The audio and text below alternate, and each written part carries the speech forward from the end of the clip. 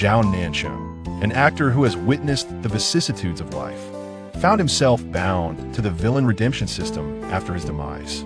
He became the irredeemable antagonist, destined to be remembered with disdain in each miniature world, while the so-called chosen ones, favored by the heavenly mandate, represented the true harbingers of destruction, from the blasphemous priest to the deranged dean, and the fallen celestial masters. He bore countless ignominies, enacting acts of salvation under the guise of villainy. He believed this was merely a solitary penance until the proud elven king bowed his head in deference. His obsessive foster son whispered in his ear, and even the tentacled deity he had created harbored thoughts of usurpation. When the indifferent main system, which judged all, felt pain for the first time due to his self-destruction and descended to the mortal realm in human form, Zhao Nancheng realized he was not only saving the world, but also rekindling the last flicker of conscience in these deranged souls. Chapter 1. Death and Binding. Death, at times, is merely a bowl of soup away. Zhao Nancheng gazed at the stark white ceiling of the hospital, the scent of disinfectant stinging his nostrils. He blinked, his gaze shifting from the forge rip to the rain-soaked view outside, where March's drizzle was blown askew by the wind, tracing meandering paths across the glass. It reminded him of when Xiao Wu was little, always drawing squiggly animals on the fogged-up windows with his fingers, and then proudly pulling him over to admire his handiwork. "Mr. Zhao?" The doctor's voice pulled him back to reality. "Yes," he replied, forcing a smile. "Please, speak candidly." The doctor, donning a white coat, sat beside him, peering through his spectacles at the astonishingly beautiful patient still in his 40s, and with a tone of pity said, "You have late-stage gastric adenocarcinoma, which has metastasized to your liver and lymph nodes." The rustle of paper in the quiet ward felt particularly jarring. Zhao Nancheng took the examination report, his eyes scanning the unfamiliar medical jargon, ultimately landing on the bolded line stating 36 months of life expectancy. "Longer than I anticipated," he heard himself say. The doctor adjusted his glasses. "Considering your age and physical condition, we recommend." "No, thank you," Zhao Nancheng interjected, folding the report neatly and tucking it under his pillow. "I won't be hospitalized. But chemotherapy could at least—" "Wong, doctor," he interrupted again, absently rubbing the cold metal band of his watch. "My father went from diagnosis to departure in just 47 days, having undergone 3 rounds of chemotherapy." The cold light reflecting off the watch's face drew a sharp line along his jaw.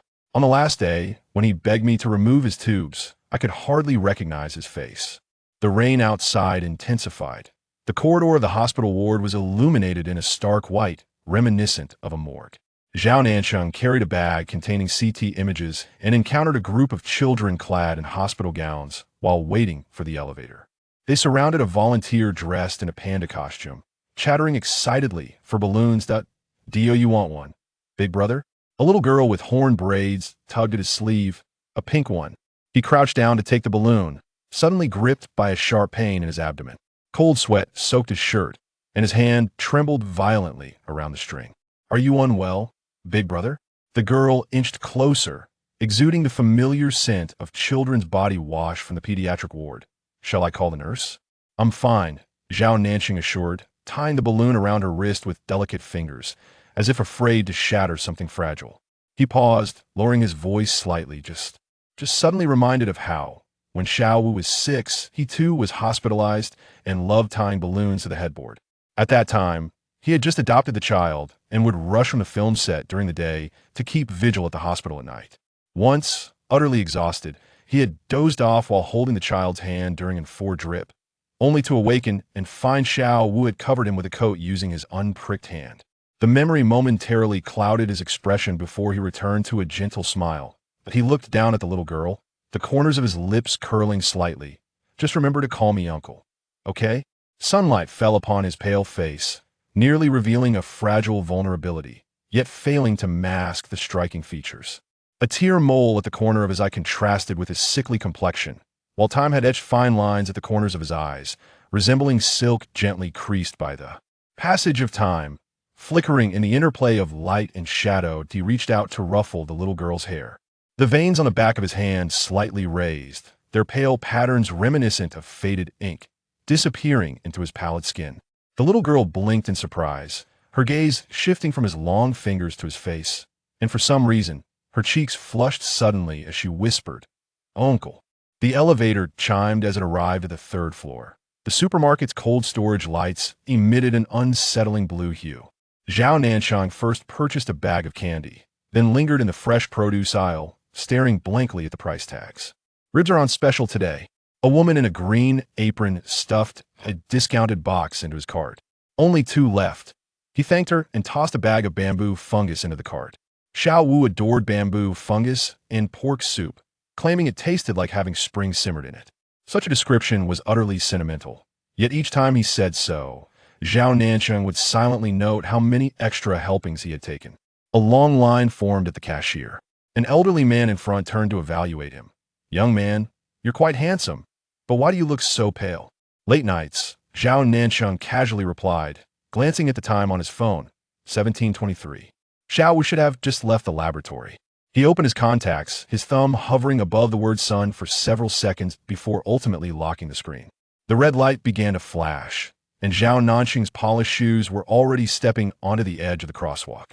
Blood seeped from the pork ribs in the plastic bag, creating faint red stains on the white surface. "My ball." He suddenly heard a sharp child's voice that, in the middle of the road. A little boy in a yellow sweatshirt bent down to retrieve a rolling ball. At that moment, an out-of-control truck blared its horn and barreled in from the right, the screeching brakes piercing the air.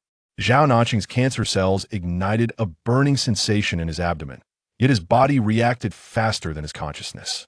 He flung aside the shopping bag, scattering orange candies across the pavement. In the instant he grasped the boy's collar, he recalled how Xiao Wu, at 5, had nearly been struck by an electric bike in their neighborhood. "Be careful," he shouted, using the strength he once employed to protect Xiao Wu to push the boy toward the sidewalk. As the truck's bumper collided with his side, Zhao Nancheng surprisingly laughed. There was no longer a need to argue with Xiao Wu about undergoing chemotherapy. A searing pain erupted from the point of impact. He heard the brittle sound of bones fracturing. The world spun, the asphalt rapidly approaching his face. In his fading consciousness, the boy's cries mingled with the screams of bystanders, resembling the static of a malfunctioning radio. Detected a qualifying soul. Villain redemption system binding program initiated. Binding successful. System 1124 your service. Zhao Nancheng abruptly opened his eyes, yet he could not see his lifeless body amid the pool of blood. He floated in a gray-white space, the air thick with a scent reminiscent of hospital disinfectant. "Am I dead?" he murmured, glancing at his hands, where translucent fingers shimmered with flowing silver light. "Yes, host." A lively mechanical voice echoed from all directions. Host Zhao Nancheng, 38 years old, merit value 81, meets the criteria for task execution. What task? He instinctively reached into his pocket for a cigarette, only to discover that his hospital gown had transformed into a luminous white robe. Suddenly, countless screens materialized in the space around him, each displaying different scenes. A suited man pushing an elderly person down the stairs, a heavily made-up woman mixing lime in a baby formula, and a school-uniformed youth tossing a stray cat into boiling water. These are the villains from various small worlds. The host must inhabit their bodies and correct their behavioral trajectories. Zhao Nancheng's stomach twisted, not from pain, but from the physiological discomfort triggered by the disturbing images. "You want me to become these people?" "Not to become, but to replace." The system displayed a new screen, showcasing a complex flowchart. The host must complete 3 stages. 1. Maintain the original persona without collapse. 2. Gradually guide them towards goodness. 3. Eliminate other villains. 4. Assist the virtuous in completely altering their fates. In the distance, a child's sobs echoed. Zhao Nancheng turned towards the sound, but was met only with thick mist. "What benefits will I gain if I agree?" "Each completed world grants 100,000 merit points." The system's voice suddenly took on a more human tone. "Accumulate 100,000 points, and the host can be reborn 3 months prior to death." The image of the child, with swollen eyes, suddenly appeared on the screen. Zhao Nancheng reached out to touch it, but the image shattered. "Why me?" Your self-sacrificial act before death demonstrates that the host possesses self-sacrificing personality traits. The system replayed the slow-motion footage of him pushing the boy away. This is a crucial quality for executing the task. Zhao Nancheng recalled the diagnosis, stating 36 months life expectancy. If he could truly return, he might at least finish that pot of soup. What happens if I fail the task? The difficulty of the next world will increase. If all worlds fail, the bond will be severed, which means complete death, the system replied cheerfully. A special reminder, in the early stages, you must maintain the original persona. A sudden change in temperament could lead to the collapse of the world line. All right, you can ask specific questions later. Hurry and begin the task. Task objectives. 1. Maintain the persona of the High Priest. 2. Eliminate the villains marked by the heavenly Tao. 3. Assist the virtuous in succeeding. Zhao Nancheng's soul trembled violently. He saw the child crouching at the accident scene, trembling as he picked up a blood-stained orange candy. I accept the task. Teleportation initiating. The system's mechanical voice suddenly accelerated. Remember, in the first month, you must maintain over 50 of the original behavior patterns. The space began to distort, and Zhao Nancheng felt countless steel needles piercing his temples. Just before losing consciousness entirely, he heard the system's final prompt. When you encounter the first task character in the new world, it will signal the beginning of the task. Into Chapter 1. Chapter 2. The heretical high priest of the Western fantasy, the cold iron shackles clanged against the stone wall, echoing with a muffled sound. As Zhao Nancheng opened his eyes, a dull ache at the back of his head compelled him to instinctively rub it, only to discover that his hands were bound by specially designed anti-magic chains to the confessional chair. In the dim light, the damp, moldy scent mingled with the metallic tang of blood, invading his nostrils. Awake? A raspy voice emerged from the shadows. Zhao Nancheng lifted his head slightly to see the iconic gray and white uniform of the janitor of the trial hall, adorned with an emblem of a staff pierced by a sword embroidered on the left breast. Memories of the original owner surged into his mind, causing a near-explosive headache. Suddenly, his chin was raised by a metal finger caught. Squinting through the flickering candlelight, he scrutinized the man before him. Lord Adrian Vane is personally interrogating me? He attempted to shift his wrists, chafed by the chains, and spoke with a perfectly measured tone of feigned weakness. What an honor. Encounter with one of the mission targets. Mission initiated. The first world to cleanse traitorous dragons, fallen elves, dream demons, and those with anti-magic constitution. The chains tightened abruptly, yanking him forward. The man from the shadows finally stepped into the candlelight, his left eye a ghastly gray reminiscent of a dead fish, while his right glowed with a rare amber hue. His body was ensnared by metal chains inscribed with runes, resembling a beast confined by its own restraints. Suspected member of the underground cult, Zhao Nancheng. Adrian Vane gripped his chin firmly. You are suspected of colluding to orchestrate the temple explosion, resulting in the deaths of 12 clergy. Zhao Nancheng swiftly rummaged through the memories of this body. The original owner was indeed a fervent anti-theist, yet this explosion was not orchestrated by the underground cult. What if I say? He licked his cracked lips, that those clergy were secretly conducting sacrificial rites with young boys and girls. Adrian's metal fingertip dug sharply into his cheek. Zhao Nancheng winced in pain, but managed to smile. Lord Vane, I still wish to continue my role as the high priest of this temple, so please refrain from casting unfounded accusations. His gaze dropped, noticing the chains on Adrian's hands. A deeper smile forming. Is the esteemed lord afraid of touching me? These words seemed to trigger something within Adrian.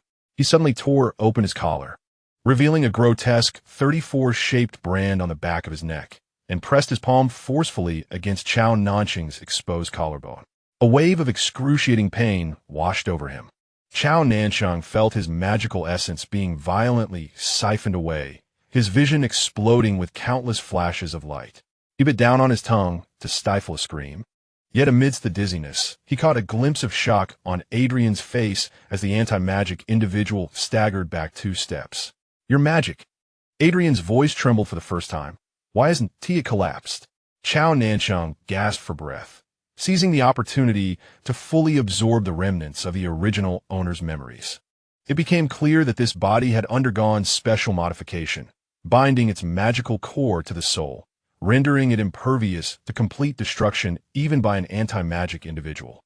It seems the janitor has made an error, he remarked, deliberately brushing against Adrian's leg with his knee. Shall we try again? A glimmer of dangerous light flickered in Adrian's solitary eye.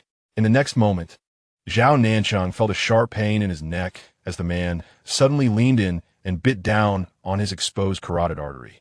The sharp canines pierced through the skin, and warm blood surged into his mouth.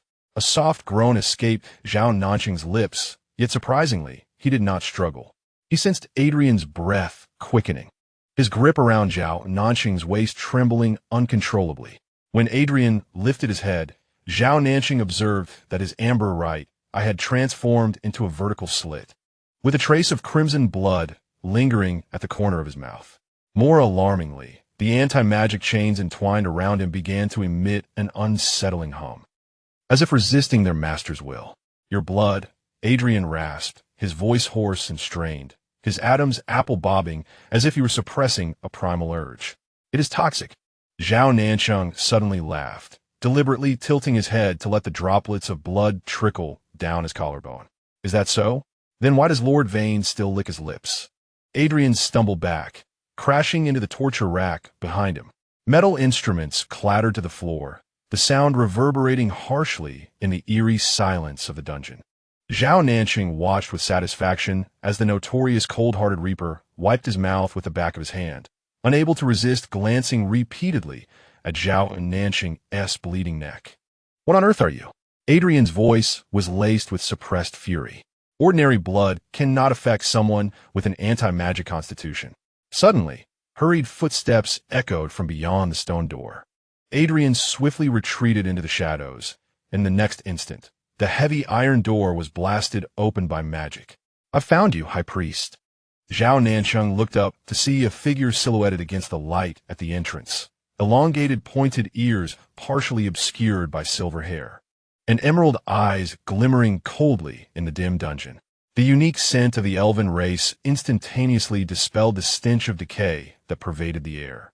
"Is the elven king here to personally rescue me?" Zhao Nancheng chuckled lightly, blood still seeping from his wound. "Should I be moved to tears?" Arthas, expressionless, swung his sword to sever the chains, but upon contact with Zhao Nancheng's skin, his pupils constricted sharply. The elven king was innately sensitive to magic, and the pulsation he felt at his fingertips was eerily reminiscent of the core of the stolen elven sacred tree from 3 years prior. "How dare you?" Arthas seized him by the throat. "To implant the heart of the sacred tree within yourself?" Zhao Nancheng felt darkness encroach upon his vision, but in his periphery, he caught sight of Adrian quietly raising an anti-magic device. In a split second, he kicked towards the elven king's knee, using the recoil to roll into a corner. "Shall the two of you engage in battle first?"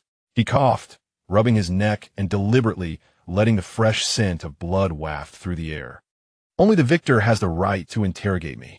The sword of Arthas and the chains of Adrian lunged toward him simultaneously. Seizing the opportunity, Zhao Nancheng activated the teleportation talisman hidden within his molar. This was the last means of escape left by the original owner. In the dizzying rush of teleportation, the final image he beheld was the furious green gaze of the elven king and the ambiguous amber eye of the Reaper, a look not befitting that of a captor, but akin to that of an addict gazing longingly at their sole source of poison. Zhao Nancheng tumbled into a pool of warm liquid. The viscous dragon's blood soaked through the black robe as he struggled to rise, only to be met by a pair of molten gold slitted eyes. A colossal black dragon, towering 3 stories high, was impaled against the rock wall by dozens of holy silver spears, a glowing holy sword embedded in its reverse scales. "Human? Are you a lackey of those elves?" The voice of the black dragon reverberated through the cavern, causing dust to fall. With a swipe, Zhao Nancheng wiped the dragon's blood from his face and suddenly laughed. The memories of the original owner revealed that this was none other than Osirian, the dragon prince and arch-nemesis of the elves, who had been pursued here by Arthas for attempting to seize the fruits of the sacred elven tree. "On the contrary," he said, pulling out a scale embedded beside his leg to toy with, "I am the one who has stolen the heart of the sacred tree." The dragon's pupils constricted sharply. Zhao Nancheng approached deliberately, allowing the dragon's breath to singe his sleeve, revealing the tracking mark of the elves on his forearm. "I can help you extract the holy sword," he proposed, locking eyes with the dragon. "In exchange, grant me a drop of your heart's blood." Osirian let out a deafening laugh. "Cunning human, do you know what dragon's heart's blood can incite?" "Passion," Zhao Nancheng replied, unflinching. "But surely, your highness would prefer to endure 7 days of fever rather than be turned into a specimen by the elven king?" No sooner had he spoken than the distinctive silver light of elven magic flooded the cavern, and the palm gripping the holy sword sizzled with the sound of searing flesh. Just as he was about to exert his strength, a vine, radiant as moonlight, suddenly coiled around his waist. "Got you, little thief!" A cool voice echoed between the rock walls as Arthas materialized, stepping onto the magic circle, the branches of the sacred tree intertwined in his silver hair, still trembling. Zhao Nancheng stumbled backward, pulled by the chains, and collided into the embrace of the elven king. "Your Majesty, is this distance not a tad too intimate?" His bloodied fingers seemingly brushed against Arthas's pale lips, leaving a glaring red mark. "Had I known you were so lenient, I might have taken a bit more." Arthas's grip on his wrist was near crushing, yet he spoke with a chilling gentleness. "Do you believe I could extract the heart of the sacred tree directly?" The vine crept up Zhao Nancheng's waist, dangerously hovering near his heart. "Your Majesty, you wouldn't have placed a tracking spell on me, would you? How is it that every time I part from you, you appear before me again?" Arthas's gaze was profound, a hint of a smile curling his lips. "Perhaps your aura is so unique that even the wind whispers your whereabouts to me." "Oh, then your Majesty is indeed overly concerned about me. Is the heart of the sacred tree merely a ruse, and capturing me your true intention?" Arthas advanced slowly, his silver hair flowing like moonlight. "What if I were to say both are true?" Before the last syllable escaped his lips, a flicker of ferocity flashed in Zhao Nancheng's eyes. He suddenly broke free from his restraints, his bloodied hand gripping the elven king's snowy collar. As the other leaned down, he bit his tongue, spraying blood onto the explosive talisman hidden within his sleeve. Attendre explosion érupted. The roar of Osirian clashed with Arthas's muffled grunt. Seizing the opportunity amidst the smoke, Zhao Nancheng darted toward the dragon's blood pool, catching a final glimpse of the elven king, half of his sleeve shredded, revealing an arm inscribed with eerie runes. Amidst the swirling smoke, Arceus's voice pierced like a cold blade. "Next time, I shall immerse you in the eternal spring as a mere collectible." Chapter 2 concluded. Chapter 3. The gentle trap of the Western fantasy anti-god. Bang! Zhao Nancheng was forcefully thrown into a dim underground chamber, the soft woolen blanket beneath him cushioning the impact. He lay on his back for a moment before lazily raising his hand, observing the gaping wound in his palm, scorched by the holy sword. Helings at a visibly rapid pace. The power of the heart of the elven sacred tree proved to be remarkably effective. Warning: the host's early actions have severely deviated from the original character setting. The system's mechanical voice rang sharply in his mind. The original Zhao Nancheng possessed a gloomy and cautious disposition. Never would he proactively provoke a key target. "Oh," Zhao Nancheng leisurely sat up, brushing off non-existent dust from his black robe. Yet, the records also stated that he was a fervent anti-theist, willing to sacrifice his life to overthrow the church. He squinted, his tone innocent. Was I not just inciting a conflict between the elven king and the cleansers? This presents an excellent opportunity to weaken the divine authority. The system fell silent for 2 seconds, the data stream faltering momentarily. But the original character would not speak in such a manner. Which manner?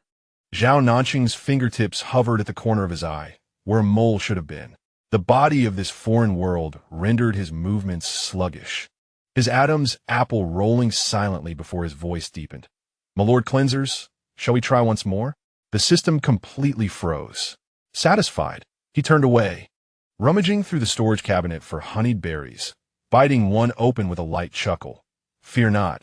Only those who survive hold the right to define what is reasonable." As the sweet juice slid down his throat, a sudden warmth enveloped his wrist. The faint golden scales emerged beneath his skin, magical energy pulsating like a heartbeat. Zhao Nancheng's thumb brushed over the scale imprint, a low chuckle escaping his lips. "Oh, Syrian? It seems another appointment awaits." The candlelight in the basement flickered unexpectedly. In the damp air, he approached the corner where a tarnished bronze mirror hung, his boots crushing a few berries that had unknowingly rolled there, releasing their sweet juice and staining the stone bricks with dark red traces.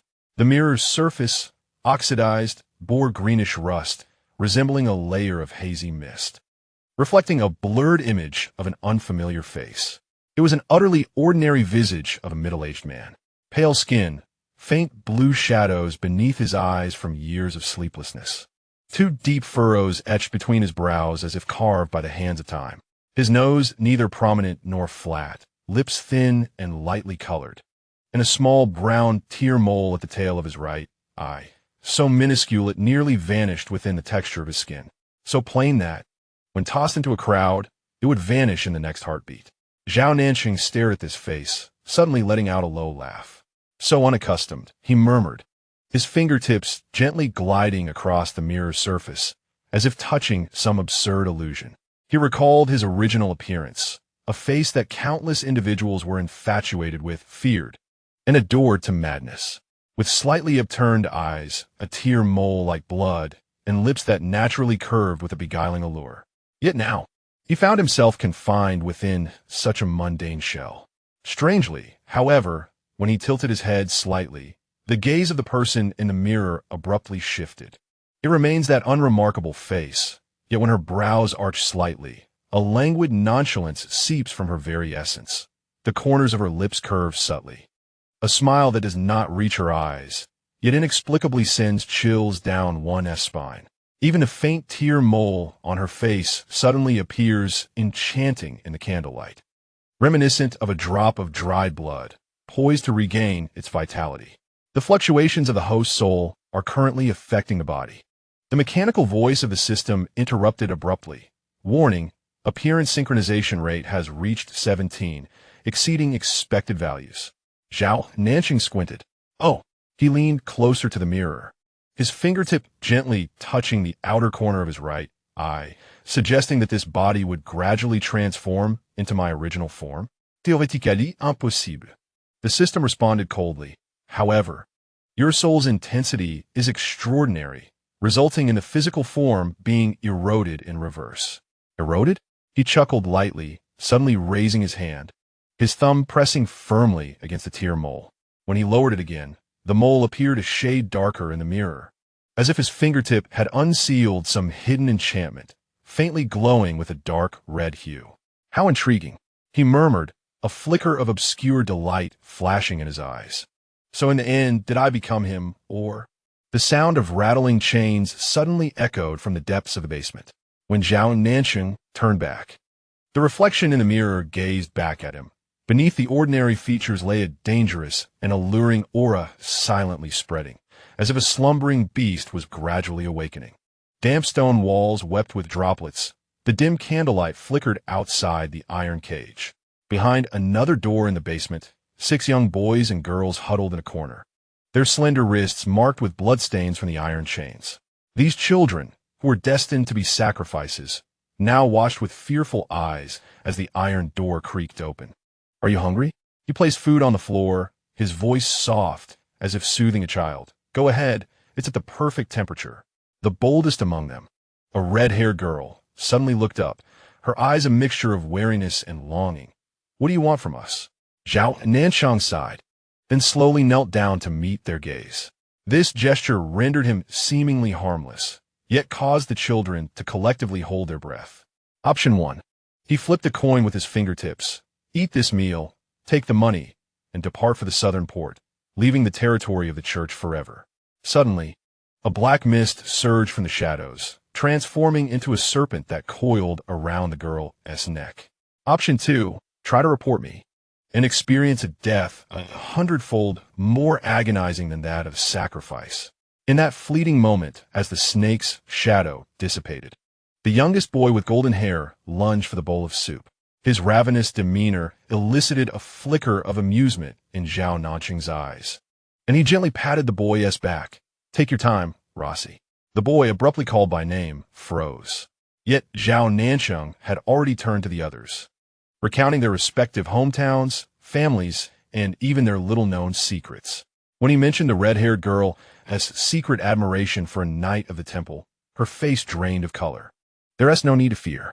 He produced 6 pouches embroidered with different family crests, as if by magic. Rossi can go to the Free City to stay with his aunt, and Alice's brother works with a trading caravan. His precise arrangements widened the children's eyes in astonishment. This gentle control over the situation was far more chilling than the previous threats. As the last morsel of bread was swallowed, the dark-haired youth, Layla, suddenly collapsed to the ground. His forehead pressed against the cold stone tiles, revealing a crescent-shaped birthmark on the nape of his neck. "Please, take me in," he implored, his voice trembling yet resolute. "I can become your sharpest dagger." The motions of Zhao Nancheng, who had been toying with a soup spoon, halted abruptly. This birthmark resembled the scar frozen in the snow on the night when Xiao Wu was adopted. Memories surged forth like a tidal wave. The child who always saved the last piece of candy for him was now long gone, an inexplicable loss. His voice turned frigid. When Layla lifted his gaze, a faint scar marked beneath his right eye. 3 years ago, at the Harvest Festival, you rescued 11 heretics from the pyre. A fervent glimmer ignited in his eyes. It was then that I vowed. "Foolishness," Zhao Nancheng interrupted, grasping his chin, nails digging into the flesh. "You have no idea what kind of person I am."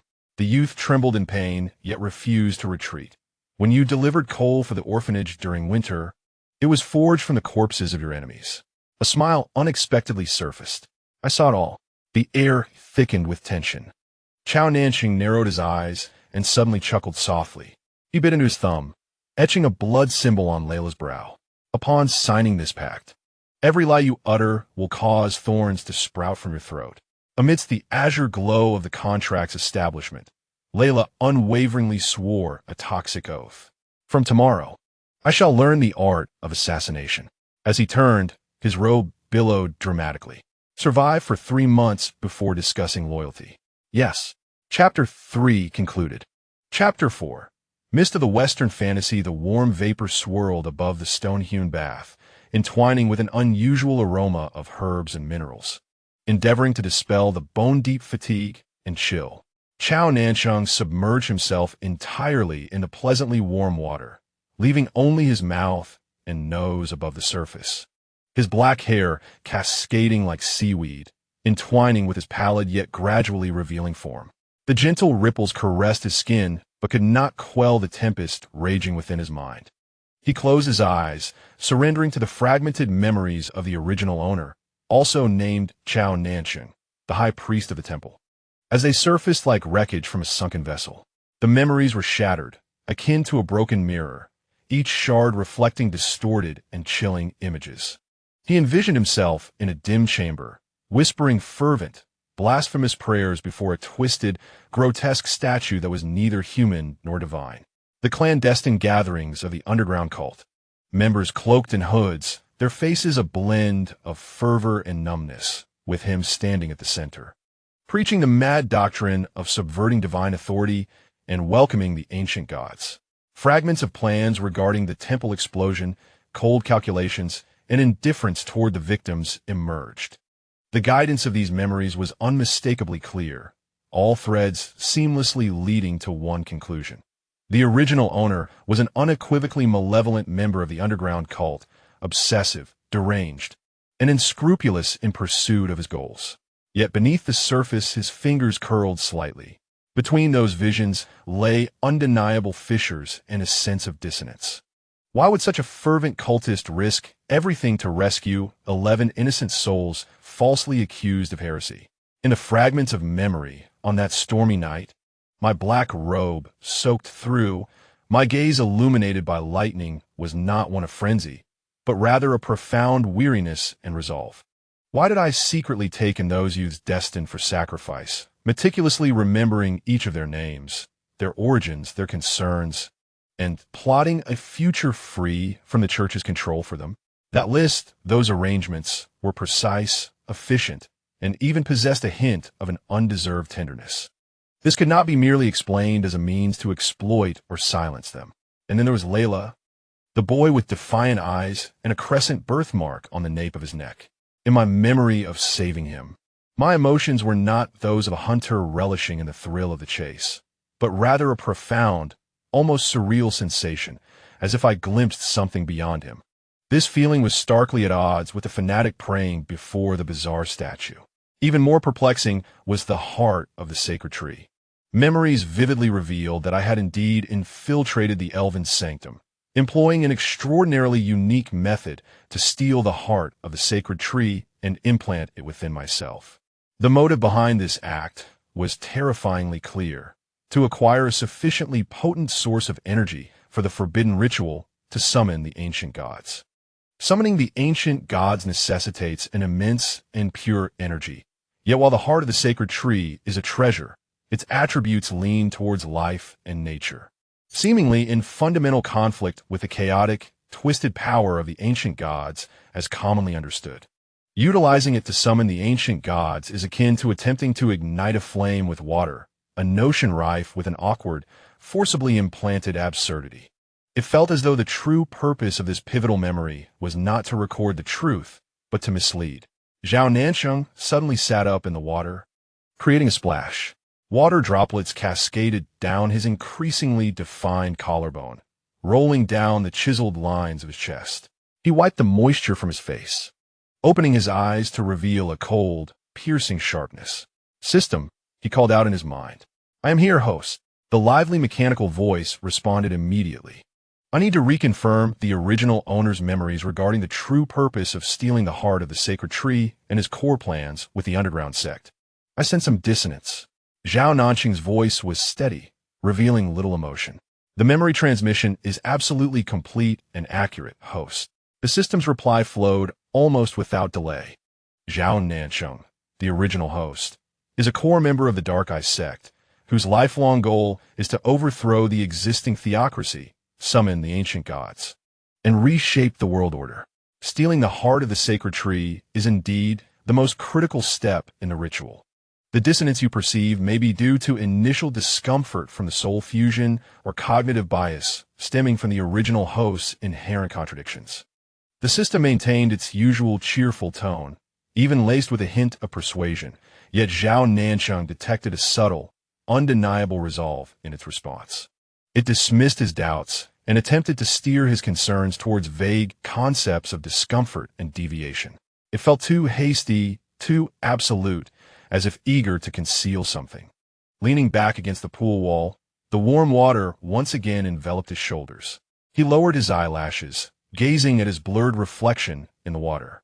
The visage remained unremarkable, yet the light deep within his eyes increasingly seemed alien to this world. "Is that so?" He responded softly, his tone reminiscent of one who accepted the system's explanation, perhaps. Yet the fragments of memory pertaining to saving others did not appear to be in service of summoning ancient gods.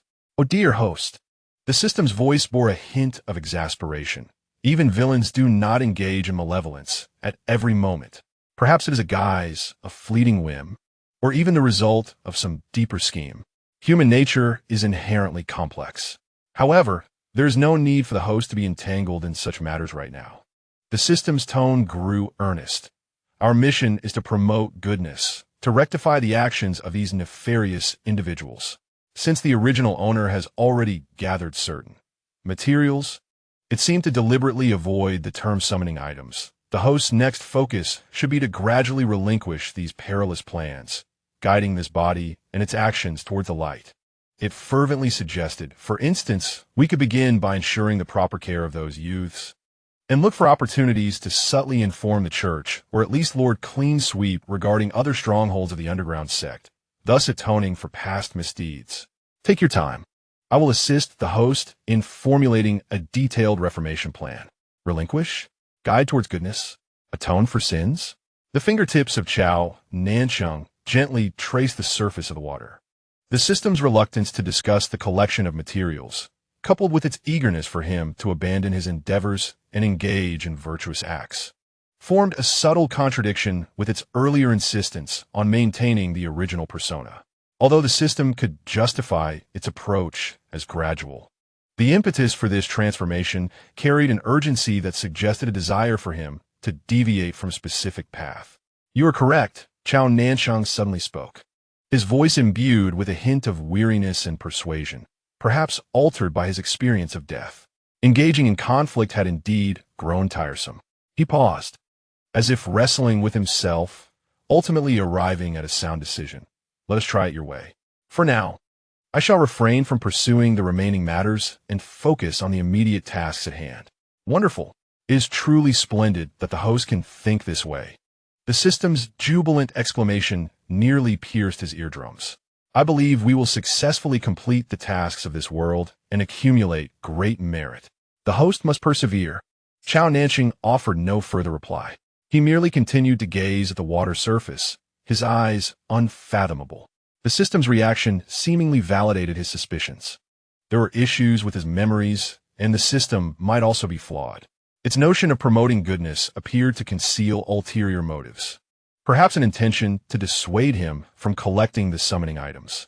Then, could it be that the true purpose of the original owner was diametrically opposed to the guidance provided by the memories and the system? Was the summoning of ancient gods a facade? What lay behind the theft of the heart of the sacred tree and the collection of those so-called summoning items? Sealing? Annihilation? Or something else entirely? Was the system's encouragement towards virtue merely a means to thwart the original owner's authentic plans, which might threaten certain entities? A faint, chilling smile curved the lips of Zhao Nancheng amidst the rising steam of the water. He superficially acquiesced to the system, yet deep within, a plan was silently unfurling in an entirely different direction. The system desires him to be a virtuous individual? Very well. However, he intends to pursue this in his own manner. Before embarking on that journey, he must first ascertain the truth. The remaining summons are not only something he will not relinquish, but rather something he seeks to acquire with even greater urgency. Only by mastering all the cards can he discern the true trajectory of the game. In the stillness of the night. End of Chapter 4. Chapter 5. The dream demon of the Western fantasy, the solitary narrow bed in the basement, was hard and cold. Yet the overwhelming fatigue gently lulled Zhao Nancheng into a shallow slumber. His sleep, however, was anything but peaceful. He dreamt once more Xiao Wu. He envisioned the aftermath of the accident, the child crouching in the rain-soaked ground, picking up the blood-stained orange candies one by one, shoulders trembling violently, yet producing not a single sound of weeping. That silent despair surged like a frigid tide, threatening to drown him in the dream. The rainwater soaked through his garments, the icy chill penetrating to his very marrow, merging strangely with the coldness emanating from the narrow bed beneath him, blurring the boundaries between dream and reality. Suddenly, the scene warped abruptly. A cold, viscous sensation ensnared him, as though he were sinking into an unfathomable abyss. The surrounding light twisted into something grotesque, and contorted shadows writhed at the edges of his vision, whispering in hushed tones, reminiscent of countless minuscule insects gnawing at the dam of his sanity. He sensed a penetrating gaze upon him, chilling, slick, imbued with malicious greed. This formless entity clung to his consciousness like a parasite, attempting to burrow into the depths of his psyche, siphoning his strength, stirring the most unwelcome of emotions: fear of death, helplessness in the face of suffering, guilt over Xiao Wu, and trepidation towards an uncertain fate. It was akin to a masterful torturer, precisely targeting every vulnerability of his soul, drawing forth sustenance from the darkness within. A nightmare, an exceptionally vivid and potent nightmare. Its realism far surpassed that of ordinary dreams, resembling a relentless hunt for the soul. Zhao Nancheng furrowed his brow in the dream, his consciousness instinctively struggling, yet it felt ensnared in a web. The more he fought, the tighter the bindings became, and the sensation of being drained intensified. A subtle weariness began to emerge from the depths of his soul, as if something was being quietly extracted, leaving behind an ineffable void. Was it merely the exhaustion of the day, or was this an orchestrated act of spiritual plunder? Just as he sensed the icy scrutiny was about to invade a pivotal moment of his memory, the power within him, belonging to the heart of the elven sacred tree, stirred faintly. A refreshing stream of life began to flow spontaneously, akin to a brook breaking through the ice in early spring, barely resisting the most profound encroachment. This power seemed to enrage the lurking nightmare, perhaps even inciting its greed further. The assault of the nightmare momentarily faltered, then grew increasingly cunning. It ceased its forceful incursions, instead morphing into a more suffocating, insidious whisper accompanied by distorted imagery, relentlessly eroding his spirit, akin to the slow abrasion of his will by the finest sandpaper. At a certain moment, perhaps due to the interference of the heart of the sacred tree, or perhaps as a result of a nightmarish entity inadvertently capturing something while devouring his dissipating mental energy, a fleeting vision emerged within the fragmented dreams of Zhao Nancheng. This vision, utterly alien to him and unconnected to the recent memories of the original owner, presented itself as a pair of hands, long, pale, and with knuckles so sharply defined they appeared almost jagged. These hands swiftly and exquisitely etched a complex and ancient rune in the void of darkness. As the fingertips glided through the air, they left behind a faint silvery trail of light. The intricate patterns of the rune exuded a sense of absolute order. Starkly contrasting with the chaotic and frenzied aura of the summoning circle he recalled from his memories of ancient gods. Instead, it emanated an overwhelming essence of suppression, confinement, and annihilation. The image vanished as quickly as it appeared, almost impossible to grasp.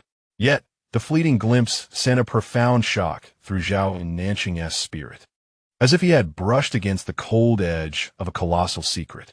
Suddenly, he opened his eyes, his chest heaving violently, beads of cold sweat forming on his brow. The basement remained shrouded in silence, punctuated only by the rhythmic drip of water from a corner, an unnerving sound reminiscent of a countdown. Outside, the night was still thick, and dawn seemed distant. The narrow window allowed no moonlight to enter. Only the blurred reflections of distant neon lights danced across the ceiling, casting bizarre and distorted hues. He slowly sat up, the thin blanket slipping off him, sending a chill through his body, rubbing his aching temples. An indescribable weariness enveloped him like a tide. Not a physical fatigue, but a profound emptiness that gnawed at his very essence, as though a part of his core had been hollowed out.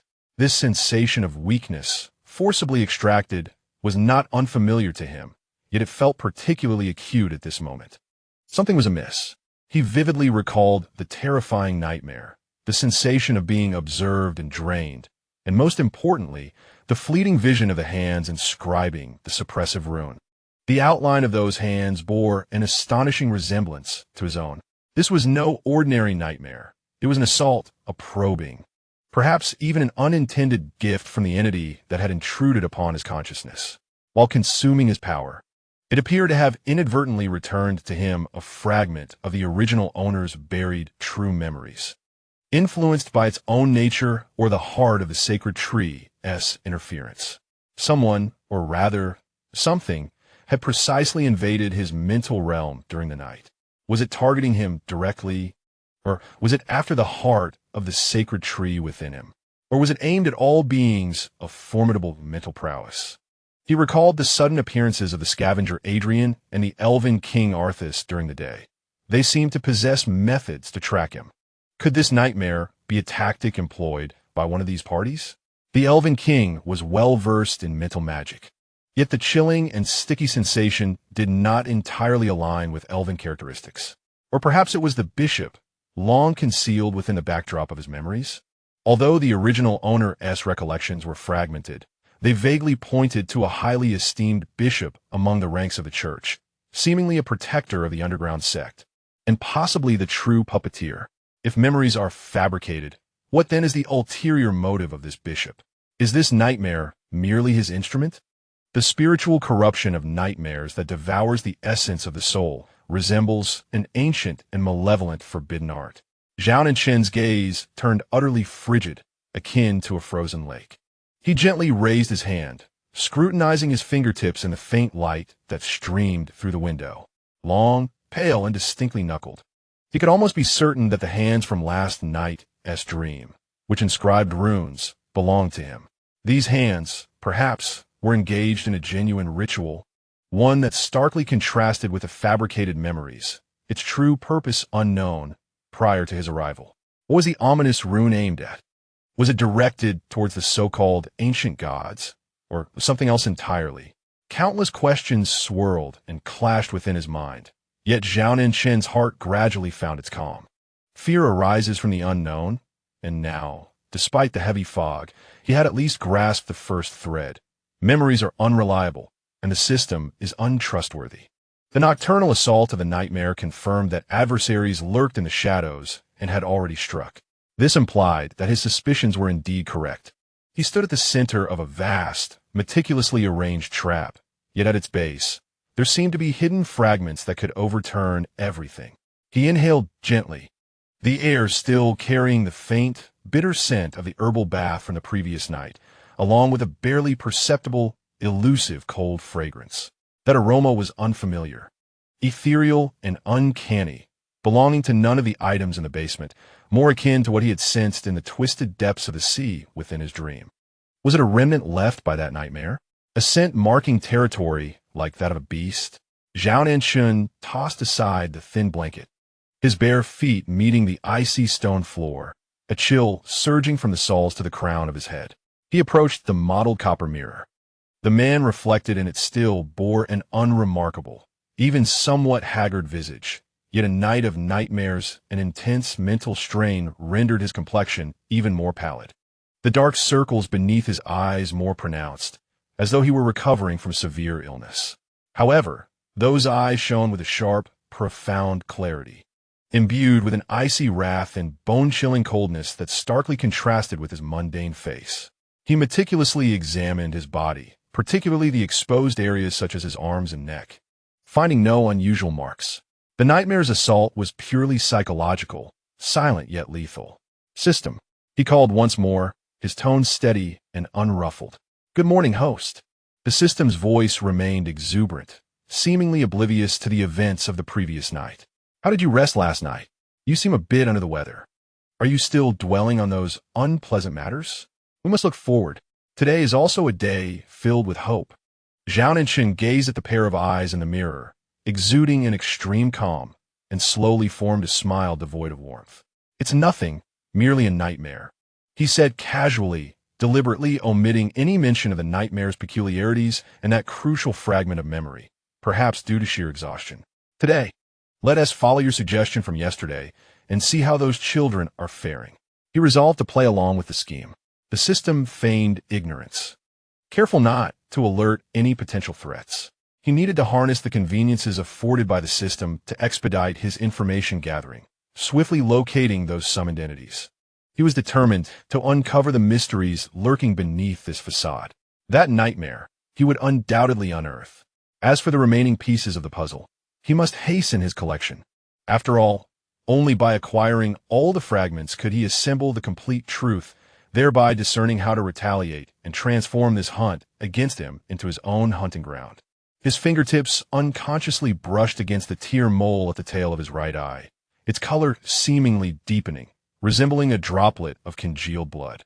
A fleeting glimmer of cold, resolute hunting light flickered in his gaze. End of Chapter 5. Chapter 6. Sacred water of the Western fantasy. Benevolence. In the cage, the twilight dripped like diluted ink, slowly saturating the eaves and alleys of the holy city of Camelot. Deep within the impoverished, rusty Anchor Alley, the air was so tainted it felt as if it could be wrung out from moisture, mingling the stench of rotting refuse and cheap ale. This stood in stark contrast to the faint, ethereal hymns and incense wafting from the distant temple district. Zhao Nancheng concealed himself in the shadow of a nearly collapsed eave, resembling a ghost devoid of substance. Clad in the most unremarkable coarse cloth, he bore simple disguises upon his face, his skin pallid, his brows and eyes drooping, vanishing seamlessly into the crowd. He had observed this place for 3 days. His objective was the sacred water distribution point at the end of the alley, guarded by 2 low-ranking priests. Each evening, a long queue formed here, with emaciated paupers and bleary-eyed vagrants clutching battered bowls and wooden cups. eagerly awaiting that small portion of milky liquid capable of cleansing sins and soothing anguish. The system incessantly implored him to perform acts of kindness, such as buying bread for a starving child gnawing on the wall beside him. Zhao Nancheng paid no heed. His entire focus was on the large wooden barrel containing the sacred water and the slender, nearly transparent energy conduit connected to it. This conduit silently siphoned a certain essence emanating from each recipient of the sacred water, channeling it underground towards the temple district. It was neither magical energy nor life force, but something more primal, more feeble, akin to shards of a soul.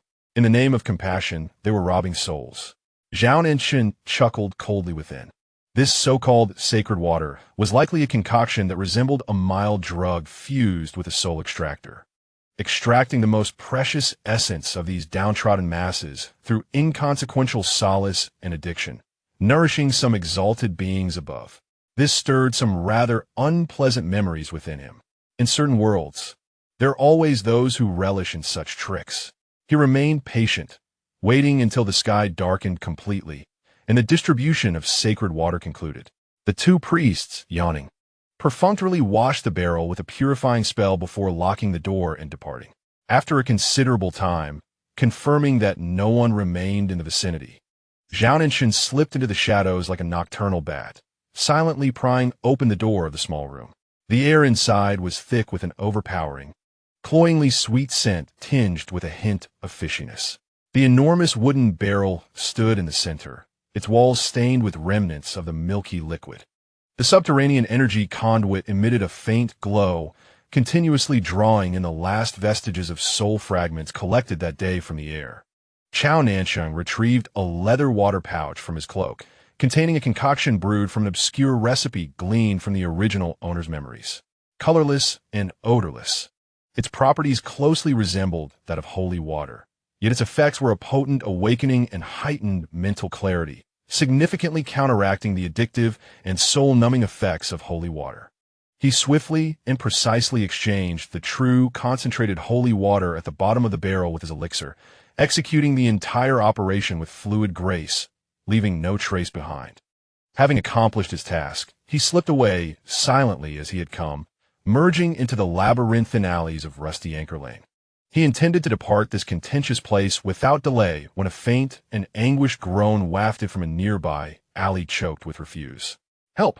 Is anyone there?" The sound did not deter Zhao Nancheng. In fact, it quickened his pace.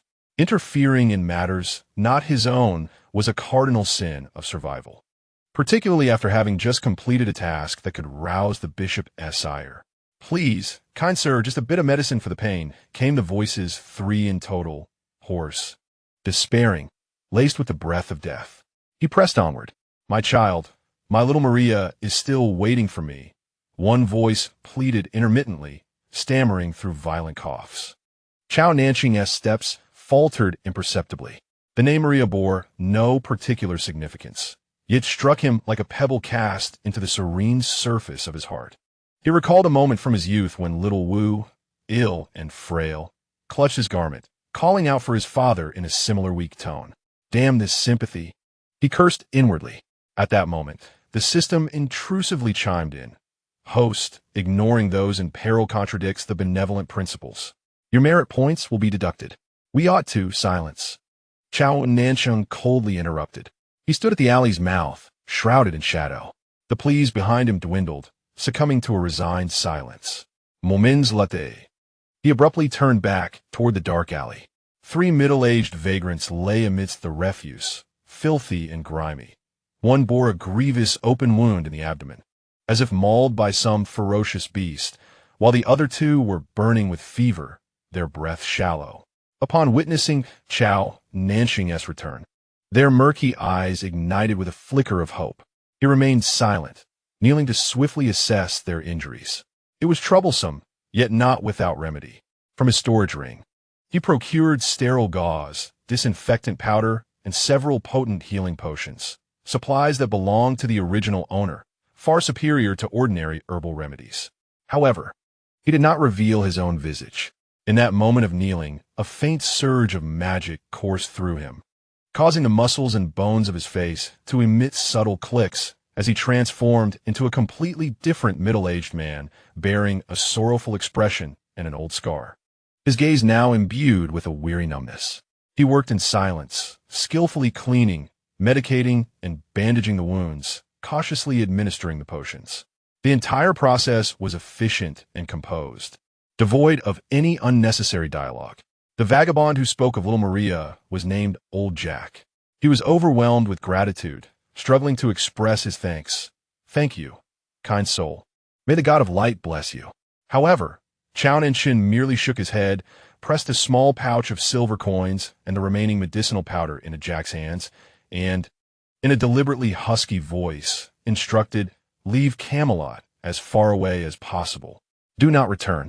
With that, he made no further delay, rising swiftly and vanishing once more into the thick night, as if he had never existed. Old Jack gazed at the retreating figure, then at the pouch of coins and the medicine in his hands, tears of emotion welling in his eyes. He etched the image of that scarred, sorrowful yet kind face into his memory. 3 days later, deep within the temple, in a chamber filled with intricate runes and rituals, a figure clad in an opulent bishop's robe, their features obscured by the shadow of a hood, was performing the monthly communion ceremony. Pure soul energy flowed through a transparent conduit, ready to be absorbed for the sustenance of power and longevity. However, when the ritual commenced and the energy surged in, a sudden shock jolted the bishop, akin to swallowing scalding chilly water. The influx of energy turned wild and sharp, not only resisting absorption, but violently assaulting his spiritual core, inducing a wave of intense nausea and dizziness. What is happening? A furious roar emanated from beneath the hood. Has the holy water's energy been tainted? No, it's been replaced. The sacred and solemn mask was instantly shattered. A terrifying pressure enveloped the entire chamber. Who dares to tamper with the holy water? Capture everyone who has recently approached the rusty anchor's blessing. Dig to the depths to find him. The violent machinery of the temple sprang into action with remarkable efficiency. The cleaners and judgment knights descended upon the rusty anchor, turning it upside down. Every individual present in the vicinity during the incident, regardless of their status, faced rigorous scrutiny and even detention. Zhao Nancheng's preparations were flawlessly executed. He left no physical traces, and the energy signatures were perfectly neutralized by the natural aura of the heart of the elven sacred tree. The investigation reached an impasse, until an old vagabond, bribed with a few coins and a hollow promise of help in finding his daughter, arrived at the court. It was Old Jack. He was informed that they were searching for a thief who might have stolen important items from the temple, and any lead was invaluable. He immediately recalled the mysterious savior who had rescued his life. "I saw someone that night in the alley next to the blessing point." Old Jack knelt, nervous yet exhilarated, as if unveiling a treasure.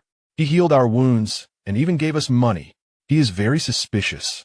The judgment knight coldly interrupted him. "Describe his appearance." Old Jack strained to remember.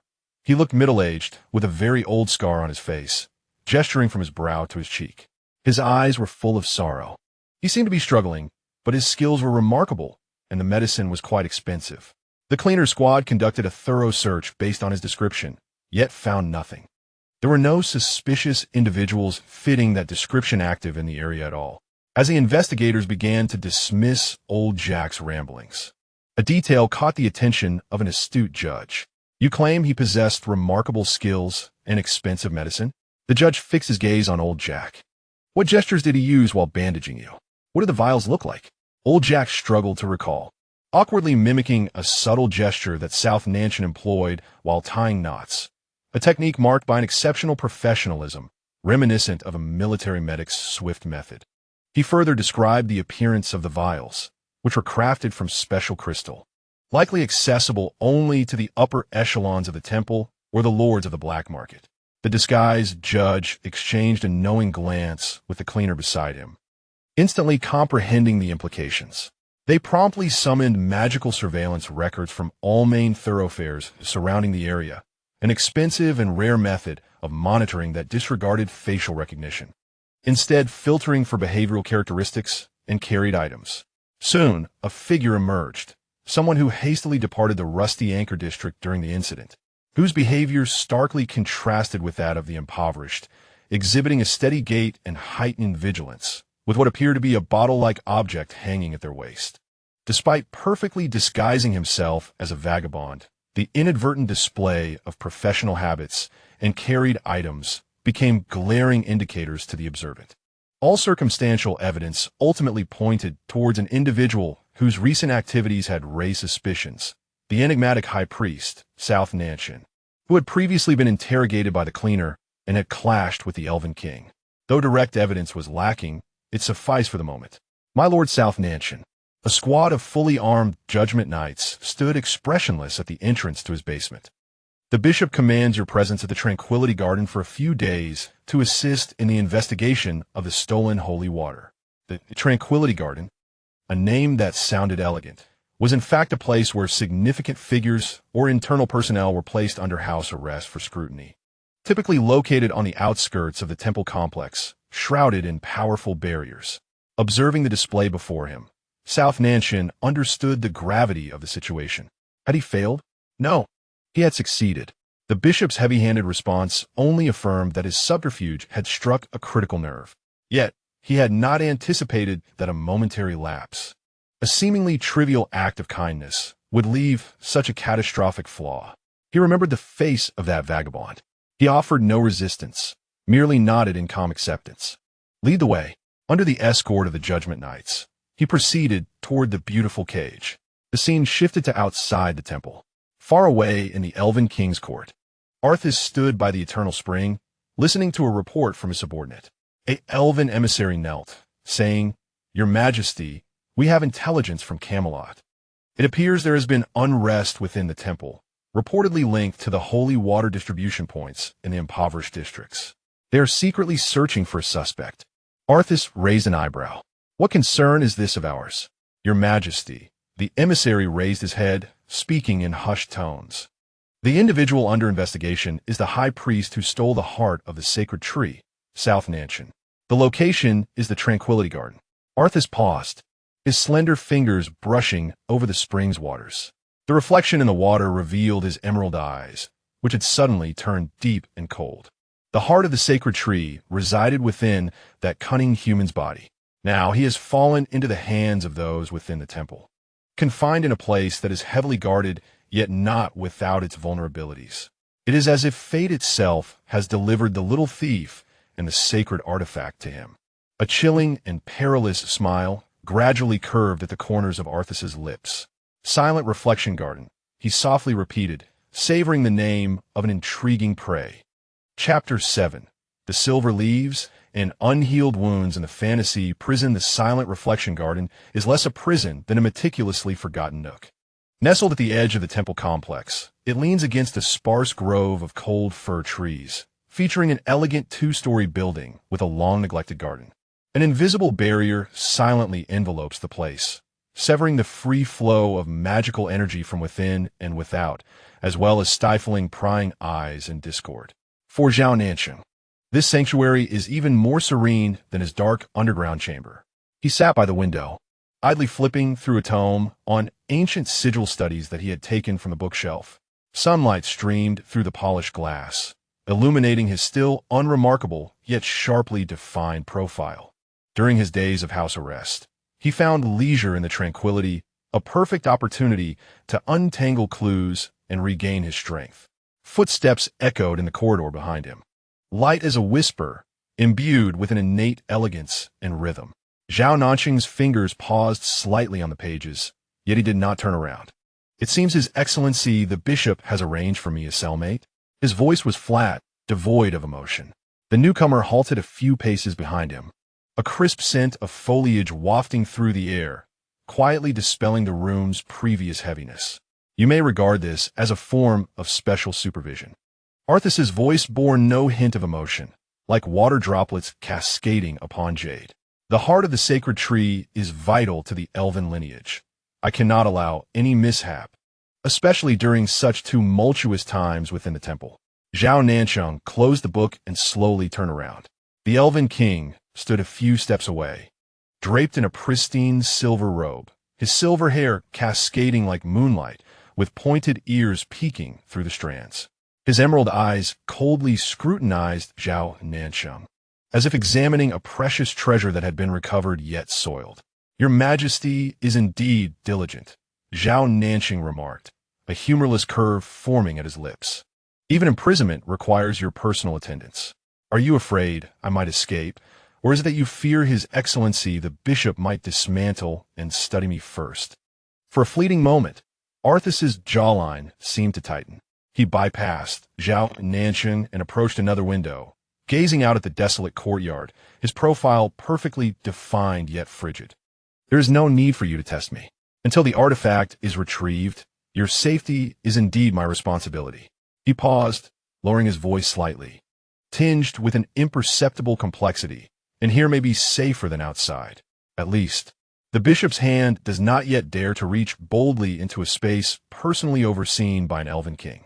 The elven court, your majesty, I implore you to reconsider." The chief guardian, Lochiel, knelt on one knee, his silver armor clinking softly with suppressed emotion, his handsome visage etched with anxiety and dissent. "Given your esteemed status, how can you personally venture into the perilous confines of the temple? The barriers there are intricate. It could very well be a trap." Arthas, gracefully adjusting his cuffs, did not meet the gaze of his loyal guardian. "Precisely for that reason, I must go. The heart of the sacred tree cannot be entrusted to another's care. I find it too unsettling. You may send me," Lochiel implored, his ice-blue eyes filled with earnestness and a barely perceptible urgency. "Or dispatch an elite squad. I vow upon my life to return the sacred relic to you unscathed." He lifted his gaze, unable to bear the thought of his king placing himself in any potential danger, especially in the proximity of that vile thief, the very human who had once betrayed the king's trust. Finally, Arthas turned his gaze upon him, his eyes calm, yet imbued with an undeniable authority. "Lochiel, I truly appreciate your loyalty. However, this matter must be handled by me personally." He picked up a silver leaf brooch from the table, a symbol of his identity, and affixed it to his collar. "You need not accompany me. Remain here to manage the affairs of the court." "Your Majesty," Lochiel attempted to persuade him further. "This is an order." Arthas's tone softened, infused with the elven king's characteristic unapproachable detachment. All of Lochiel's words were stifled. He slowly lowered his head, concealing the tumult of emotions swirling within his gaze, his voice strained. "As you command, your Majesty. May the stars guide your path." Once Arthas's figure vanished within the radiance of the teleportation array, Lochiel gradually rose to his feet. He gripped the hilt of his sword at his waist, knuckles whitening from the pressure. In the depths of his ice-blue eyes, the previously suppressed worry and urgency had evaporated, replaced by a profound, stinging jealousy and resentment. That despicable, cunning human thief. How dare he? What right did he have to command the king's attention to such an extent that the king would risk himself? How could he, after such betrayal, still compel the king to oversee him personally? Lochiel inhaled deeply, the lingering scent of the king's cool fragrance still pervading the air. He vowed never to allow that thief to prosper. Absolutely not. Within the tranquil grove, a subtle yet taut coexistence commenced. Arthas was indeed fulfilling his supervisory duties, remaining almost inseparable from Zhao Nancheng, either meditating or addressing matters concerning the elven realm relayed through magic. Yet, his gaze would often drift towards Zhao Nancheng, attempting to gauge the condition of the heart of the sacred tree and seeking a safe method of extraction. However, the outcome left him alarmed and disheartened. The heart of the sacred tree had intertwined with Zhao Nancheng's vitality and even his very soul to an exceedingly profound degree. The connection was far more intricate than he had anticipated. Forcibly severing it would be akin to tearing apart Zhao Nancheng's soul, with the best outcome rendering him a complete invalid, and the worst potentially causing unpredictable mutations in the heart of the sacred tree due to the host's sudden collapse. This path seemed utterly blocked. This realization exacerbated Arthas's growing agitation. In this tranquil environment, where night and day are in stark contrast, another emotion burgeons uncontrollably, spreading like wildfire. He observes the serene figure of Zhao Nancheng, engrossed in his reading, occasionally revealing a contemplative expression as he gazes out at the desolate courtyard. Even when disguised, the unique essence of his silhouette remains unmistakable, triggering involuntary memories from the past. These memories transport him back many years, to a time when this individual was not yet the high priest of the temple, but merely a young scholar brimming with curiosity and unique insights into ancient mysticism. They had spent countless nights engaged in profound discussions within the ancient archives of the elven race, deliberating on the essence of magic by the eternal spring under the moonlight, and facing troubles deep within the four side by side. During those times, he was a rare equal in conversation for Arthas, even a friend worthy of admiration. He believed there existed a pure understanding and tacit connection between them, transcending race and identity. Until that fateful night 3 years ago, when the heart of the sacred tree was stolen and all evidence coldly pointed to this, his only trusted human friend. Without a word, he vanished, leaving behind nothing but a betrayed trust and a meticulously orchestrated deception. Why? This question pierced deeply into Arthas's heart like a thorn. He longed to inquire, to confront him, to ask whether their friendship had merely been a pretext for the artifact from the very beginning. Were those conversations, those smiles, and the seemingly kindred spirits merely an act? Yet, he was the elven king, a victim. His pride and wounded dignity prevented him from speaking first, as though initiating dialogue would signify defeat or weakness. He stubbornly believed that the one who betrayed should be the first to explain and repent. Thus, a peculiar atmosphere circulated between them. The pressure around Arthas often sank to alarming lows, and his gaze towards Zhao Nancheng was a complex tangle of emotions: cold scrutiny, suppressed fury, and a hint of indescribable disappointment and anticipation. It seemed he awaited Zhao Nancheng to broach the past, to confess, to provide him with an explanation. Zhao Nancheng, ever perceptive, quickly discerned the elven king's awkward and contradictory emotions. From those icy glares and sudden silences, he even detected a hint of endearing grievance and stubbornness. This amused him greatly. The exalted, ethereal elven king, exhibiting such childlike petulance. How delightful! Yet, he chose to feign ignorance. Maintaining his composure, he continued reading and writing, occasionally brewing 2 cups of tea, casually placing one beside Arthas as if they were merely reluctant housemates in a mundane confinement. The more nonchalant Zhao Nancheng appeared, the lower Arthas's pressure fell, and the storm brewing in his emerald eyes intensified. Zhao Nancheng relished this silent contest, amused by how the elven king, clearly tormented, insisted on presenting a facade of cold detachment, claiming merely to oversee the sacred artifact. That afternoon, Arthas once more attempted to employ a gentle elven incantation to probe the fusion of the heart of the sacred tree, yet returned empty-handed, his mood sinking to its nadir. Zhao Nancheng leisurely placed down his book, stretching languidly as his gaze swept across Arthas's taut profile. Suddenly, as if recalling a memory, he spoke in a tone that was casual yet tinged with nostalgia. Speaking of which, the collection of books here is quite comprehensive. It reminds me of my days in the Elven Library when His Majesty seemed to enjoy spending entire days with me. Oh, it was during that time that I fortuitously discovered some intriguing characteristics of the heart of the sacred tree from an ancient tome. His tone was light and natural, as if reminiscing about a cherished past. However, each word struck Arthas with the precision of a hammer, pounding mercilessly on his most sensitive and painful nerves. With a sudden crack, the exquisite magical pen in Arthas's hand was crushed to fragments. His emerald eyes narrowed sharply, and his gaze, as piercing as an ice pick, shot toward Zhao Nancheng. He remembered. He knew everything. How dare he speak so casually, almost mockingly, of how he exploited that trust to carry out his vile theft? Anger and hurt surged like molten lava, threatening to break through his icy composure. Zhao Nancheng seemed to realize the weight of his words, his eyes widening slightly as he displayed an innocent yet somewhat apologetic expression. "Oh, my apologies. Did I say something I shouldn't have?" He observed the elven king's breathtakingly beautiful face, which had become even more stunning in its effort to suppress rage, and he felt a deepening sense of amusement within. The moment was ripe. It was time to stoke the flames further. Chapter 8. Western Fantasy.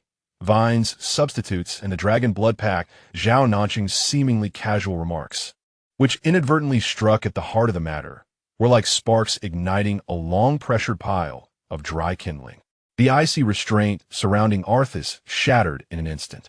The elven king spun around abruptly, his emerald pupils constricting sharply, no longer reflecting the cool moonlight, but instead a tempest of repressed fury and pain that had long been stifled.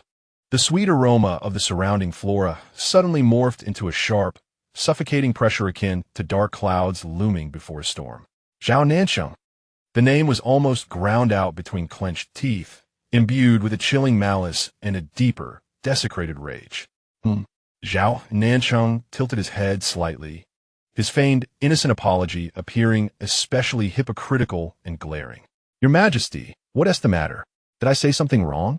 The more he feigned innocence, the more Arthas's fury swelled. Fortuitous discovery?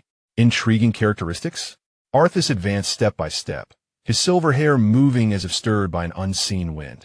The air around him hummed with the surge of his magical power. To exploit my trust, to desecrate the sacred grounds of our kin, to pilfer sacred relics. And you call it merely a casual occurrence? A point of interest? Zhao Nancheng retreated a half-step, his back gently pressed against the cold bookshelf, sensing a twinge of danger. Yet the glimmer of pleasure in his eyes, akin to that of a hunter, grew ever clearer. Yes, just like that. Fury. Let it consume you. Let all behold how the noble elven king loses control due to him. Your Majesty, temper your wrath, he spoke with an unwavering tone, tinged with an almost soothing cadence, which only served to exacerbate the situation. The circumstances were complicated, and perhaps I did have my reasons. Reasons? Arceus abruptly raised his hand.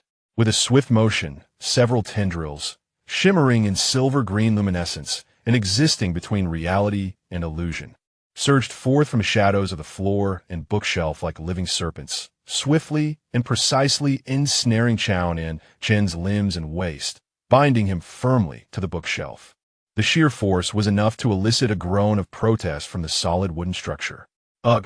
Zhao Nancheng grunted as the tendrils constricted around his wrists and ankles, a palpable sensation of restraint washing over him.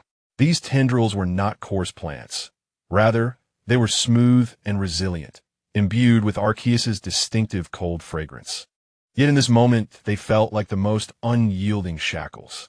The manner in which they entwined him exuded a peculiar, irresistible dominance, closely adhering to his body's contours. With one particularly slender vine provocatively wrapping around his thigh, sending a shiver of discomfort coursing through him. The frigid plant contrasted starkly with his warm body. The sensation of being tightly bound and fused with an inexplicable, suffocating ambiguity. Your reasons?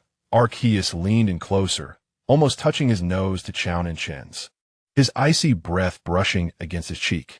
Those emerald eyes, ablaze with fury, locked onto him. Is it why you converse with me about the mysteries of nature and life that you secretly plot to steal the very essence of my kin? Is it why you accept my friendship that you drive a dagger into my back? His voice was low and menacing, laced with a sharp inquiry born of deep betrayal. Zhao Nancheng was compelled to tilt his head back, enduring the weight of the other's wrath and proximity. He could see, flickering deep within Arceus's gaze, a fleeting glimpse of something beyond anger, a profound, misunderstood pain. This revelation satisfied a wicked curiosity within him. Behold, even the exalted elven king can be so unseemly due to a friend's treachery. He struggled slightly, only to find the tendrils tightening further, even embedding themselves into the fabric of his clothing. Resigning himself, he allowed a smirk to rise, meeting those fiery eyes. Is your Majesty intending to employ severe measures for interrogation? His voice lowered, tinged with a breathy hint of vulnerability, which somehow carried an undertone of flirtation. Or perhaps, did he merely wish to find an excuse to draw nearer to me? This remark ignited the final fuse. Impudence! Arceus roared, and the tendrils ensnaring Zhao Nancheng erupted with intense radiance. A surge of potent natural magic coursed through Zhao Nancheng, akin to a high-voltage current, as if to punish this loose-tongued captive, while simultaneously attempting to forcibly stimulate the heart of the sacred tree within him. Almost simultaneously, the barrier surrounding the tranquil garden quaked violently in response to the sudden, vigorous outburst of the Elven King's formidable mental and magical energy, producing a faint, glass-like shattering hum. The barrier's light flickered precariously, revealing an almost imperceptible crack. Now is the moment. As the brilliance flickered in Zhao Nancheng's eyes, he withstood the overwhelming surge of magical energy, capable of rendering an ordinary person unconscious without a trace of struggle. Instead, he boldly lifted his head and leaned closer to Arthas, whispering in a breath barely audible to the two of them, "Alas, your majesty, no matter how enraged you become, you would not dare to truly kill me, would you? For the heart of the sacred tree is bound to me. You cannot bear to part with it." This statement was the true, fatal blow. It tore open the veil of helplessness and hesitation behind all of Arthas's actions, casting his fury and dominance as mere performances of powerlessness. Arthas's body stiffened suddenly, and the entwining vines hesitated in their grasp. Seizing the opportunity, Zhao Nancheng subtly summoned a small surge of pure energy from the heart of the sacred tree that he had long prepared not to resist, but to cleverly guide the furious magical energy that Arthas had unleashed, causing it to surge outward violently. Boom! The bookshelf could no longer withstand the force and collapsed with a resounding crash, scattering books across the floor. Arthas was jolted back a step by this clever maneuver, and the encircling vines instantly relaxed and dissipated. Zhao Nancheng fell to the ground, staggering slightly before regaining his balance, with clear marks of restraint on his wrist and breaths coming in rapid succession. Yet, a languid and provocative smile, akin to that of a victor, adorned his face. Arthas remained rooted to the spot, his chest rising and falling subtly, silver hair disheveled. He gazed at Zhao Nancheng, his eyes a tumult of emotions: rage, murderous intent, defeat, and a hint of embarrassment from having been so accurately targeted, mingled with a deeper chill. He recognized that in this confrontation, he had lost. He had lost to the careful calculations and audacity of his opponent. Remaining here, he feared he might truly lose control and commit an irreversible act. "You had best pray that the heart of the sacred tree will forever protect you." Arthas's voice was as frigid as ancient ice, each word carrying an astonishing chill. After speaking, he cast one last glance at Zhao Nancheng, then abruptly turned and dashed away, his silver form transforming into a streak of light as he vanished beyond the barrier of the quiet reflection garden. Watching his retreating figure, Zhao Nancheng let out a low chuckle. The troublesome overseer had been angered away, and the barrier exhibited a momentary instability. He swiftly returned to the center of the room, retrieving a pre-prepared substitute doll from his storage ring. Biting his fingertip, he let a drop of blood fall into the core of the doll, simultaneously infusing it with a thread of his own mental energy and the essence of the heart of the sacred tree. The doll expanded and transformed rapidly, soon resembling an identical, meditative Zhao Nancheng. System: activate energy to maintain the basic operation of the substitute. Simulating a meditative state, he silently commanded. Command confirmed. Energy output stable. Estimated duration of disguise approximately 6 hours, the system's prompt echoed. Since the host possesses a substitute doll, why not directly send it to execute the mission of rescuing the Dragon Prince? The system inquired, as anticipated.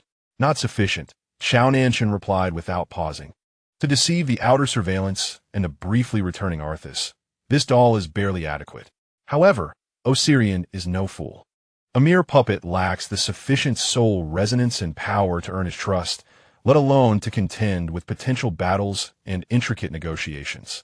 It is imperative that I go in person to demonstrate sincerity and capability, ensuring the covenant is fulfilled. With everything arranged, Zhao Nancheng proceeded without the slightest hesitation.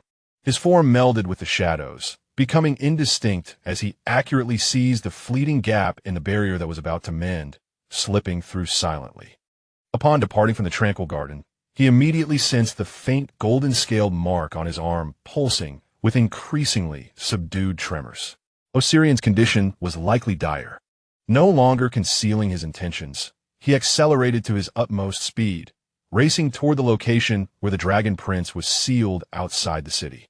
He must conclude the dealings with the dragons before the Elven King regained his composure and returned. Chapter 9.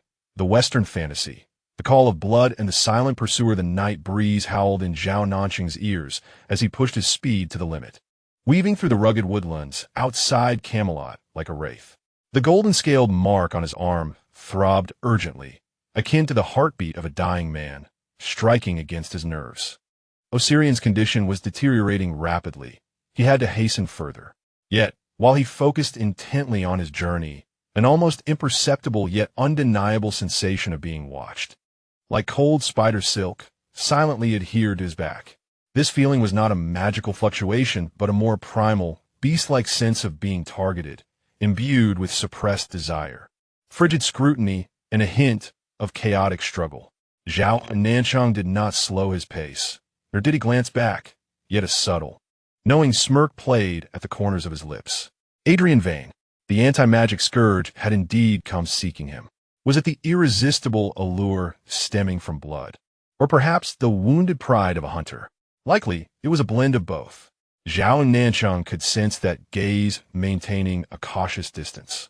Much like the most patient of hunters, hidden in the shadows, observing, analyzing, striving to comprehend the prey that had thrown him into disarray. Vane must be rife with confusion. Why did this man's blood exert such a lethal influence over him? It was not merely a physical craving. It felt akin to a soul-level resonance and yearning. Zhao Nancheng could even envision the frown etched upon the scourge's brow, the tumult of coldness and self-loathing churning within his heterochromatic eyes. He was not taken aback. From a moment, he deliberately let the scent of his blood provoke Vane. He anticipated that this day might arrive. As long as Vane did not immediately emerge to hinder him, Zhao Nancheng was more than pleased to allow him to follow. This was, in fact, an unexpected opportunity, a chance to reshape perceptions.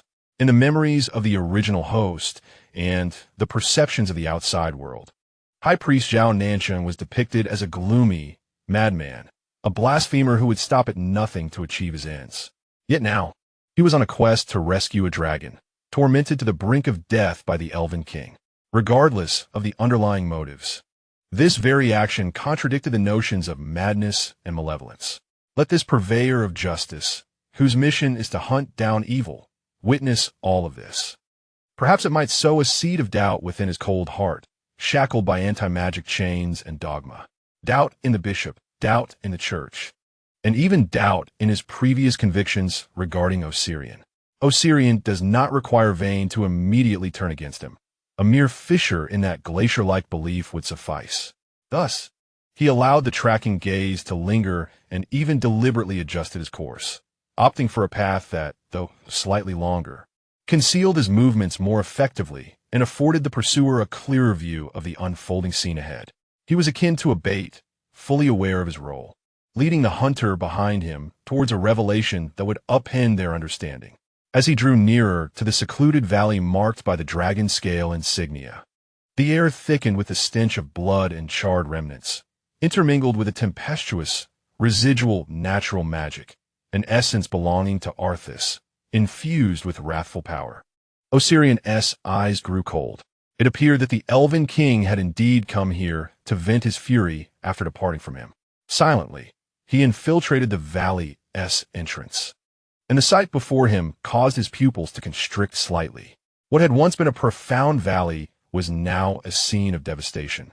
The rock walls were marred by deep sword scars and singed burn marks, the ground pocked with craters, littered with shattered dragon scales and congealed, searing dragon blood.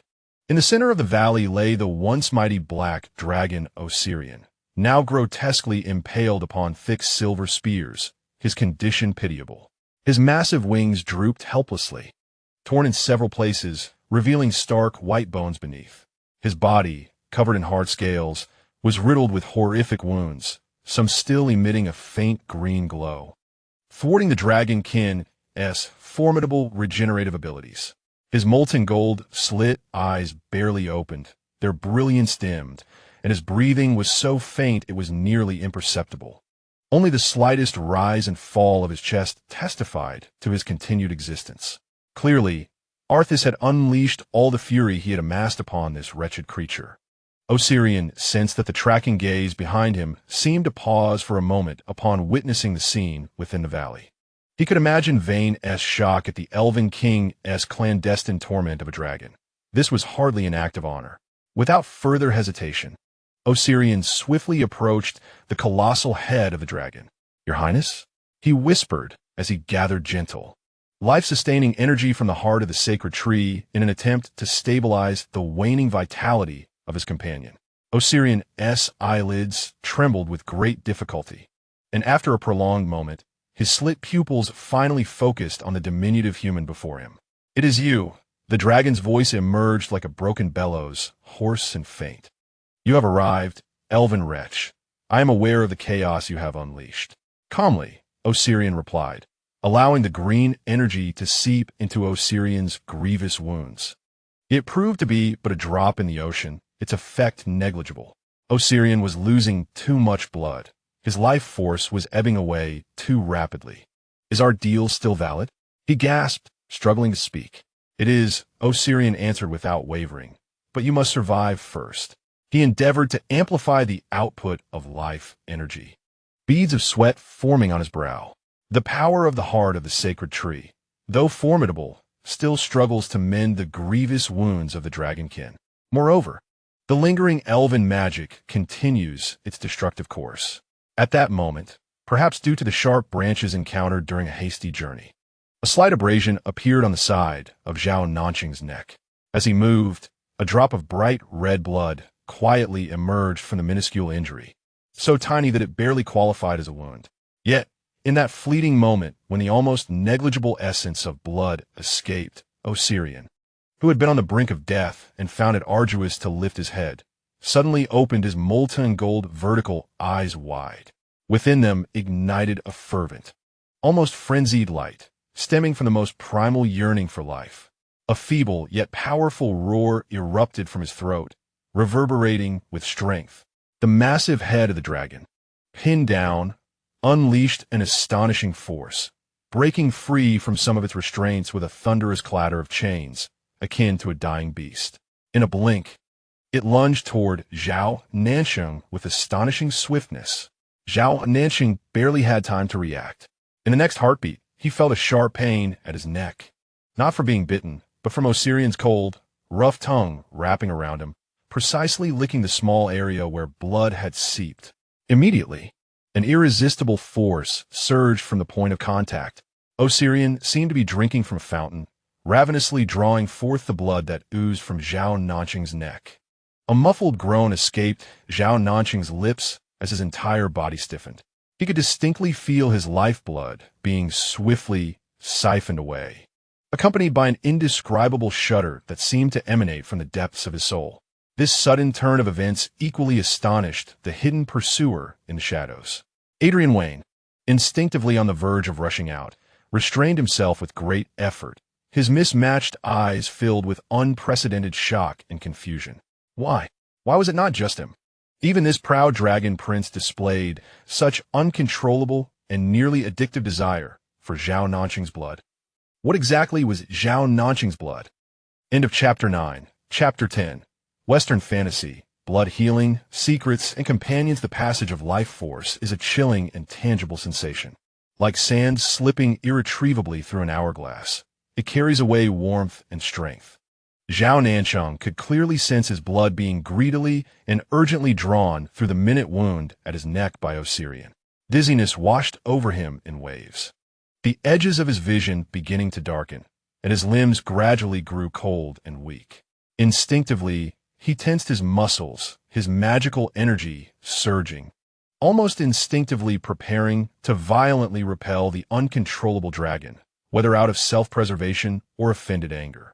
However, in the very instant he lifted his hand, the sight before him forced him to halt. The horrifying wounds on Osirian's body, some still glimmering with remnants of elven magic, were visibly writhing and healing at an astonishing pace. New flesh burgeoned wildly, charred skin peeling away to reveal the tender, fresh tissue beneath. The sacred silver spear, deeply embedded within the dragon's scales and flesh, appeared to be repelled by some unseen force, gradually loosening its grip. Even the tattered dragon wings, with their fractured bones, began to slowly reconnect and mend. The blood he had lost was transforming into a surge of vitality, reviving the near-death colossal dragon. Zhao Nancheng lowered his hand, which had been raised, and murmured a resigned apology, his voice hoarse from blood loss. Strangely, within that tone lay an unrecognized hint of indulgence. He ceased his resistance, adjusting his posture slightly to allow Osirian to more comfortably absorb his blood. He felt his life force ebbing away, his complexion growing pale and translucent at an alarming rate, his body beginning to tremble. This was akin to a reckless wager, betting that Osirian would regain its sanity before draining him completely. Wagering that this dragon was worth such a price. Time stretched interminably, each second accompanied by a withdrawal of strength and a blurring of consciousness. Just as Zhao Nancheng felt he could no longer endure, the world darkening around him, Osirian's sucking motion abruptly faltered. The frenzied, greedy pull diminished and ceased altogether. In its molten gold vertical pupils, the savage instinctual thirst receded like a tide, and the light of reason began to coalesce once more. It seemed to finally comprehend its actions. The massive dragon head jerked backward, releasing Zhao Nancheng. Coughing, he sank to one knee, violently hacking and clutching at his throat. The wound there had ceased bleeding, beginning to heal, yet an overwhelming weakness from the blood loss enveloped him. Osirian's enormous pupils constricted sharply, filled with shock, dread, and an inexplicable complexity of emotions. It gazed at the human before it, pale as parchment and barely able to stand, emitting a low, bewildered whimper from its throat. It could not fathom why this human's blood possessed such extraordinary power, rich in vitality and an irresistible allure that seemed to resonate from the depths of its very soul. This sensation was not mere desire. It felt akin to a profound connection, perhaps even older and purer than that. As Osirian grappled with this immense confusion, Zhao Nancheng summoned his last reserves of strength, abruptly raising his hand, his fingers sharp as blades, concentrated a minuscule yet potent life energy derived from the heart of the sacred tree, not for healing this time, but transforming into an invisible, precise mental spear that pierced instantly into the most vulnerable core of Osirian's consciousness, weakened by blood loss and just regained reason. A low, brief wail escaped Osirian as its enormous eyes widened in disbelief, seemingly struggling to discern the figure before it. Yet, its gargantuan body could no longer sustain itself. The molten gold pupils rapidly lost focus, its head tilted, and it succumbed to unconsciousness. In the fleeting moment before he succumbed to unconsciousness, a vague and horrifying thought flickered through Osirian's tumultuous mind. The essence within that blood was far beyond what mere humanity could possess. The sensation felt as if it were on the verge of clarity, yet darkness swiftly engulfed it entirely. Zhao Nancheng gasped for breath, gazing at the colossal dragon that had completely lost consciousness, finally allowing himself to exhale in relief, nearly collapsing to the ground. He dared not linger, summoning his resolve to begin extracting the sacred silver spears still embedded in the dragon's body. This process was immensely laborious, particularly for someone in his weakened state. Each spear contained a divine power specifically designed to counter the dragon race, and withdrawing them unleashed a torrent of searing dragon blood accompanied by Osirian's involuntary convulsions of agony. With gritted teeth and veins bulging upon his forehead, Zhao Nancheng relied on sheer willpower and a precise understanding of energy structures to extract each detestable spear one by one. When the final spear was discarded onto the ground with a resounding clatter, Osirian's massive form began to emanate a gentle glow. Severely wounded and on the brink of death, it could no longer maintain its colossal dragon shape. The light swiftly contracted, ultimately transforming into a humanoid figure. Before him lay an extraordinarily tall man, unconscious on the ground, with a healthy bronze complexion and striking, rugged features that exuded a wild, untamed allure. His tousled black hair resembled the darkened sky after a fire. He was entirely naked, his body marked with freshly healed pink scars and dried blood, presenting an appearance that was both disheveled and fragile. Zhao Nancheng retrieved a spare, oversized black cloak from his storage ring, draping it over Osirian to conceal his vulnerable areas. He then produced fresh water and medicinal supplies, tending to the most grievous wounds with a simple cleansing and bandaging. Having completed these tasks, Zhao Nancheng felt as though he had exhausted the last remnants of his strength. He stood still for a moment, regaining his composure before bending down in an attempt to lift Osirian. However, the weight of an unconscious adult dragon male far exceeded his expectations. After a brief trial, he realized that, in his current condition, it was impossible for him to assist Osirian in walking. After a moment of silence, seemingly resigned, he chose the least strenuous method, bending down. He slipped his arm through Osirian's knee and under his armpit, exerting a slight force to lift the much larger and sturdier man effortlessly. In his weakened state, the sight was strikingly incongruous, yet he held the unconscious Osirian securely, his steps steady and unwavering, carrying the unconscious Osirian. He turned and directed his gaze towards the densest shadows at the entrance of the valley. His pale face bore little expression. Only a faint sigh escaped his lips, tinged with fatigue. "Are you still there?" His voice, though soft, clearly pierced the tranquil night air, reaching the astonished and complexly hued eyes hidden within the shadows. "If you wish to continue, lend a hand. Otherwise, remain concealed and observe how your superior prisoner escapes with another dragon." In the shadows, silence reigned. Adrian Vane's figure froze entirely. He had not anticipated that Zhao Nancheng had already detected him, nor could he fathom the other's forthrightness in addressing the matter so directly.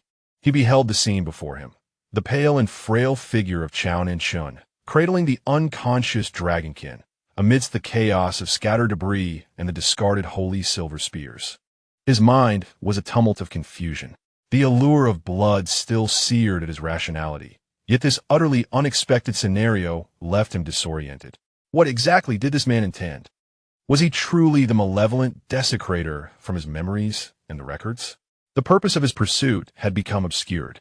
To unravel the secret of the blood? Indeed. But what lay beyond that? An indescribable emotion surged within him, a compelling urge to prevent this fragile, pallid silhouette from vanishing into the night. After a few suffocating seconds of silence, the shadows began to writhe, and Adrian Wayne emerged step by step. His gray-white uniform appeared starkly rigid under the moonlight, and the metallic mask obscured his expression, yet his mismatched eyes fixed intently on Zhao Nancheng, revealing a struggle, vigilance, and confusion that ultimately crystallized into a chilling resolve. He remained silent, advancing steadily, and somewhat brusquely took the unconscious Osirian from Zhao Nancheng's hands, hoisting him onto his shoulder. In his movements, he deliberately avoided any contact with Zhao Nancheng. Feeling the weight lift from his hands, Zhao Nancheng raised an eyebrow, seemingly unperturbed by Wayne's tacit compliance. He flexed his aching arm, refraining from unnecessary words. "Hold tight," he murmured, retrieving an unassuming black rune stone from his ring, one of the many contingencies left by the original owner, connecting to a highly confidential private safe house. As he infused it with magic, the rune stone emitted a dim glow, enveloping the three of them in an instant. The sensation of spatial distortion washed over them once more. In the next moment, their figures vanished entirely from the blood-soaked and ravaged valley. Chapter 10 End. Chapter 11. Fantasy West. Transactions, lies, and night visitors. The private safe house lay concealed deep within an abandoned mine, transformed by the original owner into a dry and tidy refuge, fully equipped with living amenities, the air imbued with a distinct chill of dust and ore. Osirian was laid upon the soulstone bed, still unconscious, yet his breathing had steadied considerably. The Dragonkin's formidable vitality was gradually mending itself. Zhao Nancheng tucked him under a blanket before turning to face Wayne, who stood silently in the shadows like a statue. Wayne still wore his metallic mask. The bloodstains on his gray-white uniform now dried. His mismatched eyes, in the dim light, resembled those of a lurking beast, fixed intently on Zhao Nancheng, filled with unresolved vigilance, struggle, and an undeniable, instinctual yearning. Zhao Nancheng wearily rubbed his brow, the dizziness from excessive blood loss still assailing him. However, he understood the necessity to swiftly address this unstable element. He seated himself at the stone table in the center of the room, poured 2 cups of water, and pushed one towards Wayne. The gesture was casual, yet imbued with an undeniable sense of authority. "Mr. Scavenger," he began, his voice low and hoarse from weakness, yet possessing a dangerous magnetism. "Let's converse." Wayne remained still, his gaze growing ever colder. Zhao Nancheng, unfazed, took a sip of water to soothe his parched throat, then lifted his eyes, piercingly focused on Wayne. "Firstly, you must comprehend the gravity of our situation. You have witnessed things that should remain hidden, the elven king's private torments, and I have abducted a significant prisoner. If you were to report this to the bishop, what do you think would ensue?" He paused, his fingertips gently tapping against the stone table, producing a rhythmic sound. "King Althas would categorically deny everything, shifting all blame onto you and me. How do you think a mere cleaner, who has uncovered royal scandals, would be treated? As for myself," he smiled, "though the warmth was absent, I would merely continue to be hunted. But tell me, in the bishop's eyes, is it more crucial to apprehend me or to conceal the king's minor transgressions, while silencing you in the process?" This was a blatant threat, pulling Wayne into the mire alongside him. Wayne swallowed, the breath beneath his mask seeming to grow heavier. He understood that Zhao Nancheng's words were likely rooted in truth. Secondly, Zhao Nancheng's tone softened, laced with a hint of heartfelt resignation. "Lord Wayne, you follow me because of my blood, correct? That feeling must be quite unbearable, right? To loathe, yet be unable to resist." He struck precisely at Wayne's deepest vulnerability. Wayne's body, subtly tensed, a flicker of vulnerability and ire flashing within his amber eyes. "We need not become mortal enemies." Zhao Nancheng's voice grew gentler, almost beguiling. "You see, I am currently in a weakened state, requiring assistance to oversee this dragon, ensuring he is not discovered by the bishop's men during my absence. And you need to alleviate that yearning." He extended his wrist, his sleeve slipping down to reveal a pale, yet elegantly shaped arm, faint red marks from vines still visible. "We could strike a bargain. You guard this place until my return." In return, his fingertip traced a delicate line across his wrist, a fine crimson droplet emerging. Instantly, an indescribable, dangereux allurine aura enveloppé de. He almost instinctively stepped forward, his heterochromatic eyes igniting with fervor, the chains emitting a subtle hum. It required immense willpower to force himself to halt. "You can obtain it."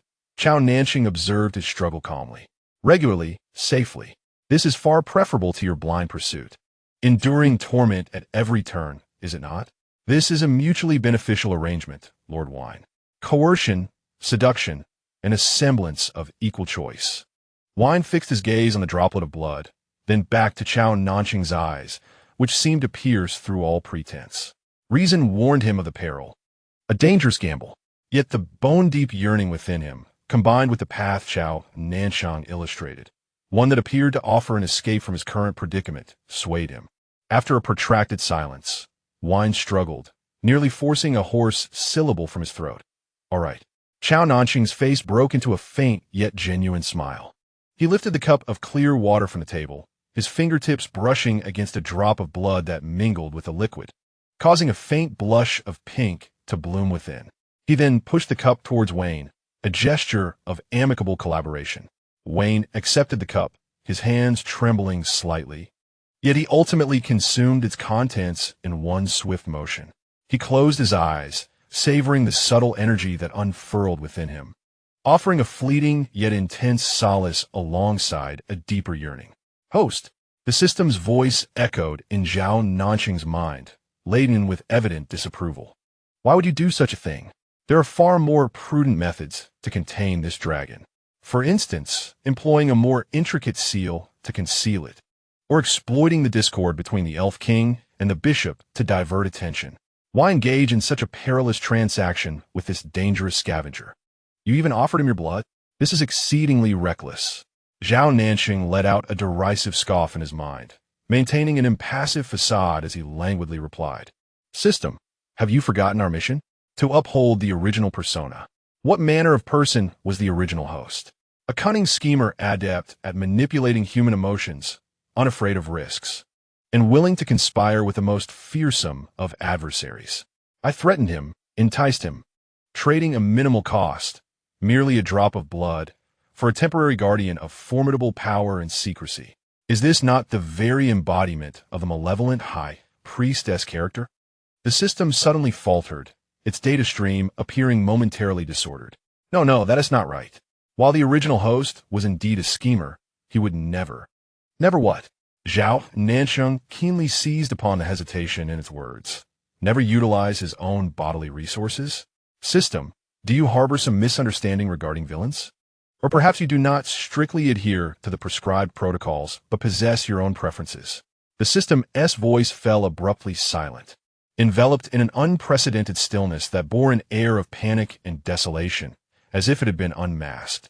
A glimmer of realization flickered in Zhao Nancheng's eyes. A flaw had been discovered.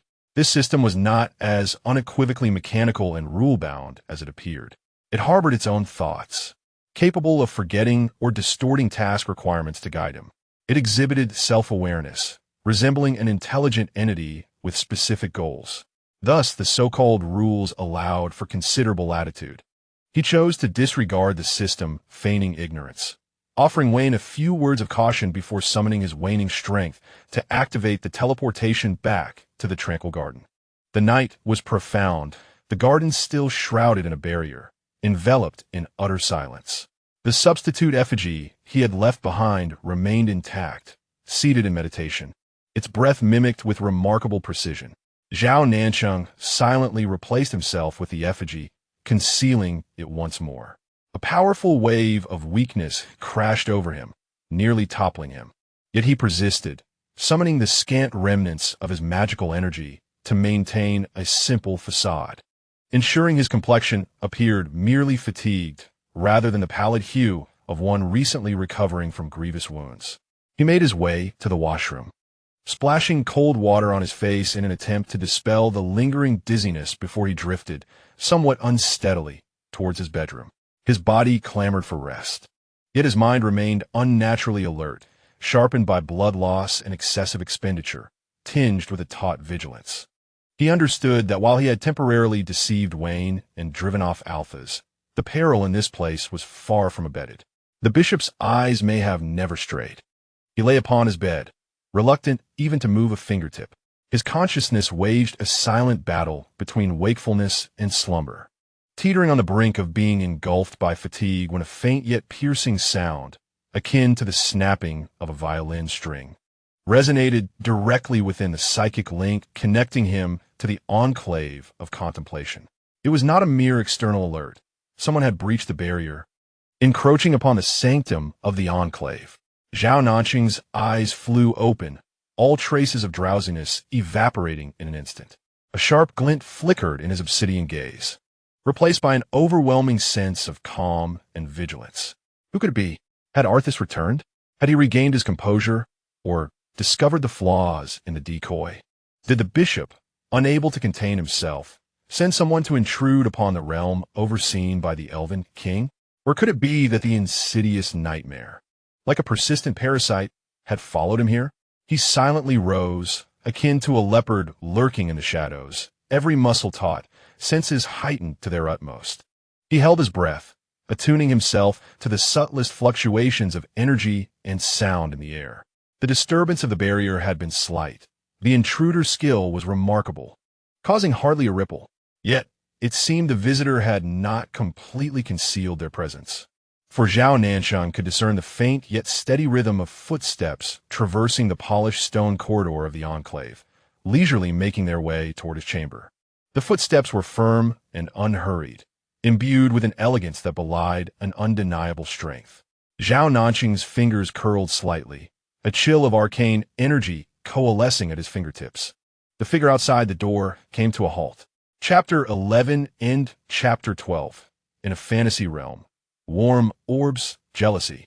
In misplaced attire, Zhao Nancheng's taut nerves relaxed suddenly upon catching the distinctive and familiar scent of cool greenery wafting from beyond the door. It was neither the bishop's sinister spy nor the cloying nightmare, but rather the elven king he had inadvertently driven away. He quickly shed all defensive postures, languidly reclining back onto the bed, even allowing himself a deep, weary sigh, as if the one who had momentarily assumed a state of vigilance was not himself. The door creaked open gently, revealing Arthas's silhouette framed against the dim corridor light, his silver hair seemingly emanating a soft halo. He had regained his usual aloof nobility. Yet when his emerald eyes fell upon the figure sprawled on the bed, a complex glimmer flickered within, residual anger, an enforced composure, and a barely perceptible, almost self-unaware delight at the apparent relaxation of the other upon his arrival. Has Your Majesty calmed down? Zhao Nancheng turned onto his side, propping his head upon his hand. A playful smile gracing his lips, his tone imbued with a languorous mirth as though he had just awakened. Or perhaps, my enclave is more comfortable than your elven court. Prompting your return? Arthas furrowed his brow slightly, approaching the bedside, looking down at him from a position of authority. The expression on his face appeared even paler than before. Yet the mischief and mockery in his eyes remained undiminished. He indeed realized that Zhao Nancheng's previous provocation was most likely intentional, aimed at creating chaos. This recognition brought him a twinge of regret. Yet strangely, deep within, there was a hint of inexplicable relief. At least it did not stem entirely from genuine aversion. Sharp-tongued, Arthas remarked coldly, striving to maintain his authority. I have merely come to ascertain the well-being of the heart of the sacred tree. Well, it is indeed quite well. Zhao Nancheng replied, smiling like a cat that has stolen cream, deliberately allowing his gaze to linger on Arthas's still tense visage. With Your Majesty personally overseeing, how could it be anything but well? Though, Your Majesty, you seem to be feeling a bit warm. Your face is quite flushed. Instinctively, Arthas touched his cheek, realizing it was indeed a bit heated. Being so bluntly exposed by Zhao Nancheng caused the remnants of his royal composure and the embarrassment of being seen through to surge instantly. His emerald eyes widened in reproach towards Zhao Nancheng. You, what about me? Zhao Nancheng pressed on, his tone teasing, yet his eyes glinting with mischief. The night is long, and since Your Majesty is here, why stand when you could rest? He patted the empty space beside him and provocatively suggested, shall we share a bed? He knew that Arthas, with his thin skin, would surely be taken aback by such a statement, either storming off in a fit of fury or feigning calmness to reprimand him. He delighted in watching the aloof nobleman become flustered. However, he underestimated the adaptability of an elven king who had lived for countless ages, as well as the potential for irrational actions spurred by certain emotions. Arthas stared at him for several seconds, a glimmer of resolute determination flashing in his green eyes. Suddenly, he smirked, revealing a faint yet breathtaking smile. Very well. With that, he unexpectedly began to untie the fastenings of his silver-white robe. Zhao Nancheng's smile faltered momentarily. The outer robe was removed and neatly draped over the back of a nearby chair. Beneath, Arthas wore only a delicate silk undergarment that accentuated his lean and upright physique. He lifted a corner of the blanket, his movements seemingly fluid but with an imperceptible stiffness in his fingertips. He lay down, deliberately maintaining a fist distance from Zhao Nancheng, his body taut like a drawn bow. The luxurious silk clung to his skin, yet could not shield him from the cooler air emanating from beside him, nor from an indescribable magnetic field that seemed to disturb his tranquility. The bed in the quiet contemplation garden was not spacious, originally designed for a solitary occupant. With two grown men lying down, the distance was instantly reduced to a breath's reach. Zhao Nancheng's subtle herbal scent mingled with a deeper, almost rain-soaked forest freshness, weaving into Arthas's senses and intertwining peculiarly with his own crisp, woodsy aroma. Zhao Nancheng felt a jolt of alarm. He had overstepped, but surrendering? Absolutely not. Almost the moment Arthas settled, Zhao Nancheng pressed in closer, his swift movement catching the elven king off guard. A soft, nasal sound escaped him, a seemingly unconscious sigh that brushed against Arthas's sensitive ear and the skin of his neck, igniting a flurry of delicate shivers. Immediately, a cool, elegantly curved leg, exuding an irresistible force, wedged itself between the instinctively closed legs of Arthas.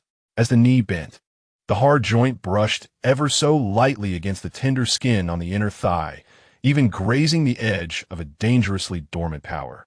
Arthas's body stiffened instantly, as if turned to iron.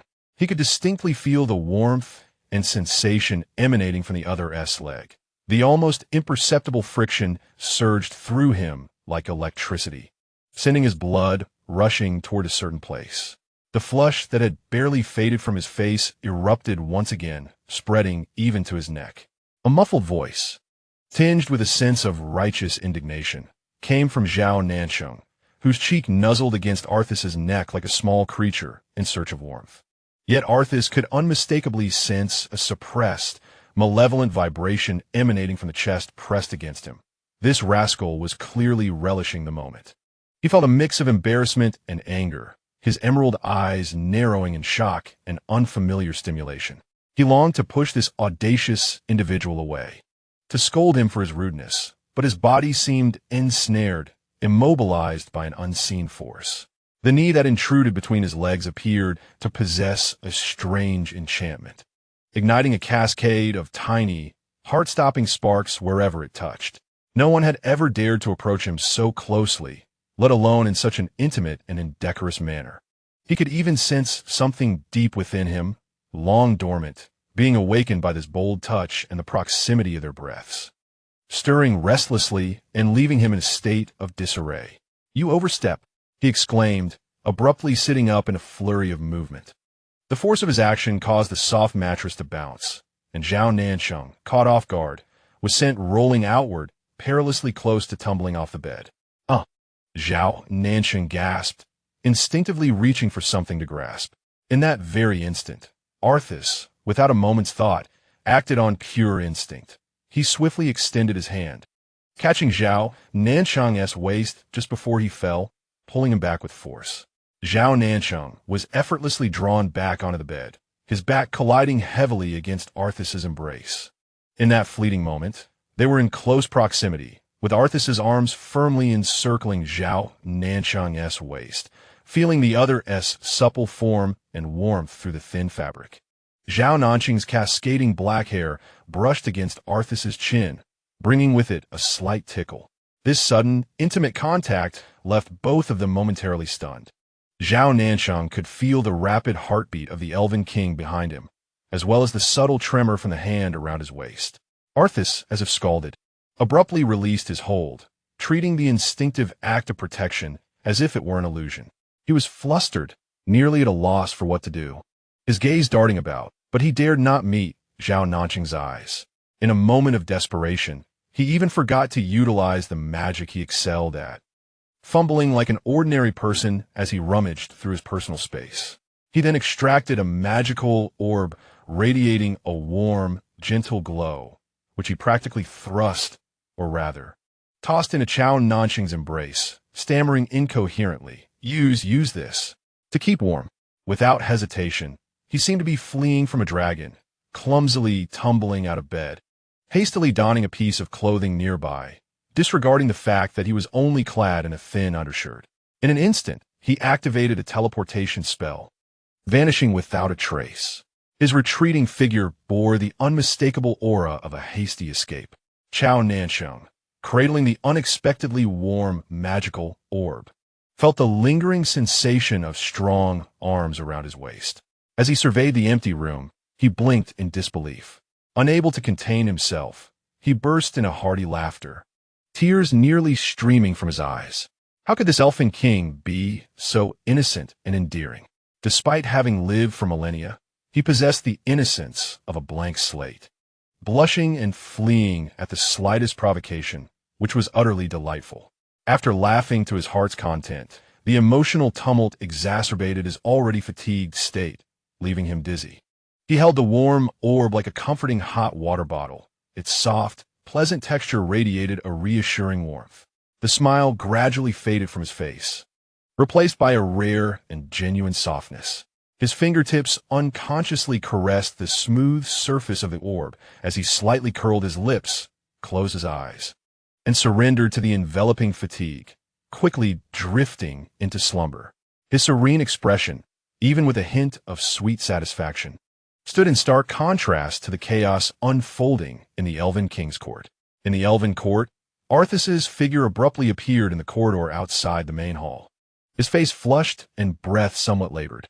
He was dressed in an unusual manner, wearing two undershirts, the outer one being an oversized silk garment that clearly did not belong to elven style. The collar was slightly open, revealing his delicate collarbone, rendering him rather disheveled. "Your Majesty," the chief attendant, Loxiel, who had been waiting for some time, immediately approached, his ice-blue eyes filled with respect and uncontainable excitement at the return of his beloved. However, upon seeing Arthas's current appearance, that excitement swiftly transformed into shock and disbelief.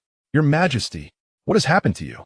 Loxiel's voice rose sharply, tinged with extreme astonishment and a dark suspicion. Who could have done this? He could hardly fathom why his noble and pure king would present himself in such a seemingly disheveled state. Arthas was jolted back to reality by this pointed inquiry. Observing the unabashed shock and almost intrusive concern in Loxiel's eyes, he instantly regained the cold dignity of the elven king. The blush on his face faded rapidly, and his emerald-like eyes glazed over with a layer of frost.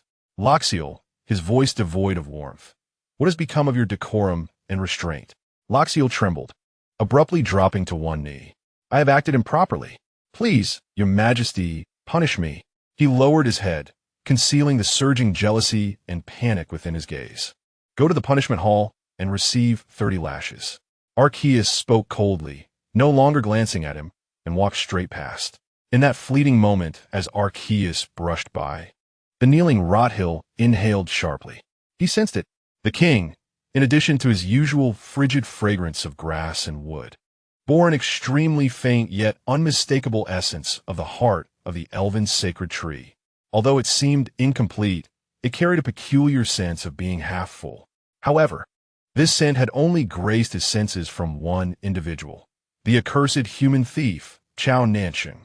The king had indeed gone to meet that human, and had returned in this state. Rothill's heart was consumed by frenzied jealousy and murderous intent. That despicable human must perish. Archias paid no heed to the tumultuous emotions of the attendant behind him.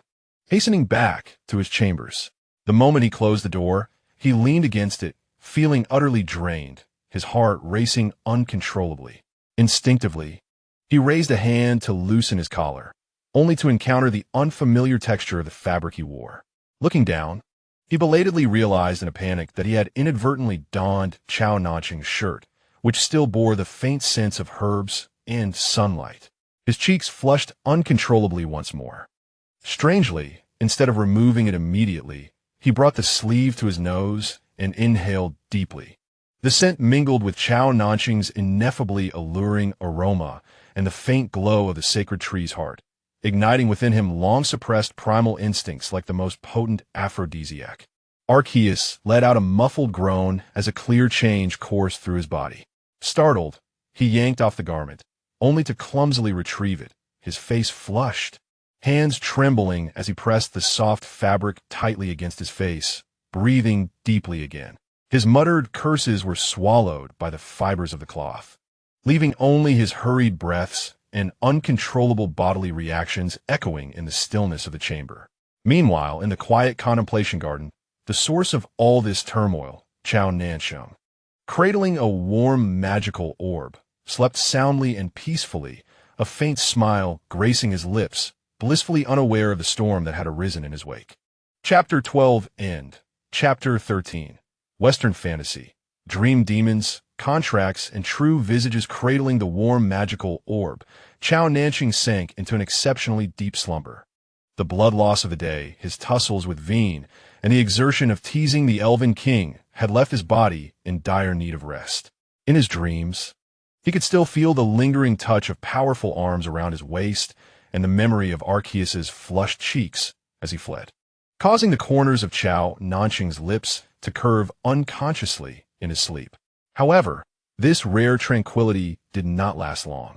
In the dead of night, as silence enveloped all, even the moonlight seemed to grow hazy. A familiar, cold, slippery sensation, like a silent tide, began to creep at the edges of Zhao Nancheng's consciousness, attempting to infiltrate his dreams.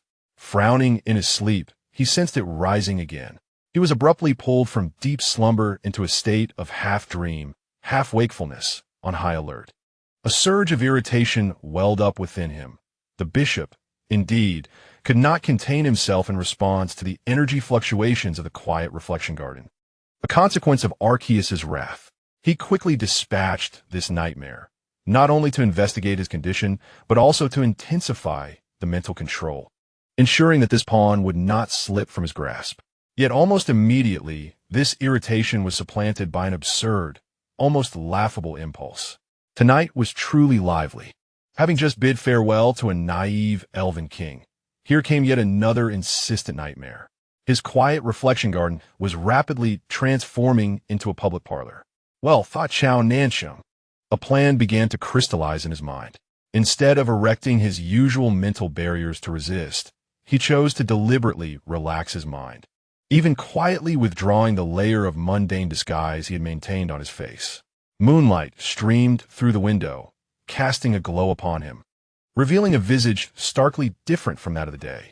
His pallor, reminiscent of excessive blood loss, appeared fragile, as if it could shatter with the slightest touch. Yet, the contours of his features had become markedly clearer, shedding the deliberate facade of mediocrity, unveiling a breathtaking undercurrent. His brow was higher, his nose more pronounced, and his lips, though beautifully shaped, appeared thin due to their lack of color. Notably, the tear mole at the outer corner of his right eye, against his pale skin, glowed with an increasingly bewitching hue. This was a blend of sickness, fragility, and the initial emergence of brilliance. He intentionally exposed his most vulnerable side to the nightmare's perception. Indeed, the chilling consciousness hesitated momentarily upon encountering his appearance, only to be followed by a more intense surge of greedy and disdainful intent. It seemed this creature had indeed suffered substantial depletion during the day, unable to maintain even its disguise. An opportunity. The nightmare hesitated no longer, gathering a stronger force, transforming into countless formless tendrils that reached toward the innermost core of Zhao Nancheng's mental realm, attempting to seize his consciousness in one fell swoop and leave a deeper imprint. Little did it know that this easily perceptible weakness was, in fact, a meticulously laid trap by Zhao Nancheng. By voluntarily shedding his disguise and revealing his fatigue, he sought to lure the enemy deeper. The true ace in his hand was not the easily discernible defensive barriers at the periphery of his mind, but rather the highly concentrated mental energy infused with the essence of his transcendent soul, lying in wait around the core of his consciousness. Much like a beast poised to strike, just as the nightmare's mental tendrils were about to reach the core. Believing victory was within its grasp and its focus at its most relaxed, Zhao Nancheng's mental power erupted with a sudden ferocity. Yet, he did not opt for a direct confrontation. Such a course would merely allow the slippery nightmare to slip away. Instead, his strength transformed instantaneously into an invisible yet remarkably resilient net, wrapping around the tendrils that had intruded with swifter speed and more precise control. It was akin to launching a counter-assault through an enemy's own excavated tunnel, necessitating an extraordinarily profound understanding and mastery of the flow of mental energy. This maneuver completely caught the nightmare off guard. It excels in subtle erosion and the cultivation of fear. Faced with such a fierce, precise, and targeted counter-tracing assault, its survival instincts of agility and cunning, which thrive in the shroud of darkness, seem utterly unprepared against the opponent's meticulous foresight. A muffled groan reverberates through the void. The cold mental force struggles violently, seeking to sever its ties for survival, attempting to retract its tendrils. Yet, the mental net cast by Zhao Nancheng ensnares like an insidious curse, tightly binding it, while a sharp mental spike, akin to a blade, pierces through the dream demon's essence. A resounding boom echoes, perceptible only on the spiritual plane. Zhao Nancheng feels his mental force collide with something, a thick, intractable mass of swirling black mist, the usual form of the dream demon, stronger, more agile, and more cunning, immune to most physical and conventional magical attacks. The black mist churns violently, striving to engulf and assimilate Zhao Nanchen's invading mental force. An intense clash unfolds within the invisible realm. Although weakened from blood loss, Zhao Nanchen's contest on the mental plane relies heavily on willpower, skill, and the essence of his soul. His soul, having undergone death and rebirth, amalgamates the traits of various individuals, rendering its resilience far beyond the ordinary. He no longer holds back, unleashing his mental force to its utmost potential, sometimes transforming into a sharp blade to cleave, at times morphing into a sturdy shield for defense, and then dispersing into countless filaments, infiltrating from various angles to dismantle the structure of the black mist. This is a silent yet perilously fierce war. Ultimately, Zhao Nancheng seizes upon a minute flaw in the black mist, born of its injuries, and condenses all his mental force into an invisible hammer, striking down with tremendous force. A chilling scream, seemingly emanating from the depths of the soul, pierces the air. The dense black mist dissipates rapidly, like ice and snow under sunlight, collapsing into nothingness. A figure is forcefully expelled from the disintegrating black mist, crashing heavily onto the floor of Zhao Nanchen's bedroom. He, too, is greatly drained, his complexion more pallid than before, cold sweat beading on his brow. Yet he persists in sitting up, his gaze icy as he looks at the fallen entity. Then, he is taken aback. Most dream demons, to better entice and terrify their prey, or to adapt to their nature of consuming negative emotions, often possess a grotesque, fearsome appearance. However, the figure sprawled on the ground before him is a youth, seemingly in his early 20s. He has soft, flaxen hair and a pallor that suggests years away from sunlight. His features are gentle, with a soft eye contour, a refined yet unsharp nose, and even his pale lips bear a natural curvature of warmth, together forming an expression devoid of aggression. It is a delicate elegance that instinctively endears one at first glance, evoking a desire for closeness, if one overlooks the small, spiraled black horns that grow upward from the sides of his forehead, characteristic of a dream demon, as well as the crimson blood trickling from the corner of his lips, sliding down his pale jaw to drip into the hollow of his exquisite collarbone, creating a striking contrast of red and white that evokes a haunting beauty. Purity and malevolence, tenderness and brutality converge flawlessly within him. The young man struggles to lift his head, gazing at Zhao Nancheng. In his eyes, which should brim with gentleness, there now resides an array of emotions: shock, anguish, and an inescapable fear born of being crushed by absolute power. Zhao Nancheng suppresses his astonishment. His voice hoars from the exertion of mental energy, yet imbued with an undeniable chill. Have you seen enough? The bishop sent you here. What else do you desire besides inquiry? The dream demon's pupils constrict, and he presses his blood-stained lips together, remaining silent. Choosing not to respond, Zhao Nancheng chuckles softly, a faint yet perilous thread of mental energy swirling around his fingertips.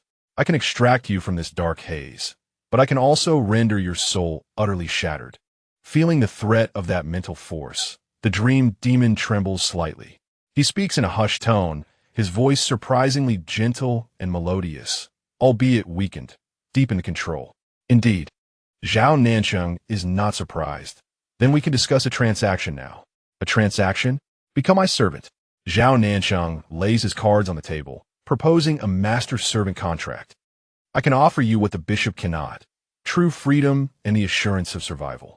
A glint of scorn flickers in the dream demon's eyes. My core is under the bishop's control. A contract? Merely another form of shackles. My contract is different. Zhao Nancheng interjects, this is one I have refined. Once established, your soul will be linked to mine. Should you perish Your essence may reside with me, undying. I shall nurture and repair your soul with my mental energy until you possess the strength to reshape your own body. Does this not seem infinitely preferable to having your core perpetually grasped by another's hand, vulnerable to destruction at any moment? The dream demon is left utterly astounded. Such a contract is unprecedented. This is hardly a master-servant agreement. It is nearly an equal, symbiotic relationship of mutual exchange. The master must invest precious mental energy to nurture the servant, while the servant appears to need only to offer loyalty. He fixates intently on Zhao Nancheng, observing the latter's departure from his former mediocrity, revealing the inherent superiority of his bone structure. The pallor of his skin does not suggest frailty. Rather, it enhances the vividness of his features. The slight upward curve of his eyes conceals a subtle allure, the beauty mark resembling the lone red plum in a snow-covered field. Yet, those eyes remain as clear as a cold pool, sharp enough to pierce through all facades. This individual embodies an astonishing contradiction. His exquisite appearance evokes the enchanting spirits of the night. Yet the demeanor he exudes is akin to that of a sage seasoned by the vicissitudes of life. Moments ago, he employed the most cunning tactics to set a trap. Yet now, a faint semblance of an unshakable boundary flickers in his gaze, akin to a blade poisoned yet retaining a pristine edge. Why? The dream demon's voice is parched. I require a pair of eyes near the bishop. Zhao Nancheng states plainly, and you, in turn, need a means of survival. A mutually beneficial arrangement. A prolonged silence ensues. The dream demon gazes at Zhao Nancheng, seemingly peering through him to glimpse his own desolate future, tightly controlled by the bishop. Finally, as if resolution has dawned upon him, he slowly bows his head. I agree. Yet, he lifts his gaze once more to stipulate a condition. Upon signing the contract, I shall need to feast upon your nightmares. This can sustain my strength while also aiding you in dispelling those negative mental fragments. It is more akin to a gesture of goodwill and a testament to value. Zhao Nancheng raised an eyebrow, surprised by this notion. He nodded in agreement. Very well. Without further ado, Zhao Nancheng summoned his mental energy, intricately sketching complex and ancient runes of a contract in the air. Several key nodes were cleverly modified, incorporating the principles of symbiosis and nourishment. As the runes took shape, they emanated a soft yet solemn glow. By your true name, I bind you to this contract, Zhao Nancheng declared. The dream demon inhaled deeply and softly recited an obscure sequence of syllables, which was his true name. A beam of light shot forth from his brow, merging with the contract runes. Subsequently, Zhao Nancheng also infused a wisp of his mental imprint into the formation. The contract runes blazed brilliantly before splitting in two, each embedding itself into the brows of Zhao Nancheng and the dream demon. The master-servant contract was established. A clear link was forged between the two. Zhao Nancheng sensed the fragility of the other's soul and the anguish of confinement, while the dream demon felt the vastness of Zhao Nancheng's mental ocean and the unparalleled sense of security bestowed by the contract. From this moment forth, he would become a double agent lurking by the bishop's side. From now on, I shall call you Morpheus. Zhao Nancheng casually assigned him a code name. Do you know how to report back? Morpheus nodded, his expression gentle, yet his gaze transformed into one of calm obedience. Rest assured, my master, I know what to do. He gazed deeply at Zhao Nancheng, but his form did not immediately vanish. Instead, a hint of hesitation emerged. Is there something else? Zhao Nancheng inquired, suppressing the wave of dizziness that washed over him. Morpheus lowered his head slightly, his voice tinged with a barely perceptible embarrassment.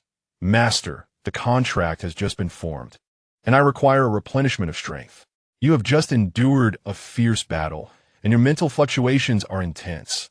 The aura dissipating at this moment is most potent. He referred to the unrefined mental fragments that naturally emanated from fatigue and relaxation, which were easily consumable sustenance for the dream demon. Zhao Nancheng paused for a moment, then comprehended. Indeed, he felt it a struggle merely to remain awake, let alone construct a mental barrier. He waved his hand dismissively, exuding a sense of weariness that bordered on surrender. Do as you wish, Just do not disturb my sleep. With that, he could no longer hold on. Clutching the warm magic orb, and his consciousness swiftly sank into darkness. Morpheus observed the almost instant slumber of Zhao Nancheng's profile, his pale, yet undeniably elegant visage appearing particularly serene under the moonlight. He silently approached the bedside, settling down like a shadow, and cautiously extended his perception once more into Zhao Nancheng's unguarded mental realm. Initially, he sought to absorb some residual negative emotions or fatigue from the battle. These were his usual fare, beneficial sustenance for him. However, as his consciousness touched the slumbering thoughts, what flooded him was not the chaos and gloom he anticipated, but rather a series of exceedingly warm, mundane, and even sunlit scenes. It was a dream, an extraordinarily ordinary yet profoundly genuine dream. In the dream, the visage of Zhao Nancheng appeared not as it does now, but rather as a breathtakingly gentle countenance. Clad in an apron, he busied himself in the kitchen, where a pot simmered with a fragrant broth that seemed capable of transcending the boundaries of dreams. A boy, whose features remained obscured yet emanated youth, leaned over the dining table, laboring over his homework. Occasionally, he would glance up, voicing complaints about the difficulty of his tasks. Yet his lips curved with a smile that spoke of dependence. Zhao Nancheng turned, uttering something with a smile, and affectionately tousled the boy's hair, his gaze brimming with unreserved adoration and indulgence. Outside the window, the warm glow of the setting sun painted the scene. This was a beautiful dream, a realm suffused with love, warmth, and tranquility. For a dream demon, whose sustenance thrived on fear, pain, and anxiety, such a blissful and serene dream bore an insipid flavor. Prolonged consumption could harm its very essence, akin to a human consuming indigestible fare. Morpheus ought to withdraw immediately. Yet, the warmth and peace flowing through that dream, which he had never experienced nor dared to imagine, acted as the gentlest of poisons, ensnaring him in its embrace. He savored that unconditional love, the happiness nestled in mundane daily life, and the sense of belonging that one associates with home. He glimpsed another facet of Zhao Nancheng, a soul starkly different from the calculating elven king who threatened to perjure and forced a contract upon him. It dawned upon him that this individual, too, had once been relied upon, had once loved others with such tenderness. An unfamiliar, sharp pang of bitterness surged within Morpheus, accompanied by an inexplicable envy. He envied that boy, even cultivating an absurd reluctance to relinquish this harmful yet intoxicating sustenance. He resembled a weary traveler who had traversed a frigid expanse for far too long, suddenly discovering a small flicker of warmth, a campfire.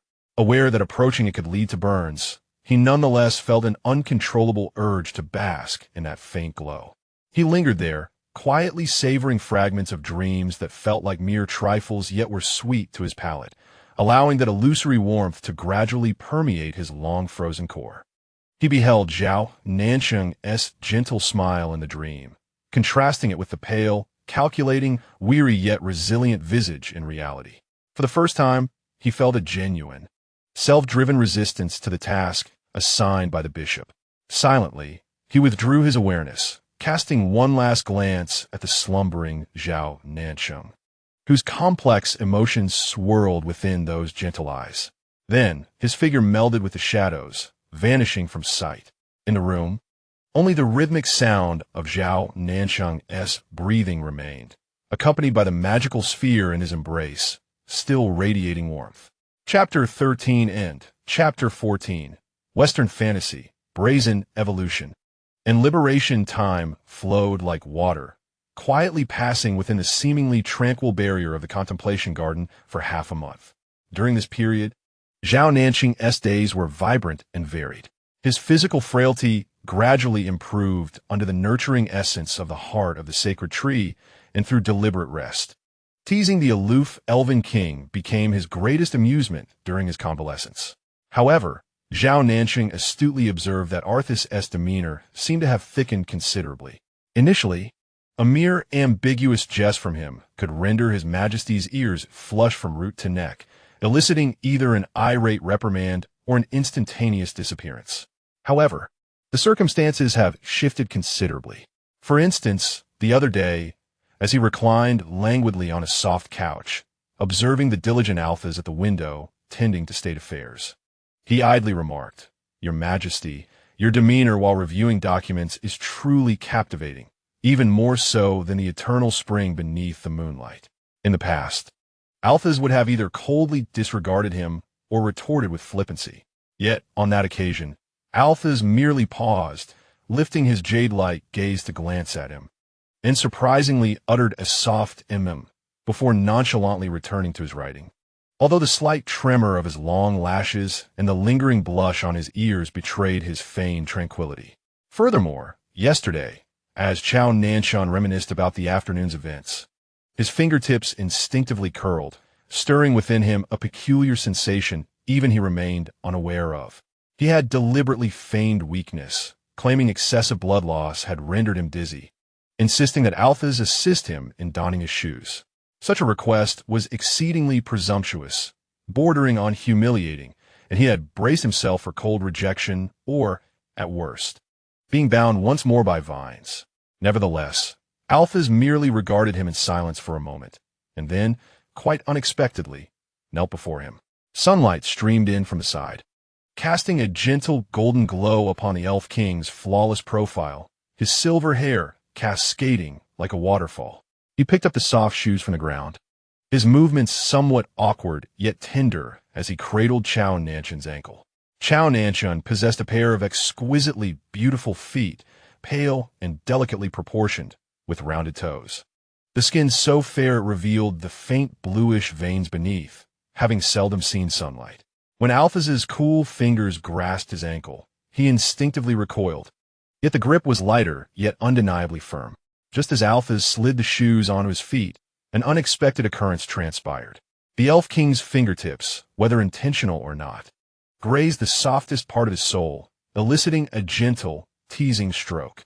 A sharp, unfamiliar tingle surged through him like electricity, radiating from his foot to the crown of his head. Zhao Nancheng could not contain a shiver, a brief yet melodious moan escaping his lips, imbued with a softness and tremor that felt foreign to him. Both froze in place. Zhao Nancheng was bewildered. He had never experienced such a touch on his soles. Utterly unaware of the sensitivity of this forbidden zone, nor could he fathom that the typically reserved and decorous Elf King would engage in such flirtatious behavior. Alphys, too, was rendered completely rigid. His hand, which had been cradling Zhao Nancheng's ankle, recoiled as if scalded, only to hastily steady itself again, a flush spreading across his handsome visage at an alarming rate. He had merely acted on an impulse, wishing to lightly caress that seemingly excessively soft skin, never anticipating he would misjudge the pressure or provoke such an enticing reaction from his counterpart. Alphys exclaimed, bowing his head suddenly, his voice tinged with an unusual fluster. "It was not my intention." He hurriedly assisted Zhao Nancheng in putting on the other shoe, his movements frantic as he stood up abruptly. Perhaps due to squatting for too long, his legs felt numb, causing him to stagger slightly as he rose, his gait awkward. He hastily exited the room, his back betraying a facade of composure amidst his disarray. Observing his peculiar walking posture, Zhao Nancheng pondered with a hint of confusion. Does a numb leg truly result in such stiffness and oddity? During the past fortnight, aside from the increasingly delicate atmosphere with the Elven King, Zhao Nancheng had not entirely severed ties with the outside world. He maintained communication with When through a clandestine magical messaging system, cleverly masked by the energy fluctuations of the heart of the sacred tree, primarily to inquire about Osirian's condition. Wayne's replies were consistently succinct and efficient, yet recent messages had begun to instill a sense of concern within Zhao Nancheng. The dragon's physical recovery was swift, its robust vitality seemingly unscathed. However, inexplicably, Osirian remained in a profound slumber, showing no signs of awakening. Moreover, as Wayne described, Osirian's aura was undergoing a transformation. The once fiery and violent essence now bore an ineffable, ancient depth. Even his human form appeared subtly altered, with faint, dark golden patterns reminiscent of ancient runes appearing at his temples, and his hair deepening in hue, as if steeped in the passage of time. Doubt lingered in Zhao Nancheng's mind. He spent an entire week poring over ancient texts in the limited library of the quiet thought garden, ultimately uncovering a potential answer in a tattered scroll concerning dragon lore. The return of bloodlines, the primal evolution of its essence growing more archaic, its form drawing closer to the precursor's awakening. Once evolution is complete, the primal restlessness manifests as a fervor lasting 3 days. Upon reaching this point, Zhao Nancheng closed the ancient tome with a heavy sigh, rubbing his temples, his expression a mix of exasperation and absurdity. Must everything coincide with a fervor period? He murmured, feeling that certain aspects of this world were maddeningly insistent. Yet, despite his grievances, he understood that time was of the essence. Osirian's evolution was nearing completion, and the impending 3-day fervor posed a significant complication and variable. He needed to reach the location promptly. Remaining confined within the quiet thought garden was not a viable option. A glint of resolve flashed in his eyes as he swiftly transmitted instructions to the lurking Morpheus through their master-servant contract. In the ensuing days, the external environment stirred with hidden currents. Under the secretive orchestration and incitement of the dream demons, the members of the underground cult loyal to Zhao Nancheng began to mobilize. They skillfully spread rumors, questioning the bishop as prolonged and unjustified detention of a high-ranking priest, suggesting ulterior motives. Concurrently, some individuals who had received Zhao Nancheng's covert favors or been swayed by the dream demons began voicing discontent beyond the temple's jurisdiction. Additionally, several nobles with vested interests in Zhao Nancheng subtly expressed their concerns to the bishop. Faced with mounting pressure from both within and without, although the bishop seethed with anger, he found himself unable to unearth decisive evidence of Zhao Nancheng's escape from the quiet thought garden during his confinement. Moreover, the elven king, Althas, had not pressed further charges, making the continued detention of Zhao Nancheng more detrimental than beneficial. Ultimately, on the evening of the 18th day of his confinement, the bishop, with a sense of resignation, issued the order for release. As the barrier was lifted, Zhao Nancheng wasted no time in departing from the quiet reflection garden, leaving without a moment's pause. He skillfully evaded any potential watchers, hastening towards the concealed safe house within the abandoned mine on the outskirts of the city, where Osirian awaited. His thoughts were consumed by the dragon, on the brink of evolution and entering its heat phase. Thus, he pushed open the door to the small abode with an air of urgency. Yet, the instant he stepped inside, before he could fully assess his surroundings, a swift, dark figure lunged from the shadows with a searing intensity, pinning him forcefully against the recently closed door. With a dull thud, his back collided with the unyielding door, causing him to emit a muffled grunt. A potent, unfamiliar yet strangely familiar warmth enveloped him, binding him tightly as hot breath fanned against the side of his neck. Startled, Zhao Nancheng lifted his gaze, only to be met by a pair of eyes now transformed into a pure molten gold, brimming with primal desire and chaotic longing. Chapter 15, Western Fantasy, Passion, Predicament, and Antidote. With a heavy thud, his back crashed against the solid door, producing a muffled sound. The sudden assault momentarily blinded Zhao Nancheng, and before he could discern his assailant, a formidable, foreign yet oddly familiar heat seized him, the intense warmth of breath unabashedly cascading upon his vulnerable neck. Alarm bells rang within him as instinctively his power stirred, but upon meeting those eyes, his movements faltered. They were eyes of pure molten gold, swirling with raw desire, chaotic hunger, and an almost consuming madness. It was Osirian. How had he awakened so soon? Where was Vane? Zhao Nancheng's gaze swiftly scanned the room, noting the remnants of violently severed, glimmering anti-magic chains strewn beside the bed, evidently set by Vane to restrain him, now shattered by Osirian's newfound strength post-evolution. In his eagerness to return, he had neglected to inform Vane of his release. Vane must have ventured out in search of a solution or to contact him, having witnessed the dragon's premature awakening and the ensuing chaos.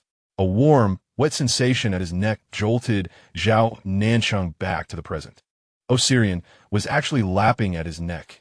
Unlike the predatory bloodsucking during his healing, this was a more intimate, desire-laden caress, accompanied by the dragon's characteristic rough, heated tongue, as if savoring an exquisite delicacy.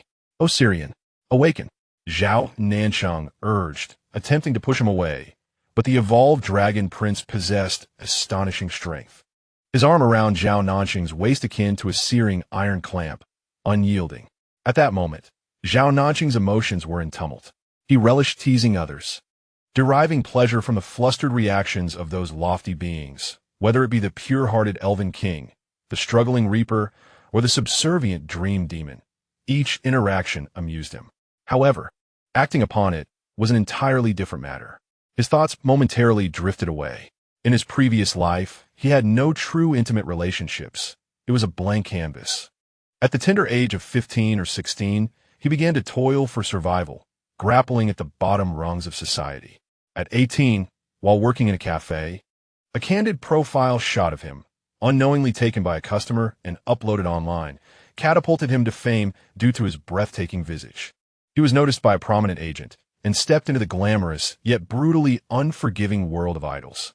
However, refusing to succumb to the unspoken rules, he was soon relegated to obscurity. Shortly thereafter, his father fell gravely ill, and he exhausted all his savings, ultimately failing to save his father's life. He then adopted Xiao Wu, striving to provide a better life for the child and repay his debts. Gritting his teeth, he transitioned into the more intricate entertainment industry, starting from the most minor roles and struggling upwards until he grasped the coveted Best Actor trophy, only to be diagnosed with terminal cancer shortly thereafter. His entire life was consumed by the relentless pursuit of survival, responsibility, and ambition. He had neither the time nor the inclination for a fleeting romance. As for seeking casual companionship to fulfill physical needs, his inherent pride and a certain spiritual fastidiousness rendered such notions utterly contemptible to him. Thus, even unto death, he remained a theoretical novice, rich in knowledge yet devoid of practical experience. Contemplating this reality, he felt the increasingly excessive caresses at his neck and the unmistakable, searing hardness pressing against his thigh from Osirian. His face flushed with a tinge of green. He was not being pretentious or effectively aloof. Rather, it was an instinctual aversion to the uncontrollable, particularly when it involved the most intimate physical contact. He could remain unflinching while manipulating human emotions and forge life-or-death contracts with a jest, yet confronted with such primal desires, his accumulated wisdom and experience felt painfully inadequate. Release me. He summoned a fragment of the sacred tree's essence, shaking off the grip. Osirian let out a muffled groan from the impact of this pure life energy. Loosening his hold momentarily, seizing the opportunity, he broke free and cast a premeditated binding spell, emerald tendrils coiling around the somewhat dulled Osirian like a serpent, securing him tightly and dragging him onto the solitary stone bed. Osirian writhed violently upon the bed, his molten golden eyes fixated on him, emitting suppressed, anguished whimpers and roars, rife with unrelieved restlessness and desire. The broken chains clanked ominously with his movements. Standing at the bedside, he regarded the dragon, in human form, ensnared in a fervent state. His brow furrowed as he rapidly contemplated his options. Option 1. Find someone for him. This was a most straightforward solution. Yet, he immediately dismissed it. Setting aside the challenge of locating a suitable and willing individual in such a short time, he personally abhorred the notion of using another person, even a dragon, as a mere outlet for release. He himself was unwilling to engage in such acts with those he did not love, putting himself in Osirian's position. He feared that upon regaining consciousness, he might feel a revulsion so intense as to wish to tear apart both the stranger and himself. The risks were far too great, with potentially dire consequences. Option 2. Employ the forcible calming magic gleaned from a forbidden ancient tome within the tranquil garden. The effects are immediate, capable of forcibly suppressing or even freezing desires. However, the cost is exceedingly grave. The subject of the spell may suffer damage due to the suppression of their primal essence, while the caster must endure significant backlash. The tome explicitly details the side effects. The practitioner may find their vitality diminished for years. To put it plainly, it is highly likely that they will be incapable of rising for several years.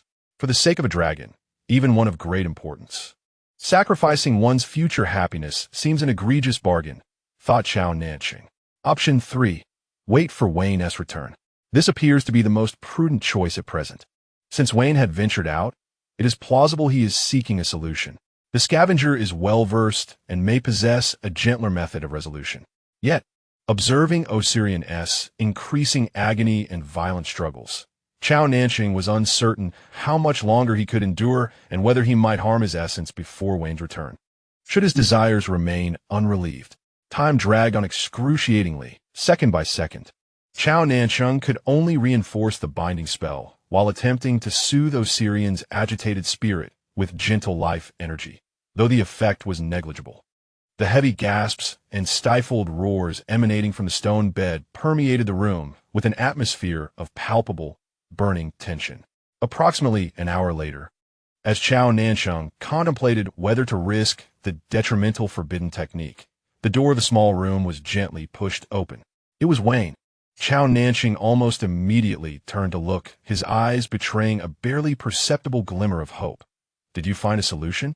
Adrian Wayne still wore his gray-white uniform, the metallic mask obscuring his expression.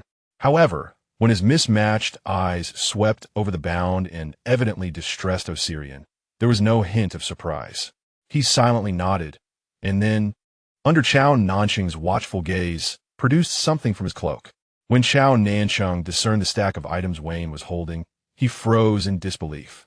The flush of anxiety and embarrassment that had colored his face instantly deepened into a vivid crimson, spreading all the way to the nape of his neck. What lay before him was not some miraculous elixir or enchanted scroll, but rather several boxes of variously packaged lubricants, unmistakably intended for a specific purpose, alongside several exceedingly peculiar adult aids, imbued with unspoken implications. Wayne's voice, emanating coldly from behind the mask, conveyed a message that sent shivers down Zhao Nancheng's spine. According to the handbook for managing abnormal biological heat cycles, internal revisions by the scavengers recommend physical aids for the relief of high-intelligence humanoid beings, particularly dragons, when partners are unavailable or unwilling, to prevent the violent eruption of power or mental breakdown due to repressed desires. These are standard provisions, having undergone safety testing. Zhao Nancheng. He gazed into Wayne's seemingly impassive, mismatched eyes, or at least they appeared so, then back at the pile of standard provisions. Feeling a surge of blood rush to his head, his mouth opening in shock, yet no words emerged. He had never felt so utterly mortified in his life. Chapter 16. Fantasy collaboration, misunderstandings, and malicious intent. The air seemed to solidify. Zhao Nancheng stared at the pile of standard equipment cradled in Veen's arms, his mind momentarily blank, a rarity for him. The vibrant packaging and bizarre instruments represented a knowledge void of another dimension, striking him with an impact akin to facing an ancient deity. Veen stood there, his heterochromatic eyes calmly observing him, as if awaiting instructions. Time ticked away, the muffled sounds of Osirian's strained breaths and struggles on the bed serving as a constant reminder of the urgency of the situation. With a sudden deep breath, as if resolving to confront a daunting challenge, he pivoted awkwardly, turning his back to Veen. His voice, thick with embarrassment, hurried forth in a jumbled rush. Then, "You do it. I cannot." Upon uttering those words, he felt his cheeks burn as if they could fry an egg. Silence enveloped the room. After several long seconds, Veen's voice broke the stillness, laced with a hint of confusion and bewilderment. "You cannot?" His tone was reminiscent of questioning how one could possibly lack the ability to breathe, tinged with curiosity, his piercing gaze nearly searing through Zhao Nancheng's back. Zhao Nancheng felt suffocated by the audacity of that inquiry. A surge of indignation and humiliation washed over him, dissipating some of his earlier embarrassment. He spun around, glaring fiercely at Veen, his beautiful eyes almost ablaze. What of it? Is it so strange? His chest heaved with anger, feeling as though he had lost face beyond redemption today. In a fit of frustration, he turned to storm out, leaving the mess for anyone who cared to address. However, before he could step over the threshold, he heard that cold voice behind him once more, flat and almost robotic. I cannot either. Zhao Nancheng's foot froze in place, disbelief coursing through him as he slowly turned back. Veen remained standing there, still clutching the awkward paraphernalia. The metallic mask obscured much of his expression, yet the slight tilt of his head and the abnormal flush visible at the edge of his grayish uniform collar betrayed him. Zhao Nancheng observed the evident discomfort in Veen, who was striving to maintain composure, even daring to question his own abilities moments earlier. In an instant, his anger dissipated, replaced by an absurd impulse to laugh. He suppressed the urge to smirk and rolled his eyes internally. What a pretentious display! Yet, the unpredictability of fate was evident.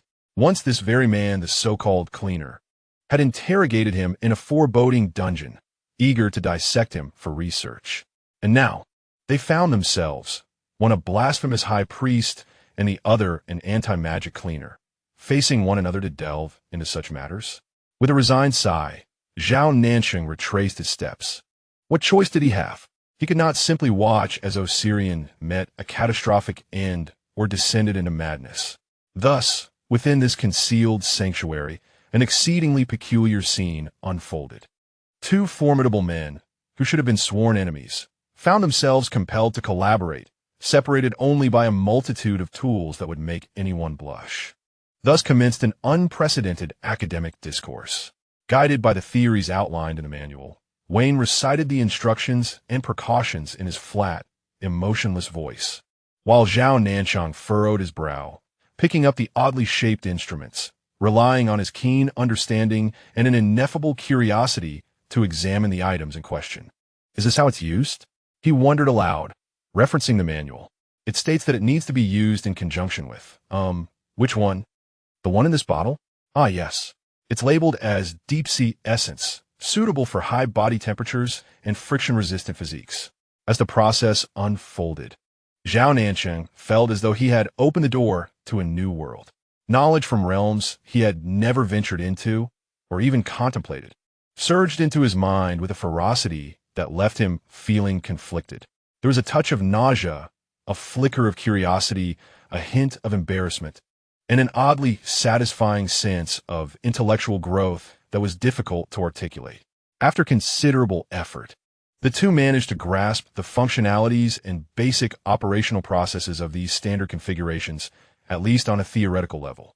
Next, a more pressing question arose. Who would administer the procedure to Osirian? The moment Zhao Nancheng's gaze swept toward him, Wayne instantly and resolutely declared, I will not touch him. His voice was cold and unyielding, betraying a blatant aversion. The mere thought of having to make contact with the most intimate and heated part of that dragon filled him with revulsion. Zhao Nancheng had not expected this cold-hearted figure to take the initiative. He himself had not intended for that to happen either. He lowered his head, his fingers unconsciously stroking his chin, lost in contemplation.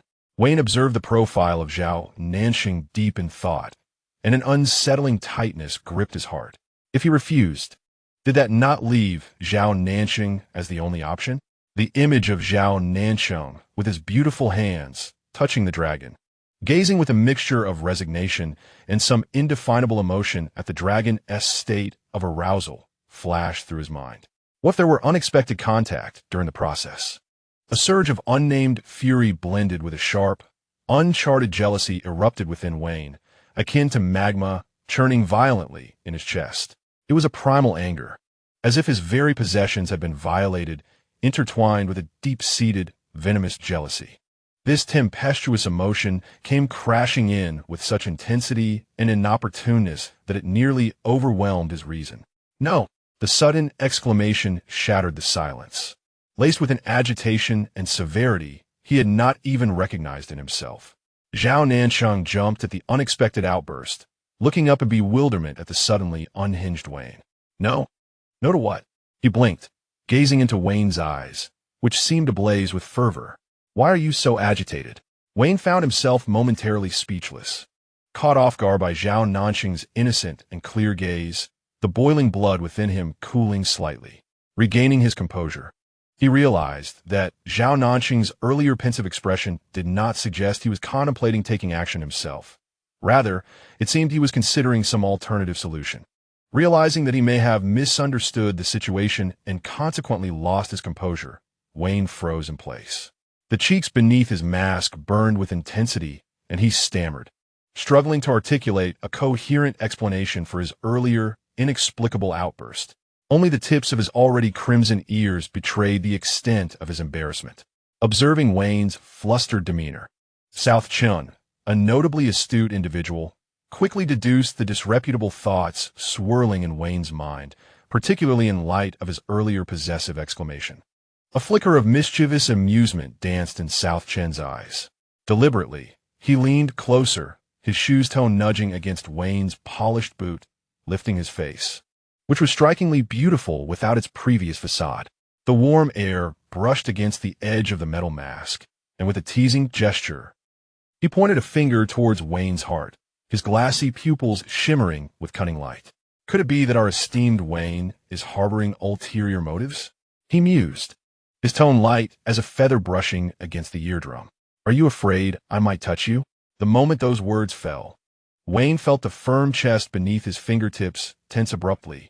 A low chuckle escaped South Chen's lips as his fingers traced leisurely along the uniform's buttons. How curious it is that you, who despise magical creatures, now resemble a protective wolf cub. Suddenly, he tiptoed closer, his breath carrying a faint, elusive fragrance. You haven't been listening to Dragon Breath every day for the past month and picked up some peculiar habits, have you? Wayne's breathing grew heavy, the enchanted chains binding him clinking softly. Yet South Chun audaciously pressed forward, gently nudging Wayne's side with his knee and laughing lightly as Wayne trembled. Would you like me to teach you? After all, he withdrew slightly, tilting his head to reveal an innocent yet sultry smile. You can't even manage to open a bottle of lubricant. Wayne found himself retreating a half step, his body as rigid as stone, emotions roiling in his mismatched eyes, embarrassment and anger mingling. Yet he found himself unable to retort. Aware that South Chun was deliberately teasing him, he opted for silence, turning his head away to combat the heart-racing banter with his quietude. Recognizing the sensitivity of Wayne's pride, South Chun chose to relent, sensing that pushing further might provoke a more intense reaction. He tempered his playful demeanor, though the glint of amusement remained in his gaze, patting Wayne's shoulder. All right, I shall cease my teasing. I was contemplating alternative methods. He articulated the thoughts that had occupied his mind. I was considering whether a magical automaton could be utilized. A standard, unintelligent one would be ill-equipped to handle such a complex situation. A sophisticated, intelligent automaton requires a familiar person from the caster's memory as a prototype for its emotions and behaviors. I find myself hesitating. Who among our acquaintances would be the most suitable prototype for such a personal matter? He stroked his chin, a nuanced expression crossing his face, still pondering the question when Wayne's outburst interrupted him. Upon hearing this, Wayne fully grasped the extent of the misunderstanding he had caused. Amidst his embarrassment, he quickly became intrigued by the solution proposed by South Chun. It indeed presented a viable approach, capable of resolving the issue while allowing both parties to circumvent any awkwardness of direct involvement. The two then engaged in a hushed discussion regarding the feasibility of the plan, the selection of the automaton, and considerations of magical energy consumption. The previous awkward and delicate atmosphere quietly dissipated as they confronted the challenge together, giving way to an odd sense of collaboration. When discussing the pivotal choice for the prototype, both paused simultaneously. Zhao Nancheng lifted his gaze towards Wayne, who was fortuitously looking back at him. Their eyes met. In that fleeting moment, a mischievous thought, laden with unspoken understanding, flashed through their minds like a bolt of lightning. The corners of Zhao Nancheng's lips slowly curved into a cunning smile. Wayne's mouth, hidden beneath his mask, seemed to twitch imperceptibly, and a rare, almost wicked glimmer flickered in his mismatched eyes. As they exchanged glances, they both unveiled a meaningful, slightly mischievous grin that suggested a shared secret. Somewhere far away in the elven kingdom, an elven king, lost in the allure of an unfamiliar garment, suddenly shivered without warning. Chapter 17. Misunderstandings, Assassinations, and Missing Memories within the safe house.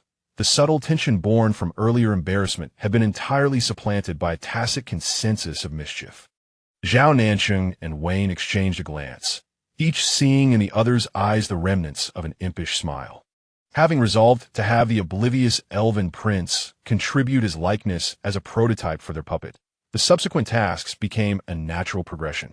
Wayne took charge of arranging a potent concealment and isolation array, ensuring that this small act of sacrilege would not attract the prince's attention. Meanwhile, Zhao Nancheng needed to concentrate, precisely extracting the emperor's every nuance from the memories of his encounters with Arthas, in order to construct a high-level intelligent puppet capable of executing a special mission. This required immense focus and meticulous control over his mental energy. Zhao Nancheng sought a relatively quiet corner, closed his eyes, and began to sketch the image of Arthas in his mind, from his cold, translucent emerald eyes to the graceful flow of his silver hair, even capturing the slight blush that graced his ears when teased, along with the facade of composure that belied his underlying turmoil. However, just as he immersed himself in this mental imagery and the recollections sharpened in clarity, a muffled sound abruptly pierced the imperfectly soundproofed room, an uncontrollable whimper, filled with intense gasps and suppressed sobs. It was Osirian, his voice, imbued with the raw rasp and fragility of emotional turmoil, starkly contrasted with the usual arrogance of the Dragon Prince. Zhao Nancheng's concentrated mental energy suddenly scattered, nearly disrupted by the unexpected sound. He opened his eyes in shock, locking gazes with Wayne, who had also stiffened, having just completed the array.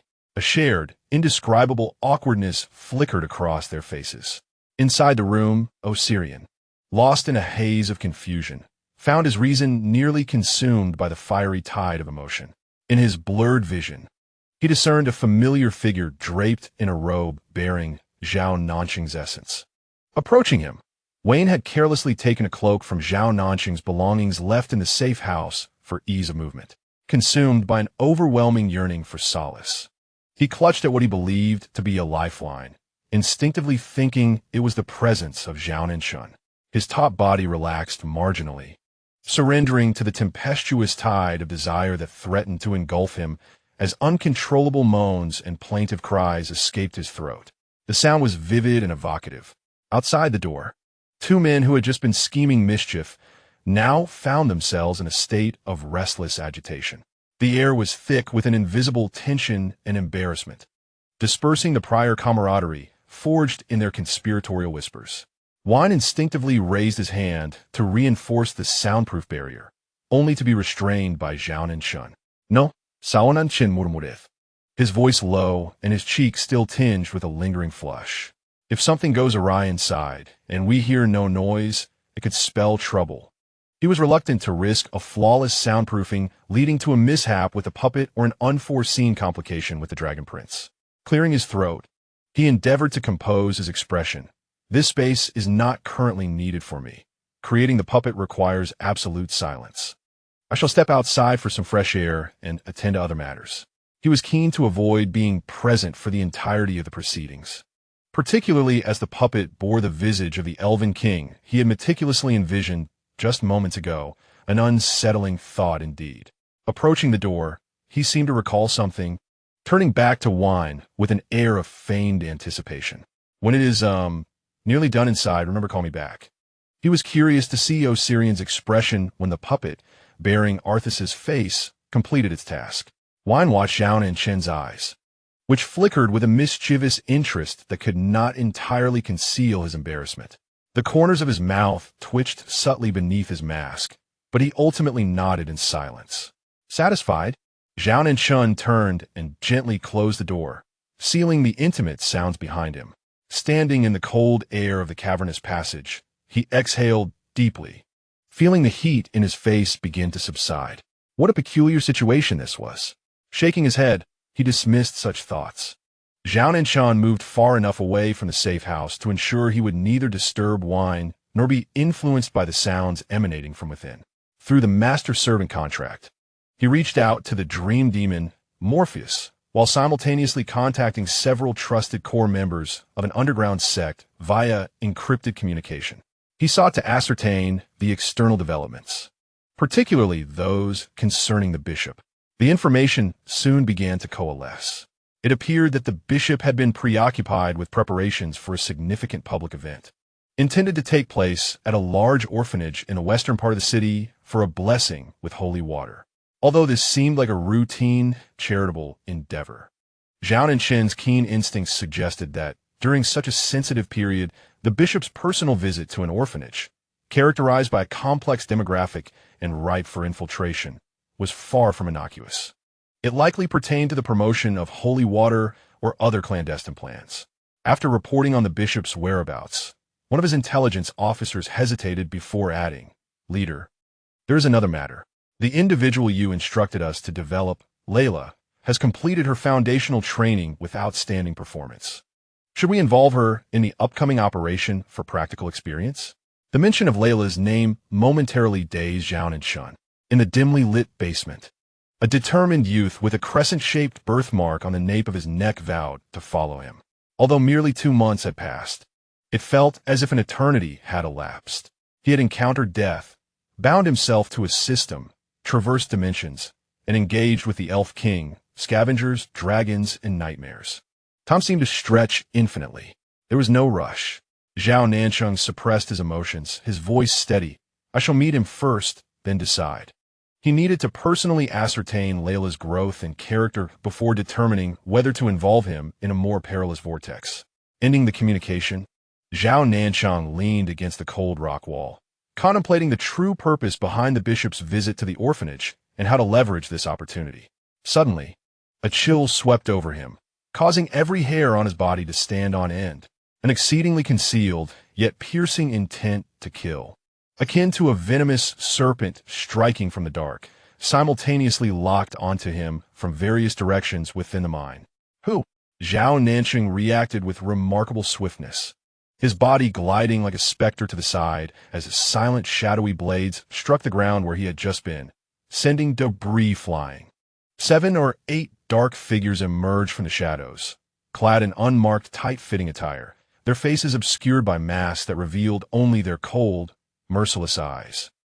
They coordinated with uncanny precision, their attacks sharp and lethal, employing a combat style that fused martial techniques with eerie shadow energy, one Zhao Nancheng had never encountered before. These individuals were professional assassins. Zhao Nancheng's gaze hardened as the power of the heart of the sacred tree and his mental fortitude surged within him.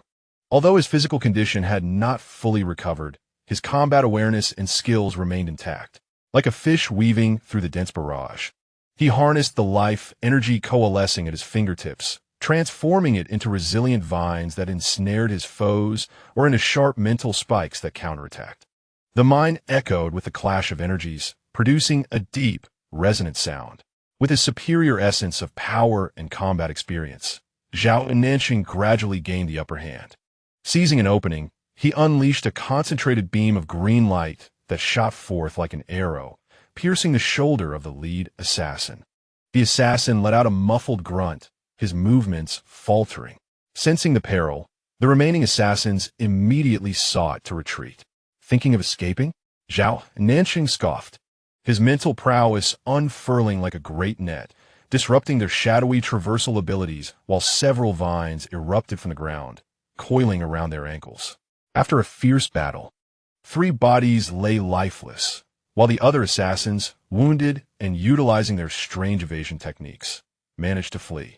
Breathing heavily, Zhao Nancheng stood amidst the chaos, his brow furrowed as he surveyed the corpses. Who had sent them? The bishop? Unlikely. The bishop's primary focus should be on the orphanage, offering prayers and managing public pressure. If he possessed the ability to track Zhao Nancheng's secret hideout so precisely, he would have dispatched someone to capture him rather than resorting to assassination. The Elf King?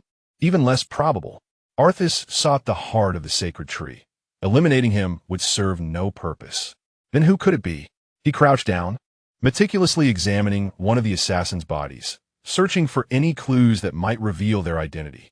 However, the individual was alarmingly clean, devoid of any markings. And even the weapon used was the most ordinary, untraceable type. As his mental energy swept over the residual traces of energy left by the corpse, an incredibly faint yet unmistakable sense of familiarity ignited across his perception like a flash of lightning. This aura was remarkably subtle, imbued with a natural freshness and a magnificent vitality, yet intertwined with an unsettling chill that did not belong to its essence. Just as he endeavored to capture the source of this familiar sensation, a sharp pain suddenly surged from the depths of his mind. Ouch! Zhao Nancheng clutched his head as a fragment of a forgotten, shattered memory forcefully broke through some barrier, intermittently flooding back to him. In the dim core of the elven sacred realm, a colossal sacred tree radiated a gentle glow. The original inhabitant, Zhao Nancheng, had his hand resting on the exposed roots of the sacred tree, while a complex extraction array was in operation. Amidst the flickering light, the dazzling energy core of the sacred tree's heart was gradually drawn out halfway. At that moment, the original inhabitant seemed to sense something and abruptly halted the array. He gazed at the half of the radiant sacred tree heart in his hand, then looked at the sacred tree that appeared somewhat dimmed yet not entirely withered. A flicker of complex emotions flashed in his eyes: compassion, resolution, and a profound calm, as if completing a necessary step. Ultimately, he chose not to proceed with the extraction, but swiftly sealed the half of the sacred tree heart and integrated it within himself, subsequently detonating a pre-prepared interference device. Amidst the earth-shattering explosion and the elves' cries of astonishment, he vanished into the smoke. The fragments of memory abruptly ceased. Zhao Nancheng suddenly opened his eyes, his pupils constricted in shock. The original inhabitant had only stolen half of the sacred tree heart. He had intentionally left half within the elven sacred tree. Why? If only half was taken, the sacred tree should not have withered completely, at most suffering significant damage. Why then did Arthas display such fury and relentless pursuit, as if the entire sacred tree heart had been stolen, placing the elven race on the brink of extinction? This was illogical, unless Arthas was unaware that only half of the sacred tree heart had been taken. Or was there something else that led Arthas to believe that the sacred tree heart had been wholly seized? Zhao Nancheng's thoughts spiraled into chaos. He once again directed his perception towards the faint trace of energy left by the assassins on the ground, and a startling hypothesis began to surface. That familiar, life-infused sensation was undeniably the aura of the sacred tree heart, although exceedingly faint and deliberately distorted and concealed by some force. Its essence could not be mistaken. But wasn't the other half of the sacred tree heart within the elven sacred tree? How could it manifest on these assassins? A heavy dread sank in Zhao Nancheng's heart. Could it be that the half of the sacred tree heart within the elven sacred tree had long since departed from its original place? And that these assassins were connected to the missing half of the sacred tree heart? Simultaneously, in a concealed space shrouded by a powerful barrier, a shadow rose from the ground like melting wax, coalescing into a vague humanoid shape. Kneeling on one knee, it bore evident scars and traces of dissipated energy. The mission has failed, Master. The target's strength far exceeded our estimates, and we have lost 3 men. The voice of the assassin was laden with suppressed pain and fear. Useless. A chilling voice, imbued with barely contained fury, echoed from above. In the shadows stood a figure clad in a deep gray hood, completely obscuring their face. Only their tightly clenched fists were visible in the faint light, with long, pale fingers that turned white at the knuckles from exertion. What use are you to me if you cannot even handle someone just released from confinement? The voice from beneath the hood was like a poisoned blade of ice. Forgive me, my lord. The assassin lowered their head further. His power is peculiar, and he seems to sense the lingering essence of the entity within our strength. The hooded figure suddenly stiffened. Get out. Heal yourself. No further actions are permitted without my command. The voice carried a hint of barely perceptible astonishment as it commanded sternly. Yes. The assassin, as if granted amnesty, swiftly dissolved into shadow. In the empty, secretive space, the hooded figure's breathing was slightly hurried. They slowly raised a hand, the fingertips enveloped in a faint yet forcibly distorted aura of pure life force, emanating from the heart of the sacred tree of the elves. Cautiously, they gathered this essence, as if handling something forbidden. It must be done quickly, came a low mutter from beneath the hood, filled with distorted obsession. Any obstruction must be eliminated. End of Chapter 17. Chapter 18. Western Fantasy. Collapse, prescription, and similar visages in the end. Zhao Nancheng could not bring himself to leave with ease. No sooner had he exited the mind than images of Osirian, writhing in anguish amidst fervent emotions, and When, whose cold yet evidently uninformed heterochromatic eyes, involuntarily surfaced in his mind. If something were to go awry, When alone might not be able to manage. "Ah, truly indebted to you," he muttered under his breath, rubbing his temples that throbbed subtly from the earlier battle and the impact of memories before turning back. Pushing open the door to the outer chamber of the safe house, he found When with his back turned, his body tense, as if he were a sentinel, facing inward.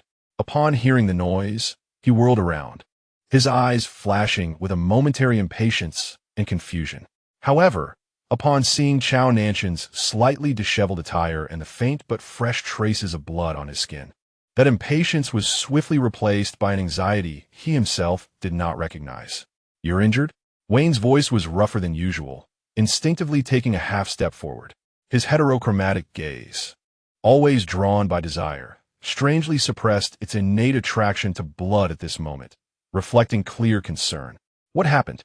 Zhao Nancheng raised an eyebrow in mild surprise, not expecting this to be his companion's first reaction.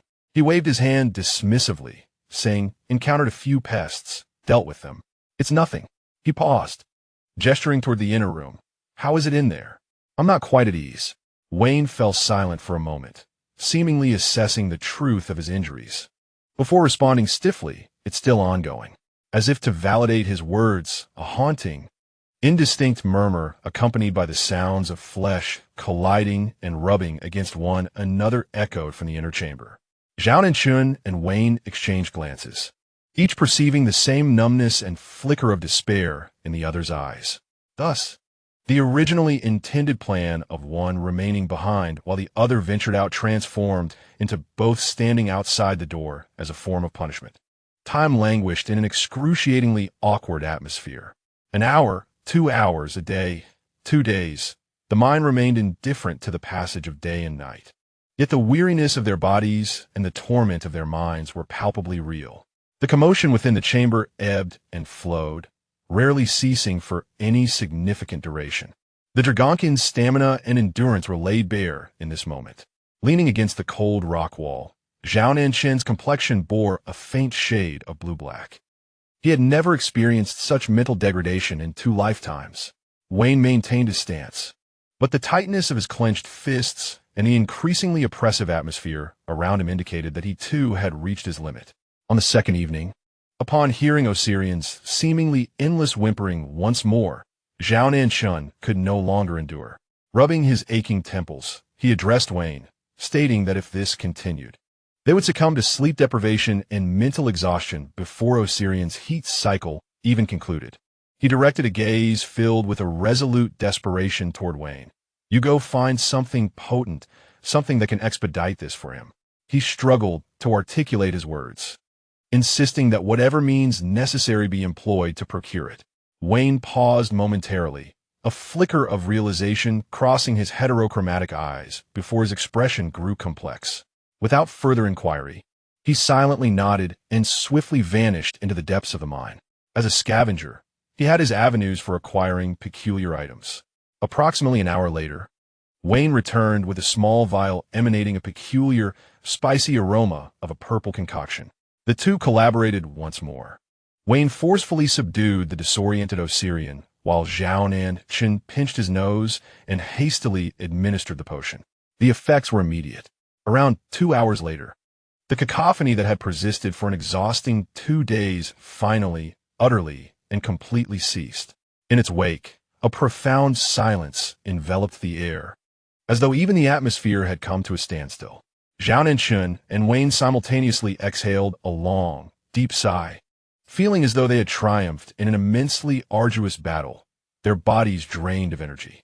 After a brief interval, a hoarse, weak voice filled with shock, confusion, and unbridled fury erupted from the inner chamber. "Alphas, I will kill you."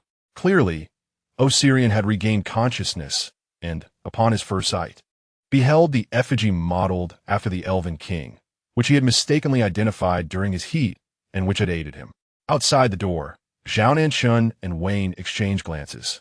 The fatigue and despair that had accumulated over the past 2 days found an odd semblance of relief in that desperate, socially devastating roar. Unconsciously, both subtly curved their lips in a faint smile, a silent camaraderie akin to the thrill of a successful prank flowing between them.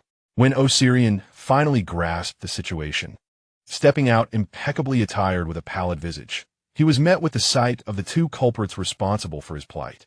Despite their wan faces and the dark shadows beneath their eyes, a glint of mockery sparkled in their gazes.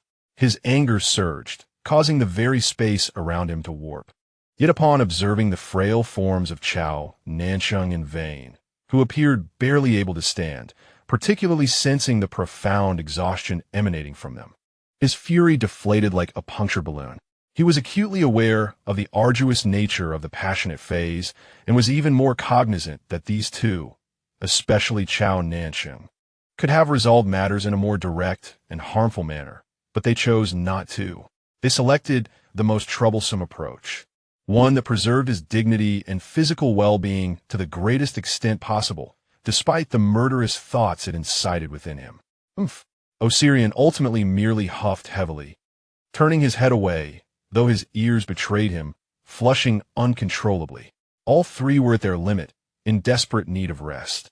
However, the pervasive and palpable air of ambiguity within the safe house dissuaded them from stepping inside. "Let's go to my place," Zhao Nancheng weakly suggested. "My quarters in the temple district, though they may be under surveillance, are at least clean and spacious." No one opposed the idea. Moments latte. In the opulent yet long-neglected priest's chamber of Zhao Nancheng, an exceedingly rare scene unfolded.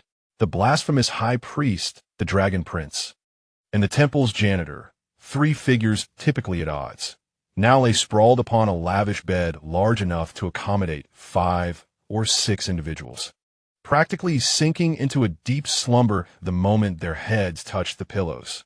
They were utterly exhausted.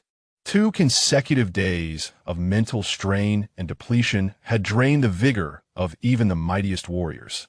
Thus, they fell into a profound sleep that lasted a full 2 days and nights without waking. 2 days later, the 3 gradually roused.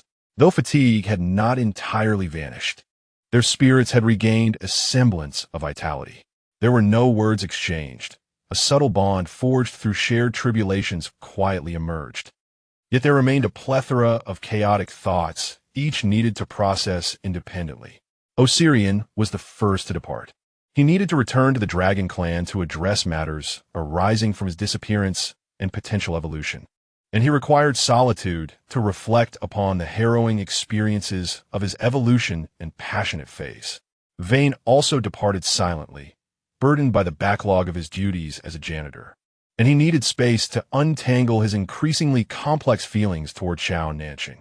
Zhao Nancheng bid them farewell, standing alone in the vast chamber, rubbing his still slightly swollen temples. He had more pressing matters to attend to. Through special channels, he summoned Layla. As the familiar yet somewhat foreign figure of the youth appeared at the door. Stepping into the light, Zhao Nancheng's hand holding the teacup quivered imperceptibly, nearly spilling the liquid. After 2 months apart, Layla had undergone significant transformation. His once slender frame had grown considerably more robust, and following rigorous training, the youthful innocence in his features had diminished, replaced by a newfound resoluteness and sharpness. He donned a fitted outfit, his stride steady, and his gaze remained clear, yet resolutely determined. Such transformations were entirely within Zhao Nancheng's expectations. What sent a shiver of unease through him, even igniting a flicker of panic, was Layla's appearance. Over the past 2 months, she had increasingly resembled Xiao Wu. It was not a complete replication, but rather that ethereal charm, the curve of the brows and eyes, that stubborn expression when her lips were pressed together. And even the occasional glance she cast bore an uncanny resemblance to the child he had cherished with all his being. How could this be? Zhao Nancheng's heart felt as though it were gripped by an invisible hand, his breath momentarily suspended. System. He nearly barked in his mind. What is happening? Why does Layla resemble Xiao Wu more and more? Host, please remain calm. The system's voice remained mechanical, yet a hint of imperceptible hesitation lingered. After analysis, it is highly likely this is mere coincidence. The existence of similar individuals across different worlds is a common phenomenon. Your original world remains unchanged. Xiao Wu is living healthily. Coincidence? Zhao Nancheng found it utterly impossible to accept such an explanation. Concerning Xiao Wu, the calm he once prided himself on evaporated. What kind of coincidence could be so fortuitous? Especially for him? Especially after my arrival in this world? System, you had better tell me the truth. The system fell silent for a moment, seemingly weighing its words. Host, I cannot provide a more definitive explanation. I will report this matter to the main system for verification.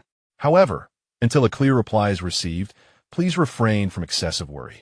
Zhao Nancheng understood that this inquiry would likely yield no results, akin to casting a stone into the abyss. He forced himself to regain composure. Yet when his gaze fell once more upon Layla, who stood quietly below, her expression a mixture of curiosity and concern, the most tender chord within him was struck profoundly. Regardless of whether this was a conspiracy, a coincidence, or some incomprehensible force at play, as long as a connection, however slight, existed between Layla and Xiao Wu. Even if it were merely this increasingly similar visage, he must protect her at all costs. End of Chapter 18. Chapter 19. Western Fantasy, Stubbornness, Embrace. In the advance of green tea, Layla knelt on one knee, offering Zhao Nancheng a standard yet crisp bow, her movements hinting at the demeanor of a well-trained warrior. She raised her head, her clear eyes shining with unmasked anticipation, resembling a small creature awaiting praise. However, what she beheld was the complex and inscrutable gaze of Zhao Nancheng. A mixture of bewilderment, astonishment, and perhaps a fleeting flicker of pain. Layla felt a twinge of confusion. Yet she keenly sensed that beneath the layers of intricate emotions lay an unwavering tenderness towards her and a profound affection that she could not entirely comprehend. That was sufficient. All she needed was to ascertain this truth. Rise, Zhao Nancheng said, tempering his outward emotions, his voice returning to its usual gentleness, though those attuned might discern a subtle huskiness. It has been tough these past 2 months, hasn't it? It hasn't been tough at all. Layla immediately shook her head, her eyes bright. I am very happy to learn new skills. Zhao Nancheng gestured for him to take a seat, personally pouring him a glass of water. Engaging in seemingly casual conversation, he inquired about the trivialities of training, before subtly probing. Has anything particularly noteworthy occurred over the past 2 months? Or have you noticed any changes in your physical condition? Layla cradled the glass, pondering seriously before shaking his head affirmatively. No, Chief. I have been training as per the instructor's directives, eating and sleeping. My body has become sturdier than before, and my strength has significantly increased. There are no other differences. Zhao Nancheng gazed into his candid and unadulterated eyes, his doubts intensifying rather than diminishing. If Layla himself exhibited no anomalies, then the source of these increasingly pronounced changes resembling Xiao Wu must lie elsewhere. Was it the influence of some external force? Or was it related to his own otherworldly soul's arrival? Suppressing the turmoil within, he redirected the conversation towards the bishop's impending visit to the orphanage for blessings. His original intention was to have Layla continue training in a secure environment, away from this evidently perilous undertaking. No, Chief. Please allow me to participate. Upon hearing this, Layla instantly grew anxious, placing his glass down and kneeling once more, gazing up at Zhao Nancheng with a resolute and steadfast expression. I am no longer a child who needs protection under your wings. I have undergone training, I possess strength, and I wish to serve you. I want to prove that I can be of assistance. I implore you to grant me this opportunity." Seeing the fiery determination burning in the boy's eyes, reminiscent of Xiao Wu's stubbornness when striving for a goal, Zhao Nancheng found the words of refusal that had risen to his lips utterly unutterable. He remained silent for a moment, ultimately releasing a barely audible sigh. "Very well," he conceded, "but you must stay by my side, never straying far. All actions will be under my command."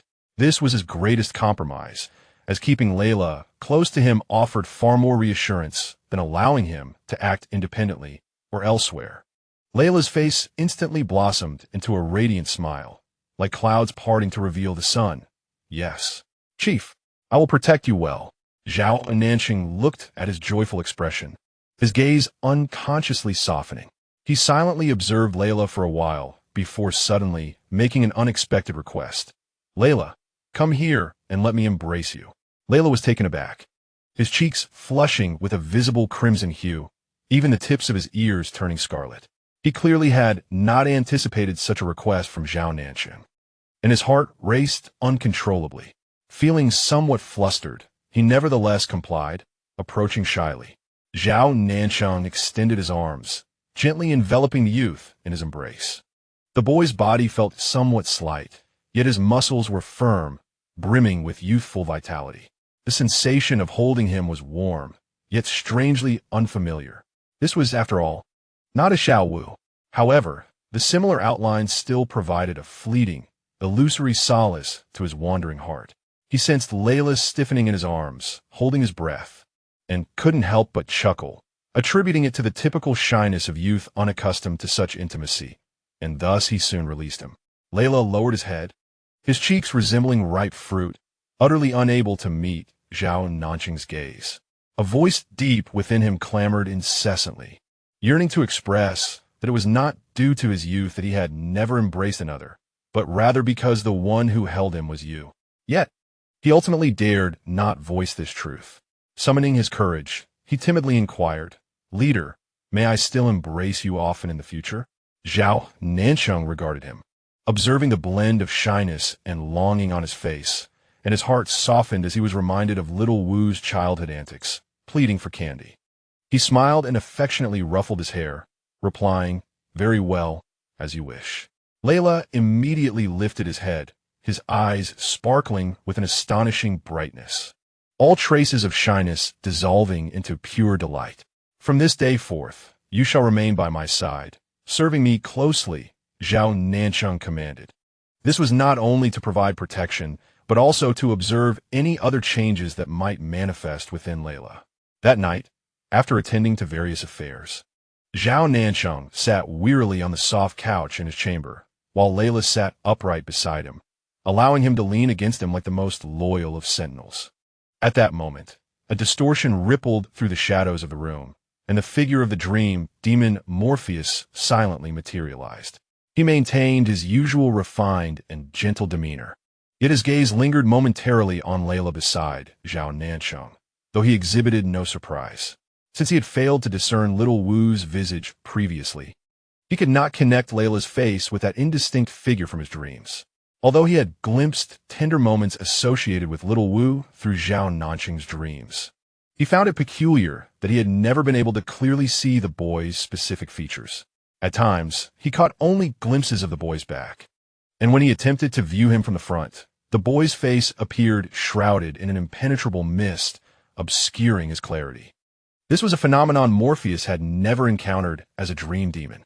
He had initially attributed it to the side effects of forcefully peering into a beautiful dream that felt like poison to him, compounded by the guilt of intruding upon his master's privacy, and thus he had kept this matter buried deep within his heart, never mentioning it. However, at this moment, observing Zhao Nancheng's indulgent demeanor toward the youthful attendant named Layla, allowing him to remain close at all times. Even having seen Zhao Nancheng resting against the boy upon his entrance, Morpheus's gentle gaze lowered momentarily, and when he raised it again, a thin veil of moisture shimmered within his eyes, enhancing his already exquisite features with an air of poignant vulnerability. He approached Zhao Nancheng's couch and gently knelt beside it, resting his chin lightly on the edge. With a voice tinged with a hint of grievance and cautious longing, he expressed, "Master, Morpheus too wishes to remain by your side, serving you as he does." He slightly lifted his face, the angle rendering him both fragile and sincere. Each hurried visit left him with only a fleeting sense of your presence, and Morpheus felt a profound loneliness. He was aware that he was feigning pitifulness, acting a part, yet he could not suppress it. The feeling of being overshadowed by an unexpectedly ordinary boy stirred a bittersweet ache within him, especially when he saw the tenderness in his master's eyes directed at that boy, so reminiscent of the gentle gaze he had cast upon the indistinct figure in his dreams. Zhao Nancheng, ever astute, saw through the dream demon's subtle machinations, recognizing the ploy of the green tea girl. However, the striking contrast between her gentle and pure appearance, coupled with her deliberately submissive demeanor and a hint of seductive behavior, undeniably possesses a formidable allure. Since Morpheus is, after all, a crucial partner and informant, this minor transgression is hardly significant. It even carries an undertone of dependency that he seems reluctant to reject. "As you wish," Zhao Nancheng replied with a hint of resignation, raising a hand to rub his brow, acquiescing to her presence while cautioning her to conceal her movements, lest she attract the attention of the bishop's men. "Thank you, my lord." Morpheus immediately beamed, his smile akin to a spring breeze melting away the ice, dispelling all shadows of earlier distress as if the pitiful figure moments before was a mere illusion. He cast a smug, subtle challenge toward Layla, who lurked in the shadows, seething at the sight of the sudden interloper, an insipid character who somehow managed to earn the privilege of standing beside the leader with just a few words. His fists clenched tightly, nails nearly piercing his flesh, yet he refrained from unleashing his fury, constrained by his status and Zhao Nancheng's presence. Thus, that night, the dynamics upon Zhao Nancheng's lavish bed shifted once more. Layla insisted on remaining outside under the guise of close guard, while Morpheus, emboldened by Zhao Nancheng's consent, transformed into a palpable shadow, claiming the inner position under the pretense of safeguarding his lord's dreams. Zhao Nancheng lay in the center, acutely aware of the contrasting yet tumultuous energies flanking him. He recalled that just days prior, this very bed had hosted two individuals of entirely different natures, a tempestuous dragon and a frigid reaper. Indeed, this bed had borne witness to a plethora of experiences. Amused by the absurdity of the situation, Zhao Nancheng could not help but chuckle softly. This chaotic and uncertain existence in a foreign realm seemed, after all, not devoid of intrigue. Meanwhile, far away in the elven king's court, Arthas, attending to state affairs by the eternal spring, was inexplicably gripped by a sudden pang of anxiety, as if something significant that rightfully belonged to him was being carelessly approached and even claimed by another. Irritated, he set aside the scroll in his hand, gazing toward the high priest's palace, yet he found his emotions inexplicably unfounded. That night, he dismissed all attendants and returned alone to his chambers. By some inexplicable force, he retrieved the shirt belonging to Zhao Nancheng that he had hastily brought back in a moment of panic. The soft fabric, now slightly faded of its owner's unique scent, inexplicably stirred a sense of unease within him. He clutched the shirt tightly to his chest, as if it were an unparalleled treasure, burying his face deep into it in an attempt to absorb the comforting yet tumultuous scent which barely quelled the unnameable feelings of loss and restlessness in his heart, gradually lulling him into slumber. Yet in his dreams, he perpetually beheld a grand bed filled with shifting shadows, while he remained eternally barred from approaching it. Chapter 19 ends here. Chapter 20, Western Fantasy. Dream rejection and the night before blessing in the stillness of the night. Breaths were even within the sleeping quarters. Layla slept soundly on the outside, while Morpheus, curled up as a shadow on the inner side, silently opened his eyes. The pair of gentle, warm eyes flickered with a hint of struggle in the darkness, ultimately succumbing to a nearly insatiable desire. Like the most cautious of thieves, he once again infiltrated the unguarded dreams of Zhao Nancheng. As was his custom, he adeptly cleared away the trivial negative fragments of the mind generated by the mundane concerns of the day, akin to savoring an appetizer. Having completed this task, he ought to have withdrawn immediately, allowing his master to rest peacefully. Yet, he found himself unable to do so. His consciousness, almost involuntarily, was drawn once more to that corner, warm as sunlight. There, Zhao Nancheng was sharing a tranquil daily life with a boy whose features remained indistinct. It appeared to be a festive day, with a dream suffused with the sweet aroma of confections and baked goods. Zhao Nancheng smiled, holding a seemingly soft and comfortable new coat, gently attempting to help the boy put it on, his gaze filled with tenderness. Morpheus observed silently from the side, the illusory warmth searing his cold core like genuine flames. He yearned desperately for that focused affection to be directed at him, even if only for a fleeting moment. In a moment of reckless inspiration, a wild thought took root. He summoned the powers of the dream demon, carefully, as if replacing an inconsequential backdrop within the dream, projecting his consciousness to take the place of the indistinct boy. In an instant, an overwhelming, deceptive euphoria engulfed him. He felt Zhao Nancheng's hand gently brush over his hair, heard that laughter-laden voice, as if it could drown him, whispering in his ear, "Don't move, let's see if it fits." Morpheus nearly succumbed to this stolen warmth. He watched as Zhao Nancheng approached with the coat, slightly bending down, his exquisite face magnified in the dream, so close that he could count the delicate lashes and feel the warmth of his breath. In a state of passionate confusion, he forgot fear, forgot boundaries. He gazed at that enticing cheek, seemingly glowing softly, overwhelmed by an intense impulse to steal a kiss. Just one gentle peck, in the dream, unseen. He tilted his head slightly, with utmost reverence and excitement, drawing near to that alluring visage, just as his lips were about to graze that ethereal skin. A tentacled explosion erupted. An indescribable, colossal force of repulsion surged forth from the core of the dream, akin to the most violent tsunami, erupting without warning. This force was not an attack, but bore an absolute, unassailable authority, as if it had touched upon some supreme taboo. Morpheus could scarcely utter a half-formed scream before his entire consciousness was struck by an invisible hammer, brutally and completely expelled from Zhao Nancheng's dreams. He could even feel his solidified spiritual form fracturing, a tearing agony resonating from the depths of his soul, far more intense than the last time he had been gravely wounded by Zhao Nancheng's counterattack.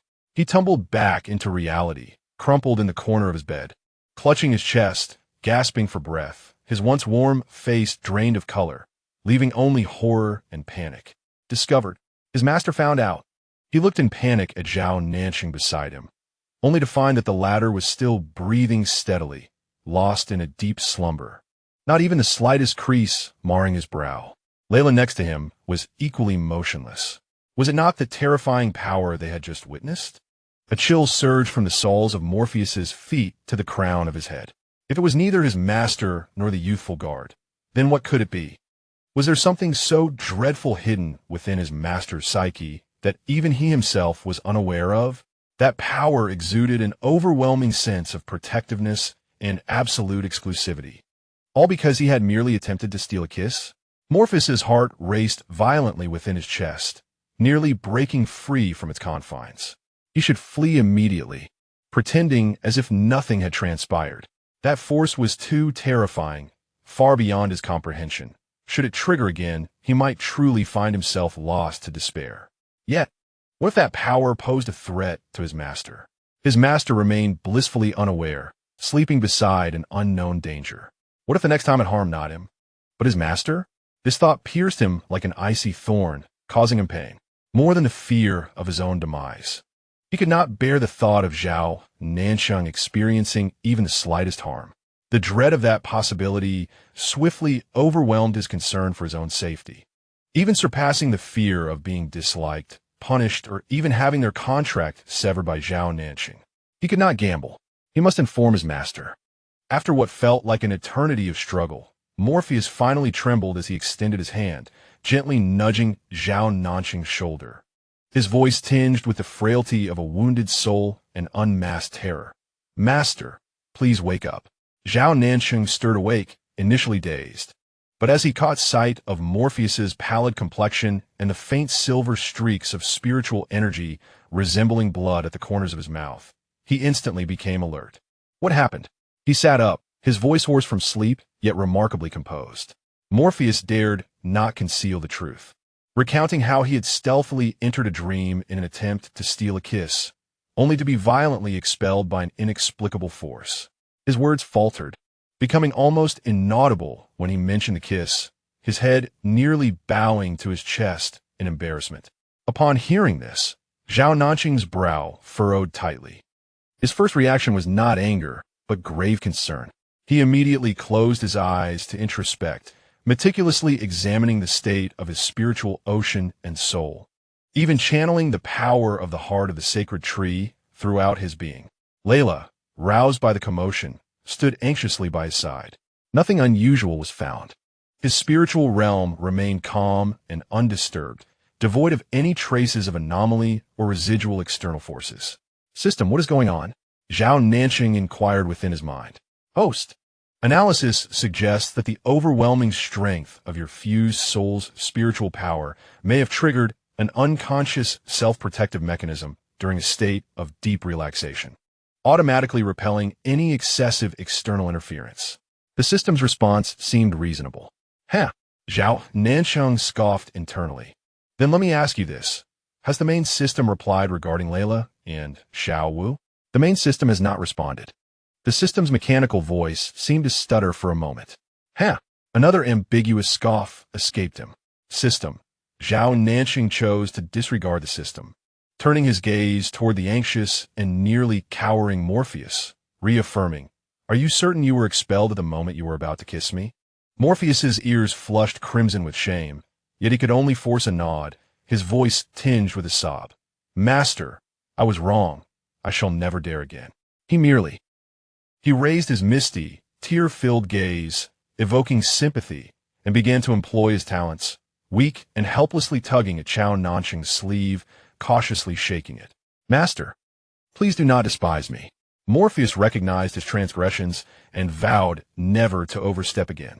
He was aware that he was resorting to familiar tactics, yet he was terrified that Zhao Nancheng might distance himself because of it. Zhao Nancheng regarded his demeanor, clearly frightened yet feigning innocence, both exasperated and amused. He was indeed somewhat irked by the audacity of this dream demon, but seeing him injured, weak, and panicked, much of his ire dissipated. Moreover, Morpheus brought with him an exceedingly important revelation. Deep within himself, or rather within the recesses of his mind, perhaps lay secrets even he remained oblivious to. "Let this be the last time," Zhao Nancheng finally uttered, his tone merely a gentle dismissal.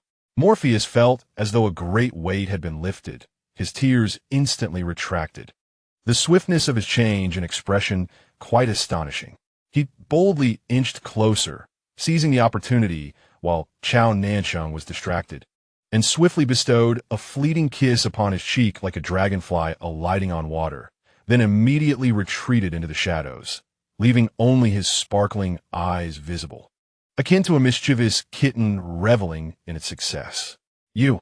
Zhao Nancheng was taken aback, touching the spot that had been kissed, feeling somewhat helpless. "I want one too." Layla, watching with reddened eyes, angrily squeezed her way over, gazing at Zhao Nancheng with yearning. Zhao Nancheng chuckled, perceiving it as mere childish rivalry for affection, and acquiesced to her wishes, bending down to place a gentle kiss upon her smooth forehead, imbued with the warmth of a caring elder. Layla's heart blossomed with joy, and she gleefully touched her forehead, casting a challenging glance at Morpheus. Morpheus pouted in the shadows, yet inwardly reveled. "Humph, little brat, the master treats you like a child. You're scarcely a threat." After this commotion, dawn was fast approaching. In the morning light, Zhao Nancheng stood before a full-length mirror, allowing his attendants to arrange the folds of his ceremonial robe. The pristine satin glimmered with a pearlescent sheen beneath the morning light, while silver thread embroidered the inverted cross pattern, subtly visible at the hem. This attire was meant to symbolize purity and sanctity. However, on him, it exuded an inexplicable aura of dangerous elegance, as if a venomous serpent were draped in an angel's garb. He recalled the invitation sent by the bishop, his gaze lingering on the words Maria Orphanage, a wry smile curling at the corners of his lips. End of Chapter 20, Chapter 21. The game beneath the white robe, sir. Here is today's agenda. The aged steward presented a sheepskin scroll with both hands, his lowered eyelids concealing a subtle scrutiny. He was an emissary of the bishop. Zhao Nancheng casually unfurled the scroll, his fingertips pausing slightly at Maria Orphanage. Oh, Maria Orphanage. He murmured the name softly. Wasn't there a food poisoning incident just last month? The steward's Adam's apple bobbed slightly, precisely for this reason. The cardinal bishop has arranged this blessing. Blessing? Zhao Nancheng suddenly chuckled lightly, casually tossing the scroll onto the dressing table. Was it the relief bread infused with holy salt, or the poisoned apple sprinkled with holy water? His tone was nonchalant, yet he precisely unveiled some of the bishop's sordid tactics from the past. The attendants in the room froze instantly, while the steward's face turned pallid, fine beads of sweat forming on his brow. Zhao Nancheng, seemingly oblivious to their unease, methodically donned pure white gloves. His slender fingers glided over the 7 black gemstones on the waist sash, a secret signal from the memories of the original owner, warning high-ranking clergy to remain vigilant against deception. He leaned closer to the steward's ear, his voice soft as a lover's whisper. I eagerly anticipate the surprise he has prepared. The steward stumbled back a couple of steps, nearly toppling the candelabra, and almost fled in panic. As the gilded carriage rolled into the orphanage square, hundreds of ragged children knelt upon the lawn.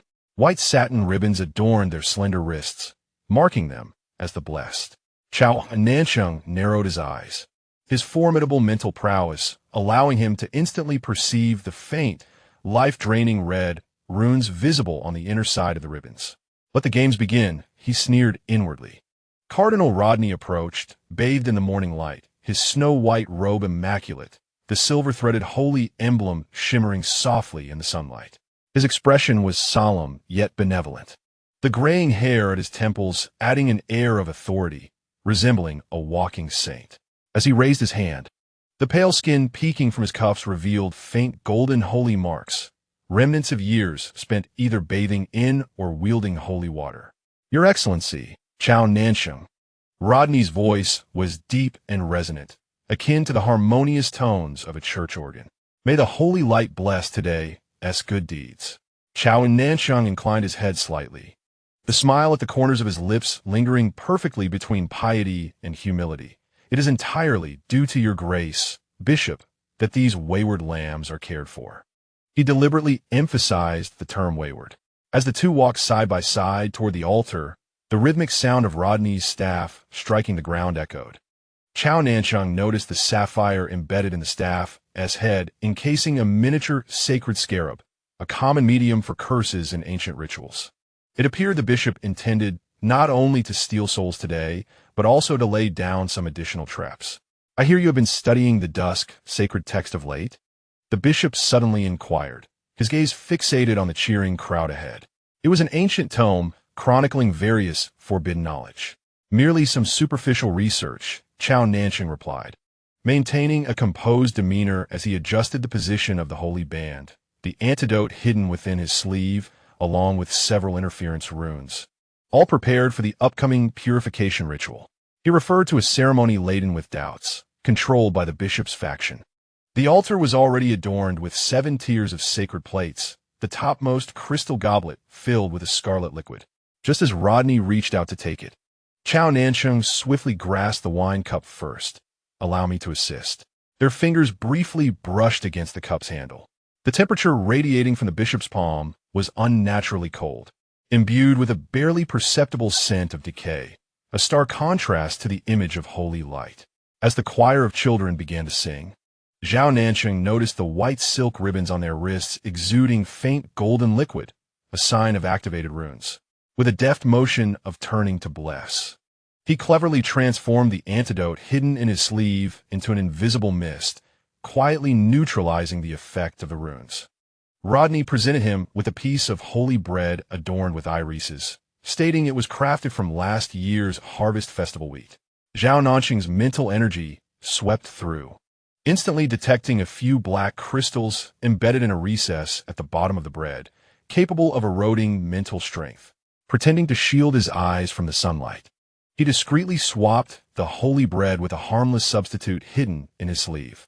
As he bit into the innocuous bread with a composed demeanor, a flicker of barely perceptible disappointment flashed in the bishop's eyes. As the ritual progressed to the moment of sprinkling holy water, Rodney abruptly altered his planned course. With a silver jug in hand, he approached a disabled child at the edge of the crowd, causing the accompanying priests to fluster. Zhao Nancheng's pupils narrowed as he observed the spiderweb-like purple veins emerging from the child's neck, suggesting a faint power related to the abyss concealed within. It seemed that this holy water was intended to stimulate or even control that power. What a touching devotion! Zhao Nancheng suddenly raised his voice, snapping his fingers at the instant the bishop poured the holy water. Hidden among the clouds, a miniature light mirror device he had arranged earlier refracted the sunlight, transforming the droplets into a magnificent rainbow bridge. The crowd gasped in awe. Unbeknownst to them, a few drops of lethal holy water silently evaporated into eerie green smoke amidst the rainbow. The child in the wheelchair suddenly widened his eyes, his atrophied legs, after years of inactivity, twitched slightly under the stimulation of a life force infused with the heart of the sacred tree, released in secret by Zhao Nancheng. A miracle! A woman screamed, dropping to her knees. Rodney turned to Zhao Nancheng, their gazes clashing fiercely in the air. The coldness in the bishop's eyes was fleeting, quickly replaced by a facade of benevolence. This is the revelation bestowed upon us by the holy light. He seamlessly appropriated the credit for the event to himself and the holy light. As dusk fell, with a last batch of believers departed, Rodney intercepted Zhao Nancheng in the shadows of the corridor. "Your Excellency, you have been particularly active today," the bishop remarked, stroking the gem atop his staff. The beetle's elytra within the crystal slightly opening and closing, as if gathering power. Zhao Nancheng was in the process of removing his glove, singed by the residual holy water, and chuckled lightly. After all, one must cooperate with the bishop's script. He displayed the burn on his palm, rapidly healing under the power of the heart of the sacred tree, even resorting to a feigned injury. Suddenly, Rodney leaned forward, the incense from his robe wafting toward Zhao Nancheng, yet unable to conceal a hint of decay. That disabled boy is a descendant of the abyss's kin. His blood can awaken forces deep within the earth, and you need a suitable blasphemer as a sacrifice to complete your summoning or some other scheme. Zhao Nancheng finished his thought for him, abruptly shoving the blood-stained glove into the bishop's sleeve. Unfortunately, today's holy water lacked purity, failing to awaken that child. Am I right? In the distance, the sound of approaching monks echoed. Rodney instantly regained his dignified demeanor, though his hand, concealed within his sleeve, quietly summoned magic to reduce the glove to ash.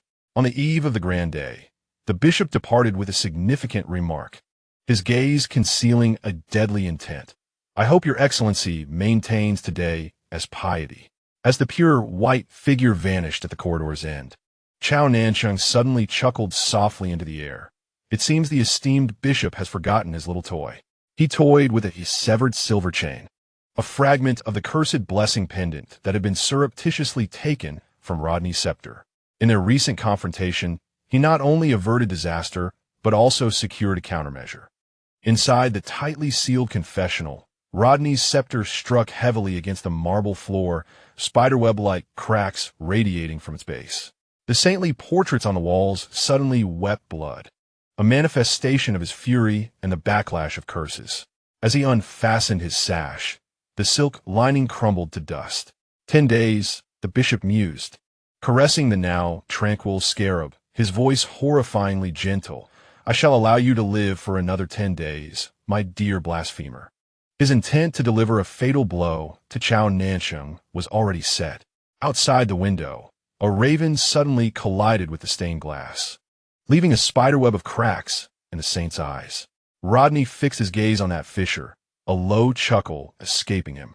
He collected the blood seeping from the portrait, inscribing a reversed pentagram on the pages of the Bible. The image fleetingly appeared, yet it caused the temperature in the room to plummet several degrees.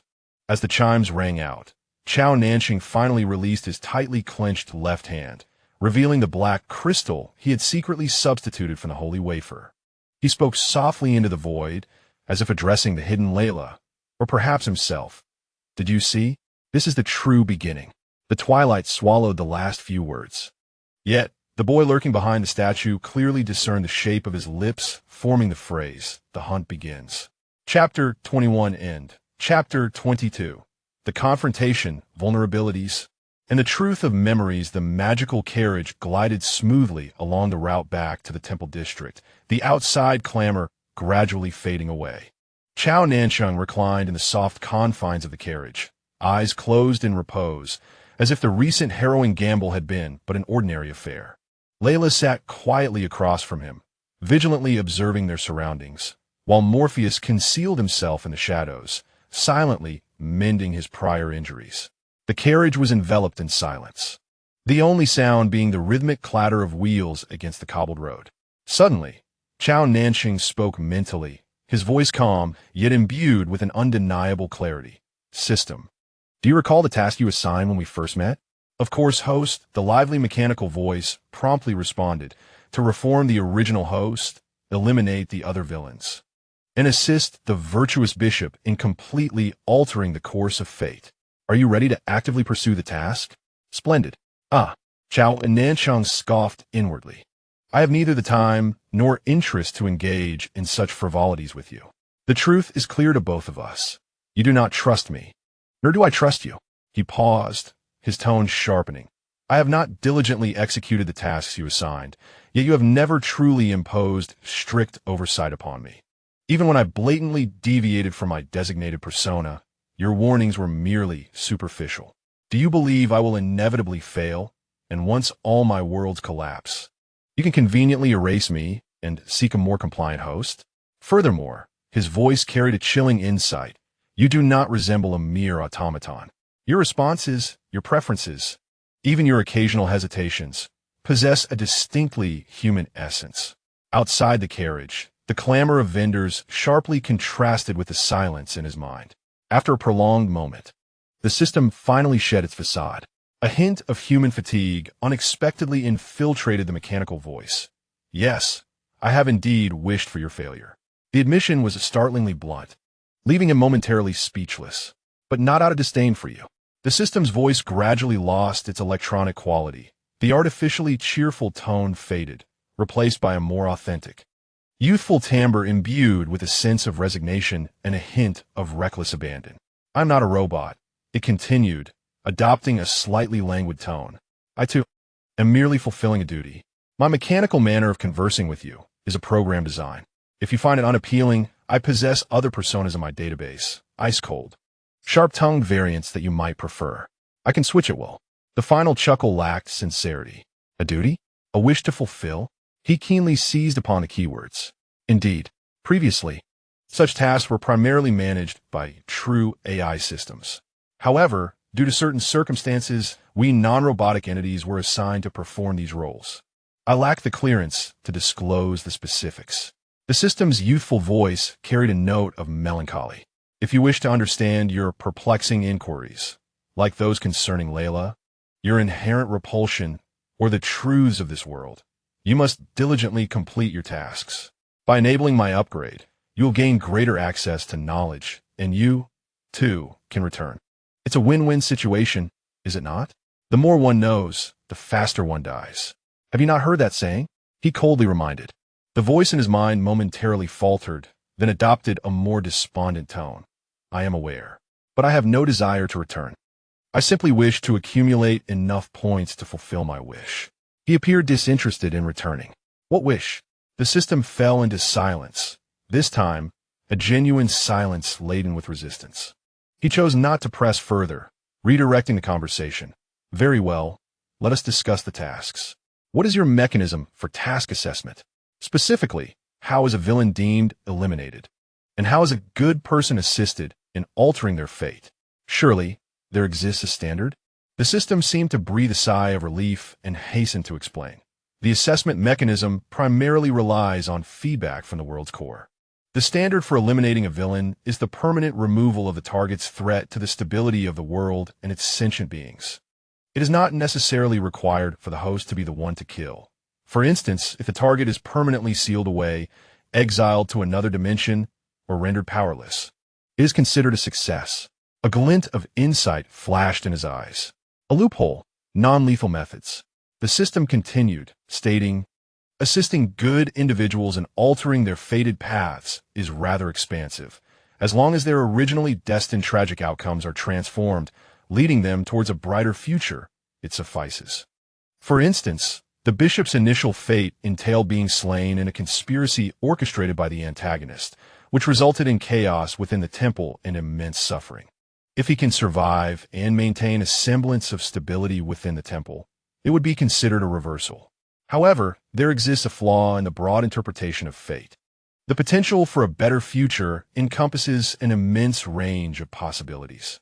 In other words, Zhao Nancheng gradually concluded that as long as he could ensure those four malevolent beings, the elf king, the dragon, the cleaner, and the dream demon, no longer posed a threat to the world and its sentient beings, while also safeguarding the bishop's life to prevent the temple from descending into chaos that would lead to widespread devastation, he would have fulfilled his mission.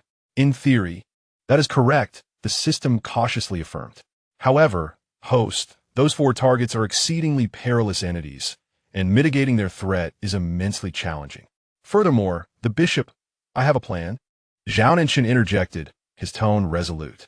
Within his mind, a vague yet audacious strategy had taken shape, one that could accomplish the mission while preserving those four unique materials and definitively addressing the issue posed by the bishop, who was a genuine malignancy. Naturally, he would not disclose his true intentions to the system. As long as you do not betray me, or, when the time comes, provide some minimal assistance, we can undoubtedly achieve a mutually beneficial outcome. The system fell silent for a moment before responding in a tone that conveyed both a sense of casualness and sincerity, reminiscent of youth. Very well. I recognize your intelligence, and that you are not inherently malevolent. My previous indifference was somewhat motivated by curiosity regarding your capabilities. You are far more intriguing than the earlier instances. So you agree? Indeed, the system affirmed. Let us collaborate harmoniously, Zhao Nancheng. You mentioned you could change your voice and personality?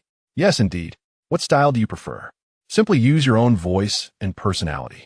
There is no need for pretense. The system seemed to pause momentarily, then fell silent for several seconds.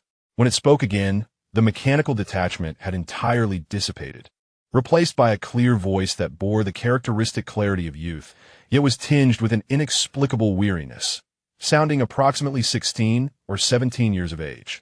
All right. Just one word conveyed the essence of someone young, yet seemingly burdened by life as trials. Zhao Nancheng found this voice far more agreeable. System, why is your designation 1124? Oh, that, the youthful system, Jitting Song replied. It signifies that I am the 24th system in the 11th district. Each district has different types of system tasks. For instance, I know that the first district hosts protagonist systems, tasked with binding hosts to assist them in becoming the protagonists of certain small worlds. To become the protagonist of a small world? Zhao Nancheng queried, keenly interested. Does this imply that the world itself lacks a protagonist and requires one to be found? Or what does the host replace the original protagonist? I am uncertain, Zhao Nan, Jitting Song replied with a hint of resignation. I am merely a low-level system with very limited authority. The system's public communication channels are divided by district, and information across districts is scarce. I'm only aware that each time the host completes a task, I am awarded a certain number of points, which can be utilized to enhance my authority in exchange for items I require. Jitting Song, suddenly called by Zhao Nancheng, inquired about the significance of his true name. The youth in his mind seemed momentarily stunned, and after a brief pause, recited with a tone reminiscent of distant memories. In the vibrant flames of the new year, as the bamboo echoes, we gather to celebrate the arrival of the spring. It is an ancient verse from my hometown pertaining to the New Year's Eve vigil. My family has often said that I was born on the night of New Year's Eve, amidst the cacophony of firecrackers. while they were preparing pepper wine to welcome the new year. Hence the name was bestowed upon me. A splendid name, Zhao Nancheng sincerely remarked. The warmth of the festive atmosphere contrasted sharply with the desolate image of a youth struggling in a foreign world filled with arduous tasks.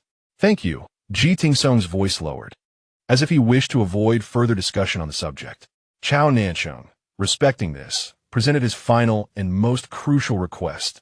Ji Tingsong, I implore you to assist me in unraveling all the seals on my memories, those of the original host, as well as the memories that I suspect are sealed regarding the truth behind this task. The one who has sealed your memories is not I, but the main system. Ji Tingsong promptly replied, his tone turning serious. Upon binding with you, I discerned a formidable seal from the main system over your memories. I suspect they fear that once you uncover certain truths, you would no longer comply with the tasks. Can you unlock them? I can. Ji Tingsong hesitated for a moment before affirming, but I will need to exhaust most of my current power, which may even lead to a temporary state of dormancy. Subsequently, once you earn points, you must share a portion with me as compensation. Agreed. The process may be somewhat painful, so bear with it, Ji Tingsong cautioned. In the next moment, Zhao Nancheng felt an unfamiliar surge of energy, imbued with a burning essence, violently rushing into the depths of his consciousness. Akin to the most delicate scalpel, precisely targeting the fortified seals on his memories. An intense headache struck him, more ferocious than any he had endured before, as if his very soul were being torn apart and reassembled. Zhao Nancheng let out a muffled groan, his complexion blanching instantly, beads of cold sweat forming on his forehead, and his body trembling uncontrollably. Sir! Layla immediately sensed something amiss and approached anxiously. Do not touch me, Zhao Nancheng barked, his voice hoarse from pain. He clenched his fists tightly, his nails digging deep into his palms, forcing himself to remain conscious amidst the onslaught of this deluge of memories. Countless images, sounds, and fragments of information surged like a flood, breaching the dam of seals and inundating his consciousness. He beheld the true intentions of the original host, Zhao Nancheng. End of Chapter 22. Chapter 23. Western Fantasy. The return to the origin as the excruciating pain receded like a tide when Zhao Nancheng regained control of his consciousness. He found himself floating in a vortex comprised of fragmented memories. The first memory scene unfolded. In a cozy study, the young original host, Zhao Nancheng, sat upon his father's lap, listening to tales of the stars and the sea. The mother trims the roses by the window, sunlight streaming through the stained glass, casting a kaleidoscope of colors upon the lapis lazuli floor. My dear Chinur, the father gently strokes his hair. What we guard through generations is not power, nor wealth, but the profound force that allows all beings to coexist harmoniously. Young Chun Nan raises his curious gaze. What force is that? It is the power of harmony. In his father's hand, for luminous orbs emerge, intertwining yet never clashing. Behold, this is the steadiness of the earth, the resilience of flowing water, the passion of flame, and the freedom of the gentle breeze. They are inherently incompatible, yet within our veins, they can coexist in harmony. The mother turns with a smile, though a hint of worry lingers in her eyes. This power is precious, but it may also bring danger. You must promise me, Chun'er, to never reveal this ability lightly before outsiders. The young original host nods, half comprehending, as a small orb of 4 colors quietly materializes in his palm. The scene shifts. In Chun, Nan witnesses the original host's first entry into the underground cult's secret chamber at the age of 15. The walls are etched with ancient prophetic runes. As a venerable prophet points towards a horrifying vision within a crystal ball, when the stars fall, the ancient will that devours souls shall awaken. The crystal reveals a nightmarish tableau of countless souls being drawn into a dark vortex. It shall consume the souls of most living beings, leaving the remainder to be herded like livestock, generation after generation, as its source of energy. The original host's face pales. Is there no way to stop it? The prophet trembles as he points to another image. The only hope lies in finding a vessel that can contain the 4 primordial forces. Offering oneself as a sacrifice to complete the return of all things to their source. A complex array manifests in the vision, with each corner corresponding to a different primordial force, while the center requires a special vessel to harmonize them. What conditions must this vessel meet? The original host's voice trembles. The memories continue to flow, revealing the original host's bloodline awakening ceremony at 18. Within the most hidden sanctum of the underground cult, an elder holds the leaf of a sacred relic. As this relic nears the original host, a radiant four-colored light envelopes him. Indeed, the elder exclaims with trembling excitement, "The Chun family's bloodline is truly descended from the ancient harmonizers." This lineage not only accommodates the four opposing primordial forces, but possesses the extraordinary talent for their perfect fusion. Standing at the center of the array, the four forces circulate within him without conflict, forming a wondrous balance. Logically, such a bloodline should be meticulously protected. The second elder voices his concerns. Yet, the prophecy has a fatal flaw, the prophet sighs. We only foresee that the sacred tree is one of the keys to seal the ancient deity. No one knows what the other three keys are or where they reside. At that moment, the original host opens his eyes, a faint golden light emanating from his palm. I can sense them. As one draws near, the resonance of primordial power can be sensed. He paused and added, "Yet if the key resides within a living entity, one can only perceive its approximate location. It is only by extricating the key from its host that one can ascertain its true nature." The memory shifted to a clandestine assembly. "This is far too perilous." A female elder vehemently opposed. "To send the harmonizer to seek the key? What if something goes awry?" "Yet we have no alternative," the original host replied calmly. "Only I can accurately identify the key, and solely my lineage can endure the potency of the four keys. Should another be dispatched to search, they may misidentify the target or fall victim to the backlash of the power before all keys are retrieved." He displayed the four hues of light in his palm, saying, "Behold, a mere vessel exposed to two opposing sources will shatter, yet I can allow them to coexist peacefully. This is our only hope." Ultimately, the Grand Elder decreed, "We shall provide you with a cadre of the most loyal followers, but we cannot offer further protection. To avoid drawing the attention of the ancient god's adherents, you must bear the majority of the risk alone." The memory swiftly transitioned, revealing the original host meticulously forging those evil memories under candlelight. He inscribed in his journal, "If I am destined to bear infamy, let at least those innocent souls survive." On a frigid winter's night, the original host stood outside an orphanage, observing the children shivering in the cold wind. He turned to his followers and inquired, "Have we dealt with the temple knight who has relentlessly pursued us?" "It has been resolved, my lord." "Excellent." The original host's voice was icy. "Transform his corpse into charcoal and deliver it to the orphanage. Since he was so fervent in his philanthropy during his life, let him continue to warm the children in death." When the followers delivered the charcoal to the orphanage, the nuns were overcome with gratitude. "Please extend our thanks to Lord Zhao Nancheng. This charcoal is indeed a timely gift." Zhao Nancheng felt the original host's complex emotions within the memory. He could neither reveal his benevolence nor turn a blind eye to the suffering children. This method of fashioning charcoal from the body of an adversary preserved his sinister facade while genuinely aiding those in need. A new memory unfolded, revealing the original host's first encounter with the elven king, Alphys. Within the archives of the elven realm, the original host feigned a role of a scholar deeply engrossed in ancient mysticism, engaging Alphys in discussions about the essence of magic. By the eternal spring under the moonlight, their initial academic discourse gradually blossomed into a profound camaraderie that could last through the night. "I have been praying," the original host whispered in the memory, "that the heart of the sacred tree is not one of the keys I seek." However, when Alphys guided him to the elven sacred tree and unveiled the heart of the sacred tree, the harmonizing force within him resonated powerfully. In that moment, his heart plummeted to the depths. The heart of the sacred tree was indeed the first key he had been desperately searching for. As Zhao Nancheng observed, on the night of the theft of the heart of the sacred tree, the original host's hands trembled.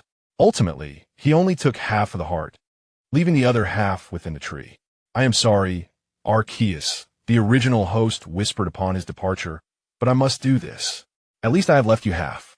The final fragments of memory unveiled the true nature of the bishop. In the solitude of the midnight prayer chamber, Rodney knelt before the statue, fervor flickering in his eyes. An ancient tome lay open before him, inscribed with a forbidden ritual.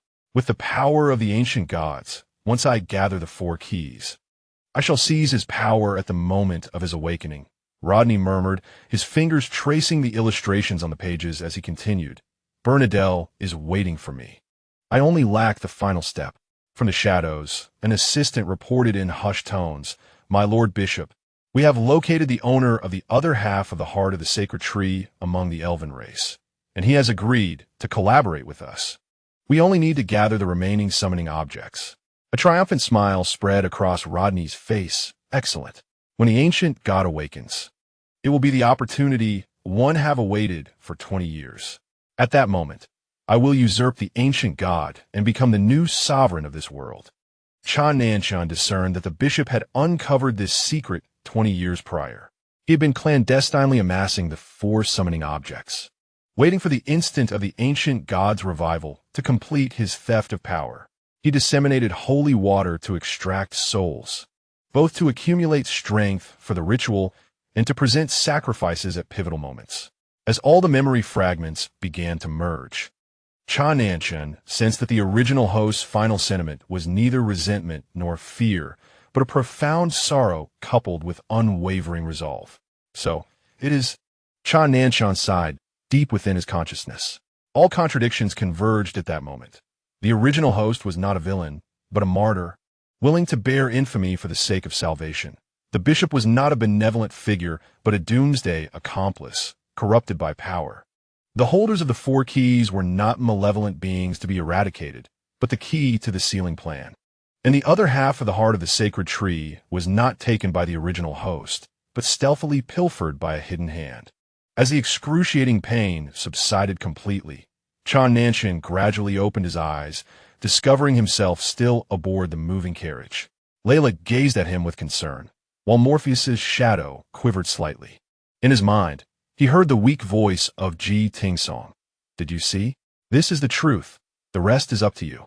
The presence of the system gradually faded, clearly exhausted from the effort of unsealing the memories. "Rest assured," Zhao Nancheng responded inwardly, "now that I know the truth, I will not allow the original host's sacrifice to be in vain." He felt the harmonious power flowing within him, the most precious legacy left by the original host. Now he understood why the heart of the sacred tree could merge perfectly with him, why his blood held a special allure for Vane, and why he could remain conscious during the psychic assaults of the dream demons. All of it stemmed from this unique bloodline. The carriage halted before the temple, and Zhao Nancheng adjusted his robe. As he stepped out of the carriage, he had transformed back into the elegant and composed high priest. Yet, deep within those amber eyes, a true game was only just commencing. He now had to not only fulfill the unfinished mission of the original owner, but also, under the watchful gaze of the system, discover a path that could both seal the ancient deity and thwart the bishop's ambitions. The sunlight illuminated his pristine priestly robe, yet it could not penetrate the meticulously crafted plan that had already taken shape in his heart. "I want both the key and your life. Bishop, do you not thirst for power? In due time, I shall grant you ample enjoyment." As he recalled the silver chain buried with a lethal gift, a glimmer of cold light flickered in his eyes.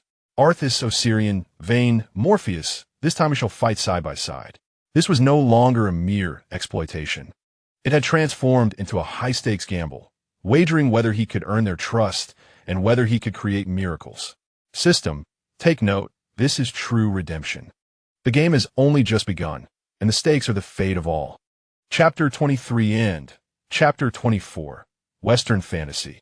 Desperation having learned of the whereabouts of the other half of the heart of the sacred tree, as well as the collusion between the mastermind and the bishop, Zhao Nancheng's mind was now clear.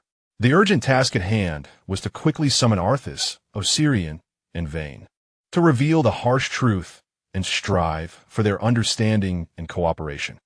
Only by uniting the power of all the keys could they hope to seize a sliver of survival amidst the impending storm. As he contemplated how to negotiate with them, especially how to face Arthas's eyes, filled with fury and disappointment, a violent surge of energy, steeped in despair and destruction, crashed toward him like an invisible tsunami from the western direction of the city. That direction was the Maria orphanage. "This is bad." Zhao Nancheng's expression shifted dramatically. He had no time for further explanation. His magical energy surged instantly as he grasped the nearby Layla while forcibly drawing Morpheus's spiritual form through their contract. "Go!" In an instant, the space twisted and the three vanished from the chambers of the temple. The next moment, they found themselves before the orphanage. However, what lay before them was no longer the place filled with hope and clamor just moments ago, but a burning hellscape. The remnants of walls crackled in the magical flames. Shattered toys and bloodied garments littered the charred earth, and the air was thick with the acrid stench of burnt flesh and the heavy scent of blood. The faint sounds of crying and groaning resonated amidst the flames, appearing so small and desperate. What made Zhao Nancheng's heart ache with rage was his acute awareness that the core of this explosion harbored an exceptionally pure and malevolent magical energy. This was no accident, but a premeditated massacre targeting these innocent children. "Save them!" Zhao Nancheng forced out the words through gritted teeth, his voice hoarse with unbridled fury. He was the first to rush into the inferno, his white robe instantly tarnished by smoke and blood. Layla, her eyes ablaze with determination, followed closely behind, struggling with her still developing healing spells to sustain the last breaths of the gravely injured children. Morpheus transformed into an intangible shadow, weaving through the ruins, dragging out the small bodies that were buried, yet still clinging to life.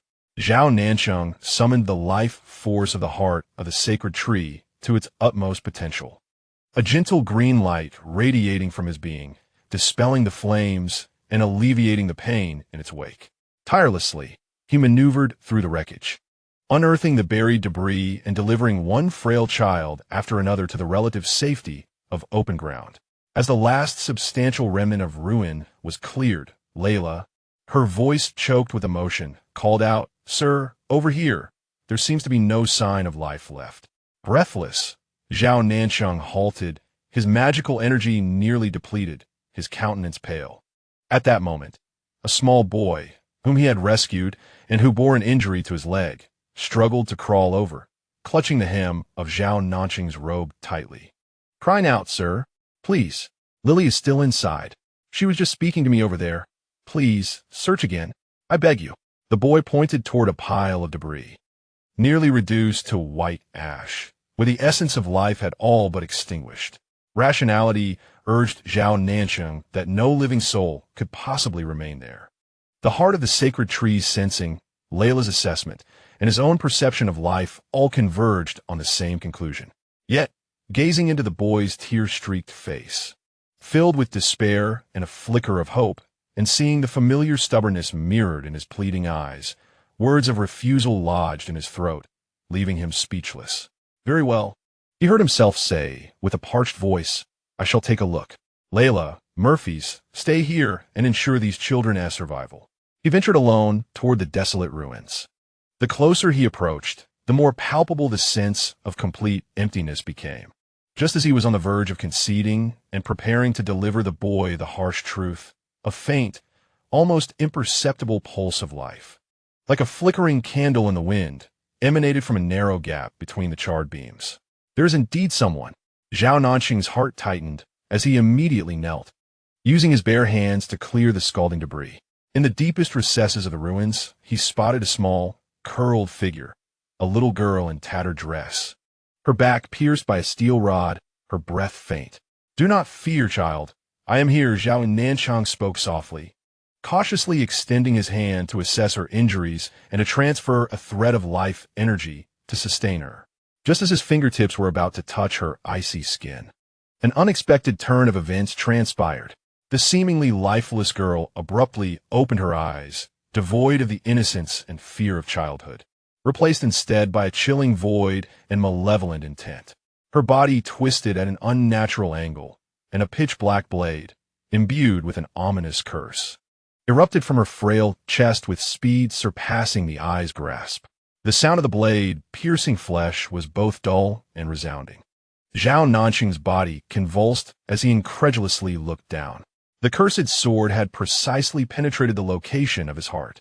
A wave of cold, decaying energy, infused with a fierce intent to destroy, erupted within him, voraciously consuming his vitality. He acutely sensed the presence of the half-hearted sacred tree within him, a bond intertwined with his very existence, emitting a mournful cry of strain as it succumbed to the unexpected, lethal strike, its surface instantly marred by cracks. The girl, having executed this fatal blow, saw the light in her eyes extinguish completely. Her body withered and decayed rapidly, transforming into the lifeless form of a child long deceased. She was nothing more than a meticulously crafted living puppet, designed to bear a deadly curse. "Master! Master!" The exclamations of Layla and Morpheus echoed simultaneously. They recognized the terrifying intent and energy fluctuations that had erupted in that moment. However, an even greater peril followed closely behind. Dozens of shadowy figures, like phantoms, surged forth from the shadows of the surrounding ruins, clad in uniform black attire, their faces obscured by masks that thwarted any scrutiny. Their weapons shimmered with various magical auras, their aim unmistakably directed at the heart that had been pierced, the sacred tree's essence that had been compromised, causing Zhao Nancheng's vitality to rapidly dwindle. "Protect the master." Layla's eyes widened in desperation as she drew her dagger, recklessly positioning herself in front of Zhao Nancheng, clashing with the first few assassins that charged forward. Though trained, her combat experience paled in comparison to that of these seasoned killers, and she quickly sustained several wounds. Morpheus emitted a sharp shriek, his potent nightmare energy coalescing into a tangible black mist that coiled toward the assassins, attempting to conjure illusions to disrupt their actions. However, his powers were primarily effective on a mental level, and against these evidently well-trained, resolute assassins who coordinated seamlessly, the impact was significantly diminished. "Take him away," Morpheus bellowed at Layla, simultaneously enduring two magical assaults, forcing the black mist into a barrier that temporarily halted the attacker's advance. Without a moment's hesitation, Layla turned and supported the nearly incapacitated Zhao Nancheng. Morpheus instantly dissipated his shadow form, revealing a face that, though gentle, was now fraught with urgency and determination. He hoisted Zhao Nancheng into his arms and shouted at Layla, "Follow me." The dream demon surged forth with unprecedented speed, cradling Zhao Nancheng while dragging the bloodied Layla along, transforming into a streak of light that pierced through the encroaching assassin's ranks, fleeing into the depths of the forest, far from the epicenter of the explosion. Uncertain of how long they had escaped, the trio finally halted in a concealed cave, having momentarily evaded their pursuers. Morpheus carefully laid Zhao Nancheng on the dry ground. At this moment, Zhao Nancheng's white robe was thoroughly stained with crimson, the dark cursed sword, though slowly dissipating under the onslaught of his formidable life force. Left behind wounds and an insidious curse that continued to ravage his body. The sacred tree's heart struggled to sustain his life, yet the visible cracks were alarming, and the life energy escaping was far less than the rate of restoration. His complexion had turned ashen, and his breath was faint, akin to a candle flickering on the verge of extinguishment. He could feel life slipping away rapidly. This injury was far more grievous than that of late-stage cancer, a state of despair more profound than he had ever known. "Hey," a voice echoed in his mind, weak and fragile, as if on the brink of fading away. "You con man, you said it would be a win-win situation?" Zhao Nancheng struggled to force a bitter smile within his consciousness. "It appears I shall incur losses this time." The system's voice, tinged with a sob, conveyed a sense of helplessness and desperation. "You doubted it last time, yet here you are again. Why would you proceed knowing the risks? You fool! You imbecile!" Indeed, despite his suspicions and the palpable sense of unease, why did he still venture forth? Zhao Nancheng's mind wandered in a hazy realm between life and death. Was it the boy's pleading gaze that resembled that of Xiao Wu? Or was it the deep-seated compassion he harbored for the very concept of a child that softened his heart? Perhaps it's merely a professional hazard, he mused with self-deprecation. In his previous life, he failed to protect Xiao Wu, and in this existence, faced with a similar gaze, he ultimately succumbed once more. Strangely enough, even in such dire straits, a flicker of regret did not stir within him. If given another chance, he would likely make the same choice again. As Zhao Nancheng wrestled with his final moments of self-mockery and unwavering resolve, in the cave, Layla knelt beside him, her gaze fixed upon the horrific wound on his chest and his pallid complexion. Unable to contain herself, her suppressed cries erupted, tears cascading heavily onto the cold ground. Meanwhile, Morpheus stood nearby, his gentle visage now marred by an unmistakable struggle. He beheld Zhao Nancheng, gasping for breath, while sensing the imminent approach of pursuers in the distance. The rapid depletion of his master's life essence resonated through the core of his being, causing his spirit crystal to tremble. What should he do? Should he fulfill the contract, risking everything, even his own existence, to save this master once more teetering on the brink of death due to foolish kindness? Or should he seize the opportunity to escape with the spirit crystal before the contract collapsed entirely upon the host's demise, seeking another chance at life? Despair permeated the cave, while danger loomed outside. End of Chapter 24. Chapter 25, A Fantasy Tale, in exchange for my life. Your remaining year's time seemed to freeze in the thick despair of the cave. Layla's cries were the only sound within, slicing through the silence like a dull knife. Zhao Nancheng's consciousness drifted in the icy darkness, his body feeling utterly hollow, save for the unhealable wound at his heart that screamed with agony. The heart of the sacred tree tenuously sustained a flicker of life, yet the myriad cracks mirrored the shattering of his very existence. Morpheus stood motionless, his usually elegant visage now a canvas of profound turmoil. His eyes, often imbued with a hint of vulnerability and calculation, now roiled with tumultuous waves. He could vividly sense the rapid deterioration of Zhao Nancheng's life force on the other end of the contract, akin to a campfire on the verge of extinguishment. The spirit crystal within him throbbed restlessly, driven by an instinctual fear of annihilation. Flee, a voice screamed within the depths of his mind. This was the most rational choice. With the host's death, Morpheus, the dream demon, could potentially find a new refuge through the spirit crystal or even attempt to consume other souls to gain strength. From a pragmatic standpoint, Zhao Nancheng's demise was not an insurmountable obstacle for him. Now was the time to depart with the spirit crystal, a fundamental instinct for survival. Stay. Another voice, faint yet tenacious. What did remaining signify? It signifies the necessity to share one's most essential and vulnerable spirit crystal with a dying soul, even to replace his shattered heart of the sacred tree, bearing the weight of sustaining life. The spirit crystal is the very essence of the dream demon, a testament to existence itself. Should it be excessively separated from its source or forcibly merged with another endangered vitality, the consequence would be utter annihilation and eternal demise, leaving no remnants of even the soul's fragments.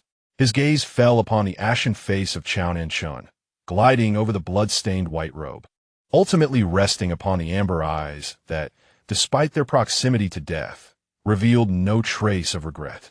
Memories flooded back, the warm dream that had ensnared him, only to cast him aside. The helpless yet indulgent look in Zhao Nancheng's eyes upon discovering his facade, the contract signed, which appeared as master and servant, yet forged an unprecedented bond of security. This man, in moments of strength, orchestrated plans with meticulous precision, manipulating hearts as though they were mere pawns.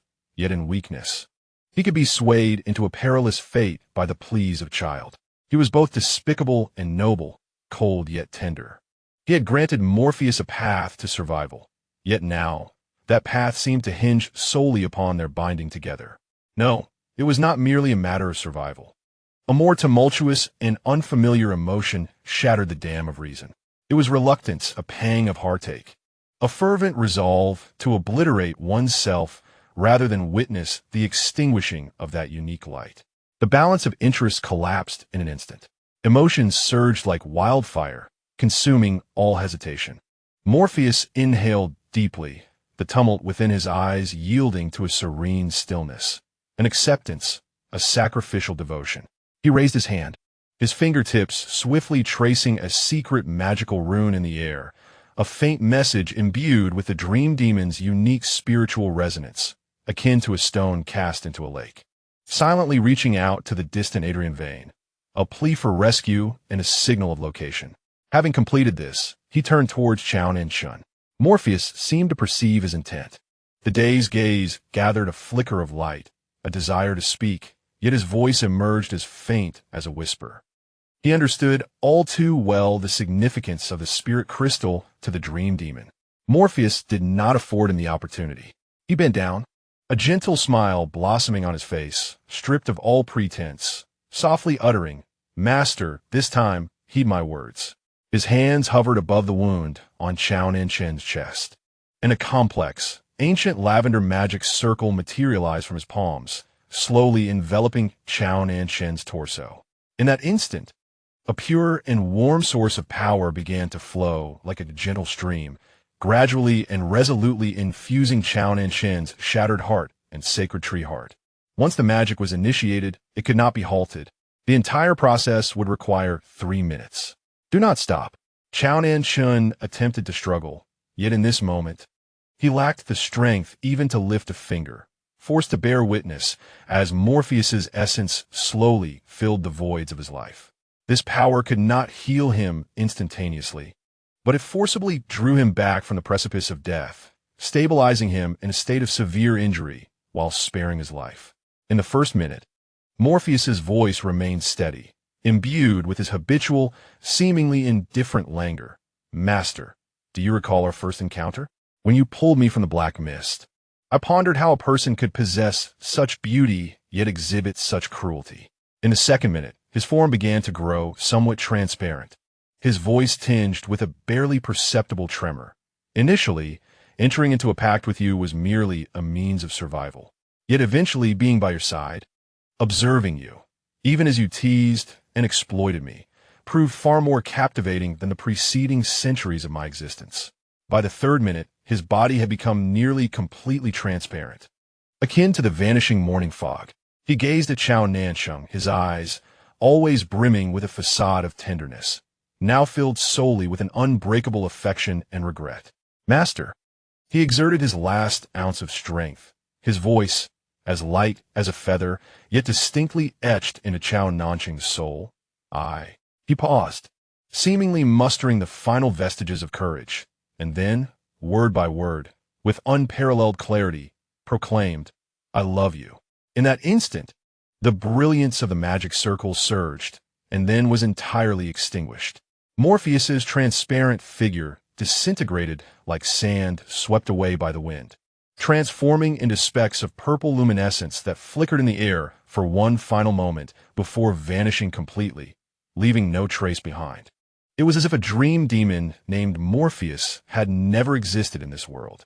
Zhao Nancheng lay on the cold ground, the searing pain in his chest temporarily subdued by a wave of warmth, his life no longer ebbing away. Yet he felt utterly dazed, his mind a blank canvas. Tears surged forth unexpectedly, cascading down his cheeks in large drops, mingling with the blood on his face, crashing onto the stones beneath him. Layla, nearby, wept as she tried to console Zhao Nancheng. "Great one, please do not cry." Zhao Nancheng's head buzzed, rendering him deaf to the sounds of the outside world. He had always believed that Morpheus's loyalty stemmed from a contract and a transactional exchange of interests, compelled by the bishop's threats and the sanctuary he could provide. He had even relished in the control and the teasing of this seemingly fragile dream demon. Never had he considered that this creature, who constantly played the victim and schemed with cunning, would ultimately sacrifice his most precious life in such a resolute manner. Interests? Calculations? In the face of the 3 words, "I love you," and the fading luminescence, they appeared utterly ridiculous and insipid. He was mistaken, profoundly so. Just as Zhao Nancheng was engulfed in overwhelming shock and sorrow, hurried footsteps echoed from outside the cave, accompanied by a chill and potent aura of nature. It was Arthas. In the elven royal court, He had distinctly sensed the splintering agony and lament emanating from the heart of the sacred tree. In that moment, his heart nearly ceased to beat, and without time to contemplate the reason, he tore through space, racing towards the source of the distress. Along the way, every black-clad assassin that sought to impede him was reduced to dust beneath the wrath of the elven king. He burst into the cave, and the first sight that met his eyes was Zhao Nancheng, bloodied and sprawled on the ground, a ghastly wound on his chest, his complexion as pale as parchment. The amber eyes, which usually sparkled with cunning or calmness, now stared vacantly at the cave's ceiling, silent tears streaming down his face. Arthas's heart felt as if it were grasped tightly by an invisible hand, causing him pain so intense that breathing became a struggle. He believed that Zhao Nancheng was weeping due to the excruciating agony. The days of separation had illuminated the depths of his soul. Anger and betrayal lingered, yet more profoundly. There was an inescapable affection and concern. He had fallen for the traitor who had stolen the heart of the sacred tree, for the human who could effortlessly stir his emotions. Zhao Nancheng. Arthas's voice trembled with a panic he did not recognize. He rushed forward, nearly stumbling as he knelt beside Zhao Nancheng. Without hesitation, he summoned the purest elven magic, blending it with his own formidable life force, gently enveloping the wound on Zhao Nancheng's chest in an attempt to mend the horrifying injury and stabilize the faltering heart of the sacred tree. He reached out, cautiously cradling Zhao Nancheng's bloodied upper body in his embrace. "It doesn't hurt anymore. It doesn't hurt." Arthas's voice was deep and tender, infused with a clumsiness that stood in stark contrast to his usual cold demeanor. He gently patted Zhao Nancheng's back, like soothing a frightened child. "I'm here. It's all right." Zhao Nancheng did not respond. He simply leaned against Arthas, burying his face in the cool fabric of his robe, his body trembling slightly. The long-suppressed sorrow finally found an outlet, transforming into silent yet tumultuous tears that soaked the elven king's elegant attire. Arthas felt the fragility and grief of the one in his arms, his heart aching beyond measure, compelling him to hold him tighter, repeating pale comforts over and over. At that moment, the light at the cave entrance dimmed, and the figure of When emerged. He had evidently received Morpheus's message before his demise and had come at the utmost speed. His mismatched eyes scanned the scene within the cave, and upon seeing Zhao Nancheng, bloodied and cradled by the elven king, his pupils constricted sharply, and the atmosphere around him turned chillingly icy. Yet he said nothing, merely standing in silence. Like a guardian statue, Arthas lifted his gaze and exchanged a solemn glance with Wayne, both recognizing the gravity reflected in each other's eyes. This place is no longer safe. Arthas no longer hesitated. He carefully adjusted his position and, with a standard princess carry, lifted the weakened Zhao Nancheng into his arms. Zhao Nancheng seemed to have exhausted all his strength, eyes closed, allowing Arthas to maneuver him, his hands instinctively gripping the fabric of Arthas's chest. "Layla, keep up." Arthas instructed the boy beside him, who had ceased crying but still bore red-rimmed eyes. Wayne silently led the way, forging ahead. The elven king, cradling his reclaimed yet battered treasure, accompanied by loyal guards and a silent pathfinder, embarked on the journey back to the elven territory. Sunlight filtered through the gaps in the trees, yet it could not dispel the gloom that enveloped their hearts, nor the scar etched in Zhao Nancheng's soul, a wound inscribed with the name Morpheus. End of Chapter 25. Chapter 26. The Curse of the Heart and the Glimmer of the Soul in the Depths of the Elven King's Court within the Eternal Forest. A silver-white palace lay shrouded in the hazy moonlight and the gentle glow of nature, serene and tranquil. However, within the core chamber of the palace, the atmosphere was so heavy it seemed to drip with tension. Zhao Nancheng lay upon an opulent bed draped in soft moonlight velvet, his complexion pale to the point of translucence. The wound on his chest, having been treated by elven potions and magic, had healed, leaving only a faint pink scar. Yet, everyone present could sense a chilling, viscous curse, akin to a malignant growth, coiling around his heart, engaging in a silent and brutal tug-of-war with a vibrant green light emanating from the heart of the sacred tree. Loxier, clad in an immaculate guard uniform, wore a perfectly measured expression of concern and urgency as he busily directed elven attendants to bring forth various precious potions and healing gems. His movements were elegant and efficient, beyond reproach. However, when his gaze fell upon the barely visible black curse markings on Zhao Nancheng's heart, a barely perceptible flicker of exhilaration and satisfaction passed through the depths of his ice-blue eyes. At last, this ancient, malevolent curse, which even at the height of the elven race had proven difficult to dispel, now found its target vulnerable with the heart of the sacred tree damaged and the king's power waning. He savored the thought of Zhao Nanchen's impending doom, all the while maintaining an outward demeanor of utmost respect. As Loxier had anticipated, the elven race's most proficient healing magic faltered against such a venomous curse rooted deep within the essence of the soul and life itself. Arthas, expending all his strength, could only barely sustain Zhao Nanchen's vitality, preventing the heart of the sacred tree from collapsing entirely. Yet he was powerless to dispel the curse that slithered through his veins like a toxic serpent. This resulted in a brutally cruel situation. The curse relentlessly tore and corroded Zhao Nanchen's heart, while the heart of the sacred tree desperately sought to mend and heal. His heart was perpetually caught in a cycle of excruciating pain, being torn apart and painfully stitched back together, a relentless torment without end. Even in his unconscious state, Zhao Nanchen's brow furrowed tightly in response to the unyielding agony, occasionally escaping muted, suppressed groans. Arthas watched with a heart wrenched in despair, his emerald eyes brimming with sorrow and a chilling intent. He held Zhao Nanchen's cool hand tightly, ceaselessly channeling gentle, healing energy into him, as if this could alleviate the gnawing anxiety and helplessness that consumed him. Layla stood silently by, tears streaming down her face as she beheld the leader's suffering and the elven king's unabashed affection. Wayne, like a silent shadow, leaned against the pillar outside the chamber. Holding his sword, his heterochromatic gaze fixed through the door's crack upon the figure on the bed, his aura cold and oppressive. He sensed a deep yearning radiating from his spine as he drew closer to Zhao Nanchen. Yet more prominent was an unfamiliar, heart-wrenching heaviness. Time dragged on in torment. Zhao Nanchen remained unconscious for a full day.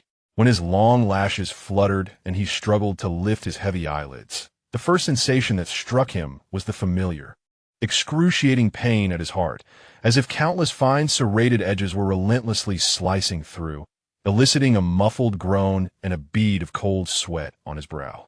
In that fleeting moment of regained consciousness, the image of Morpheus dissolving into phosphorescent light pierced his mind like the sharpest ice pick, delivering a pain even more acute than that in his chest.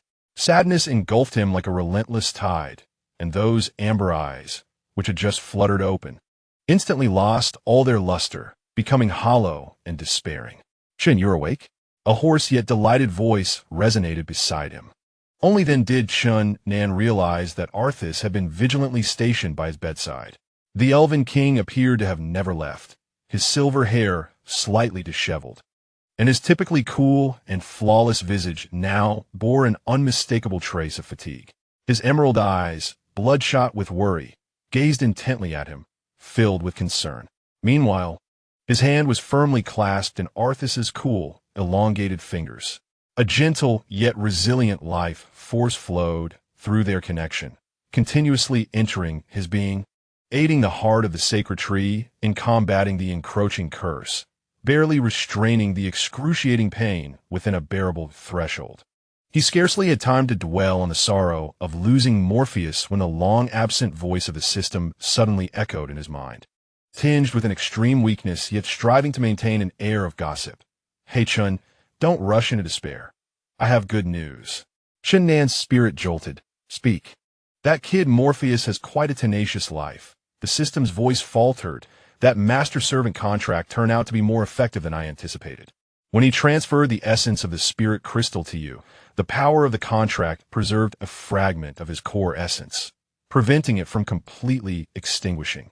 Chun Nan's heart raced violently, nearly bursting from his chest. "What did you say? Where is he?" "He resides within your soul sea," the system gasped. Your body is currently unfit, but the strength of your soul is robust enough to nurture a fragment of a dream demon's essence. I estimate that in 3 days, at most, Morpheus will regain some semblance of consciousness. A profound, regained joy surged through him like a warm current, coursing through every limb and fiber of his being. Even the persistent pain in his chest seemed to diminish significantly. The tension that had gripped his heart abruptly slackened, and the immense weight that had nearly suffocated him finally lifted. He remained silent, yet the system could distinctly sense the intense fluctuations emanating from the depths of his soul. "TSK," came the system's weak retort. "Are you happy now?" "I knew it." Chun Nan remained mute, but his lips involuntarily curved upwards ever so slightly. Upon noticing his awakening, a glimmer of relief washed over Arthas's eyes, prompting him to instinctively adjust his posture. He gently loosened his grip, not releasing it entirely, but swiftly rose from the chair beside the bed to sit behind Chun Nan, with an effortless motion imbued with an irresistible tenderness. He drew Chun Nan's frail form into his embrace, allowing him to lean against his sturdy chest. He rage-ripped Chun Nan's hand, their fingers interlacing tightly, a purer life energy flowing between them. This position was laden with a sense of possession and silent protection. Chun Nan lifted his gaze, meeting Arthas's downward glance. In those emerald depths, there was no trace of the previous aloofness or anger. Instead, they brimmed with an overwhelming compassion, a profound relief at having regained what was lost, and a deep, unfathomable emotion that even Arthas himself might not fully comprehend. Zhao Nancheng let out a gentle sigh within his heart. What was there left for him to comprehend? This innocent elven king had likely fallen completely. However, Arceus misinterpreted the sigh, believing that Zhao Nancheng had sensed the true, dire state of his body. He tightened his embrace, as if to meld the one in his arms into his very being, pouring forth all his strength to protect him. Leaning down, his icy silver hair brushed against Zhao Nancheng's ear, his voice laced with cautious reassurance and a barely perceptible tremor. "Do not worry. I will find a way to lift this curse. I shall surely heal you." He paused, his gaze lingering on their tightly clasped hands, his ears faintly tinged with crimson as he sought a more rational explanation to mask his unwillingness to let go. "The curse upon your heart has been tearing at your very essence. I need to continuously administer healing magic. The pace of healing must outstrip the tearing, so that you may not feel too much pain. That is why I must hold your hand." His voice trailed off, for Zhao Nancheng was regarding him with a knowing smile, as if he could see through it all, seeing Arceus's clumsy attempt at explanation. A mixture of concern and feigned calmness, along with the memory of him blushing and fleeing in embarrassment, made Zhao Nancheng unable to suppress a smile. This smile blossomed like a resilient and exquisite flower amid the ruins shrouded in gloom, radiating a breathtaking fragility. Arceus found himself nearly entranced, his heart racing uncontrollably. He was captivated by that smile, drawn in by the reliance of the one in his embrace, and unable to resist, he slowly lowered his head, bestowing a gentle kiss, as soft as a feather, yet imbued with profound affection, upon Zhao Nancheng's smooth forehead. The touch was cool, yet seemed to carry a searing warmth. Both of them froze. Zhao Nancheng did not anticipate such audacity from the innocent elf. Arceus, startled by his own instinctive action, felt his handsome face flush crimson at a visible pace, even the tips of his ears turning a delicate pink. He opened his mouth, attempting to explain, yet his mind was a blank slate. Just then a loud bang. The chamber door was thrust open somewhat roughly. Adrian Vane entered, still bearing the remnants of a chilling aura. As per their agreement, it was now his watch.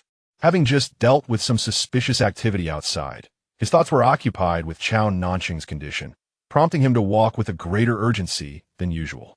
However, upon stepping into the chamber, he was greeted not with the relief of Zhao Nancheng's awakening, but rather with the sight of the two entwined in an intimate embrace, their foreheads touching. An inexplicable fury mixed with sharp jealousy surged through Vane, akin to lava erupting within his heart. It was a rage that felt as if all that he held dear was being violated, coupled with a profound, unquenchable jealousy. This emotion assailed him with such intensity and inopportunity that it nearly shattered his proud, icy composure. Frost instantly filled his heterochromatic eyes, and the atmosphere around him dropped to a frightening low. He strode briskly to the bedside, his voice muffled beneath the metallic mask, icy and piercing as he issued a dismissal to Arthas.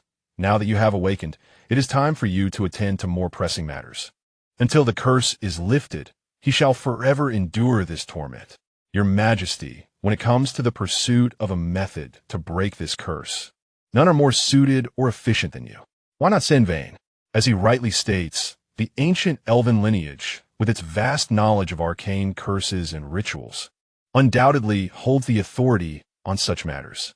It is only logical that Arthas himself embarks on this quest, as it is the swiftest and most promising path to a solution. Arthas froze momentarily, his reason returning. He was acutely aware that Vain spoke the truth. The curse loomed over Chao Nan like a sword of Damocles, and every moment of delay meant additional suffering and danger for him. He could not allow his personal feelings to linger. Despite the overwhelming reluctance, he had to depart. Taking a deep breath, he forcibly subdued the emotions of attachment and concern within him, gently releasing Chao Nan and laying him back onto the soft pillows. Then, he retrieved a small object from his cloak and hung it around Chao Nan's neck.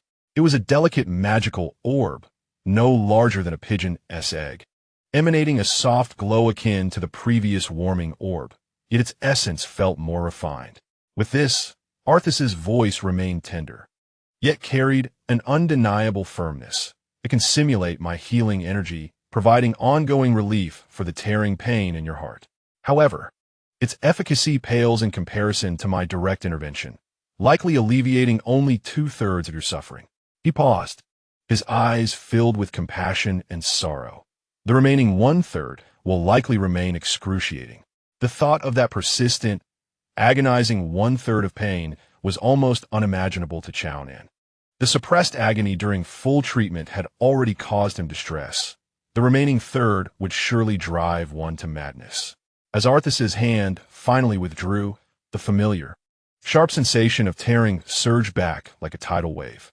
Though its intensity had indeed diminished, it remained painfully evident. Chao Nan instinctively furrowed his brow, though he quickly forced himself to relax, feigning calmness as if nothing had occurred. Yet, Arthas, who had been watching him intently, caught that fleeting moment of distress with precision. The heart of the elven king felt as if it had been cruelly wrenched, nearly suffocating him with pain. He wished fervently to transfer all of Chao Nan's agony onto himself, bearing the burden for the one he cherished. But he found himself powerless to do so. Wait for me. Countless words condensed into these two heavy yet resolute syllables. Arthas cast a deep gaze upon Chao Nan, as if wishing to etch his visage into his very soul, before resolutely turning away and departing the chamber, glancing back thrice. Vain observed Arthas's reluctant demeanor with a cold, detached gaze, a barely audible scoff escaping from beneath his mask, tinged with disdain, or perhaps a hint of envy unknown even to himself. Once Arthas had exited, Vain approached the bedside, his voice still rigid, yet softened considerably. News from Osirian indicates that a rebellion has erupted within the Dragon Clan due to his prolonged absence. He will require time to quell it. He is unlikely to arrive for another 2 days. He gazed at the pale face of Zhao Nancheng and commanded, "You should lie down and rest. I will keep watch outside." Zhao Nancheng, somewhat perplexed, replied, "Is it not sufficient to guard from within? The cold outside is unbearable. Why subject myself to such torment?" A barely perceptible stiffness crossed Wayne's expression as he averted his gaze, his voice growing more rigid. "It is easy to become lax indoors, which is detrimental to vigilance." With a degree of brusqueness, he tucked the blankets around Zhao Nancheng before hastily retreating to the threshold of the chamber, resembling a most loyal yet frigid statue, standing sentinel. Zhao Nancheng watched his nearly panicked departure, shaking his head in resignation before closing his eyes. He felt a persistent, yet bearable, pang in his chest, as his consciousness sank into the depths of his soul's ocean. Within the vast and resplendent expanse of his mental realm, he beheld a faint orb of purple luminescence, flickering as if on the verge of extinguishment, quietly suspended in a corner, nourished by the strength of his spirit, slowly regaining vitality. His mental energy gently enveloped the orb, akin to cherishing the most precious treasure in existence. Morpheus, he silently called within, please return swiftly. End of Chapter 26. Chapter 27. Western Fantasy. Undercurrents as night fell. Zhao Nancheng, in a light slumber, vaguely sensed the cool touch of fingers brushing softly against his cheek, accompanied by an indescribable sensation, as if something were being assessed. He dismissed it as mere illusion.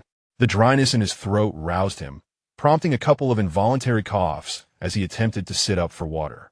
Almost simultaneously, restrained knocks echoed from outside the door, followed by Wayne entering with precise movements, pouring a glass of warm water. Initially intending to hand the cup directly to Zhao Nancheng, an uncontrollable image of Alpha's embracing Zhao Nancheng surfaced in his mind.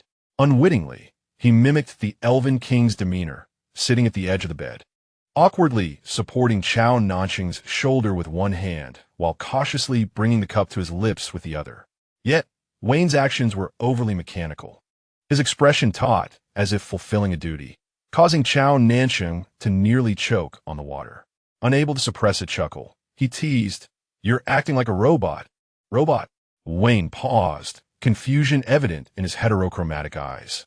Zhao Nancheng blinked, realizing his gaffe, and quickly laughed it off. "Oh, it's a dialect from my hometown. It means to compliment someone's handsomeness." Wayne's grip on the cup tightened abruptly, his face hidden beneath the metallic mask flushing crimson, an inexplicable joy surging within him, even calming the restlessness in his spine. He lowered his head and murmured in a barely audible voice, "You're also a robot." Following his own words, he felt a wave of embarrassment wash over him. Zhao Nancheng laughed heartily. "Ha, that's hilarious. A robot. I can't handle this." In his mind, the system's voice, Jiqian's song, erupted in uproarious laughter. "Be quiet. Stop laughing," Zhao Nancheng admonished within, though his face betrayed an expression of exasperation mixed with amusement as he reached out to tousle Wayne's seemingly stiff hair. At that moment, Layla entered cheerfully, holding a food tray like a little bird returning to its nest, and rushed directly to the bedside of Zhao Nancheng. Her small face bore deep tear stains, expressing the sorrow of longing. "My lord, when I came to prepare your meal during the day, I couldn't find you, and now that I've rushed over, you are asleep again. I miss you so much." As she spoke, she secretly grasped Zhao Nancheng's hand, resting her head affectionately against his leg. Zhao Nancheng paused in his gentle caressing of Vayne's hair, turning instead to tenderly stroke Layla's head. Just as he was about to offer some comforting words, he was abruptly interrupted by Vayne, whose expression had darkened ominously. "You go get the food," Vayne said sternly, almost lifting Layla by the scruff of her neck and pulling her away from Zhao Nancheng. Layla puffed her cheeks in indignation, but realizing that the leader indeed needed to eat, she begrudgingly shot Vayne a glare before turning to fetch the food. Zhao Nancheng was clad only in a thin silk nightgown, and Vayne carefully picked up a nearby outer garment, assisting him into it as if handling a rare treasure.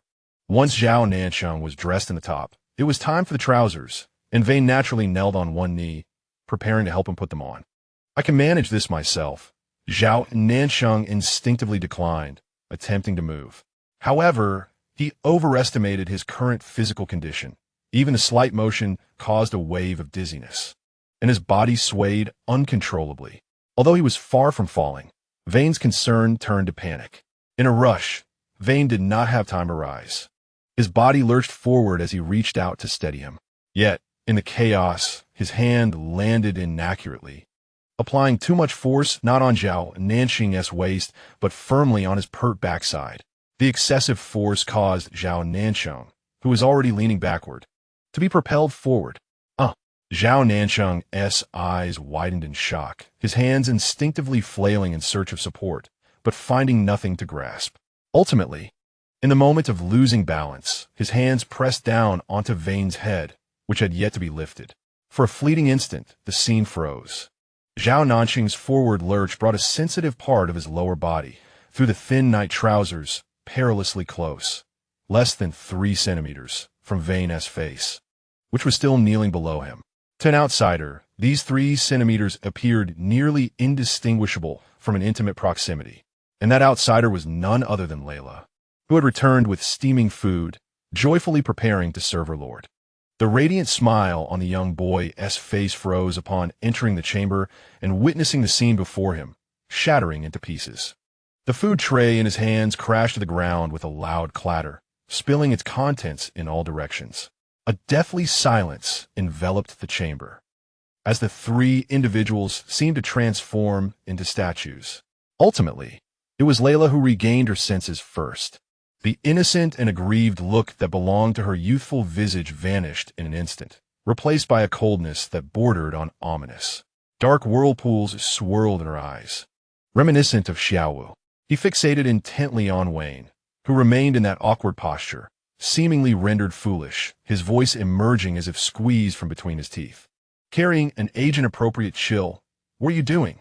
Wayne was still engulfed in the overwhelming shock and the warm sensation unique to Zhao Nancheng, which was tantalizingly close. His mind a blank slate. Under Layla's stern inquiry, he could only emit 2 meaningless sounds. Ah, utterly incapable of forming a complete sentence. At this moment, Zhao Nancheng finally regained his composure following the absurd incident. He swiftly brushed aside Wayne's hand, still resting on his rear, steadied himself, and explained to Layla, "Don't misconstrue this. It was an accident. I lost my balance."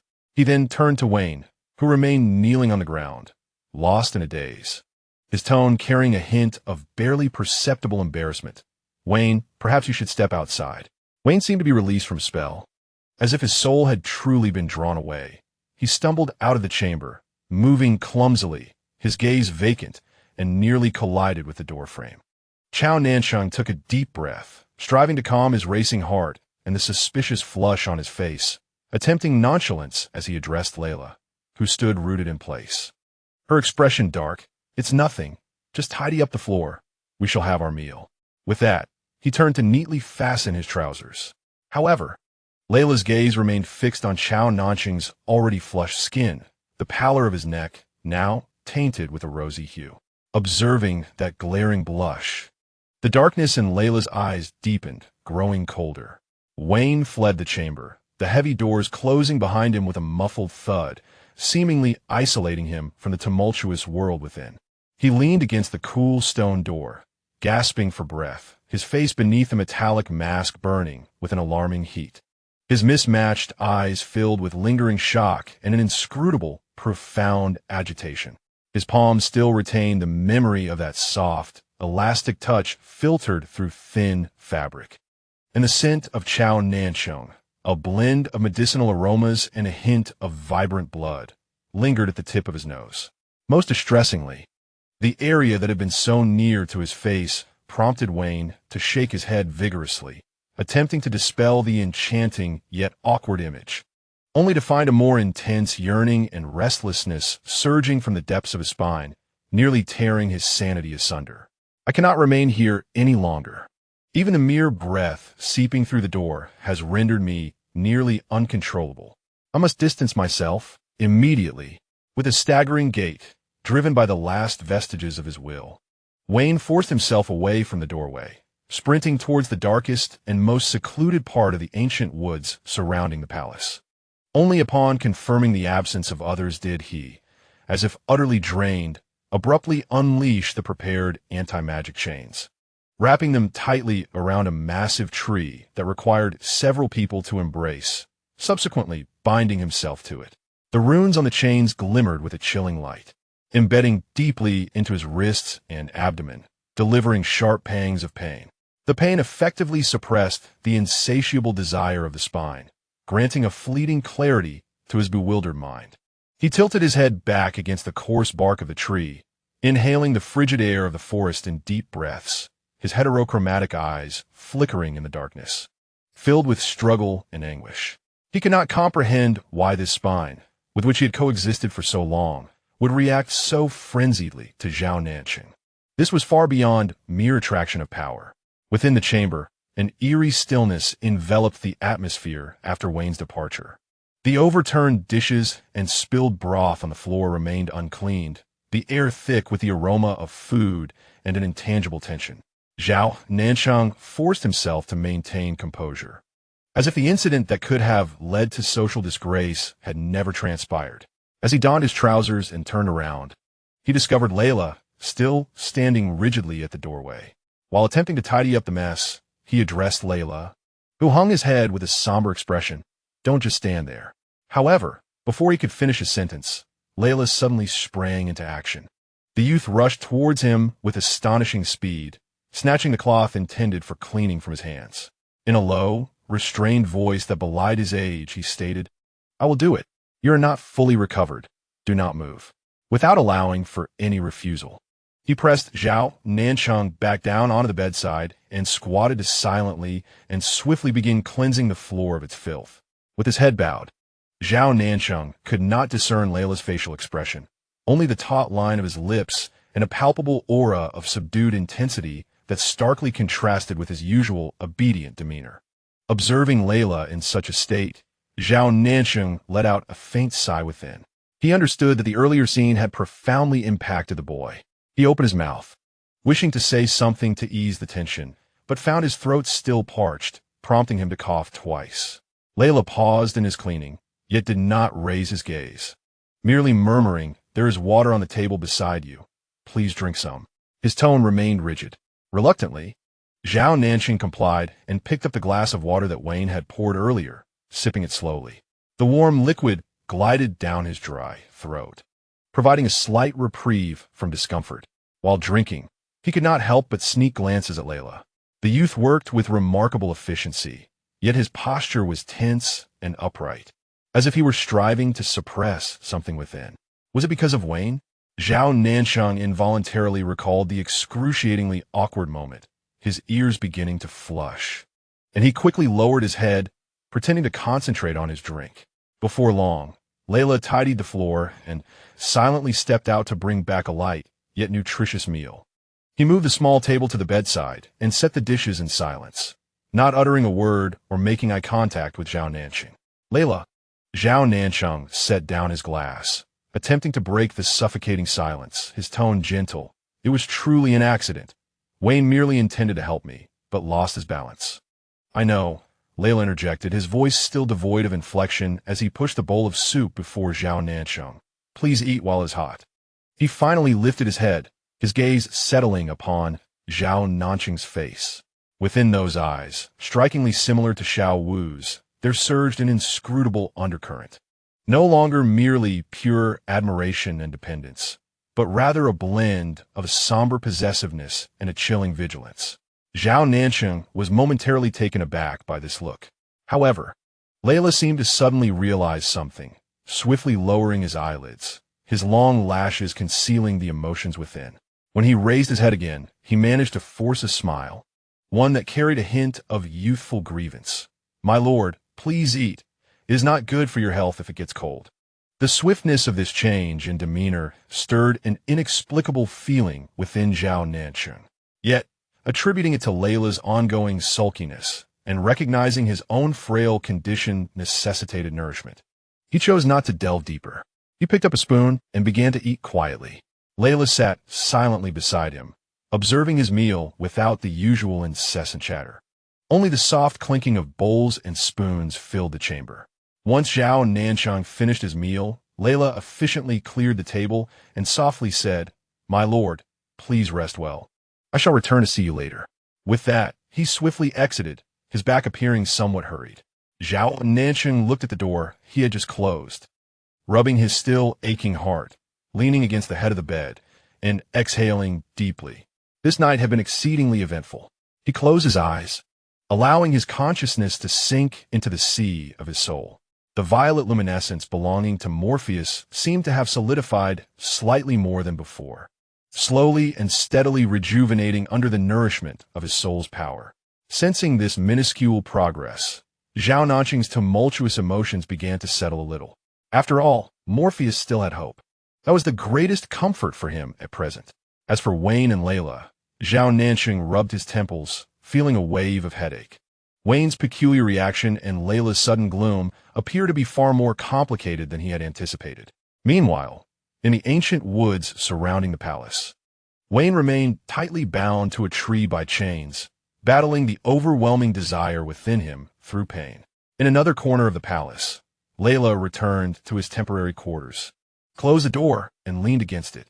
The facade of obedience faded instantly, leaving only an icy and sinister demeanor.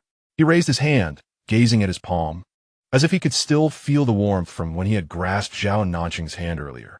Yet, the image that surfaced in his mind was that of Wayne approaching Zhao Nancheng, along with Zhao Nancheng's flushed neck at that moment. A flicker of an almost obsessive darkness glimmered in the boy's eyes, one that belied his youth. "No one shall take him away," he whispered to himself, his voice barely audible, yet imbued with a chilling intensity. As night deepened, the elven palace lay silent under the moonlight. Yet the emotional whirlpool and conflicts concealed beneath its surface had only just begun to stir. Chapter 27 End.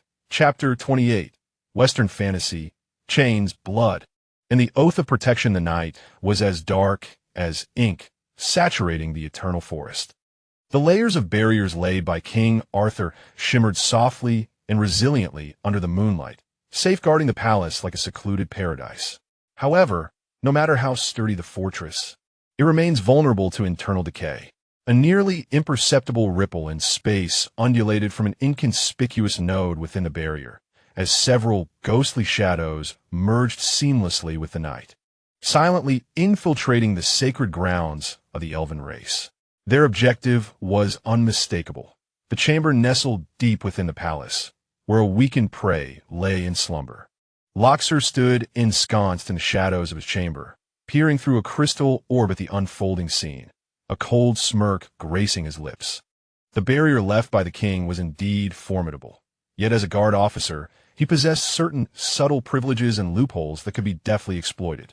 Zhao Nancheng lay upon the warm jade bed, the curse gnawing at his heart like a relentless parasite, persistently draining his vitality, while the magical orb left by Arthas and the residual power of the Heart of the Holy Tree barely mended his wounds. In his cycle of tearing and healing, he slumbered fitfully, his brow furrowed in distress.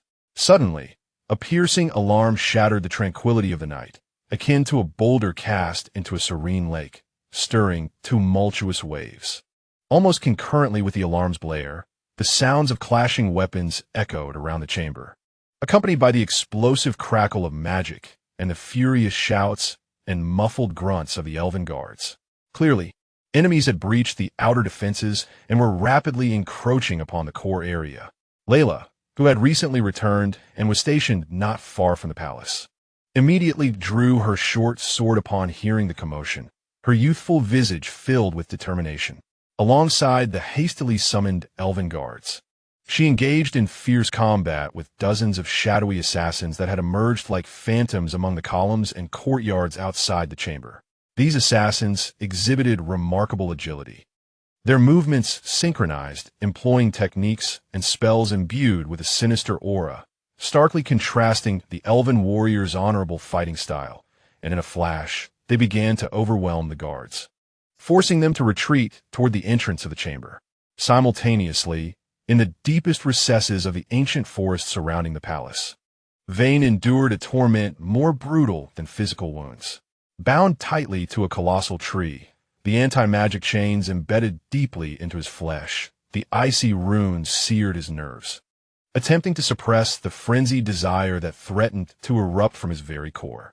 The faint breath of Zhao Nancheng wafted like the most alluring poison, incessantly provoking his last vestiges of sanity. In the pivotal and most vulnerable moment of his struggle against instinct, the cacophony of battle and the violent energy fluctuations emanating from Zhao Nancheng's chamber ignited his inner turmoil, akin to sparks landing in a pool of boiling oil. Go! Seize him! Devour him! Now is his weakest hour. This temptation whispered like a demon, relentlessly corroding his will. His spine unleashed the clearest and most frenzied roar it had ever emitted, as the primal hunger surged like a tsunami against the defenses of his mind. His heterochromatic eyes were instantly veiled in crimson, muscles taut, and the chains groaned under the immense strain, as though they might shatter under the force of his impending release.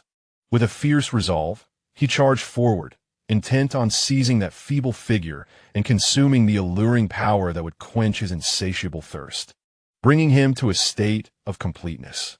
Just as his rationality teetered on the brink of obliteration, a vivid image of Zhao Nancheng surfaced in his mind, not as prey, but as the one who would trustingly gaze at him and say, "I know it's not you," the Zhao Nancheng who would teasingly chide him for being robotic, the one whose eyes, even in the direst of circumstances, contained an indomitable spark of resilience.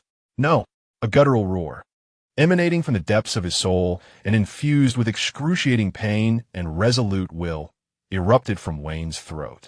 In that fleeting moment, before instinct propelled him to break free from his chains and lunge at his quarry, he made a choice that defied his very nature, one that bordered on self-destruction.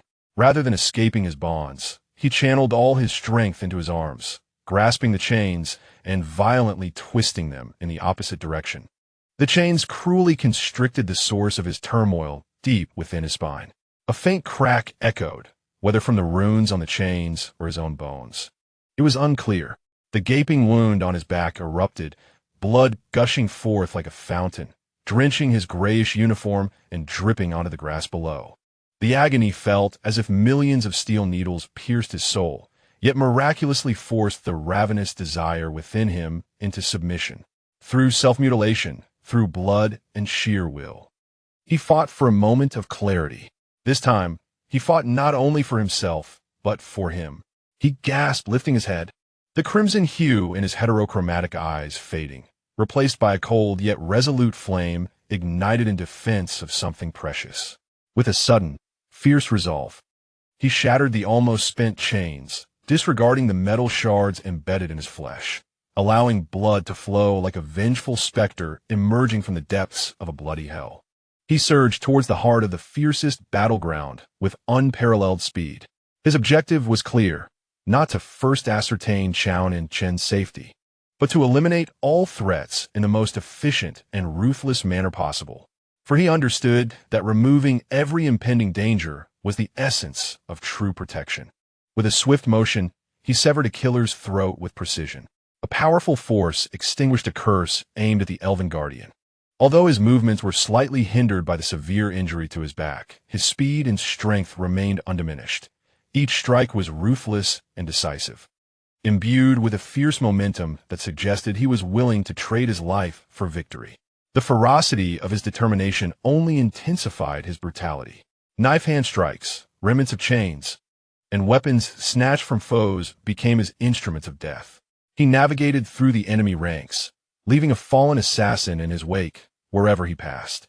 He used his body as a shield, thwarting multiple lethal ambushes aimed at Layla and the elven guards, forcefully pushing back the ever-constricting front line. As the last assassin fell, pierced through the heart by the twisted remnants of the chains, Wayne, too, was nearing his limit. Bloodied and battered, most of it from the horrific wound on his back, he leaned heavily on a fragment of chain, staggering to the entrance of Zhao Nancheng's chamber. He did not enter, nor did he glance back at the situation within the hall. He merely exhausted his final strength, turning his back to the entrance.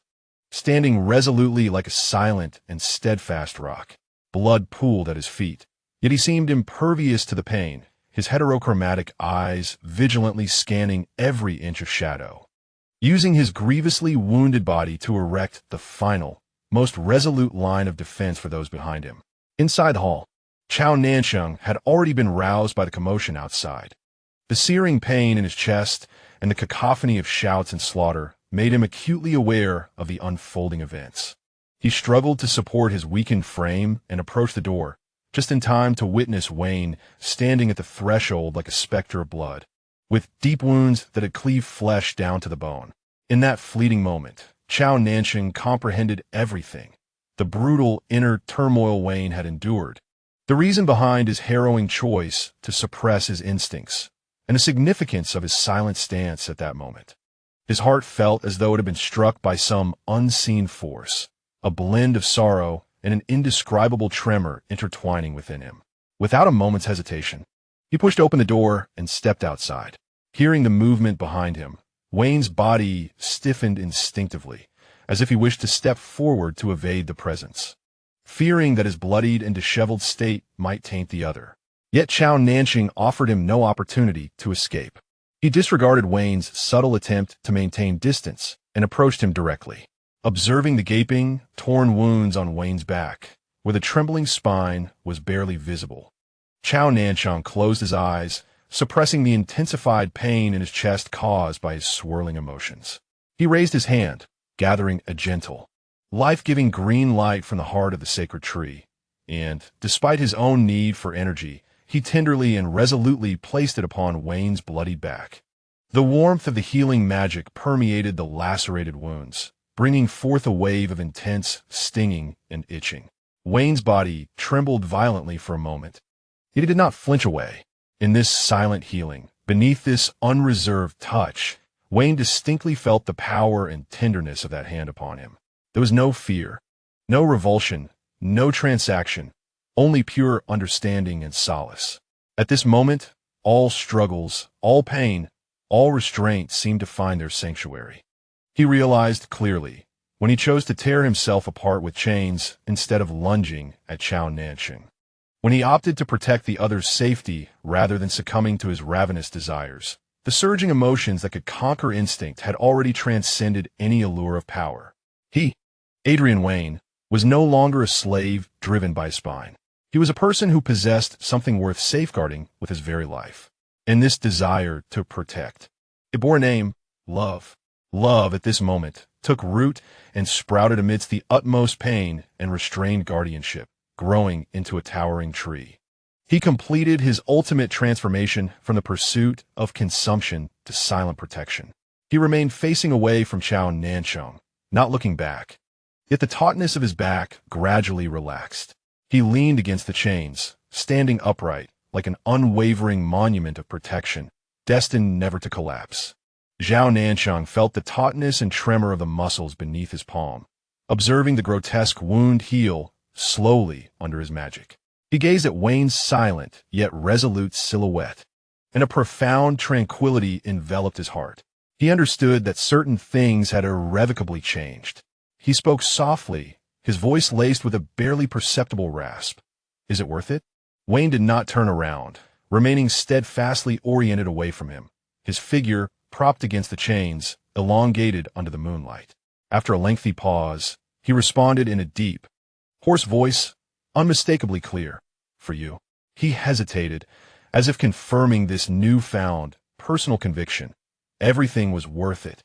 As the night gradually receded, a faint light emerged on the horizon, illuminating the two interdependent figures before the palace gates, as well as the ground beneath them, stained with the mingled blood of enemies and guardians. Chapter 28 End. Chapter 29. Western Fantasy. Pride, misunderstanding, and sudden change as Arthas departed in search of means to lift the curse Wayne. Amidst the searing pain of self-suppression and his vow of protection, clarified his resolve. The inner and outer sanctums of the palace seemed to momentarily regain their tranquility. Yet the curse gnawing at Zhao Nancheng's heart persisted silently, a constant reminder that the crisis was far from over. In this somewhat stifling calm, a searing and immense pressure descended upon the elven palace like a falling star. The air warped from the heat, and the roar of dragons echoed through the heavens, bearing an unmistakable proclamation.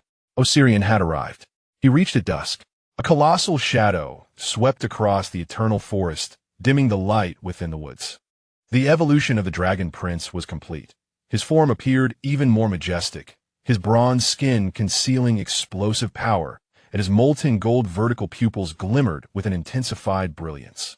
Transforming into human shape, he descended into the courtyard before Zhao Nancheng's chambers, his stride steady, imbued with the innate pride of his dragon lineage. "Human, I have come." His voice was deep and magnetic, yet carried an air of undeniable proclamation. The ostensible reason for his visit was impeccable: to thank Zhao Nancheng for his prior assistance.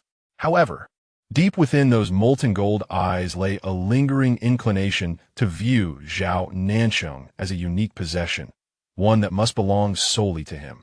Even he himself had not fully realized that the urgency propelling him to arrive amidst the still unsettled chaos of dragonkind had transcended mere gratitude or ownership, intertwining with a deeper emotional connection he had yet to fully comprehend. Human Osirian swiftly entered the chambers, his gaze immediately locking onto Zhao Nancheng, who reclined upon the soft couch, his complexion still pallid. The moment he beheld the other's frail appearance, an inexplicable tightness gripped his heart, and a surge of protectiveness, or perhaps possessiveness, arose, a desire to shield from all threats. Yet he attributed this to concern for the state of his possession. "It seems you haven't recovered well," he remarked, his tone marked by the unique bluntness of his kin, verging on rudeness. Zhao Nancheng lifted his gaze to meet Osirian's, remaining unfazed by the latter's less-than-friendly demeanor. He merely nodded in acknowledgement. "I appreciate your concern. I am well enough, though it appears you have recovered admirably." He discerned that while Osirian's aura was potent, it harbored an undercurrent of unrest, implying that the internal matters of the Dragon Clan had not been wholly resolved. "Your Highness, I understand you are quite occupied with your internal affairs, yet you have taken the time to visit. May I inquire as to your counsel?" "Thank you for your assistance previously," Osirian stated bluntly, though it came across more as a perfunctory opening remark. "Moreover, this place is unsafe. Accompany me back to the dragon territory.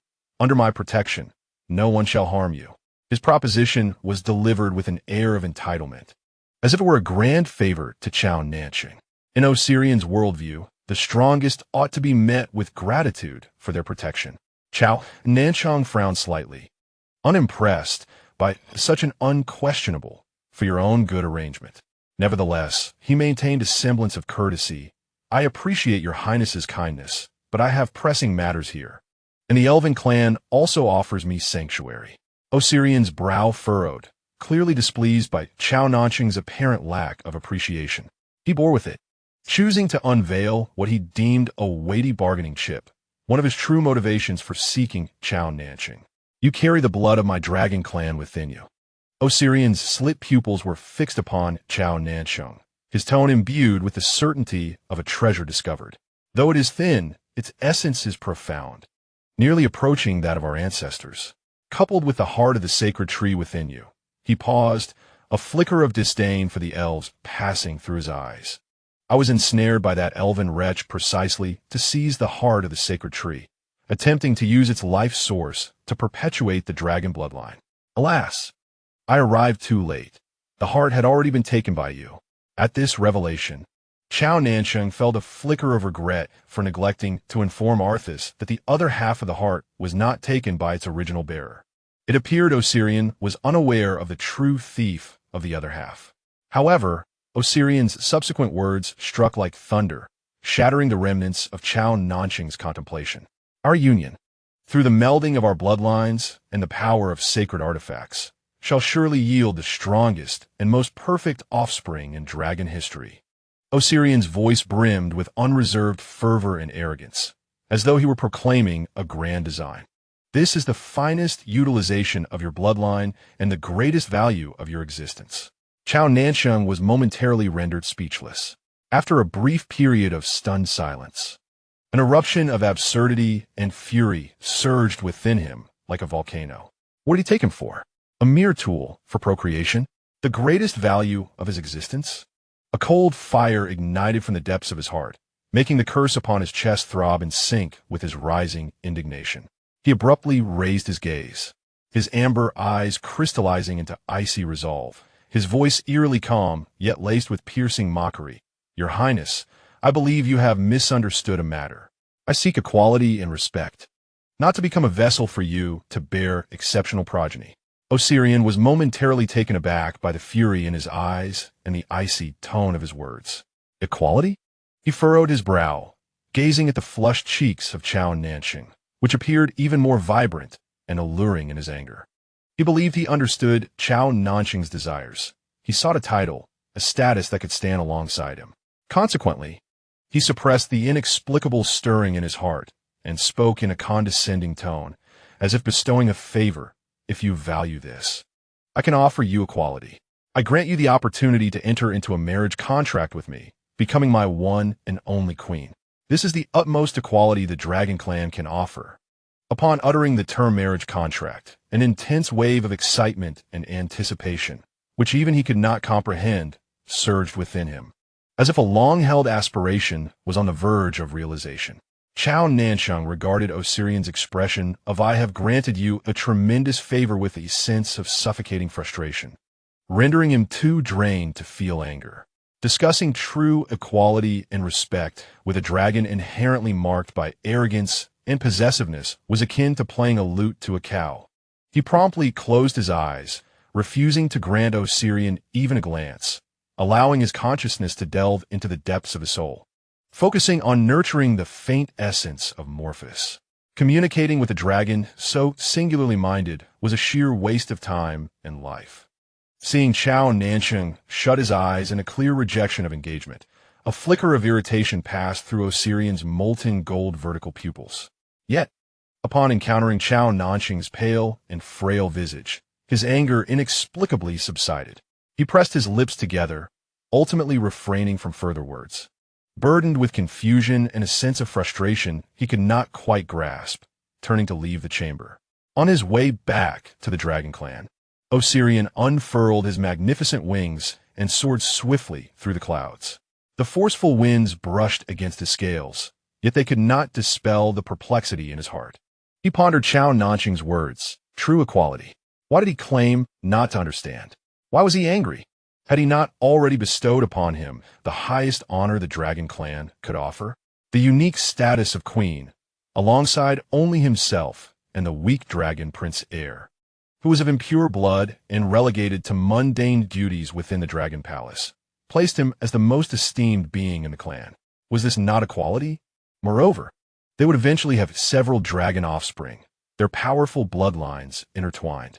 The mere thought of this imagery caused Osirian's ears, in human form, to flush slightly, nearly losing control and revealing his grand dragon form mid-flight. He hastily reined in his thoughts and accelerated his flight. Surely, his gesture of goodwill had not been sufficient. A sudden realization hit him. Indeed, that must be the case. Humans, or half-dragons, were known to favor glittering gems and immense wealth. He resolutely decided that upon returning and swiftly quelling the internal unrest, he would gather all the most brilliant and precious gems he had amassed over centuries, along with all his territories and assets, to present them as a gift for the marriage contract with Zhao Nancheng. Surely then, he would comprehend the significance of his regard and the notion of equality. As he envisioned the potential expression of surprise and joy on Zhao Nancheng's face upon receiving those mountains of treasures, and the ensuing joyful agreement to the marriage contract, Osirian felt invigorated, his dragon wings flapping with increased frequency, his heart racing homeward. Within the elven palace, Zhao Nancheng's consciousness was wholly immersed in the ocean of souls. After several days of unceasing nurturing, the essence belonging to Morpheus had coalesced into a size akin to a dove's egg, its form stable and emanating a gentle radiance. However, just as Zhao Nancheng was about to breathe a sigh of relief, he was astonished to discover that the essence was undergoing a remarkable transformation. The once purely profound nightmare purple was now swirling at its core with threads of an extraordinarily resplendent, dreamlike crimson halo. This red was not ominous, but exuded a warm vitality, resembling yet differing from Morpheus's original power, as if a brand new blossom had emerged from its foundational roots. The intertwining of crimson and deep purple created a unique and enchanting hue, reminiscent of the most splendid dawn light at the horizon. Zhao Nancheng was engulfed in uncertainty. This change surpassed his understanding. He promptly withdrew from his introspection and called upon the system within his mind. Ji Ting-song. Quick, take a look. Morpheus's essence is transforming. Its color and aura are different. What? A transformation? Ji Ting-song's voice conveyed both confusion and curiosity. Let me scan the database. This energy fluctuation, theoretically, should only result in a fading of color during the reshaping of the nightmare spirit crystal. It shouldn't. The system's voice abruptly ceased.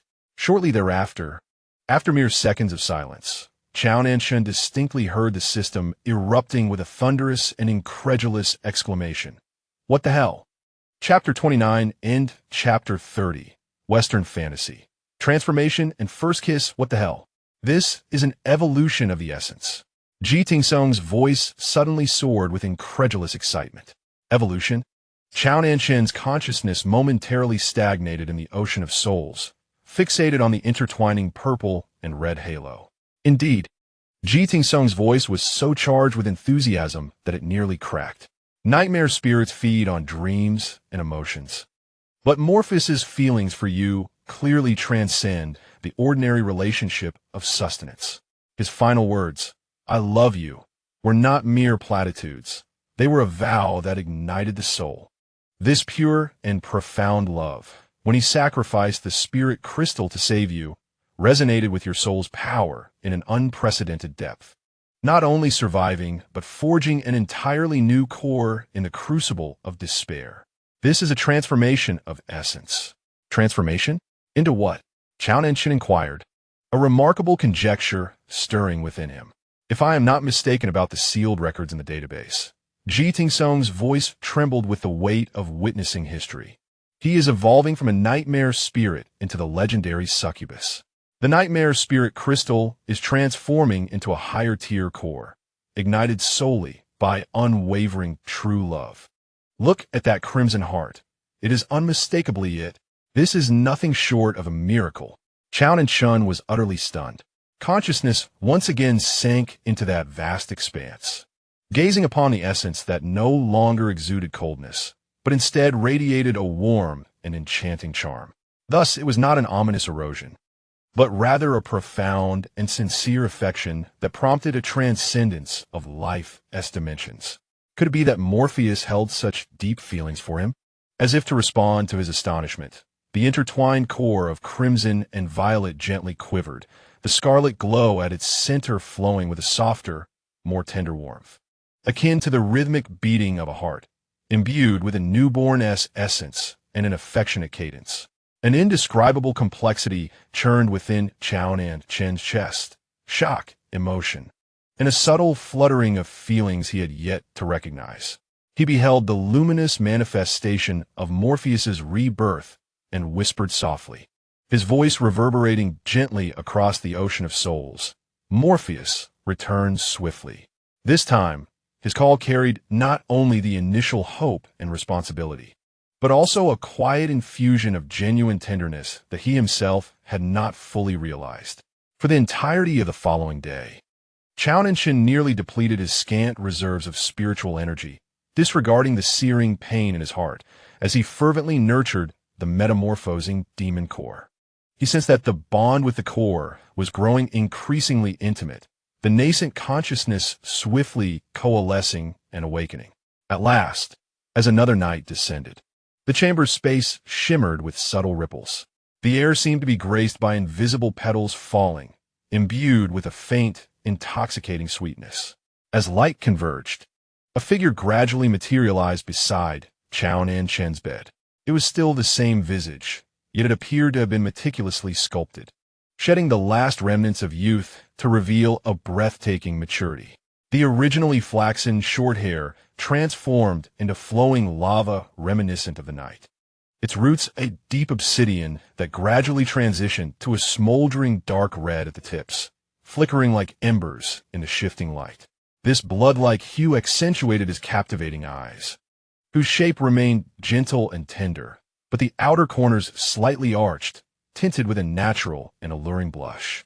Within the depths of his pupils, it seemed as though the ethereal flowers of the other shore were ablaze, exuding an enchanting allure, yet tempered by a profound and abiding affection. The pair of spiral horns, belonging to the dream demon, adorning his forehead, had become more exquisite and delicate, resembling art carved from obsidian, with tendrils of pink luminescence swirling around their tips. He donned a flowing dark purple robe of unknown origin, its collar slightly ajar, revealing elegantly sculpted collarbones, transforming him into a living vortex of sweet temptation. Morpheus, or perhaps now he should be addressed as the fully transformed demon, slowly opened his eyes. Those orbs remained clear, yet they shimmered with intoxicating starlight, fixed intently upon Zhao Nancheng. "Master," he spoke, his voice deeper and more magnetic than before, imbued with a natural, tantalizing huskiness. His tone retained a note of feigned grievance.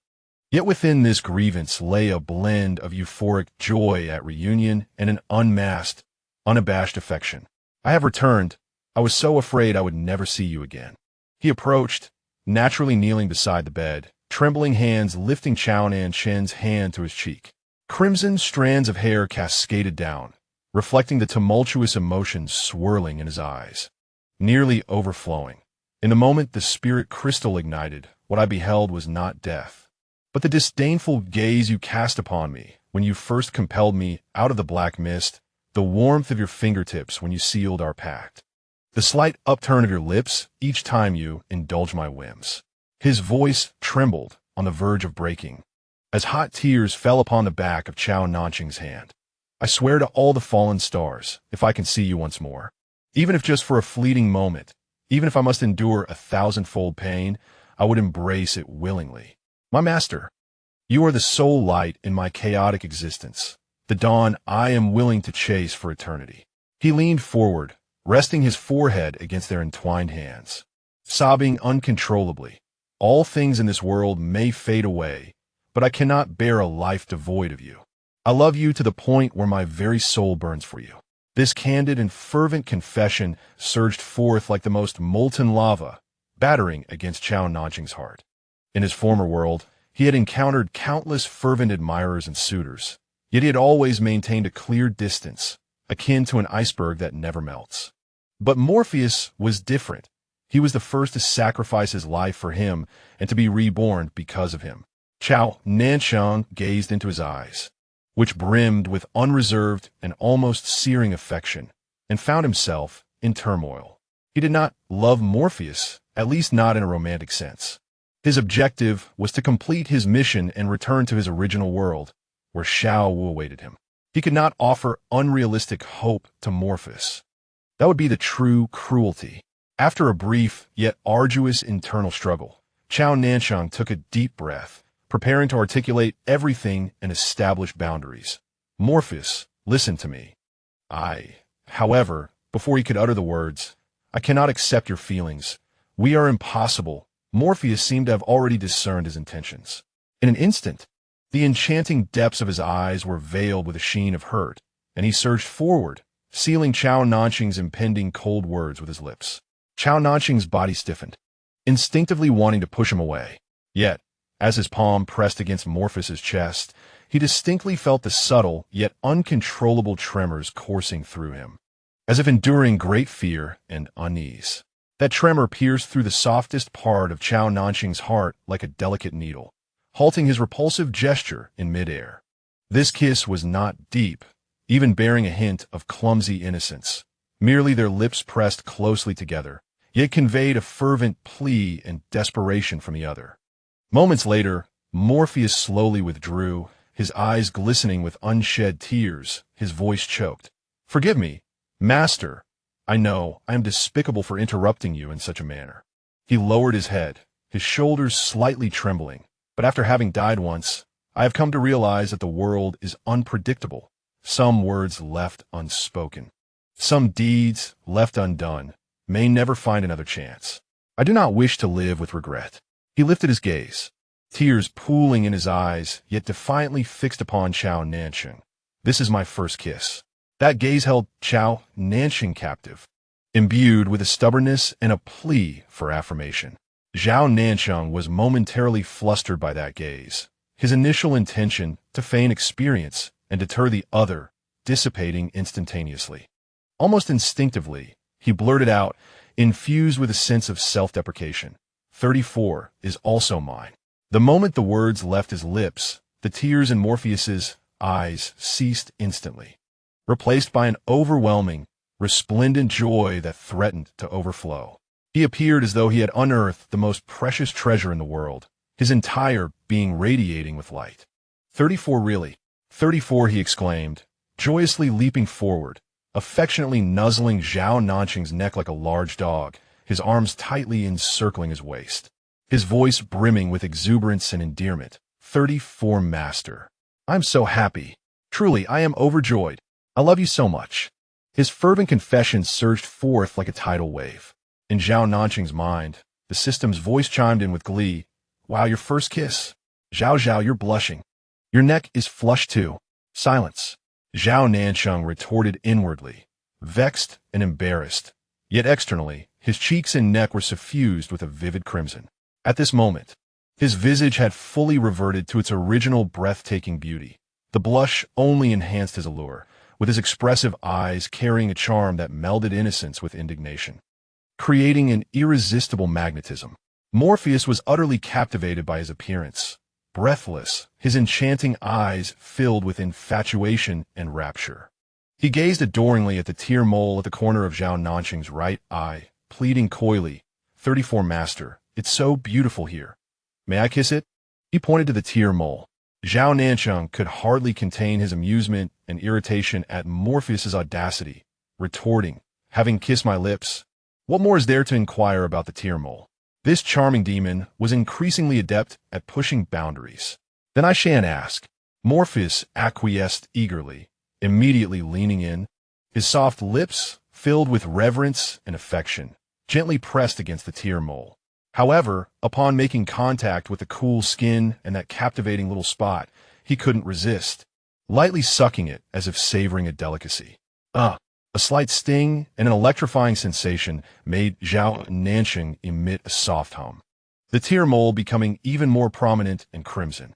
Embarrassed and incensed, he raised his hand and lightly struck Morpheus's shoulder. Are you a dog? Morpheus, faithfully enduring the reprimand, wore a grin akin to a cat that had successfully stolen a treat. He immediately embraced Zhao Nancheng again, burying his face in his shoulder, fervently rubbing against him. His voice tinged with a tearful sweetness as he continued to profess his love. Master, even when you hit me, I am happy. I truly love you and will never part again. Just as the atmosphere grew increasingly intimate, Morpheus, entranced by Zhao Nancheng's flushed cheeks, could not resist leaning in once more, yearning to taste those intoxicating lips when bang, the door to the chamber was abruptly flung open. At the threshold stood Wayne, just returning from patrol alongside Layla, who had come to deliver the evening meal, both pairs of eyes fixated intently on the two figures nearly entwined on the couch. Vane's mask concealed his expression, yet a tempest of icy fury raged within his mismatched eyes. Layla's food platter trembled precariously in her hands, her countenance dark enough to seem as though it could weep. In unison, they spat out that eerily familiar, menacing question, "What are you doing?" Facing the entrance, Zhao Nancheng could feel the searing glares that seemed ready to devour Morpheus whole as he grappled with a new incubus nestled against him, oblivious to the peril. A profound sense of helplessness washed over him. Why is this happening again? Chapter 31, Western Fantasy, Equality and Proposal. The exquisite dining table set within Zhao Nancheng's chamber had transformed into a silent battlefield. Seated at the head of the table, he dined leisurely, striving to maintain an appearance of tranquility. To his left sat Morpheus, recently transformed, her alluring gaze radiating seduction as she nearly pressed herself against him. To his right was Vane, emanating a chilling aura, his eyes, like ice picks, fixated on Morpheus. Across from them, Layla, her head bowed in silence, cast dark glances at Morpheus whenever she dared to look up, her expression heavy with unspoken resentment. The air was so thick with tension it felt as if it could freeze. The faint clinks of cutlery against porcelain rang out like discordant bells in the oppressive silence. The silent battle of glances between the three was so intense it could spark flames. Had Zhao Nancheng not anchored the situation, the table would have surely been upended. Zhao Nancheng felt as though he were perched upon the edge of a volcano. He hastily consumed enough to satiate his hunger, then set down his utensils. Rubbing his still aching chest, his voice laced with undeniable fatigue. I'm full. Take your time. Remember, no fighting. With that, he almost fled, striding to the inner chamber where he collapsed fully clothed onto the bed, closing his eyes in a feigned slumber. He merely sought to escape the stifling atmosphere. hoping to discern whether a conflict would indeed erupt outside. However, his still recovering body could not endure the strain of prolonged exhaustion and mental tension. Lulled by the eerie silence, he unwittingly drifted into a deep sleep.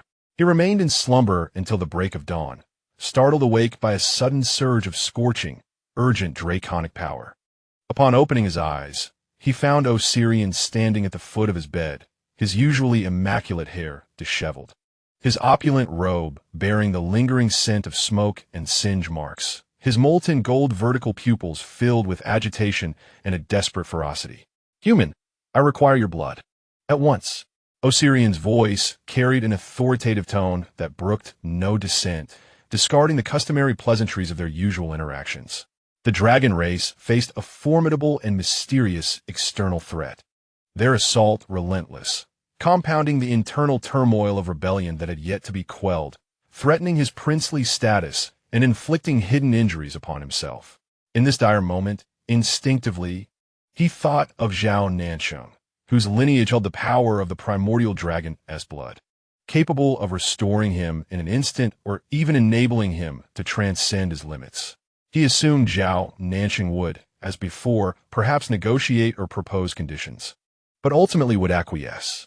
After all, he requires it, and for Osirian, this is a transaction that aligns perfectly with the logic of his dragonkin. Yet, Zhao Nancheng merely gazes at him with a serene countenance. His amber eyes, now sparkling with vitality, betray no fear or scheming, only a profound tranquility. He slowly shakes his head, his voice clear and resolute. "No, Osirian, I'm not your blood bank." These simple words struck like a heavy hammer, reverberating against Osirian's taut nerves. The shock of rejection, coupled with his mounting frustration, ignited a blaze of fury within him. "You have no choice. This is my command." In a fit of rage, Osirian transformed into his dragon form, his suppressed draconic majesty erupting with the force of a colossal mountain, causing the entire elven valley to tremble beneath the weight of his terrifying power, sweeping the furnishings in the royal chamber aside with the sweep of his wings. Zhao Nancheng, under this immense pressure, turned pale as a sheet. The curse within him stirred, sending sharp pangs of pain radiating through his chest. Yet he stood tall, unwavering, even as he faced the suffocating dragon might, lifting his gaze to meet it. His eyes, sharp as a legendary sword drawn from its sheath, pierced into the depths of Osirian's frenzied, vertical pupils with an intensity that could penetrate the heart. "Is this what you call equality, Your Highness?" Zhao Nancheng's voice, though not loud, resonated with gravity, striking at Osirian's heart. "When you are in need, I must unconditionally offer everything. When you do not require me, I am left to await your favor or command. If this is the relationship you desire, then how are you any different from those who scheme to control and exploit me?" Boom! These words wielded more power than any dragon's breath, akin to thunder from the heavens, striking with a deafening force at the core of Osirian's being. He froze in place, the torrent of his draconic might abruptly halting. Osirian beheld Zhao Nancheng, who appeared almost unsteady under his terrifying pressure, yet maintained an erect posture within those amber eyes. There was no fear, only calm inquiry and a disappointment that inexplicably clenched his heart. In an instant, myriad images flashed through his mind during the fervent phase of evolution. This human had countless opportunities to utterly subjugate him, yet chose the most arduous path to preserve his dignity and freedom, confronted with his draconic heritage and might. This individual had never groveled or flattered like others, always maintaining a dignified stance, even daring to jest with him, even when faced with his ludicrous suggestion for procreation. This person's anger stemmed from a sense of disrespect rather than an inability to gain the favor of his kind. What was it that he truly yearned for? Was it merely a subordinate who would obey his every command, offering only blood and offspring? No. As he gazed into those defiant eyes before him, the realization dawned upon him. What he longed for was someone who could stand against him in power, engage with him in the realm of the soul, meet his gaze, dare to challenge him, and even teach him. He desired a partner who could stand alongside him on the heights, together surveying the world. someone who could make him willingly lower his proud head. The deeply rooted arrogance of the dragon began to crumble before the pure and indomitable strength of the soul. The suffocating aura of the dragon within the chamber receded swiftly, like a receding tide. Osirian's immense molten gold slit pupils gazed deeply at Nancheng, within which surged intense struggle, enlightenment, and an unprecedented humility. He remained silent for an extended period, long enough for Nancheng to almost believe he would erupt again, before he finally spoke. His voice, no longer fierce or commanding, was instead deep, hoarse, and even tinged with a cautious plea he had never known. "You are right," he struggled to admit, each word weighing heavily as if it bore the weight of mountains. "It was I who overstepped." He stepped forward, not in a manner of coercion, but slowly, under the gaze of those tranquil eyes, lowering his head, the very symbol of the dragon's supreme pride, gently placing his massive draconic skull upon the ground before Nancheng with utmost reverence. This was the posture of profound respect, trust, and submission, reserved solely for recognized friends, mentors, or beloved ones. Then, Nancheng, he raised his head, his molten gold pupils reflecting the figure of the one before him. "As an equal friend and suitor, I, Osirian, beseech your aid."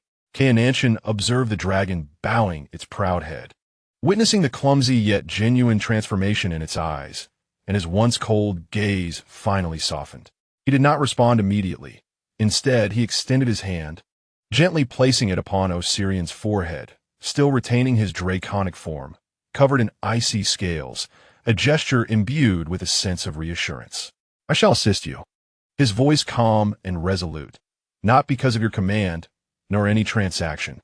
He paused, watching as Osirian's eyes suddenly brightened, and continued slowly, "But because you are Osirian, my ally."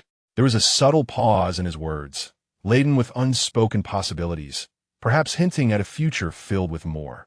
Then, to Osirian's astonished gaze, he voluntarily raised another hand, summoning a sharp energy at his fingertips, and without hesitation, he sliced through his own wrist. Crimson blood, infused with the essence of life and the breath of the progenitor dragon, immediately poured forth. He did not offer his wrist to Osirian's lips, rather allowing the blood to flow freely, his gaze calm as he regarded him. This was a silent offering, a gift of complete trust. Osirian's heart felt as though it had been struck fiercely, a mingling of bittersweetness and ecstasy.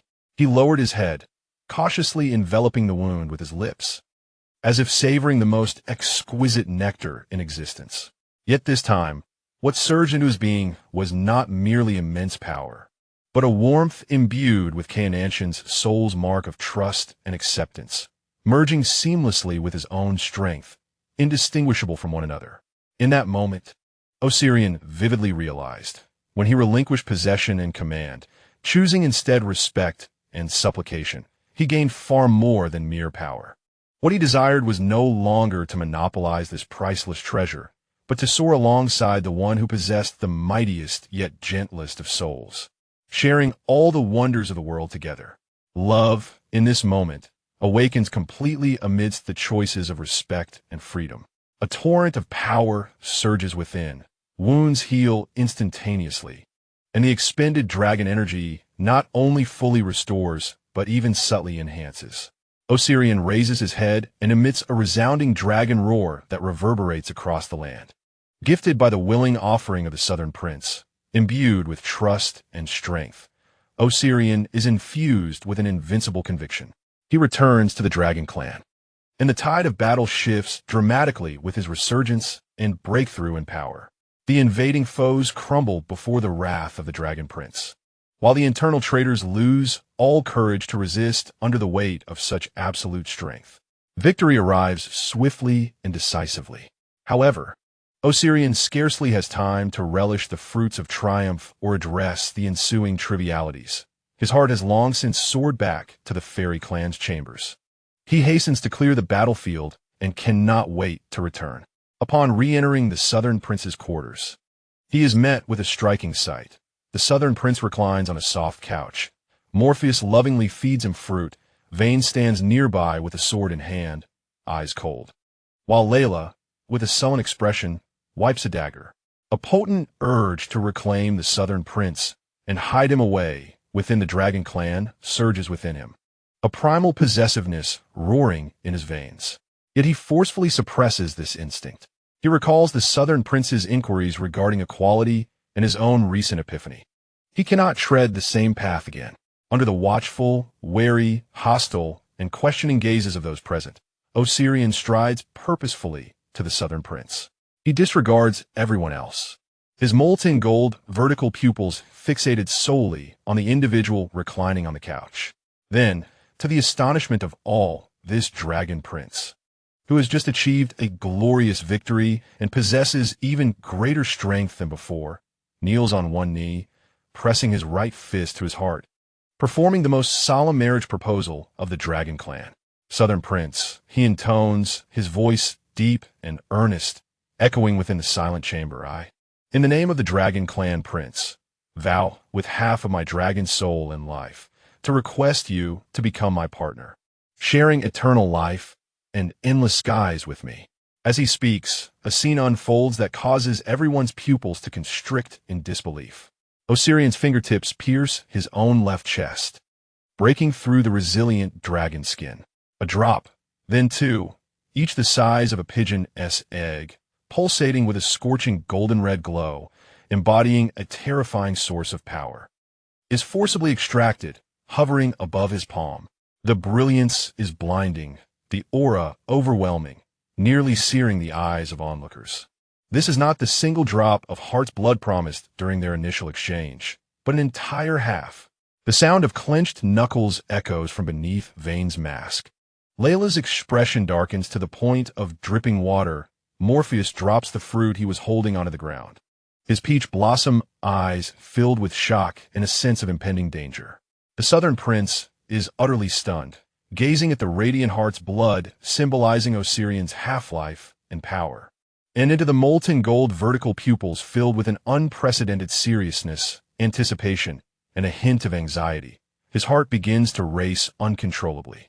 Within the chamber, a pin drop could be heard as all eyes were fixated upon Zhao Nancheng, awaiting his response. Beneath the weight of countless fervent gazes that seemed capable of igniting him, he remained silent for an extended period.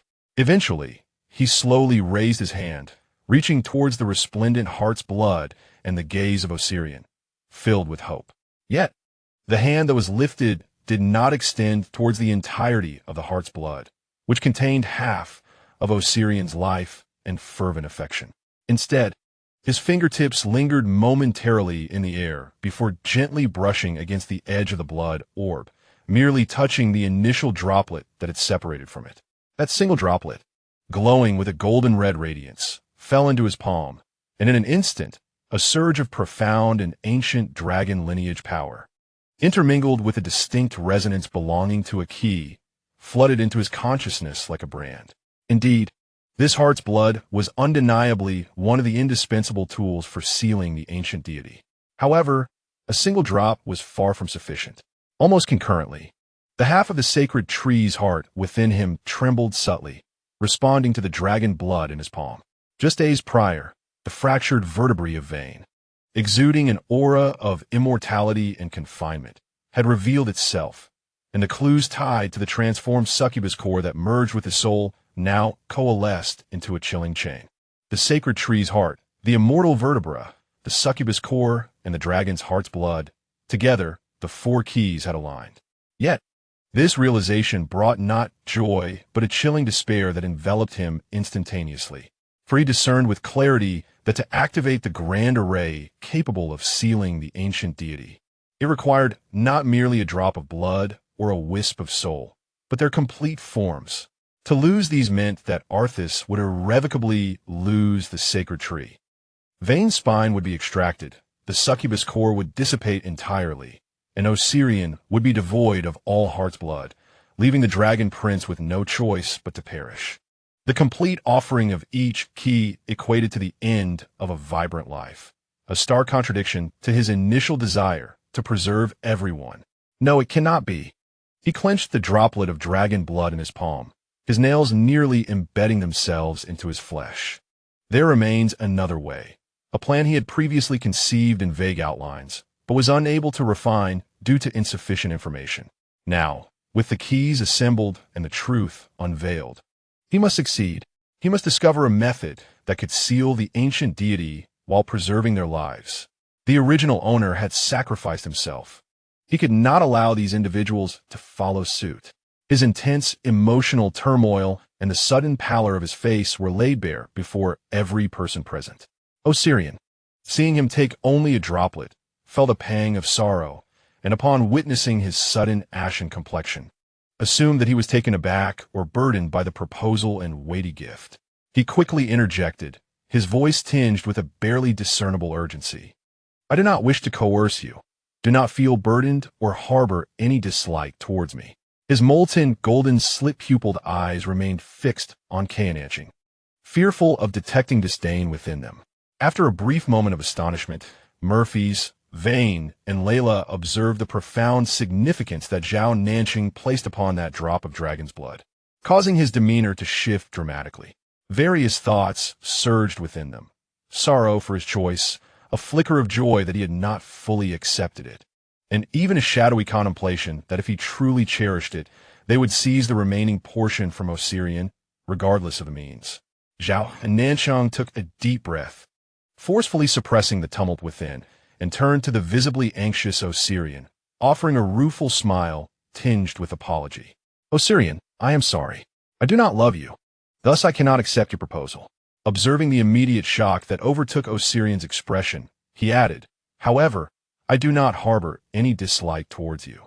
These words struck Osirian's heart like a heavy hammer, causing his once stalwart form to tremble imperceptibly, his complexion paling even more than Zhao Nancheng's had moments prior, the molten gold of his eyes dimming slightly.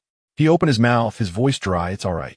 Please accept this half drop of heart's blood. It may prove useful to you." He remained obstinate in his desire to offer his most treasured possession. "No, I cannot accept it," Zhao Nancheng replied firmly, scanning the faces of those present with a grave tone. "In a few days, we will confront the bishop for the final showdown. You cannot afford to lose such significant battle strength at this moment." He calculated that losing merely a drop of heart's blood, coupled with the experience gained during his prior evolution, would allow Osirian to endure the ensuing passion while remaining conscious, estimating it would last approximately half a day. Osirian regarded him, a bittersweet mixture of resentment and disappointment swirling within, yet ultimately complied, silently reclaiming the remaining half drop of heart's blood into his being. The immense power returned, yet it brought no warmth. "I have an exceedingly important matter to convey to everyone," Zhao Nancheng declared, surveying the assembly with unprecedented seriousness. "When Alphys returns, we must convene to discuss it." He then instructed Osirian to retreat to the adjacent chamber to endure this period of passion. The dragon prince cast a long, lingering glance at him, ultimately refraining from further comment, and turned to leave, his silhouette bearing an air of despondency. That evening, Alphys hurried back to the elven domain, weary yet glimmering with the spark of having discovered a solution. He promptly made his way to Zhao Nancheng's chamber. Almost simultaneously, Osirian entered, as Zhao Nancheng had anticipated. He had successfully navigated half a day of passion while remaining conscious, exhibiting only slight fluctuations in his breath, with no serious issues. With everyone gathered, Zhao Nancheng was about to speak when Alphys interjected, urgency lacing his tone, tinged with an imperceptible weight. "I have found a way to lift the curse afflicting your heart." Zhao Nancheng's spirits lifted. "What method is it?" Alphys's gaze shifted towards the silent Vane, his emerald eyes reflecting a complex array of emotions. "The curse can be lifted by someone with an anti-magic constitution." Zhao Nancheng felt a stirring within, sensing that this method might somehow relate to Vane's spine. Just as he was about to inquire further, he noticed Alphys signaling Vane, whispering, "Vane, come with me for a moment. I will explain the specific details." Vane nodded, and the two exited to a secluded corner outside the chamber. Zhao Nancheng observed their retreating figures, his brow slightly furrowing. He endeavored to listen intently, yet it was evident that Arthas had erected a soundproof barrier. He could discern nothing but the silhouettes of the two engaged in hushed conversation. Arthas' demeanor was grave, while even through the metallic mask, Zhao Nancheng could sense the sudden rigidity of Vane's body, followed by a profound silence. Before long, Arthas and Vane returned. Both appeared remarkably composed, almost devoid of any emotion, as if they had merely discussed a trivial matter. What is to be done? What exactly is required? Zhao Nancheng fixed his gaze on Vane's eyes, seeking any hint of revelation. Vane averted his gaze, his voice, though flat beneath the metal facade, carried an almost imperceptible tension. It's nothing significant, merely a ritual that requires my cooperation. It's somewhat troublesome, but it can be resolved. Troublesome? Zhao Nancheng's tone turned icy. Vane, do you take me for a fool? He scrutinized Vane sharply, then turned to the silent Arthas. Your expressions earlier, and this so-called trouble, speak the truth. What price must be paid to lift the curse? Both Arthas and Vane fell into silence, as though their most shameful secret had been laid bare, unable to refute, yet obstinately withholding the truth. Zhao Nancheng, witnessing their demeanor, felt a surge of anger and urgency. It was at a loss. He understood that further questioning would yield no honesty. Taking a deep breath, he compelled himself to regain his composure. A sudden thought flashed through his mind. He urgently contacted the system in his consciousness. Song, I ask you if I complete the task and depart from this world, will the original owner, Zhao Nancheng, return? What will become of this body? Original owner? Song seemed momentarily taken aback. He has long since reincarnated. His soul is absent, leaving only a fragment of residual intent and memory. If you leave, this body will lose its soul support and will undoubtedly perish. Reincarnation? Zhao Nancheng's heart jolted. Could it be that this world truly possessed the cycle of rebirth? Indeed. Song replied matter-of-factly, this world has genuine deities, and thus a system of the afterlife exists, allowing souls to enter reincarnation. Otherwise, where do you think all the departed beings go? And what of worlds devoid of gods? Zhao Nancheng's voice betrayed a hint of urgency and apprehension he had not fully recognized. He contemplated the original owner, whose body he would inhabit. What fate awaited souls from a world like his? Would they reincarnate, or would they dissipate into nothingness? His inquiry regarding the original owner's fate subtly intertwined with his own unknown origins.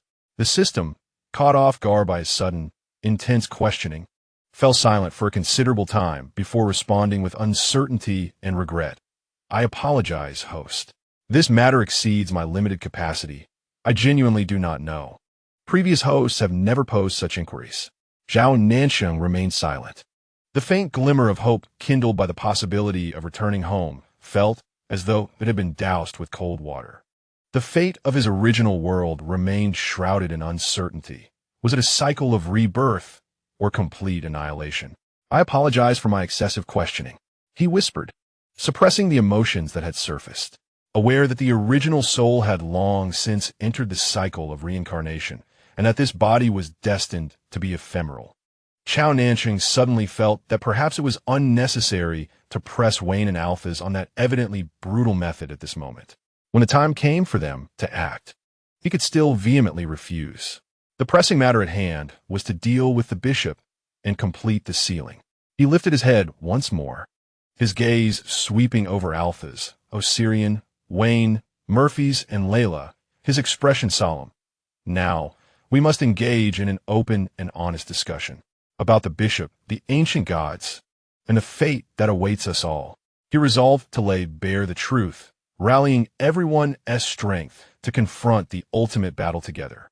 Yet at this moment, Zhao Nancheng could not foresee how Wayne's love for him, silent, restrained, yet profoundly protective, would soon manifest in a manner so resolute and tragic that it would cast all his plans and convictions into an unforeseen abyss. Chapter 33, Western Fantasy, Alliance. Truth. In the unfinished night, the return of King Alphas was akin to casting a stone into the turbulent waters of a lake, providing a semblance of stability while heralding the impending storm. Within the confines of Zhao Nancheng's chamber, the atmosphere was so tense it felt as if it could be wrung out for water. Around a magnificent long table, 6 individuals sat, the flickering candlelight illuminating their varied expressions. Alphas, weary from his travels, possessed striking emerald eyes that sparkled with urgency as he eagerly shared progress in discovering a means to lift the curse, his gaze fixed on Zhao Nancheng's still pallid face. Worry and affection intertwined. Osirian sat with arms crossed, his molten gold vertical pupils scrutinizing, shifting from Alpha's back to Zhao Nancheng, his draconic instincts sensing an unusual aura. Wayne remained like a silent rock, his metallic mask concealing his expressions, but his mismatched eyes flickered in the candlelight, intensely focused on Zhao Nancheng. Murphy's lounged lazily against the chair's back, the allure of his transformed succubus form subtly emanating, yet his gaze bore an unmistakable concern. Layla, with a taut expression, sat slightly behind Zhao Nancheng, akin to a vigilant cub guarding its most treasured possession. Zhao Nancheng felt the weight of this complex and taut atmosphere. Knowing that delay was no longer an option, he gently tapped the table, drawing everyone's attention. With all present, Zhao Nancheng began, his voice calm, yet imbued with undeniable strength, shattering the suffocating silence. Before discussing how to confront the bishop, there was one matter that must first be clarified. His gaze turned to Alpha's, his amber eyes clear and direct. Alphas, regarding the heart of the sacred tree, I only took half. The instant the words fell, time seemed to freeze. Alphas abruptly lifted his head, his emerald pupils narrowing in shock, filled with incredulity. What did you say? His voice trembled slightly. Only half? Yes, only half, Zhao Nancheng affirmed, repeating with certainty. At that moment in the sacred realm, I initiated the extraction array, but at the last moment I halted and only took half. The other half should still reside within the sacred tree, or it was meant to be. This seemingly casual statement struck Arceus like a thunderclap, piercing through the gloom of his thoughts. It was not a complete theft. It was not an intention to annihilate the elven race. This realization surged through him like a tidal wave, instantly shattering the heavy shackles of betrayal and responsibility that had long weighed upon his heart. He had always believed that Zhao Nancheng was the root cause of the sacred tree's peril and the tribe's impending doom, which fueled his rage and relentless pursuit. Yet, unbeknownst to him, he found himself drawn to this person, enduring the torment of loving an enemy while grappling with self-loathing. He had even silently prepared for the most tragic and concealed of resolutions. As he gazed at Zhao Nancheng, emotions surged within him, nearly spilling forth in a breath of relief and an impulsive urge to absolve the other. I knew it. You did not intend to destroy the foundation of my kin. So those provocations and schemes were merely a means to obscure the truth? Were they aimed at a greater goal? Once the gears of romantic thought began to turn, they became unstoppable. All prior suspicions and feelings of hurt were reinterpreted as necessary hardships and deep-seated foresight. He even envisioned further. Since the heart of the sacred tree had not been lost, merely fractured, there must be profound reasons behind Zhao Nancheng taking half of it. Previously, he had agonized over the notion of reclaiming the heart after Zhao Nancheng's human life came to an end, while he himself, having continuously employed life-consuming arcane arts to sustain the sacred tree's vitality, had already harbored thoughts of living and dying alongside Zhao Nancheng. Now, this bleak plan seemed to have turned a corner. How could he not be overwhelmed with joy? Beneath the table, he instinctively reached out, cherishing the regained connection, and gently grasped Zhao Nancheng's hand resting upon his knee. Zhao Nancheng was momentarily taken aback, feeling the coolness and cautious strength of the grasp. He met Arceus' gaze, those verdant eyes shimmering with tears, filled with longing, joy, and a near humble dependence. Thinking of the fact that he had ultimately taken that half of the sacred tree's heart and had utilized the other, a flicker of guilt surfaced within him. Yet he did not withdraw his hand, allowing Arceus to hold on tightly, as if clutching a life-saving raft. This small gesture did not escape the keen eyes of others at the table, and the atmosphere shifted subtly. Clearing his throat, Zhao Nancheng regained his focus, casting a serious look across the room. What I am about to discuss concerns the survival of this world and the lives of each one present. He no longer concealed his true identity, revealing himself as a descendant of the harmonizer bloodline.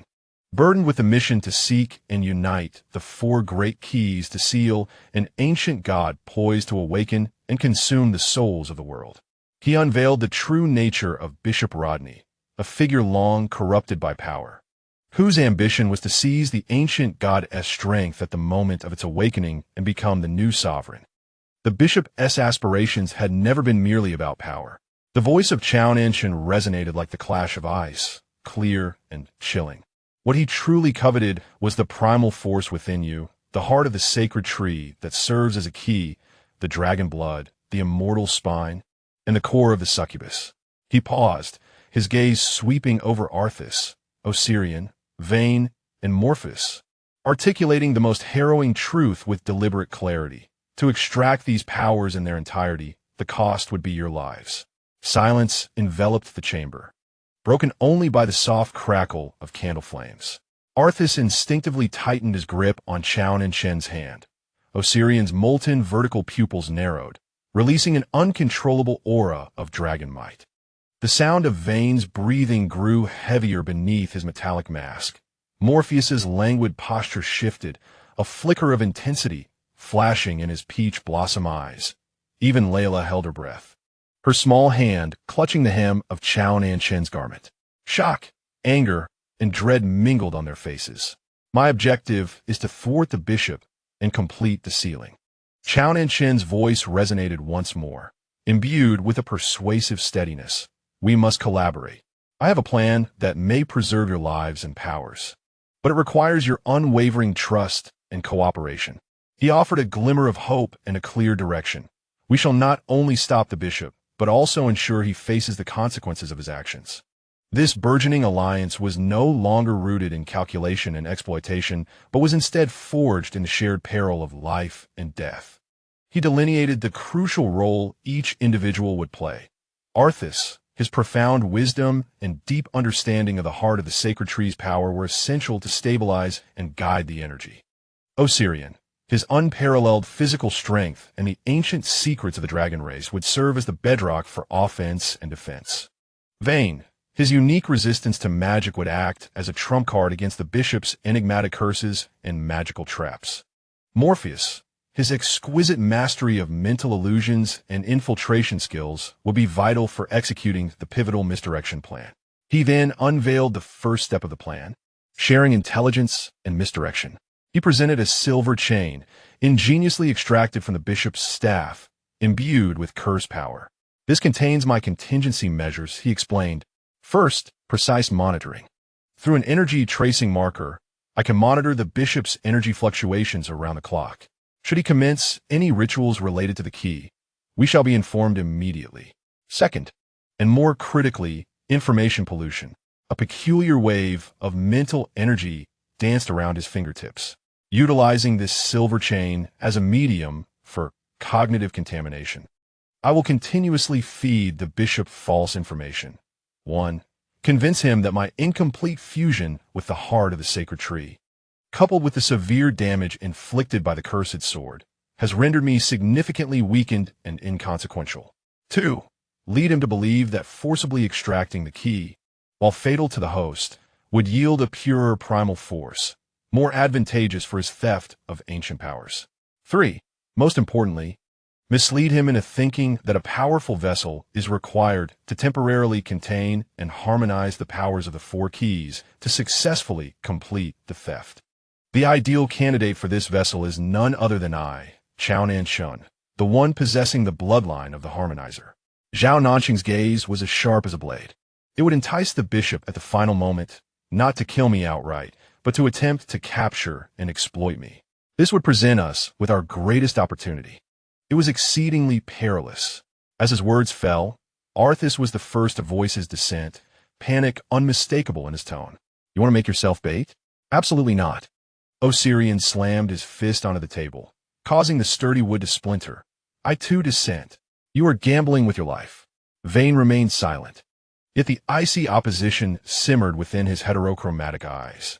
Morpheus pressed closer, his voice sweet yet laced with menace. "Master, I cannot permit you to take such risks." Zhao Nancheng regarded them, his gaze calm yet resolute. "There are only 4 days left until the bishop's scheduled grand ceremony. We have no time to devise a more comprehensive and safer plan. This is currently the only viable method to safeguard everyone and turn the tide in our favor." He paused, his voice lowering. "I understand the danger. But trust me." The final 3 words seemed imbued with an extraordinary enchantment. As they beheld his eyes, which appeared capable of unraveling all mysteries yet brimmed with determination and unwavering conviction, dissenting voices gradually fell silent. They recognized the truth in his words. For days would pass in the blink of an eye. They had no better alternatives. More importantly, they were willing to place their faith in him, the man who had repeatedly conjured miracles, pulling them back from the precipice of despair. Even if the path ahead was fraught with peril, they were ready to follow him, even unto death. "Very well." Arthas spoke first, his voice hoarse yet laced with a desperate resolve, his hand beneath the table gripping Zhao Nancheng's tighter. "If you perish, I will raise the bishop's stronghold and trample his divine realm." Osirian said fiercely, a tacit agreement. Vane nodded silently. Mofi sighed softly, burying his face in Zhao Nancheng's shoulder, murmuring, "Your commands are the very essence of my existence." Thus, an alliance was formally forged at that moment. After the weighty deliberations, a more subtle atmosphere began to permeate the room. With only 4 days remaining until their ultimate action, it meant that their time to coexist peacefully with Zhao Nancheng was also limited to just 4 days. The gazes of the men silently intertwined in the air, a mutual understanding of unspoken intentions quietly blossoming. Arthas, Osirian, Vane, and Mophis, for beings beyond the realm of humanity, instinctively turned their attention to the most vulnerable and singularly pure human boy present, Lyra. In an instant, Lyra felt the oppressive and exclusionary weight of their 4 gazes. His cheeks flushed with indignation, fists clenched tightly, nails digging deep into his palms. An unprecedented and fervent desire for power surged within him. If only he were strong enough, he would not have to beg for the mere privilege of companionship. Yet, despite his anger, faced with this humiliating yet fleeting opportunity for exclusivity, a deeper feeling within Lyra swelled, a near humble ecstasy and appreciation. Even if it were only for one night, it would suffice. Zhao Nancheng remained oblivious to the silent agreement among the others. After the meeting, he sensed that the 4 individuals cast him complex. Hesitant glances before retreating into silence or making excuses to leave the chamber. Only Layla lingered, head bowed, hesitating in his place. "Layla?" Zhao Nancheng queried, puzzled by the boy's stillness. "Is there something you wish to discuss?"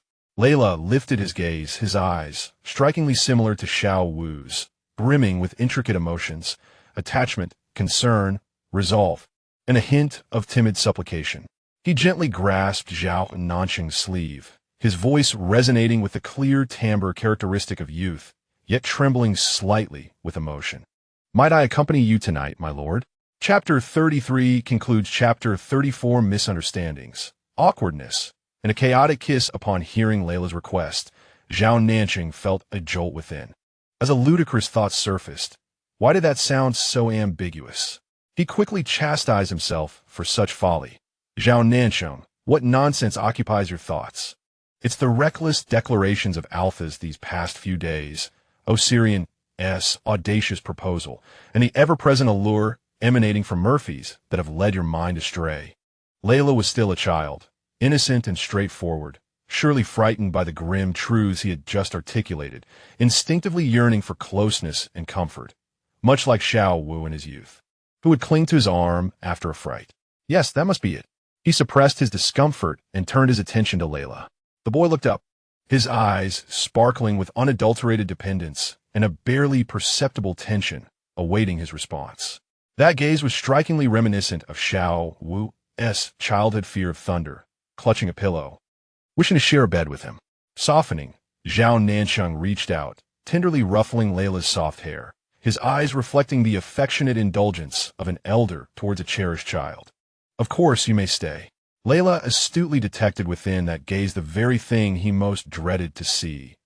Pure, untainted affection, the love of an adult for a child, rather than the deeper yearning he harbored. A pang of disappointment pierced his heart like a tiny ice shard. It was soon overshadowed by the joy of being allowed to remain by the adult's side. It mattered little. As long as he was near, he would eventually have the opportunity to demonstrate that he was no longer a child. That night was filled with warmth and bittersweetness for Zhao Nancheng. Layla nestled against him like a young creature finding its den, eagerly sharing dreams of the future, how he would grow stronger to better protect his lord, travel alongside him to myriad places, and behold all the wonders of the world. Zhao Nancheng listened quietly, his arm gently encircling the boy's slender, yet increasingly resilient back, a tender smile gracing his lips as he occasionally offered encouragement. Yet beneath his calm exterior, a chilling tide of despair surged within him. He knew there was no future awaiting them. A few days later, regardless of the success of his plans, he was highly likely to depart from this world, bidding farewell to the youth who had been steadfastly accompanying him for months, sharing a wondrous connection with his son. Initially, his kindness towards Layla stemmed from the resemblance to his beloved child, yet through their months of companionship, this bright, persistent boy, whose heart and mind were filled with thoughts of his child, had already secured a significant place in his heart. The mere thought of the impending separation clenched his heart like an invisible hand, causing a deep and unbearable ache. In his mind, he could hear Jiting Song's rare, serious voice. Do not be too sorrowful. Fate cannot be forced. It is enough to cherish the present. Zhao Nancheng softly acknowledged this in his consciousness, uttering no more words, but tightening his embrace, as if he wished to etch this fleeting warmth into his very soul. Layla, sensing this silent protection, felt a sweetness in his heart, filled with unrealistic fantasies about the future. Little did he know, this would be his final moment of peacefully falling asleep in an adult's embrace. Early the next morning, as dawn broke softly, the door to the chambers was knocked upon with restrained regularity. Zhao Nancheng, a light sleeper, was immediately awakened. Layla, nestled in his arms, grumbled in discontent and held on tighter. Zhao Nancheng gently patted his back, whispering, "Someone has come. It's time to rise." Reluctantly, Layla loosened his grip, his eyes reflecting a strong reluctance to wake and annoyance at the interruption. He sluggishly got out of bed and dressed, casting a hostile glance towards the door. Standing outside was When. At that moment, this usually stoic and stern gentleman appeared surprisingly in good spirits, though his metal mask concealed his expression. The slightly softened aura surrounding him and the almost imperceptible glimmer in his heterochromatic eyes betrayed his mood. The cause of his elation was simple. The four otherworldly beings had engaged in an exceedingly juvenile and secretive draw after leaving Zhao Nancheng's chambers the previous night, determining who would enjoy the privilege of solitary time with Zhao Nancheng in the following days. Wayne, by fortune, or perhaps by what the other three considered sheer luck, had drawn today. Thus, he rose early, eagerly arriving to escort Layla away. When Layla opened the door and saw Wayne, his expression fell instantly, letting out a heavy huff before stepping aside to let him in, while he himself left in a huff, glancing back with irritation. Wayne, undeterred by the boy's displeasure, immediately fixed his gaze upon Zhao Nancheng, who had just sat up in bed, still bearing traces of sleepiness. Thus began an extraordinarily peculiar day for Zhao Nancheng. Wayne was utterly oblivious to the concept of a date. Throughout the morning, aside from dutifully assisting Zhao Nancheng with his morning routine, washing, dressing, and eating, he spent the remainder of the time standing rigidly at a distance, his heterochromatic eyes fixed intently on Zhao Nancheng as if he wished to bore two holes through him. The intensity of that gaze was so focused, so scorching, and so unmasked that even Zhao Nancheng, with his remarkable composure, felt an overwhelming discomfort, a shiver running down his spine. Had he not been able to distinctly discern the profound affection and possessiveness within that gaze, he might have believed that Wayne harbored a deep-seated hatred for him, contemplating how to dismantle him piece by piece. This sentiment was particularly pronounced when Wayne insisted on feeding him. Even as Zhao Nancheng expressed that his injuries had significantly improved and he could manage on his own. Yet Wayne remained silent, stubbornly holding up the spoon, his eyes conveying a message that unless he was allowed to feed him, he would persist in this act until Zhao Nancheng, resigned, capitulated. After feeding Zhao Nancheng, Wayne finally began to consume the now lukewarm leftovers. Observing Wayne nonchalantly using the very chopsticks that had just served him to eat, Zhao Nancheng felt a subtle discomfort arise within him, prompting him to inquire, "Wayne, is there something unusual about you today? My injuries are much better. I can manage by myself." Wayne's movements faltered, his fingers tightening around the chopsticks as he lowered his head, muffled murmurs escaping from beneath the metallic mask, their volume akin to the buzzing of a mosquito. Zhao Nancheng, unable to catch the words, instinctively leaned closer, pressing his ear near. "What did you say?" "I couldn't hear you." Wayne seemed startled by his proximity, his body stiffening momentarily before he repeated, albeit in a voice slightly louder, yet still indistinct. "I'm very happy to dress you and feed you." Upon finishing his statement, even the tips of his exposed ears flushed with a faint crimson hue. Zhao Nancheng, unable to suppress a laugh, was met with the unrelenting mockery of the system. The way this wooden block expresses affection is truly unique. His way of showing joy is to play the role of the caretaker and a watchful stone. At a loss for words, Zhao Nancheng struggled to comprehend Wayne's peculiar thought process. He resolved to shift the subject to dispel the awkward atmosphere. "Ahem, where is everyone else? Why are we the only two dining today?" No sooner had he spoken than the momentary warmth of shyness surrounding Wayne dissipated, replaced by a chilling aura of tension. He abruptly lowered his head, resuming his meal with a hard demeanor, his voice laced with evident petulance. "I don't know." Zhao Nancheng was taken aback. The swift change in Wayne's demeanor was bewildering.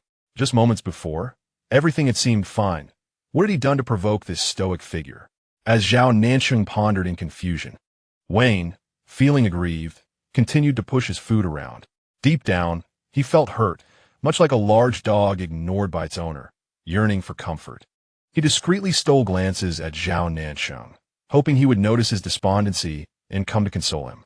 However, Zhao Nancheng merely pondered for a moment, and seeing Wayne's silence, he lost interest in further inquiry, making his way to the bedside to rest, his body fatigued from recent injuries. Wayne watched helplessly as Zhao Nancheng lay down, closing his eyes, showing no inclination to offer him solace, not even a single additional question. A wave of profound grievance surged within him, rendering him unable to continue eating. He set down his chopsticks and stared intently at the figure on the bed, his gaze filled with a sorrow so palpable it seemed to take form. As Zhao Nancheng was unable to sleep under the intense gaze of his companion, he reluctantly opened his eyes and met the mismatched eyes filled with a clear message of displeasure, prompting his confusion. "Are you tired too? Shall we sleep together?"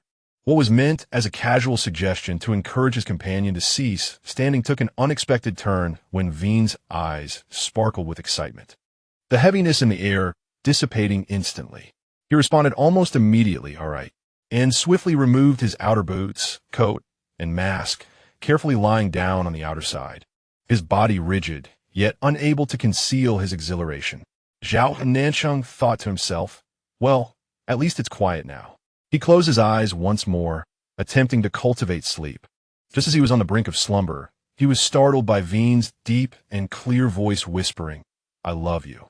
Instantly, Zhao Nancheng's drowsiness evaporated, and he opened his eyes wide in disbelief, looking toward Veen. He was aware of Veen's affections, but given his companion's typically reserved demeanor, he had never anticipated hearing such candid declarations of love from him in this lifetime. Veen, clearly caught off guard by Zhao Nancheng's wakefulness, had summoned the courage to express his feelings only when he believed the other was asleep.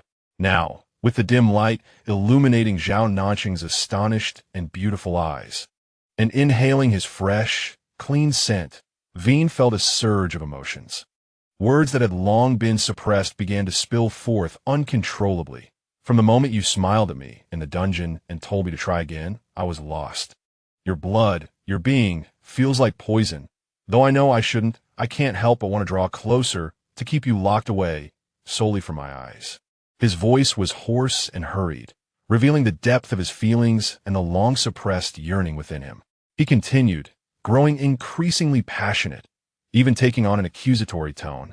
His gaze fixated on the alluring beauty mark at the corner of Zhao Nancheng's right eye, whispering, "I want to kiss this." Zhao Nancheng was momentarily stunned by this torrent of heartfelt confessions, almost blurting out, "You want to kiss too?" The word "too" caught Veen's attention sharply, causing the warmth that had just enveloped him to plummet to an icy chill. His voice lowered dangerously. "Who else has kissed you?" Zhao Nancheng panicked, stammering a response. Morpheus. The system, Ji Ting Song, reveling in the unfolding drama, excitedly exclaimed in Zhao Nancheng's mind, Zhao. Doesn't this feel like being caught cheating by the rightful partner? According to the script, at this moment, you should be subjected to various scenarios. Zhao Nancheng, internally crumbling, retorted Yi King Song. What vulgarity are you spewing in my mind? Why was that segment not filtered? He was left flustered and at a loss due to the unexpected mental intrusion. Seeing Zhao Nancheng's gaze wander and his cheeks flush, in reality, a mix of anger and embarrassment, Veen mistakenly assumed he was reminiscing about being kissed by Morpheus. The surge of jealousy and an inexplicable impulse overwhelmed his rationality. He ceased his inquiries and, leaning in, pressed his cool lips, imbued with an irresistible force, against the coveted tear mole he had long desired. It was not a mere fleeting touch, but rather a mark of significance, as he fervently sucked, leaving behind a faint crimson mark. Subsequently, his kiss meandered down the smooth cheek of Zhao Nancheng, awkwardly exploring, akin to venturing into uncharted territory, eventually resting near the soft corner of his mouth. His lips hovered at the edge of Zhao Nancheng's lips, his heated breath cascading over the sensitive skin, his voice hoarse and unrefined. "May I kiss you?" Zhao Nancheng found himself utterly unmoored by this series of actions and the blunt request, his heart racing and mind blank. Gazing into Wayne's eyes, which shimmered with desire, anxiety, and even a hint of pleading, he found himself responding, almost involuntarily, with a soft "mm." Upon receiving permission, Wayne seemed to have been given a command, eagerly sealing his lips against the pair he had long yearned for. However, the ensuing experience could hardly be described as delightful. Wayne, evidently inexperienced, lacked any understanding of technique. He merely followed his instincts, akin to a young creature eager to confirm its possessions, incessantly nibbling and sucking at Zhao Nancheng's lips with varying degrees of pressure. Entirely lacking finesse, Zhao Nancheng's lips grew numb from the incessant assault, questioning whether Wayne had perhaps skipped lunch, using his mouth as a grinding tool. Just as he felt he could endure no more and contemplated pushing Wayne away, Wayne seemingly became enlightened, tentatively and cautiously prying open his teeth with his tongue, delving into the even warmer, softer realm within. A soft whimper escaped Zhao Nancheng, the depth exceeding anything he had previously encountered. Murphy's kiss had merely brushed their lips together. The unfamiliar sensation and overwhelming audacity made his body tremble slightly, his hands instinctively pressing against Wayne's chest. To Wayne, this subtle whimper resonated as the most fervent encouragement. He tightened his embrace, drawing Zhao Nancheng deeper into his arms, as if a switch had flipped within him. His previously clumsy nibbles transformed into a tender, yet profound exploration, imbued with a near-greedy desire to seize every breath that belonged to Zhao Nancheng. The kiss endured for nearly half an hour, until both were breathless, at which point Wayne reluctantly released the two lips that had been ravaged and swollen. Resting his forehead against Zhao Nancheng's, he breathed heavily, his heterochromatic eyes ablaze with fervor, and hoarsely inquired, "Is this your first time?" He referred specifically to such an intimate kiss. Zhao Nancheng's heart thundered, still tinged with the lingering sting of their passionate encounter and the warmth of Wayne's breath. While he dare not claim it was his first kiss, he acknowledged that this was indeed his first experience with a French kiss. After a moment's hesitation, he ultimately nodded gently. In an instant, Wayne's eyes sparkled with ecstatic delight, as if he had received the most precious validation in the world. Unable to contain himself, he chuckled, once again eagerly descending upon Zhao Nancheng's swollen lips, this time with even greater depth and tenderness, imbued with a sense of cherished recovery and surging affection. How did this kiss come to an end? The cause was that Wayne's idle hand, in a moment of emotional turmoil, slipped uncontrollably, obeying the most primal of desires, and gradually descended until it precisely covered the pert and supple posterior of Zhao Nancheng, which he had longed to touch yet never dared. He even tentatively squeezed it. Zhao Nancheng's entire body stiffened, all his intoxicating emotions instantly shattered by this unexpected assault. He forcefully pushed Wayne away, his cheeks aflame, a mixture of shame and anger flooding his features. "Wayne, you get out." Wayne stumbled back, abruptly awakened from his lustful reverie. He glanced at his offending hand, then at Zhao Nancheng's mortified expression, and for the first time harbored the desire to sever the disobedient appendage. He wished to explain, yet found himself at a loss for words. "Get out." Zhao Nancheng pointed firmly towards the door. Wayne lowered his head, resembling a remorseful giant dog cast out by its master, enveloped in a thick shroud of regret and despondency, hesitatingly retreating from the chamber. It was not until dinner time that Wayne dared to knock again, humbly pleading from outside for an extended period, promising not to misbehave again, before being permitted by Zhao Nancheng to enter with the meal. Dinner concluded amidst a subtle, yet awkward atmosphere. Wayne attempted to speak several times, only to be silenced by Zhao Nancheng's frosty gaze. Before sleep, Wayne mustered his courage and tentatively asked, "May I stay?" Zhao Nancheng cast him a sidelong glance, recalling the earlier incident, and unhesitatingly refused, "No." Yet, observing the immediate dimming of Wayne's expression softened his heart slightly, and he added, "You can sleep on the floor." Wayne's eyes brightened instantly. As long as he could stay, he would gladly sleep on the floor. Thus, he obediently prepared a bedroll on the carpet beside Zhao Nancheng's bed. As the night deepened, Zhao Nancheng had long succumbed to slumber. Wayne, however, was wide awake. He quietly sat up, and in the darkness, illuminated by the faint moonlight filtering through the window, he gazed at Zhao Nancheng's serene, sleeping visage. After a prolonged moment of admiration, he cautiously stretched out his hand and gently grasped Zhao Nancheng's hand, which lay outside the covers, holding it as if it were the most precious treasure in the world, remaining still throughout the night. Chapter 34 End. Chapter 35. A morning of rivalry, display, and loss of control. The following morning, a knock echoed punctually once again. This time, outside the door stood the captivating demoness, Morpheus, adorned in a dark purple velvet robe, with a slightly open collar revealing her delicate collarbone. Her short, magma-red hair was impeccably styled, and the natural crimson hue at the corners of her eyes was threefold more vibrant than usual, making her appear like a deadly, alluring mushroom blooming in the morning dew. The door was opened by Adrian Wayne, who seemed to have risen earlier.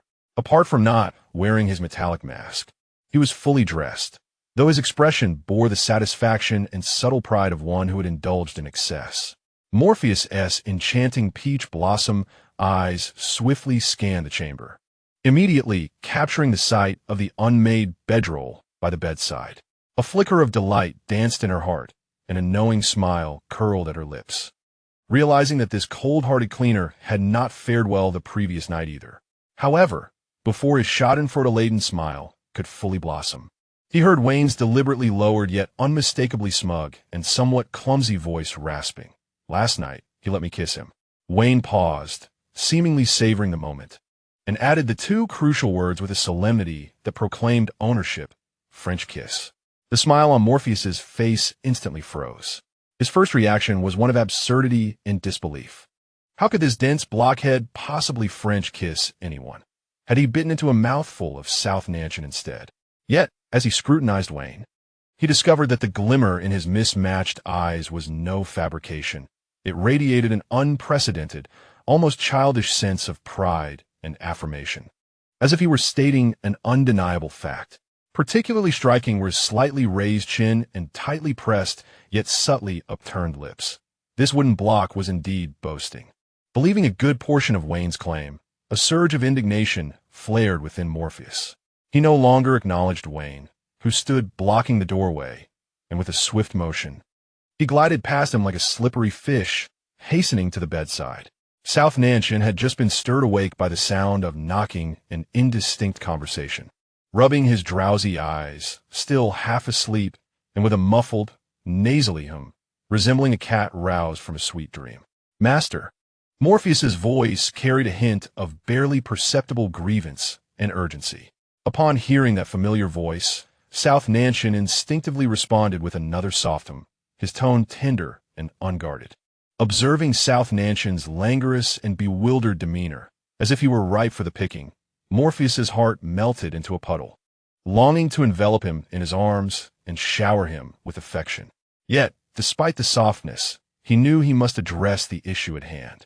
Leaning down, he positioned his hands on either side of Zhao Nancheng's body on the bed, trapping him between himself and the mattress. His eyes ablaze with otherworldly fire as he fixed his gaze intently on Zhao Nancheng, asking quickly and directly, with unabashed jealousy, "Master, did you French kiss that frigid blockhead yesterday?" Zhao Nancheng was utterly taken aback by this blunt and unfiltered inquiry. Instinctively, he turned to look at Wayne, still lingering at the doorway, seemingly contemplating an escape but lacking the courage, his eyes filled with a mix of accusation and inquiry, as if to say, "Why are you revealing everything?" Wayne's heart sank, realizing the situation had taken a turn for the worse. What had been a delightful event last night was now transforming into a chaotic affair. However, when he met Zhao Nancheng's sleep-laden, misty gaze, wide with surprise, his heart fluttered as if it had been gently prodded by a feather, an indescribable sweetness and sense of fulfillment washing away his panic. How adorable, he thought.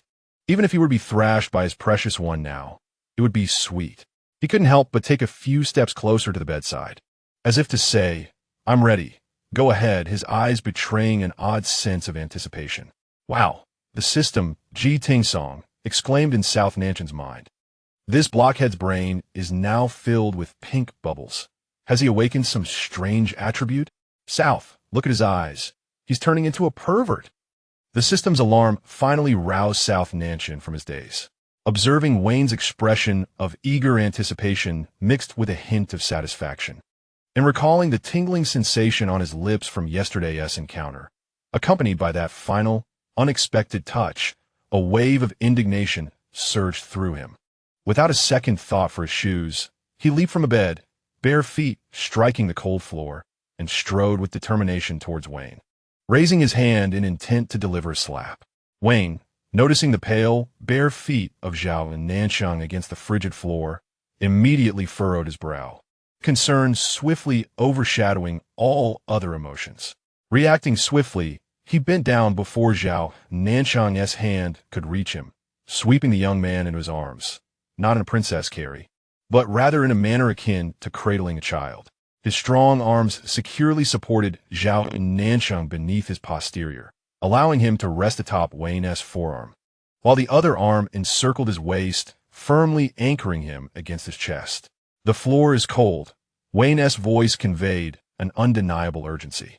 Yet, intertwined within this seemingly caring gesture lurked a hint of selfishness. The arm around Zhao Nancheng's waist tightened deliberately, causing the latter's upper body to lean forward involuntarily, pressing closely against Wayne's face. Then, in an astonishing display that left both Zhao Nancheng and the nearby Morpheus utterly speechless, Wayne inhaled deeply, drawing in the crisp scent emanating from Zhao Nancheng's abdomen. The intensity of the action produced a sound reminiscent of an addict's desperate gasp. "Pervert!" Zhao Nancheng, feeling a mix of embarrassment and anger, sat perched on Wayne's arm and pushed his face away, lifting his hand to deliver a slap. However, due to the awkward positioning and the suspension of his body, the strike lacked force, resembling more of a playful reprimand. Far from being offended, Wayne seized the opportunity to grasp Zhao Nancheng's hand firmly, holding it within his palm, and then lowered his head, tenderly kissing the slightly flushed palm, lifting his mismatched eyes to inquire cautiously, "Does your hand hurt?" Zhao Nancheng remained silent, prompting Wayne to plant another kiss on his palm, his tone awkwardly conciliatory. "If you're still angry, You may strike this side of my face."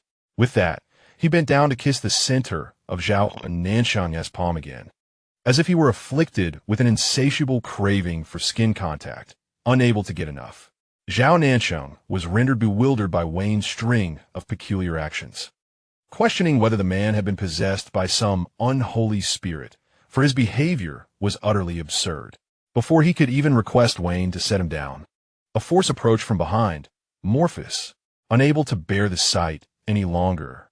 He could no longer tolerate this wooden figure not only flaunting his audacity, but also daring to embrace and caress their master in plain view. Morpheus moved with swift precision, one arm replacing Wayne's as it supported Zhao Nancheng's rear, while the other arm encircled his waist. In a most peculiar manner of transfer, he forcibly reclaimed Zhao Nancheng from Wayne's embrace. Then, holding Zhao Nancheng securely, he took a few steady steps backward and settled onto the soft edge of the bed, gently placing Zhao Nancheng upon his own lap. He enveloped Zhao Nancheng with his entire arm, striking a possessive pose, then lifted his misty, discontented peach blossom eyes to coldly regard the still stunned Wayne, silently signaling, "You may leave now." Wayne gazed at Zhao Nancheng, firmly held in Morpheus's embrace, a surge of intense reluctance and jealousy swelling within him. Yet he recalled the agreement among the four to unilaterally exclude Layla, that each would have their day, and today indeed belonged to Morpheus. He pressed his lips together, ultimately suppressing the impulse to snatch Zhao Nancheng back, and silently approached the bedside to retrieve the metallic mask he had left there. He did not don it immediately. Instead, he held it, casting a lingering glance at Zhao Nancheng, his eyes brimming with grievance, affection, and reluctance. Then, he exited the chamber, glancing back multiple times as he slowly made his way out. Upon leaving the chamber, Wayne did not immediately wear the cold mask. He bore the nearly imperceptible yet sweetly lingering imprint of a slap on his cheek and proceeded directly to the side hall, where King Althas of the Elves and Prince Osirian of the Dragon Clan were temporarily resting. Althas was engrossed in matters of state. Upon seeing Wayne enter, he merely cast a disinterested glance, unconcerned by the trivial mark on his face. As long as Zhao Nancheng was unharmed, the welfare of others was of no interest to him. However, the inquisitive Osirian was a different matter. Observing Wayne's usual stoic demeanor juxtaposed with the red mark of a slap, he approached with a gleeful demeanor, exclaiming, "Oh, our cold and selfless Lord cleansed has been scratched by a little kitten." Wayne halted, turning to Osirian, his heterochromatic eyes calm, yet devoid of emotion. As he dropped a bombshell in the most casual tone, "Yes, he hit me, because I kissed him for a long time yesterday, and he was shy." Osirian's smile froze instantly. Althas, who had been writing, paused abruptly, his emerald eyes turning to ice. He raised his head, casting a cold glare at Osirian, as if blaming him for divulging this distressing news. He muttered a reprimand, "Fool," before rising and sweeping out, the atmosphere around him heavy with palpable tension. Wayne observed Osirian's face contorted in shock and confusion, akin to one who had swallowed a fly. Feeling a sense of satisfaction as the annoyance stemming from Morpheus's claim over Zhao Nancheng dissipated somewhat, he turned to leave, his expression impassive, leaving Osirian alone in the chilling draft of the side hall, flustered. Inside the chamber, as soon as Wayne departed, Morpheus immediately retracted his previous display of dominance, donning a pitiful expression and beginning to act coy. He buried his face in Zhao Nancheng's neck, rubbing against him like a large dog, and playfully whined in a nasal tone, I want to kiss," before planting several delicate kisses on Zhao Nancheng's sensitive neck. Zhao Nancheng squirmed under his touch, struggling to rise from his lap. "Stop it." At that moment, he comprehended that these four had surely made a secret arrangement among themselves, each to accompany him for a day. But while companionship was one thing, why did each of them desire kisses? How had matters escalated to this point? No, Zhao Nancheng firmly rejected, pushing Morpheus away with determination. As Murphy tightened his embrace instead of loosening it in response to the pleading, he skillfully turned Zhao Nancheng, shifting him from a side position to straddle his lap, facing him directly. This posture was undeniably intimate, their noses almost touching. Murphy lifted his gaze, and his enchanting peach blossom eyes instantly glistened with a thin veil of moisture, the corners tinged with a hint of red. Combined with his flawlessly handsome visage, he exuded a breathtaking vulnerability that stirred profound sympathy. He slightly pouted his lips, his voice soft and sweet, imbued with endless supplication. "Master, please just this once." Murphy truly yearned for Wayne. That wouldn't figure. Everyone possesses a desire for beauty, and Zhao Nancheng was no exception. Just moments ago, he had been able to maintain his resolve when he averted his gaze from Murphy's face. However, now, struck by such unparalleled beauty at such close proximity, coupled with that tender entreaty, he felt his defenses crumbling rapidly. It seemed he could scarcely withstand such an onslaught of allure. Gazing into Murphy's eyes, which seemed to reflect the sorrow of being abandoned by the world, the words of refusal that had been poised on his lips faltered and ultimately failed to escape. With a sense of resigned surrender, he faintly nodded, his ears subtly flushed with a delicate crimson. Upon receiving consent, a brilliant light ignited in Murphy's eyes, dispelling any remnants of his previous distress. He immediately leaned in closer, capturing the lips he had long yearned for. Unlike Wayne's unrefined approach, Murphy, as a succubus, possessed an innate talent for seduction. Even in this first profound kiss, he exhibited remarkable skill. His kiss was tender yet fervent, akin to the sweetest of poisons. Zhao Nancheng soon found himself enraptured, his body growing weak, his mind clouded, and his once resisting hands instinctively draping limply over Murphy's shoulders. However, this straddling position was exceedingly precarious. During the kiss, Zhao Nancheng could distinctly sense the unmistakable changes occurring beneath him. He wished to push away, but found himself bereft of strength. To worsen matters, the dual stimulation of Murphy's masterful kissing and their close physical contact awakened certain dormant instincts within him. Murphy, too, sensed this shift. A glint of cunning triumph and deeper desire flickered in his eyes as he deepened the kiss, one hand beginning to wander, stealthily sliding toward Zhao Nancheng's collar. Dazed and entranced, Zhao Nancheng felt as though he were on the brink of succumbing to this web of desire woven by the succubus. In a final moment of clarity, just before losing himself entirely, he abruptly turned his head away, breaking free from the suffocating kiss. Breathless, his cheeks flushed, and his gaze hazy with a mix of embarrassment and anger, he raised his hand and delivered a light tap to Murphy's head. The sound echoed softly, not overly forceful, but sufficient to rouse Murphy from his reverie. Stiffening momentarily, Murphy let out a yelp, clutching his forehead, which had instantaneously swelled into a noticeable bump. Looking up at Zhao Nancheng with a wounded expression.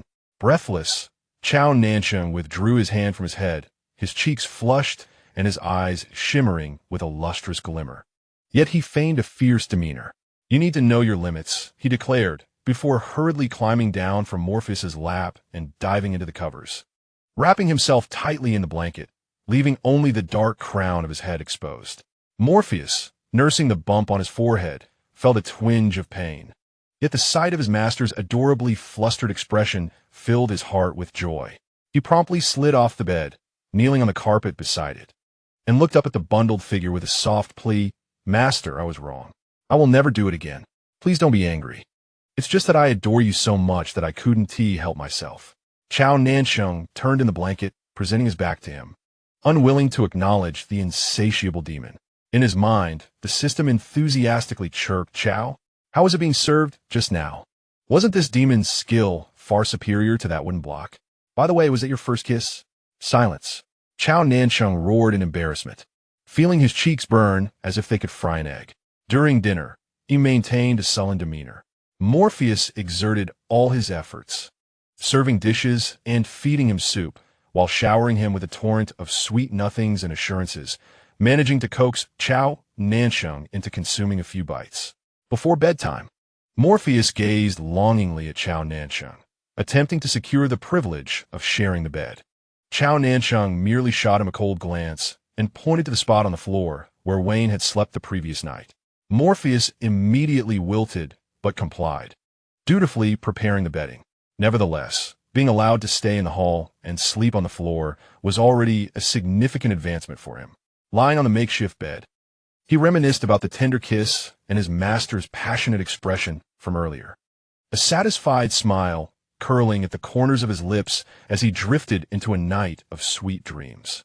Chapter 35 End. Chapter 36. A perfect day for dragons as the sun just peeked over the horizon, casting its golden rays upon the spires of the elven palace. Osirian appeared punctually before Zhao Nancheng's chamber. Today, he donned a practical dark red outfit, a departure from his usual opulent princely attire, which accentuated his robust and flawless physique. His molten gold vertical pupils sparkled in the morning light, resembling two miniature suns. "Nancheng, today you shall accompany me," Osirian stated, his voice retaining the characteristic bluntness of the dragon race, yet softened with an uncharacteristic gentleness, laced with a barely perceptible anticipation. Having just completed his morning routine, Zhao Nancheng was taken aback by Osirian's spirited appearance. As he inquired, "Where to?"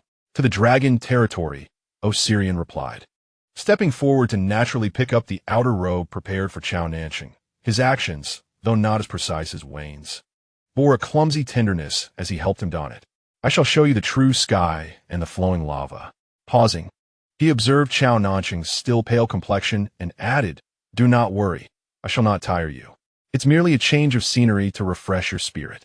As Zhao Nancheng gazed into the earnest, almost overly radiant molten gold eyes of Osirian, he was suddenly reminded of the chaotic scene from yesterday with Morphus. He thought that perhaps a breath of fresh air with Osirian would not be so bad after all. At the very least, although the Dragon Prince was somewhat arrogant and straightforward, his grand manner of conduct was not bewildering. With a nod, Osirian's eyes sparkled with joyous surprise, as if he had received an extraordinary boon. He stifled the urge to transform into his dragon form and soar in circles, extending his hand toward Zhao Nancheng. "Then let us depart. Hold on tightly to me." In the next moment, a powerful surge of spatial magic enveloped them. Zhao Nancheng felt a fleeting blur before the surroundings twisted and transformed, and after a brief sensation of weightlessness, his feet landed firmly on solid ground. What greeted him was the searing, arid air, laced with the distinct scent of sulfur and some ancient mineral. The air was filled with a deep, resonant sound, akin to the heartbeat of the earth. Upon focusing his gaze, Zhao Nancheng discovered that he stood at the edge of an immense volcanic crater. Beneath him lay dark red rocks, cracked and fissured, with scorching heat waves rising from the crevices, warping the air around them. Before him unfolded a magnificent and bizarre panorama, with countless volcanoes of various sizes scattered across the landscape.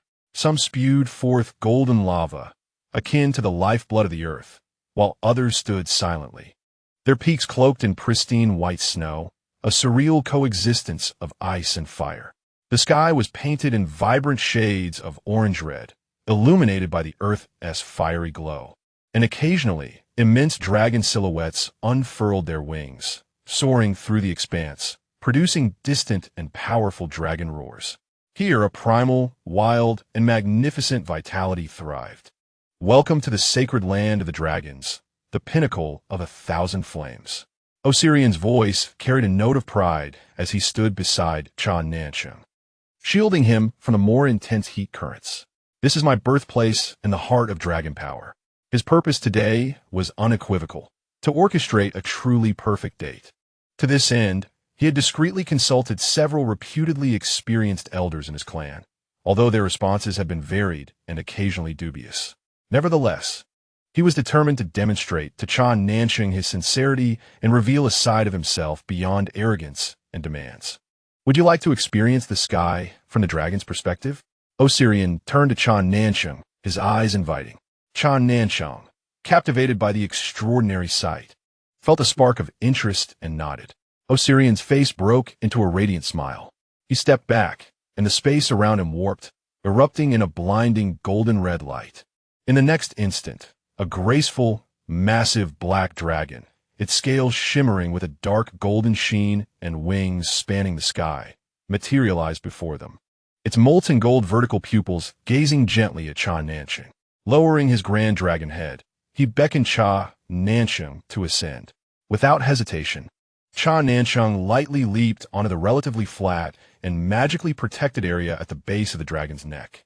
Just as he settled in, Osirian unleashed a thunderous yet joyous dragon roar, and with a powerful flap of his enormous wings, they surged into the sky, accompanied by a howling wind. Unlike the previous sensations of spatial teleportation, riding a dragon presents an entirely distinct experience. The powerful currents of air sweep across the face, imbued with the distinctive warmth of dragonkind's magical essence. The mountains and rivers beneath shrink rapidly, while volcanic ranges appear as red gemstones scattered upon the earth.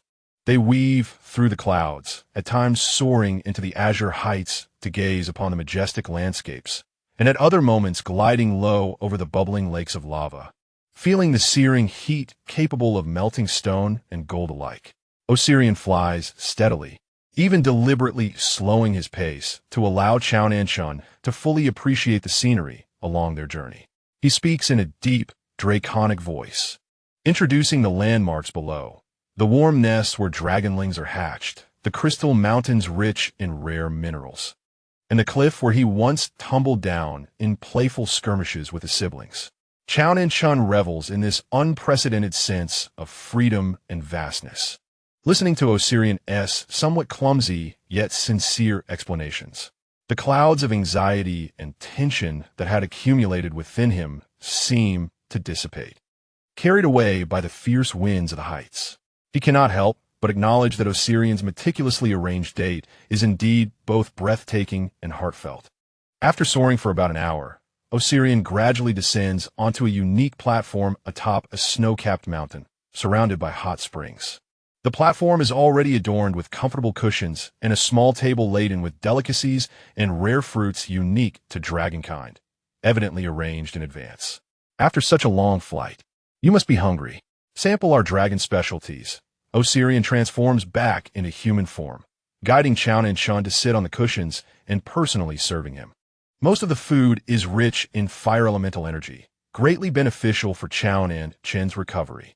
During the meal, Osirian refrains from dominating the conversation as he once did, instead striving to explore various topics, from dragon lore to amusing anecdotes from his childhood, such as the time he accidentally scorched the tip of his tail while trying to breathe fire for the first time, all in an effort to create a light-hearted atmosphere. He even presents several exquisite magical gemstones, imbued with the pure essence of fire, as if offering treasures to Zhao Nancheng. This is for you. It should aid your strength. Zhao Nancheng gazes at the gemstones, capable of inciting chaos in the outside world, and then at Osirian's expression, one of casual generosity concealing a hint of expectation, and finds himself both amused and touched by the weight of his intent. In the afternoon, Osirian takes Zhao Nancheng on a tour of the Dragon Palace, constructed from massive crystals and lava, exuding a rugged artistic flair. They observe the training of young dragons in combat, and even take a brief excursion through the dragon treasury, though Zhao Nancheng finds little interest in the mountain of gold and jewels. Throughout the entire experience, Osirian displays remarkable patience and gentlemanly grace. He attentively explains various dragon customs, suggests breaks when he notices any signs of fatigue, and discreetly uses his magic to alleviate any discomfort from heat or cold. He no longer mentions the notion of perfect offspring or speaks with an authoritative tone.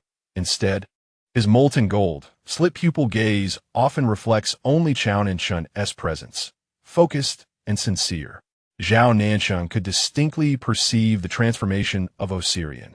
This arrogant prince of the dragon race was clumsily, yet wholeheartedly learning the art of pursuing a person, discovering how to convey his appreciation and affection.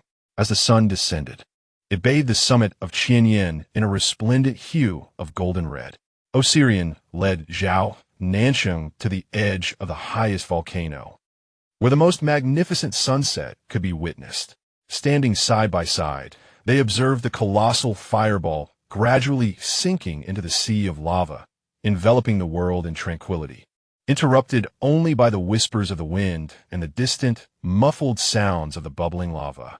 Osirian inhaled deeply, turning to gaze intently at Zhao Nancheng's profile, softly illuminated by the lingering sunlight, causing his heart to race uncontrollably.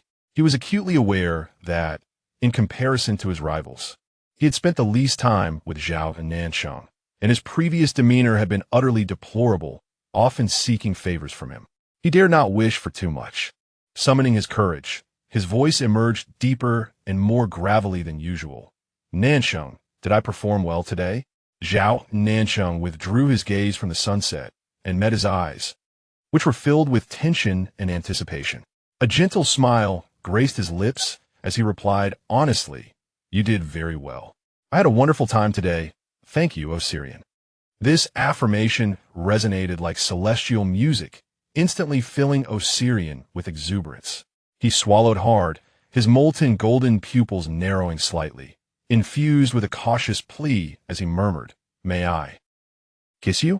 Fearing Zhao Nancheng might misunderstand, he hastily added, his tone imbued with humility, "Just a peck on the lips will suffice. I do not seek anything like that masked scoundrel or the succubus. I just wish to make contact." In that moment of vulnerability, he felt that even the briefest touch of those lips he had long desired would leave him utterly content. Zhao Nancheng regarded his demeanor, so markedly different from his usual arrogance, almost awkward in its earnestness. Remembering Osirian's thoughtfulness throughout the day, his heart softened. He remained silent, merely tilting his face upward, closing his eyes, long lashes casting delicate shadows beneath, as if granting a silent consent. Osirian's breath hitched in his throat. He could scarcely believe his eyes. Overwhelming joy surged through him like molten lava. Trembling, he cautiously leaned closer, his movements gentle as if afraid to disrupt a fragile dream.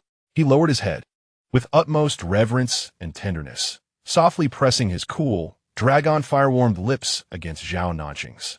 The sensation was soft and cool, yet ignited a spark that set ablaze all his senses. He did not fumble as Vane did, nor did he attempt to deepen the kiss. He simply cherished the pure intimacy and satisfaction of the moment, closely adhering to him. The kiss was as fleeting as the touch of a dragonfly upon water, and mere seconds later, Osirian reluctantly pulled away from those captivating lips. His cheeks flushed with an unusual warmth, and his molten pupils shone with an astonishing brightness, brimming with unadulterated joy and happiness, almost overflowing. "I am exceedingly delighted by his hoarse voice, imbued with an irrepressible excitement, reminiscent of a child who has just received a long-desired confection. As I opened my eyes to behold the unrestrained joy upon his face, the lingering warmth and purity of his touch still resonated on my lips, stirring an unusual sensation within me. I emitted a gentle hum, the corners of my mouth curving slightly. As night fell, Osirian escorted me back to the elven palace's chambers. Standing at the threshold, the Dragon King appeared somewhat hesitant, glancing between the chamber door and me, his eyes brimming with unmistakable anticipation. I comprehended his unspoken desire. Reflecting on his earnestness throughout the day and that final restrained yet cherished kiss, I could not help but compare his demeanor to the fervent actions of Vane and Morpheus from the previous days. Indeed, Osirian's conduct was exemplary. With a sigh, my heart softened, and I stepped aside, inviting him in. Osirian's eyes brightened, and he promptly followed me inside. "You may sleep here," I indicated towards a spacious bed, "but do not overstep your bounds." Osirian could scarcely believe his ears. The immense surprise nearly compelled him to transform into his dragon form once more. He eagerly nodded, assuring me, "I will be on my best behavior. I shall not overstep." Thus, that night, in my bed, apart from myself, lay a tall and robust dragon prince, slightly stiffened with excitement. Osirian lay dutifully on his designated side, even his breathing softened, fearful of disturbing me. Yet, his molten golden vertical pupils, shimmering in the dark, remained fixed upon my serene sleeping visage, his heart brimming with an unprecedented, overwhelming sense of happiness. Today marked the most perfect day of his life. Chapter 36 and Chapter 37. A fantasy of jealousy, kisses, and uncontrolled dates. Morning sunlight streamed through the elven palace's unique crystal windows, casting dappled light within the chamber. Today marked the eagerly anticipated first official date between Alphys and me. He had exchanged his ornate royal robes, emblematic of his sovereignty, for a tailored moonlight-hued ensemble. His silver hair simply adorned with a vine crown, which diminished his regal demeanor while enhancing his ethereal charm, akin to flowing moonlight. I, too, had been meticulously prepared, donning attire that complemented the elven king, my extraordinary beauty further accentuated by the resplendent moonlight robe. At this moment, Alphys gazed at me with eyes full of expectation, tinged with a subtle hint of nervousness as I fastened my belt. "Shall we visit the moonlight lake?" Alphys's voice was as gentle as water. "Today, the firefly blossoms are in full bloom." Seeing his earnest demeanor amused me, and I felt my heart soften, just as I was about to nod in agreement. A voice from outside the chamber interrupted the serene morning stillness. "Your Majesty, the energy stabilization at the Holy Tree's nexus requires additional attention today. Sir Loxiel awaits outside for your instructions." The attendant's words shattered the tranquility of the dawn. Alphys's brow furrowed imperceptibly, yet he maintained his composure, instructing, "Let him enter." Loxier entered, maintaining his customary demeanor of reverent diligence. Yet a fleeting shadow of gloom passed through his gaze as it swept across Zhao Nancheng. He earnestly reported on the fluctuations of the sacred tree's energy, articulating his points with sincerity and substantial reasoning, emphasizing the necessity for the king to personally guide the matter for a brief moment. Arthas pondered, as he had intended to dismiss all duties today. However, Zhao Nancheng unexpectedly spoke up, his voice devoid of emotion. "Since this pertains to the sacred tree, it cannot be delayed. You may proceed. I shall await your return." Witnessing Zhao Nancheng's understanding nature stirred a complex mix of guilt and affection within Arthas, prompting him to softly respond, "I shall return shortly." Yet, scarcely had Arthas departed to attend to the sacred tree's affairs when Loxier reappeared in less than 15 minutes, this time citing the discovery of suspicious activity by the border patrol that required the king's judgment.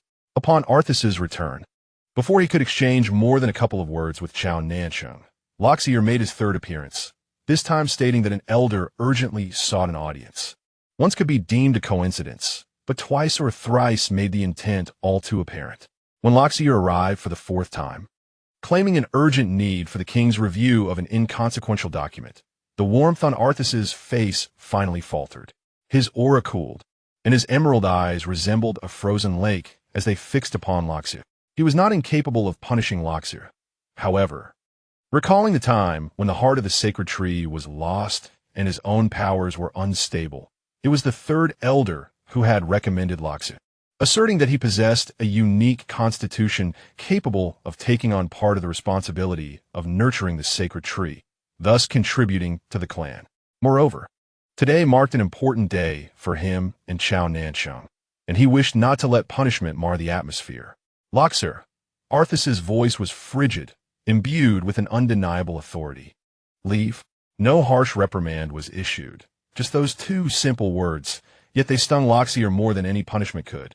His face turned pale, and his hands clenched tightly at his sides, nails nearly digging into his flesh. Just as he was about to humbly bow and retreat, Zhao Nancheng, who had remained quietly seated as though disinterested, suddenly chuckled lightly and spoke, his voice not loud yet distinctly audible to both present. "Loxier, do you repeatedly intrude because you harbor feelings for Arthas?" At this pronouncement, the floral expanse fell into an immediate silence. Loxier jerked his head up, color draining from his face, instinctively denying, "What nonsense are you spouting? How could I ever entertain such blasphemous thoughts toward the king?" Though he verbally refuted it, his heart raced, and his peripheral vision involuntarily darted toward Arthas, secretly yearning to discern the reaction of the noble and revered king he pledged loyalty to. Would it be disgust, rage, or something else? Arthas's initial reaction was indeed one of furrowed brows, his eyes flashing with evident displeasure. No one relishes the notion of being coveted by a subordinate they do not favor. However, this displeasure lasted mere moments before he quickly turned to Zhao Nancheng, his emerald eyes brimming with incredulous hurt and sorrow. He actually knew that Loxier might harbor feelings for him, But why, oh why, did he not exhibit even a hint of jealousy? Instead, he openly acknowledged it with such calmness. Did it not matter to him at all? This realization pierced through Arthurus's heart like a cold needle. All his composure shattered in the face of Zhao Nancheng's possible indifference, crumbling in an instant. He even forgot that Loxier had not yet departed, abruptly turning to Zhao Nancheng, his beautiful emerald eyes glistening with a layer of grievance. The previous cold authority vanishing without a trace. His voice trembled imperceptibly, laced with accusation. Nancheng, why are you so calm? He stepped forward, gently grasping Zhao Nancheng's sleeve, resembling a large dog fearful of abandonment. Do you not feel the slightest displeasure seeing others possibly admire me? Am I truly of little significance in your heart? His accusations were not a display of petulance, but rather articulated in a tone imbued with fragility and caution, complemented by his breathtaking visage and tearful gaze, evoking a profound sense of empathy and tenderness. Loxier, poised to leave, was entirely taken aback, frozen in place with a blank mind. Was this truly the noble and aloof king he had envisioned, now revealing such vulnerability, almost resembling a petulant child before a mere human? At that moment, Zhao Nancheng lifted his gaze, casting a calm yet imperious glance at Loxier, imbued with an invisible, condescending provocation. Then, turning back, he leaned in closer to Arthurus, gently pressing a kiss against his cool cheek, soothingly. The sound of Loxier's own beliefs shattering echoed in his ears. Unable to bear another second, he stumbled out in a flurry, overwhelmed by a tempest of jealousy and murderous intent, fearing that if he lingered, he might uncontrollably harm the human who had bewitched the king. Meanwhile, Arthurus, touched by the kiss, stood frozen, the gentle caress akin to a feather brushing against him, yet radiating an astonishing warmth that smoothed over all his grievances and anxieties. He had certainly noticed the provocative glance Zhao Nancheng had just cast, leading him to wonder, was Nancheng intentional in this? Was his discontent towards Loxier the reason behind it? A wave of immense joy erupted in his mind like fireworks, and Arthurus felt as though he might faint from the overwhelming elation. Yet he resisted the urge, yearning for confirmation, desiring more. He embraced Zhao Nancheng tightly, his arms constricting, his emerald eyes sparkling with an astonishing brightness, brimming with urgency and a hint of incredulous ecstasy as he implored, Nancheng, were you perhaps envious just now?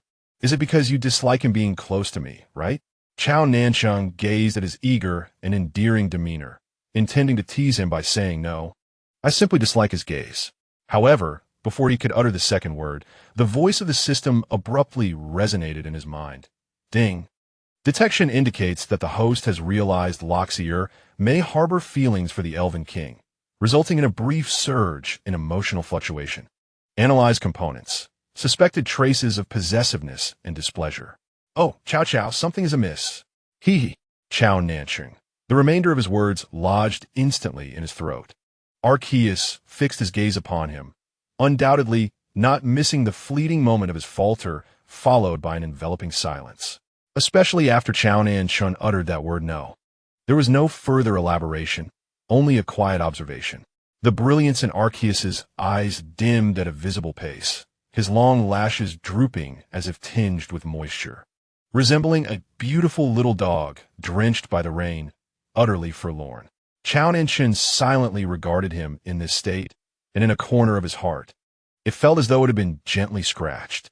Suddenly, he raised his hand, his fingertips brushing against the reddened corner of Arceus's eye, his voice imbued with an unrecognized indulgence and guidance. You kiss me. Arceus nearly thought he was hallucinating, yet his body reacted faster than his mind. And almost instantaneously as Zhao Nancheng's words fell, he lowered his head, precisely capturing the lips he had long yearned for. This kiss was no longer the fleeting comfort of a dragonfly's touch upon his cheek, but rather a profound exploration imbued with all the repressed emotions, uncertainty, and affirmation. Tender yet deeply possessive. In the intimate entanglement of their lips, they secluded themselves from the clamor of the outside world. Chao Nancheng could distinctly feel the tender apprehension and fervent emotions emanating from Arceus, along with the genuine loss of control that arose from him. He closed his eyes. This time, he could no longer deceive himself. As Arceus's inexperienced and fervent tongue entwined with his heart indeed skipped a beat, a strange, tingling sensation coursing through his limbs, akin to a subtle electric current. It turned out that being loved so wholly, clumsily, yet passionately felt this way. As the kiss concluded, both were left slightly breathless. Arceus gasped softly, yet remained reluctant to release the hand he had wrapped around Chao Nancheng.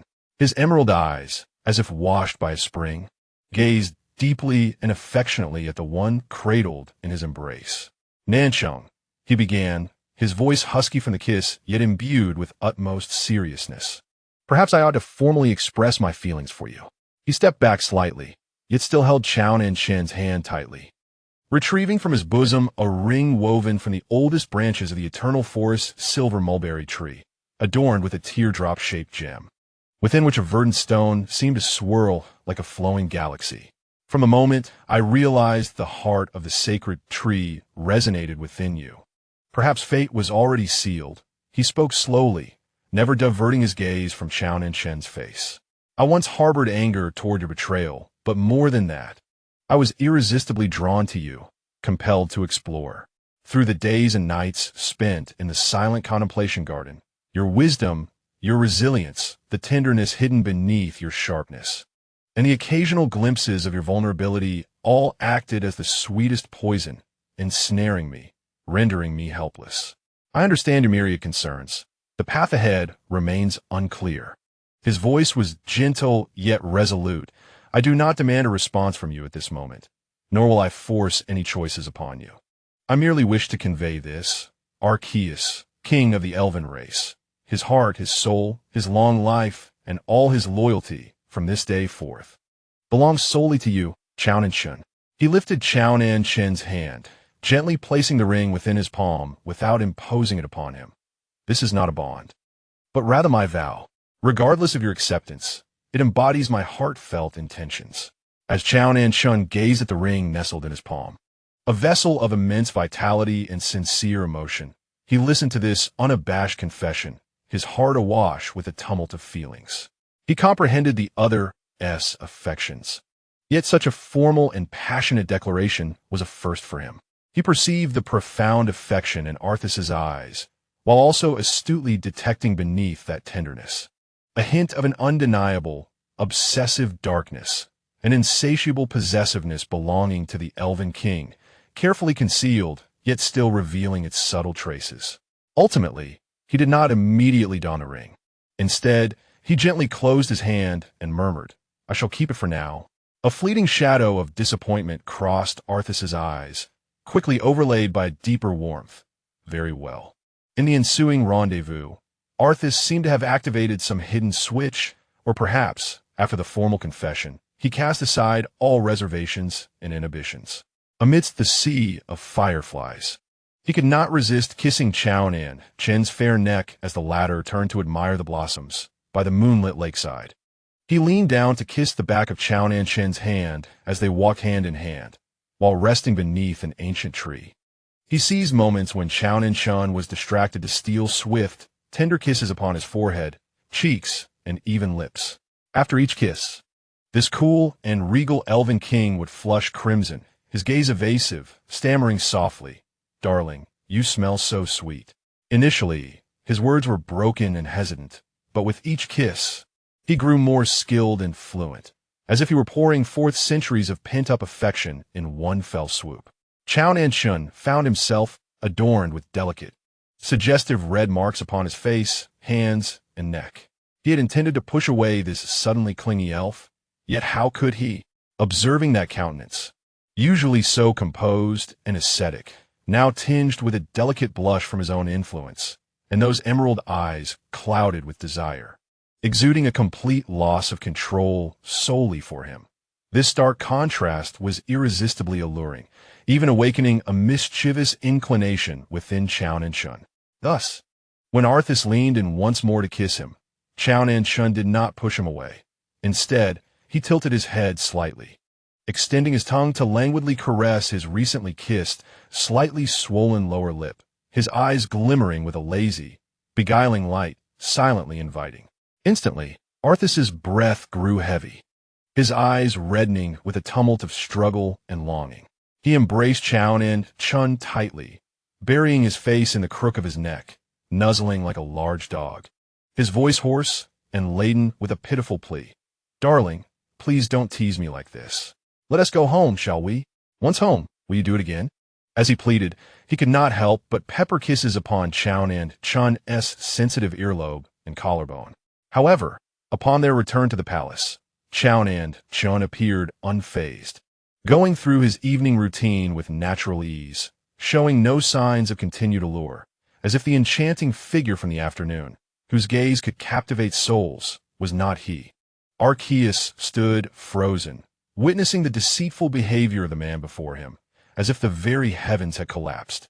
His emerald eyes were filled with immense disappointment and disbelief. Standing there in silent grievance, gazing at Zhao Nancheng, his expression pleading as if to ask, what happened to our promise of revisiting this at home? Yet, he dared not voice his thoughts. Ultimately, it was Zhao Nancheng who, just before drifting into slumber, let out a silent sigh and moved closer to Arceus, who was enveloped in a palpable aura of melancholy. He first pressed a gentle kiss upon Arceus's tightly pursed lips, then traced the elegant line of his jaw, planting soft kisses along to the sensitive curve of his ear, where he playfully nibbled on the cool lobe, eliciting a shudder from the form in his embrace. Turning his face, he affectionately nudged Arceus's nose with his own, whispering softly, "Are you still lost in thought?"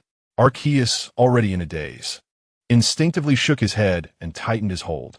Only then did Zhao Nancheng cease his movements, taking Arceus's hand and wrapping it around his waist, indulging him in a closeness that resembled entwining vines throughout the night. Chapter 38. The fantasy of Dawn's heart as the first light of dawn filtered through the intricately carved window of the elven chamber. Casting mottled shadows upon the soft carpeted floor, Zhao Nancheng awoke to the reassuring weight of an arm around his waist, steady and possessive. Arceus appeared to be in a light slumber. Upon Zhao Nancheng's awakening, that arm instinctively tightened, as if fearing his beloved might vanish into the dreamscape. The elven king's silver hair cascaded over the pillow, with a few strands playfully entwined around Zhao Nancheng's fingers, shimmering softly in the morning light. His tranquil visage stripped away the usual chill, revealing an extraordinary purity, with long lashes casting gentle shadows beneath his eyes and naturally tinted lips of a delicate pink. Zhao Nancheng remained still, quietly admiring the beauty so near to him. Last night, this innocent elven king had been particularly clingy, filled with anxiety over their impending separation and the uncertainties of the future. He had sulked over Zhao Nancheng's failure to keep his promise until a soothing kiss had finally calmed him, leading them to fall asleep contentedly in each other's embrace. A tender smile flickered in Zhao Nancheng's eyes as he considered this. He cautiously attempted to shift Arceus's arm in order to rise, but as soon as he moved, those emerald eyes snapped open, devoid of any morning haze, revealing only clarity and a hint of unmasked concern. "Where are you going?" Arceus's voice was husky from sleep, and his arm tightened further around Zhao Nancheng. "It's dawn. We must prepare," Zhao Nancheng replied softly, infusing his words with a calming tone, for they were nearing their destination. As if to affirm his statement, a faint sound emanated from outside the chamber, subtly perceptible yet unmistakable to their senses. After a moment of silence, Arceus finally loosened his grip and sat up gracefully, adjusting his slightly wrinkled shirt, yet his gaze remained fixed on Zhao Nancheng, brimming with an overwhelming mix of worry and affection. Once both had arranged their garments and exited the inner chamber, they found a few individuals gathered in the outer room, either seated or standing. Osirian leaned against the window, his molten golden slit eyes sweeping over the two who had emerged alongside him, lingering momentarily on Arthas, whose brows and eyes bore the unmistakable signs of having been nourished. A barely audible huff escaped his nostrils, yet he ultimately refrained from uttering a word. redirecting his gaze towards Nancheng, his interest unmistakable. Vane stood like a silent statue in the shadowed corner, his gray-white uniform impeccably neat, a metallic mask obscuring any expression. However, his mismatched eyes pierced through the dimness, steadfastly fixating on Nancheng as if to ascertain his condition. Murphy's reclined languidly on a soft couch, a bewitching charm subtly emanating from him as he toyed with a strand of dark crimson hair. His peach blossom eyes curved into a smile that could render beings enchanted. Yet within that smile lay an imperceptible gravity. Layla was the last to arrive, his youthful face marked by evident anxiety, his breath still somewhat rapid, clearly having run there in haste. Upon spotting Nancheng, his eyes lit up, and he quickly strode to stand at the latter's side, resembling a fledgling beast seeking refuge, while simultaneously attempting to protect its master. Within the small chamber, the atmosphere was so tense it seemed one could wring water from it. The usual rivalries and jealousies that once flickered in the light and shadow had vanished, all attention now riveted upon Nancheng. The air thick with the unique oppression and ominousness characteristic of an impending grand battle. Nancheng's calm gaze swept across every face present. These were his comrades, the ones with whom he entrusted his life and would face death together. "Everyone is here," he began, his voice not loud, yet clear enough to resonate in every ear. "There is no need for me to elaborate on what day it is. We have rehearsed this plan numerous times. Yet I shall reiterate each of your tasks once more before the battle." He stepped into the center of the room, where, unbeknownst to him, a simple diagram of the ritual site had been inscribed by magical means. "Arthas," he first addressed the elven king, "your perception is the keenest, and your bond with the heart of the sacred tree runs the deepest. Once we are brought into the underground ritual site, you must immediately pinpoint the exact moment of the ancient gods' will awakening. The final guidance of the seal rests entirely upon you." Arthas nodded earnestly, determination gleaming in his emerald eyes. "I swear by the eternal forest that I shall not falter." He understood that this was not merely a task. It was Nancheng's trust in him, the last hope entrusted to his hands. "O Syrian," Nancheng turned to the Dragon Prince, "when the bishop activates the magic array to draw power, there will initially be an energy peak. I require your heart's blood power to deliver the most ferocious and violent initial strike at the moment I reverse the array, shattering his defenses and rhythm in one fell swoop. Can you accomplish this?" A spark of battle fervor ignited in Osirian's molten golden eyes as he grinned, revealing a wild smile. "Rest assured, my power has long been ravenous. I shall deliver a crushing blow." "Vane," Nancheng looked towards the shadowy corner, "your anti-magic constitution is our final trump card. The bishop will undoubtedly have contingencies for survival or countermeasures, especially when energy spirals out of control. He may attempt to forcibly sever connections or cast some forbidden spell. I need you to appear at the most critical moment and in the most pivotal position, using your constitution to silently dismantle his schemes. Your existence should resemble a dagger concealed within shadows." Wayne remained silent, merely nodding solemnly.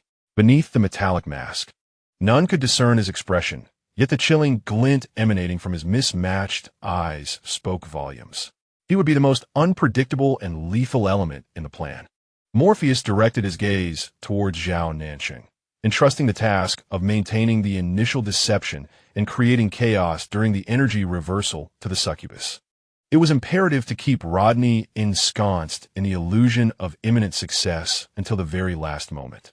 Rising from his languid posture, Morpheus gracefully bowed to Zhao Nancheng, stating, "My master, your will is the essence of my existence. I shall weave for him an unforgettable dream of eternity." A dangerous smile curled at the corners of his lips. Finally, Zhao Nancheng turned his attention to Layla, who was nervously clenching her fists. His tone softened considerably as he spoke. "Layla, your task is equally crucial. Remain on the periphery and closely observe the movements in the square. Once we are all drawn underground, you must ensure the timely and safe evacuation of any unrelated personnel in the final area. Furthermore, you shall be our last connection to the outside world. Should circumstances change, You must leave immediately and relay everything that transpires here. Layla suddenly raised her head, a flicker of resistance in her eyes. She did not wish to be the one protected, potentially escaping alone. However, upon meeting Zhao Nancheng's unwavering gaze, imbued with a sense of responsibility, she bit her lip and ultimately nodded firmly, her youthful voice resonating with clarity and resolve. I understand, my lord. I will see it through. With the assignments allocated, a brief silence enveloped the chamber. Each individual comprehended their role and the immense risks intertwined with it. This was no game. A single misstep could lead to irrevocable consequences. Osirian was the first to shatter the silence, stepping forward to face Zhao Nancheng with piercing eyes. Nancheng, once this is over, I have acquired several singing warm jade pieces that can soothe one's spirit when rested upon. They shall be yours. His promise transcended grand narratives, embodying a clumsy sincerity to share all that was good with him. Wayne approached silently, extending his hand to grasp Zhao Nancheng's wrist with a force that nearly left an imprint before retreating back into the shadows, leaving unspoken understanding in his wake. Morpheus chuckled lightly, a faint allure wafting from his fingertips as they brushed past Zhao Nancheng's ear. When all is concluded, my master, you must reward me generously. The words were ambiguous, yet his gaze remained clear and steadfast. Layla, observing the individuals surrounding Zhao Nancheng, summoned her courage to step forward, grasping his sleeve and whispering, my lord, please take care of yourself. I await your return. Lastly, Alphys stepped forward, uttering nothing, but enveloped Zhao Nancheng in a tight embrace once more. This embrace was unlike the previous one, imbued with the strength of guardianship and the sorrow of parting. He lowered his head, his icy silver hair brushing against Zhao Nancheng's neck, placing a gentle kiss, as soft as falling snow, amidst his hair. I shall wait for you. He murmured in his ear, 3 words heavy with significance. Zhao Nancheng felt the heavy emotions emanating from all directions, each expressed in different ways, yet equally burdensome. His heart felt as though it were enveloped in warm water, yet simultaneously weighed down by a colossal stone. He closed his eyes, and when he reopened them, a quiet resolve had settled in their depths. Gently, he extricated himself from Alphys's embrace, brushing aside Layla's grasp on his sleeve, and cast a sweeping glance over the others. Prepare yourselves, let us adhere to the plan. The crowd regarded him with solemn gazes before departing the chamber in silence. When the last person exited, Zhao Nancheng found himself alone in the chamber. He approached the window and gazed at the sky brightening outside. The morning light dispelled the night, yet it could not banish the shadows that loomed over his heart. The voice of the system, Jiqin's song, resonated within him, rare in its absence of mockery. Tinged with an almost imperceptible concern, the energy trajectory has been optimized to its best state. The soul binding is stable, and I shall remain with you always. Zhao Nancheng replied softly in his heart, I am aware. He stood at the window, observing the towering spires of the temple district glinting with a harsh brilliance in the dawn. His gaze was calm and distant, as if it had transcended space to behold the altar destined for historical significance that afternoon, to glimpse the insatiable traps below, and perhaps to foresee an endpoint not far off. He raised his hand, his fingertips unconsciously brushing over his heart. There, half of the sacred tree's heart pulsed steadily, the blood of the harmonizer flowing silently within him. Having traversed death, bound to the system, and maneuvered among powerful, diverse task objectives, he had journeyed too far from the initial calculations and manipulations to turn back, and he had no desire to do so. Let us proceed, he murmured softly, uncertain whether he spoke to the system or to himself. As he turned, the snow-white priestly robe behind him traced a decisive arc. He pushed open the chamber door, stepping into the fully risen sun, advancing toward the grand temple that would determine the fates of countless souls. The calm before the storm had come to an end. Oaths and whispers would be resolved today through blood and power. Chapter 39. The undercurrents beneath the daylight altar. The afternoon sun shone brilliantly, casting a dazzling golden hue over the central square of Camelot City, where the temple stood. The tolling of bells resonated, echoing across every inch of land steeped in faith. tens of thousands of devotees congregated from all corners, akin to a devout swarm of ants, kneeling upon the square in anticipation of blessings from their spiritual leader. The air was thick with the scent of incense, mingling with sweat and an intense tranquility. Zhao Nancheng stood before the temple entrance, adjusting his snow-white priestly robe for the final time. The garment remained resplendent, its silver-threaded embroidery forming an inverted cross that shimmered with a cold radiance under the light. He summoned his inner power, minimizing the suppression of the curse upon his heart from the sacred tree's heart and the harmonizing force, allowing the chilling, decayed essence to coil around him like a malignant shadow, even casting a near-deadly pallor upon his already pale cheeks. He appeared as one grievously wounded, continuously eroded by a venomous curse. Taking a deep breath, his gaze settled into a tranquil depth, reminiscent of a serene pool. The stage has been meticulously set, awaiting the arrival of the protagonist. As he steps out of the royal chambers and strides towards the elevated altar at the heart of the square, all clandestine gazes converge upon him. Among the throng at the edge of the square, Layla feels beads of perspiration forming in her palms. Gripping the hem of her garment tightly, striving to present herself as an ordinary youth awestruck by the grandeur of the scene. Yet her eyes remain fixated on the figure clad in white, her heart racing with trepidation. Beneath the altar, at the juncture of shadow and light, Vane stands as a veritable statue, seamlessly merging with the contours of the edifice. His heterochromatic eyes, sharp as an eagle's, meticulously scan every possible angle around the altar where danger might lurk. He has received a signal from Zhao Nancheng that all proceeds as planned. His task is to become, at the critical moment, the most unexpected straw that breaks the camel's back. In the distance, atop a towering bell tower, Osirian stands with arms folded, leaning against a stone pillar. His molten golden slit pupils traverse the expanse, locking onto the altar with unwavering intensity. He restrains all his draconic might, like a silent volcanic rock, awaiting the moment when the subterranean fire erupts, ready to unleash his pent-up power without reservation. Meanwhile, on a spiritual plane imperceptible to ordinary senses, an invisible yet tender force, akin to the most delicate spider silk, envelopes the entire altar area. Morpheus's psychic energy flows like a hidden river, skillfully bypassing all conceivable defenses, continuously delivering a carefully woven narrative to the Bishop Rodney upon the altar. Zhao Nancheng is weak and vulnerable, consumed by a curse that devours his vitality. A perfect and unguarded vessel. Upon the altar, Bishop Rodney dons the most solemn of robes, wielding a scepter adorned with sacred scarab gems, his countenance grave, his gaze imbued with compassion, as if he were the earthly emissary of a divine being. As Zhao Nancheng ascends the altar step by step to stand beside him, Rodney's eyes appear to scan Zhao Nancheng's face with concern, yet deep within, a glimmer of greed and ecstasy, nourished by Morpheus's mental insinuations, threatens to overflow. He senses it, the intoxicating, pure essence of the curse, and that unique resonance belonging to the harmonizer and the heart of the half-holy tree, still alluring beneath the weight of the curse. Perfect, more perfect than he had envisioned. Your Excellency Zhao Nancheng, Rodney's voice, gentle as a spring breeze, carries an undercurrent of icy stickiness, akin to the flick of a serpent's tongue.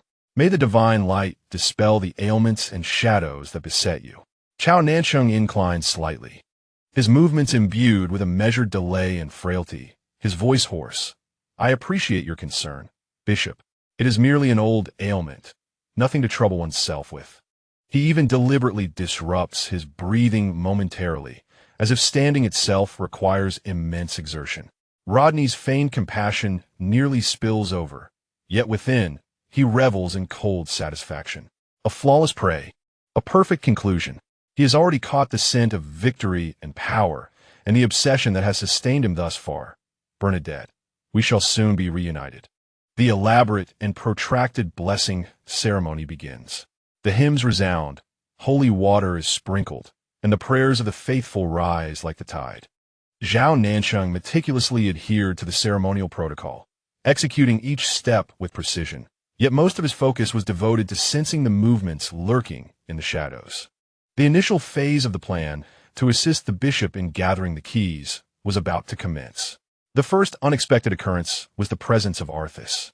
Just as the hymns reached their zenith, an unnatural surge of energy reverberated from the elven observation area.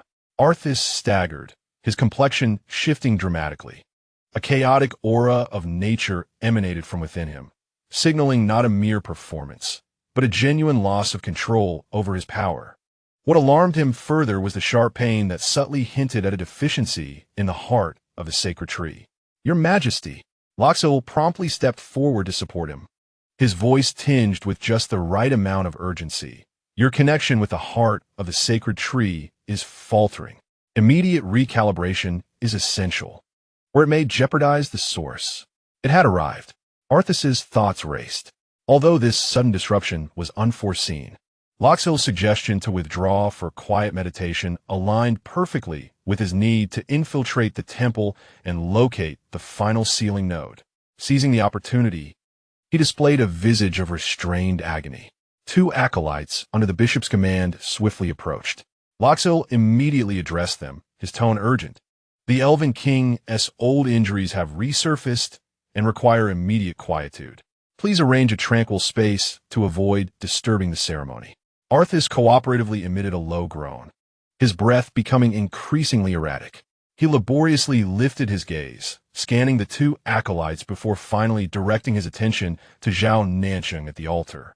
In that fleeting moment of eye contact, Zhao Nancheng imperceptibly nodded.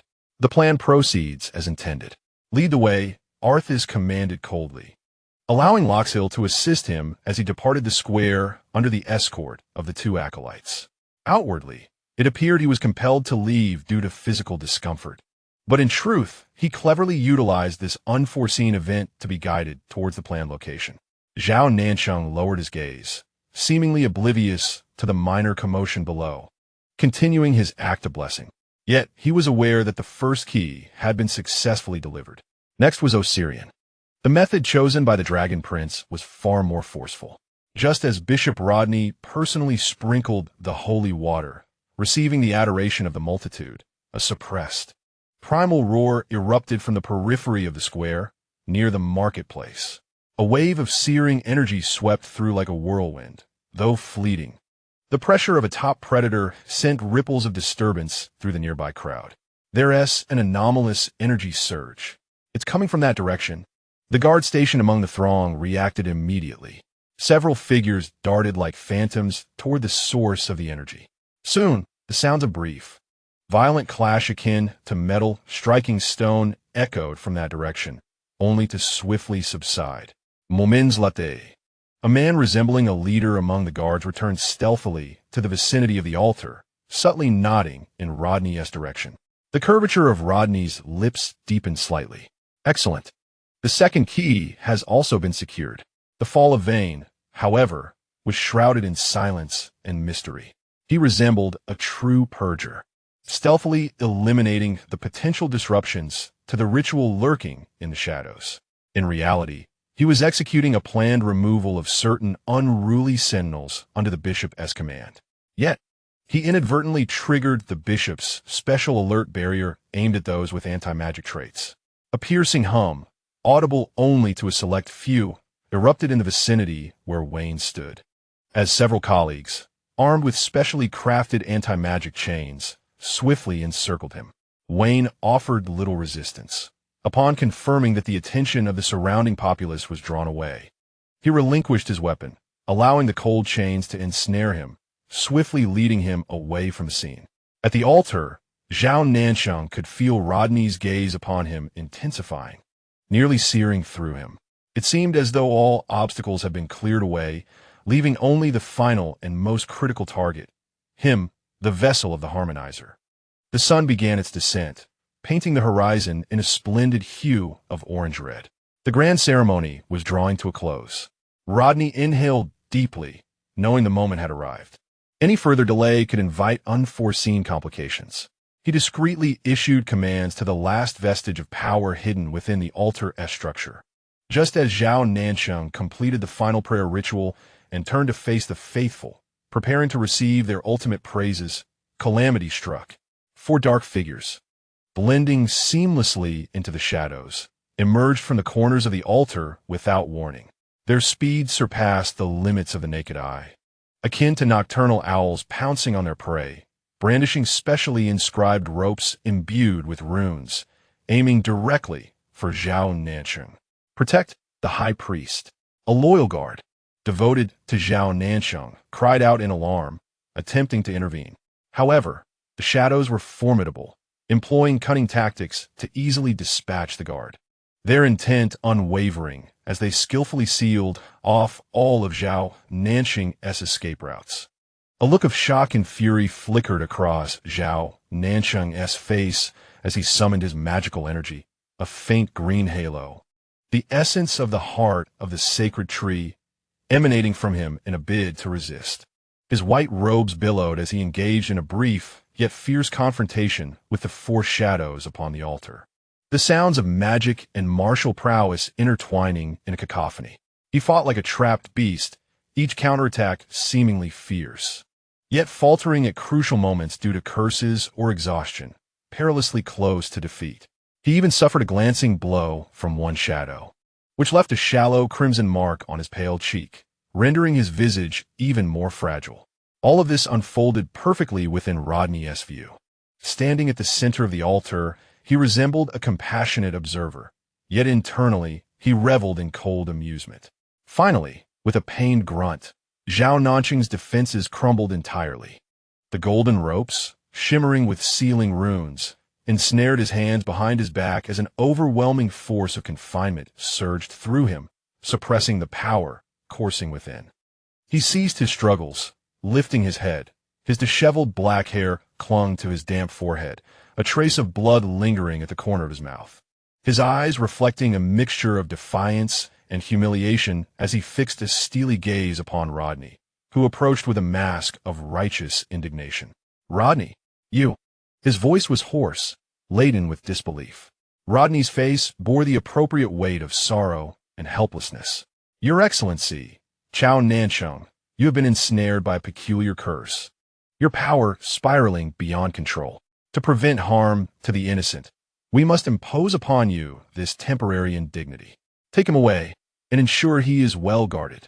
He emphasized the last 2 words with great intensity.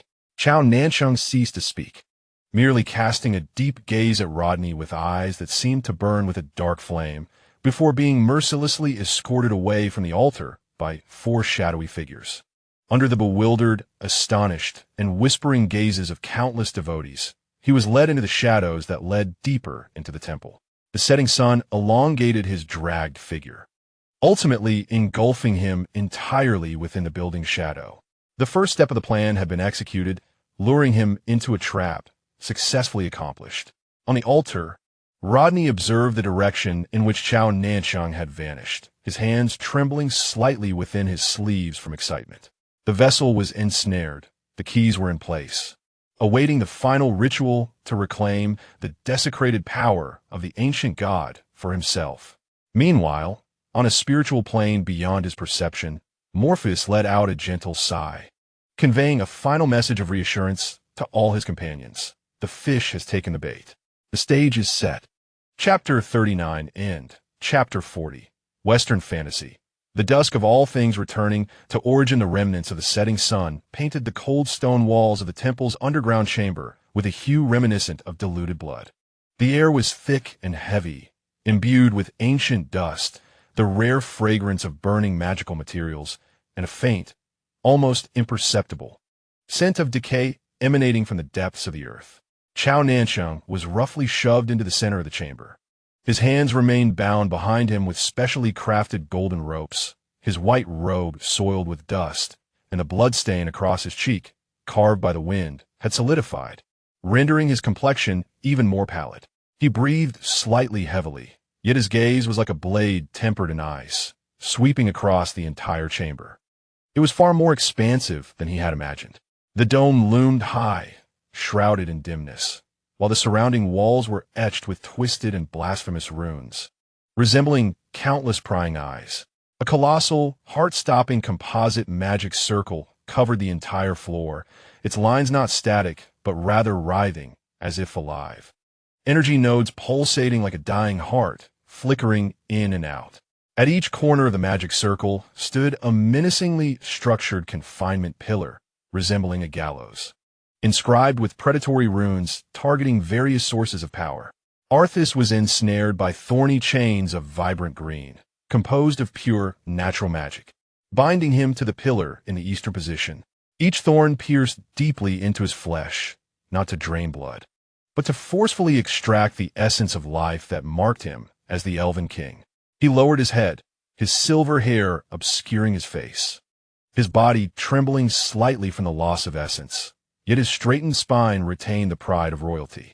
Osirian was shackled by chains of fiery red, as if solidified lava, confining him to the western position. The chains seared his skin, emitting a hissing sound, as pure draconic pressure was forcibly stripped from his dragon crystal. He maintained his humanoid form, muscles bulging, veins twisting beneath his bronze skin. Each breath released hot white vapor, and his molten gold-slit pupils burned with a fury capable of incinerating all.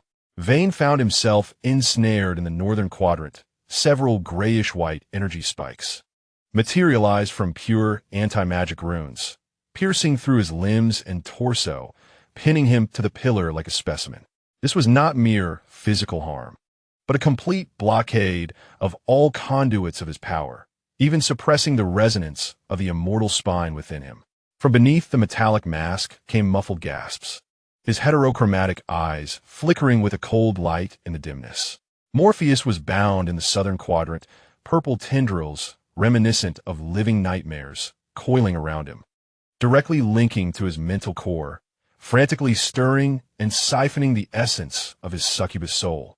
His alluring visage twisted in agony, the small horns at his temples dimming, and the once radiant crimson heartlight flickering erratically.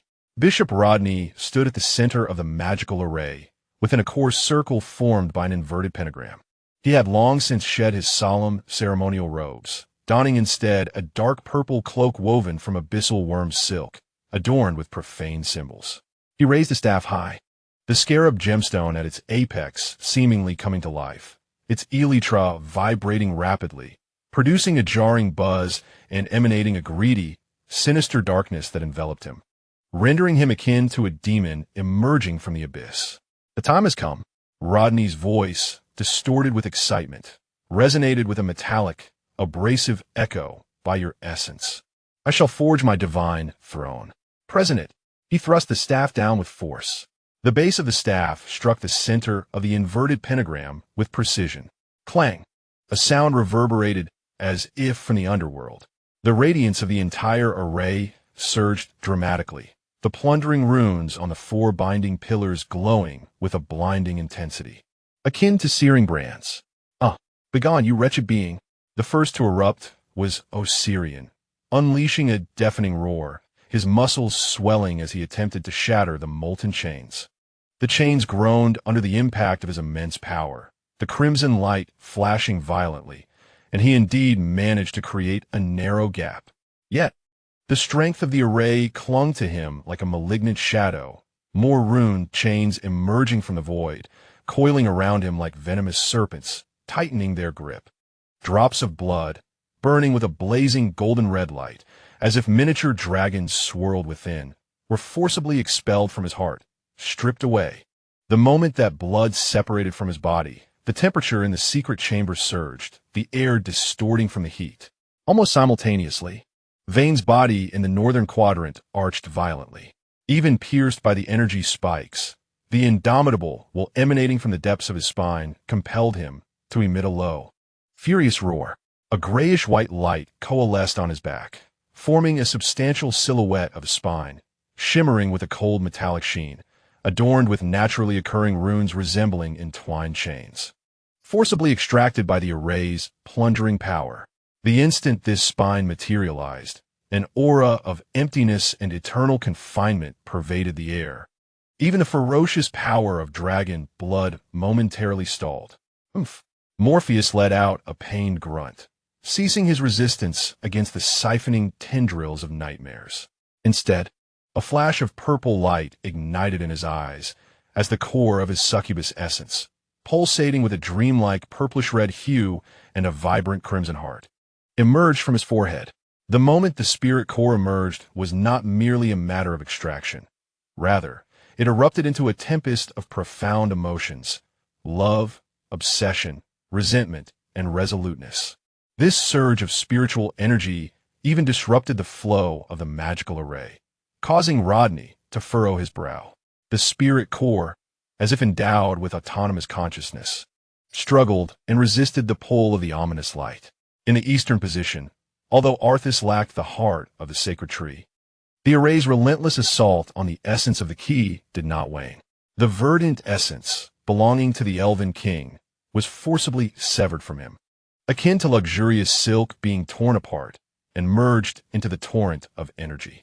He lifted his gaze, a flicker of determination shimmering in his emerald eyes, as he consciously guided this fragment of primal power to resonate more intensely with the half-heart of the sacred tree within Zhao Nancheng, as if illuminating the path forward.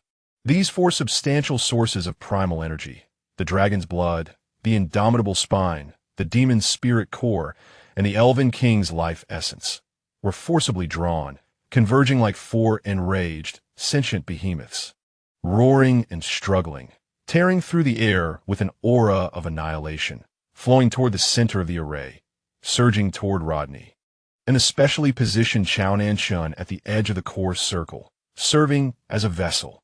As the terrifying energy and matter flooded into his body, Zhao Nancheng emitted a suppressed groan of agony, his body trembling violently, fine cracks appearing upon his skin. The four distinct and conflicting primal powers rampaged within him, as if seeking to rend him asunder, to obliterate him. The cursed black mist enveloping him dissipated in an instant, akin to boiling soup splashed upon snow. Under the impact of such formidable forces, Rodney felt the four primal forces capable of shaking the very foundations of the world coursing through the vessel's transformation, flooding into his limbs and bones like a sweet spring, filling his soul, and a look of exquisite ecstasy and avarice graced his face.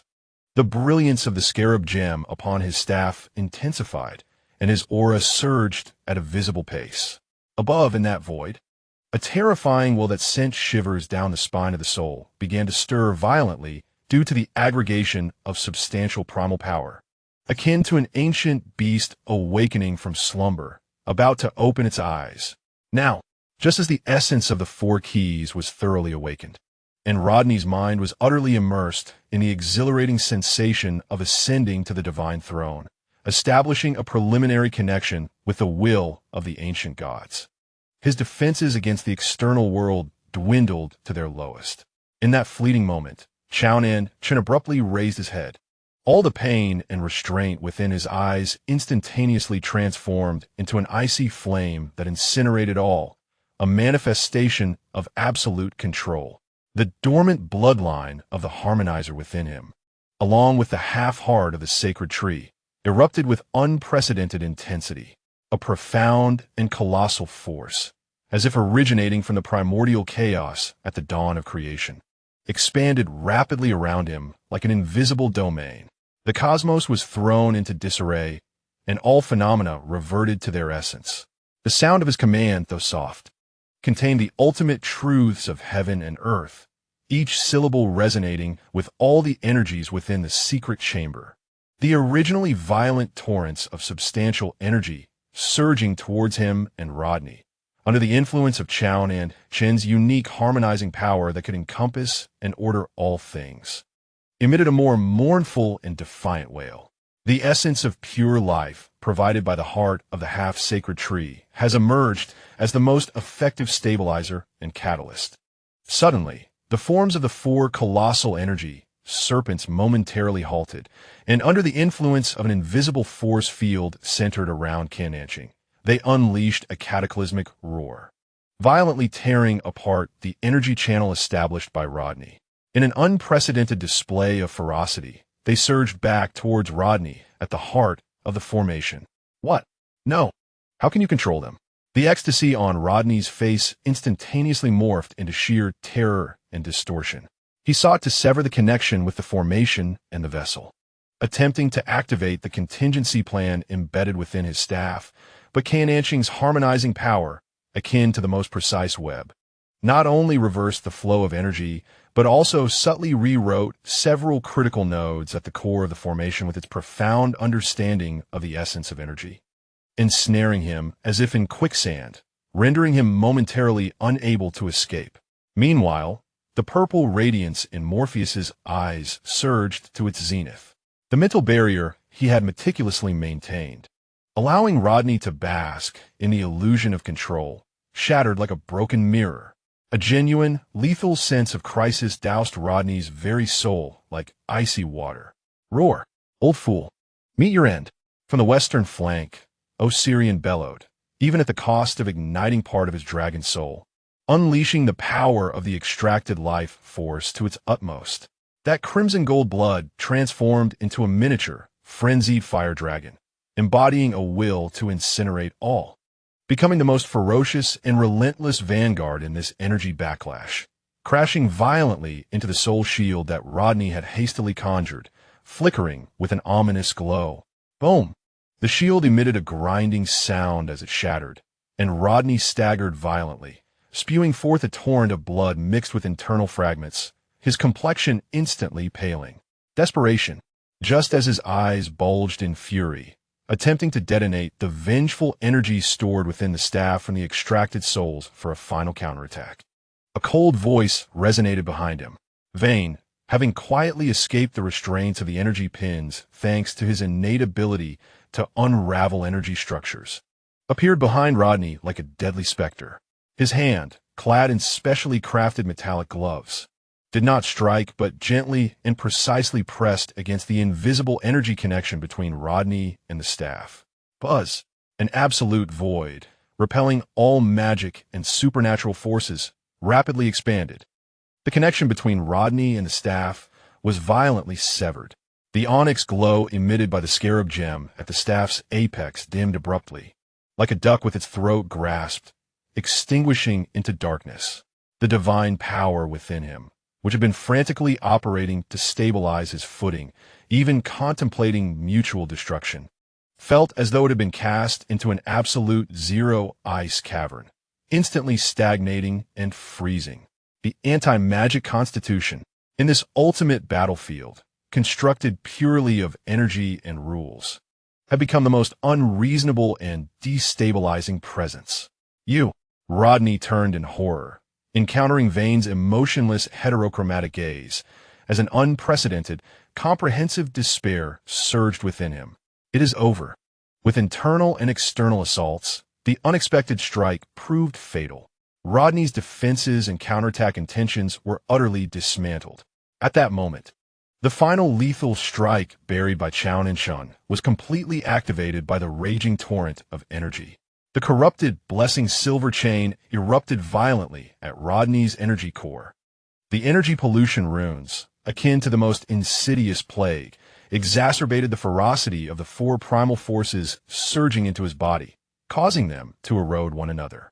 The causality reversal trap took effect, instantly rebounding the agonizing pain and soul-searing he had inflicted upon Arthas and the others, doubling the intensity upon his own soul and flesh. The parasitic seed of the heart of the sacred tree ravenously drained the remnants of his life force and chaotic divine power, unleashing a tearing green radiance from within. Rodney emitted a chilling wail that transcended human sound. His body swelled violently like an inflated balloon, skin splitting inch by inch, emitting a terrifying energy stream infused with 4 colors of light. His consciousness was swiftly obliterated amidst the endless agony and the tug of power, leaving only instinctual, uncontrolled roars. He had transformed into a true, walking, living bomb, embodying the 4 primal forces and all his lifelong cultivation. Arthas, Zhao Nancheng barked sharply, his complexion pale as parchment from excessive exertion, yet his gaze remained as sharp as a blade. I found it.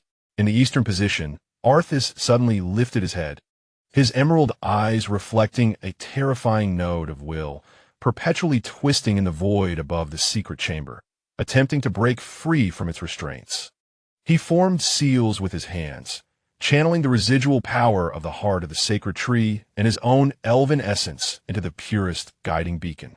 Firmly locking onto that node, Zhao Nancheng exerted his final strength, guiding the uncontrollable, destructive energy source that was Rodney, as though directing a meteor on a collision course. Relentlessly propelling it towards the awakening node of the ancient gods, while as indicated by Arthas.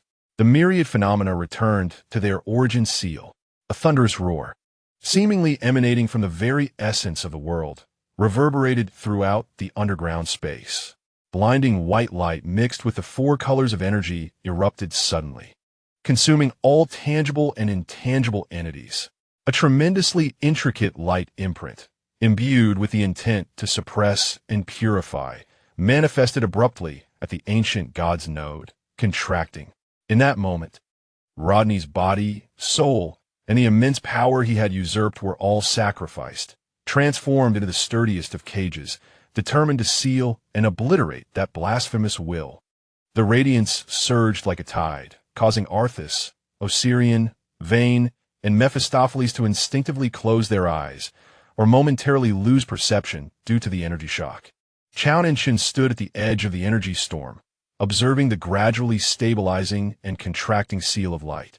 And the taut strings of his heart finally relaxed for a fleeting moment. Had they succeeded? However, just as the sealing light was on the verge of completely closing, erasing all anomalies, an unexpected change occurred. Zhao Nancheng suddenly clutched his heart, a tearing sensation more intense than any pain he had previously endured surged from within, as if countless steel needles erupted simultaneously from his heart. PFF. Another torrent of blood erupted uncontrollably, more crimson and striking than ever before. The harmonious force that sustained the final balance around him was abruptly severed, causing a sudden collapse. The sealing energy, once stabilized by his guidance, lost its final restraint, momentarily faltering before violently oscillating in a tumultuous backlash. How could he, Zhao Nancheng, bow his head in disbelief as he gazed at his heart? There were no new wounds, yet a chilling sensation, as if the very foundation of his existence were crumbling, surged uncontrollably through his limbs and bones. What had transpired with his heart? Chapter 41. Western Fantasy. The blade of betrayal and the shattered heart at the very moment when the radiant seal of myriad forms was about to fully close. Eternally binding the will of the ancient god with Rodney, the sacrificial offering, a scream erupted from Zhao Nancheng's throat, far more agonizing and gut-wrenching than any before. He clutched his heart, his entire being feeling as though struck by an invisible hammer, curling inward as blood gushed from his mouth like a torrent. Mingled with glimmering specks resembling fragments of emerald, he distinctly felt the heart of the sacred tree, that half which intertwined with his very life and sustained the flow of all his power, emit a clear, irrevocable sound of shattering from within. It was not an impact from external forces, but rather as if the very foundation that upheld its existence had been instantaneously drained, with the resonance from its other half being forcefully distorted into a harbinger of destruction. A chilling, bone-deep force, imbued with jealousy and annihilation, surged through that unseen connection, striking with the precision of a venomous curse into the core of the sacred tree's heart. The harmonious force shattered in an instant. Without the sacred tree's heart, the crucial energy nexus and stabilizer, Zhao Nancheng's vast and intricate energy manipulation collapsed like a breached dam, disintegrating with a thunderous roar. The sealing light, once steadily contracting under his guidance, lost its core power and balance, stalling abruptly before emitting a distressing, distorted sound. Its brilliance flickered violently, becoming erratic and unstable, as if it were on the brink of complete collapse, threatening to unleash the terrifying existence temporarily bound within. Chung. Arthas was the first to cry out in horror, his emerald eyes filled with disbelief and panic. He attempted to rush forward, only to be violently repelled by the chaotic energy released from the unstable seal. Osirian and Vayne also paled instantly, yearning to advance, but equally obstructed by the storm intertwined with the whispers of ancient gods and the chaotic energies of the four origins. Master. Morpheus's face turned ashen. He could acutely sense Zhao Nancheng's vitality rapidly ebbing away like a receding tide, not merely from injuries, but from the crumbling of his very essence. Who could it be? Who could deliver such a fatal blow to Zhao Nancheng at this critical moment in such a manner? Zhao Nancheng knelt on one knee, one hand gripping the cold ground fiercely, his nails splintering and bloodied, while the other pressed tightly against his chest, which felt as though it might erupt. He lifted his head, his vision blurred by excruciating pain, piercing through the chaotic energy storm towards a dark corner of the secret chamber. Once empty and now imbued with foreboding significance. In that moment, the space twisted and a figure gradually materialized. It was Loxer, the elven king's attendant, whose face now bore none of its customary deference and restraint, but rather a contorted expression intermingled with madness, jealousy, despair, and a sense of almost liberating delight. In his hand, he held half of a crystalline heart emanating a gentle, yet incomplete verdant glow. The other half of the heart of the sacred tree that had been lost to the elven race for many years. At this moment, the half of the sacred tree's heart was entwined with ominous black energy. It had just delivered a fatal blow to the other half residing within the being known as Zhao Nancheng. Loxer. Arthas roared in fury upon recognizing the figure and the object in his grasp, his emerald eyes instantly tinged with crimson. Is you? How could it be you? He finally comprehended why the sacred tree had languished in decline for so long, and why he sometimes felt the energy supplied to the tree flowed inexplicably smoothly. It was all the doing of this most trusted attendant, who had stolen the sacred relic and utilized it to simulate a royal presence, deceiving everyone. And the third elder had likely colluded with him long ago. Why? Arthas's voice trembled with rage and betrayal. Why? Loxer chuckled softly, his laughter tinged with madness and sorrow, as he gazed greedily and with boundless hatred at Arthas. Of course, it is for you, my sovereign, my only king. The muscles in his face contorted as he continued. I once believed that by eliminating this thief and reclaiming the heart of the sacred tree, you, who are now bereft of your source of power and reliant upon me, would ultimately recognize how crucial my presence has been in your life. I was even willing to feign cooperation with the bishop, for he promised that once his plan succeeded, the power would return to him, and you would belong to me. He pointed at the barely breathing Zhao Nancheng, his eyes filled with deep-seated jealousy. But then he appeared. He stole your heart. You have fallen in love with this despicable thief, a mere human. The way you look at him is what I have longed for, but never attained. His voice suddenly crescendoed, filled with hysteria. If I cannot have it, then no one shall. The bishop has lost. He has lost. But that does not mean you have triumphed. Either the seal fails, and the ancient god descends, leading us all to death. Or, he glared venomously at Zhao Nancheng, I shall seize this power for myself.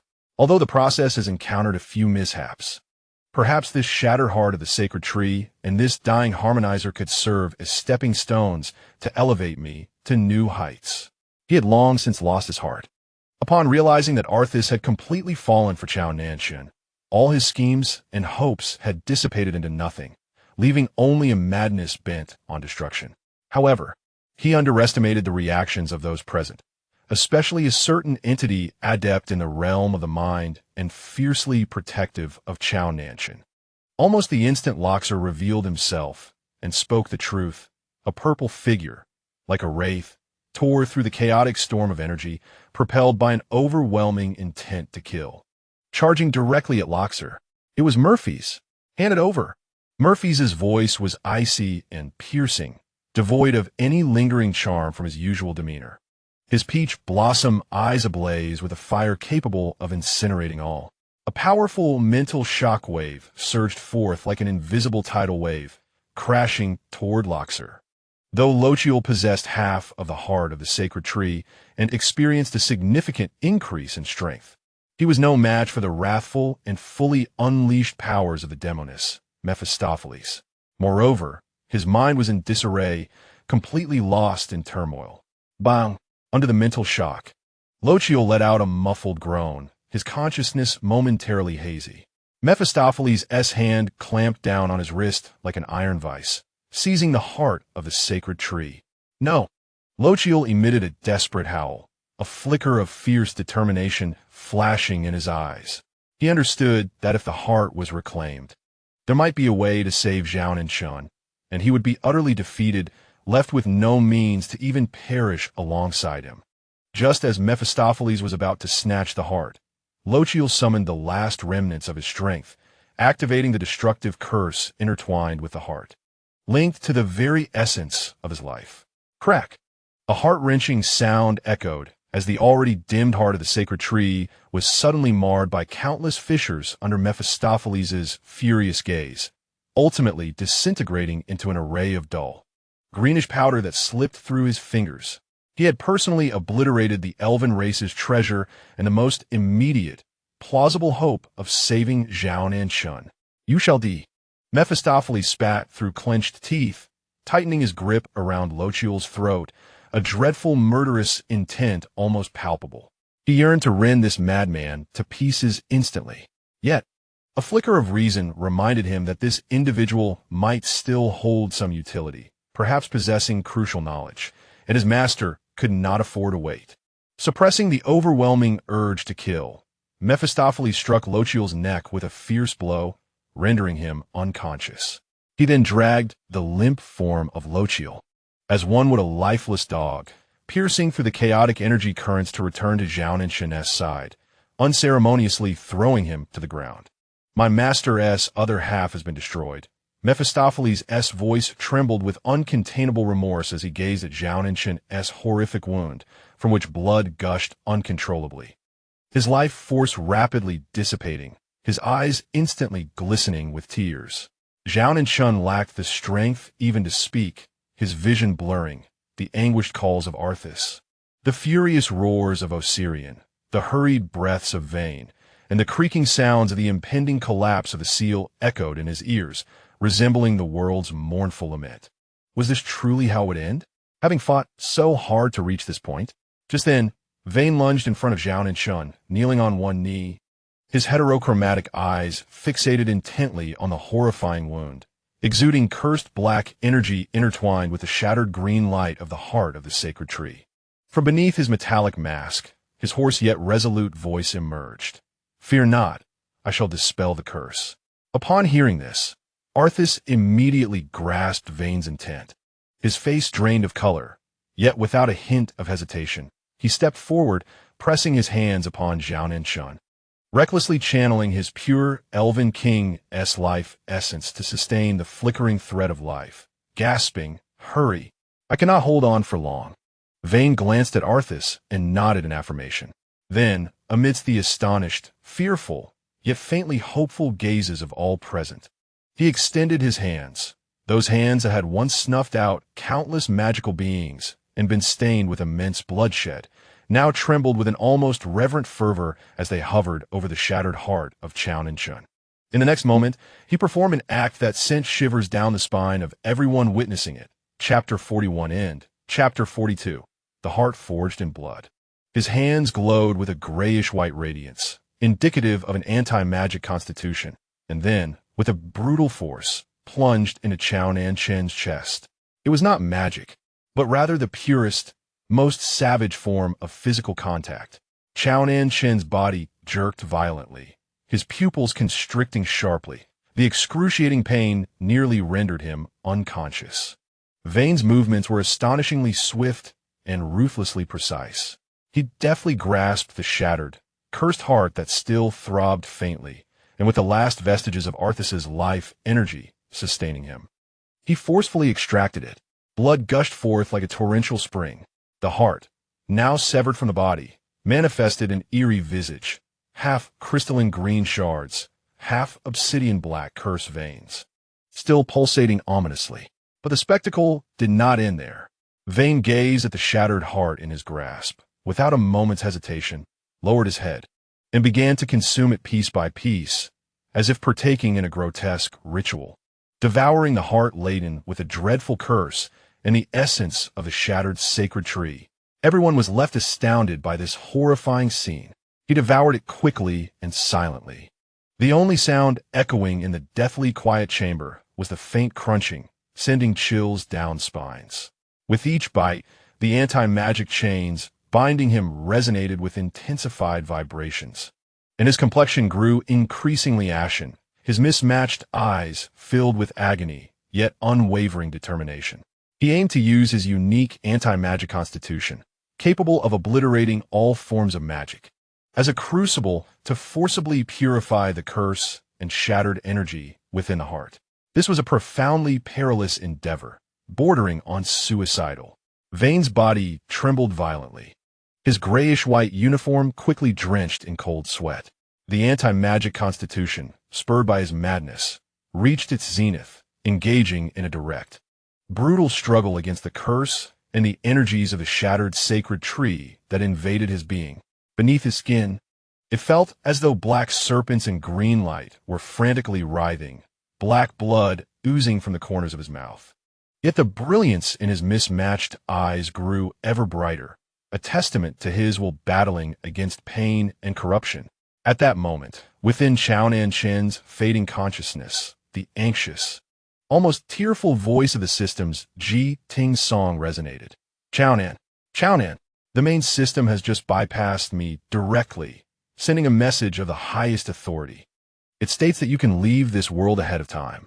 Now, immediately, the task counts as completed, and the points will be awarded. Hurry. If you don't leave now, it will truly be too late. You will die. Your soul will dissipate. Leave ahead of time? Zhao Nancheng's muddled consciousness pondered this phrase.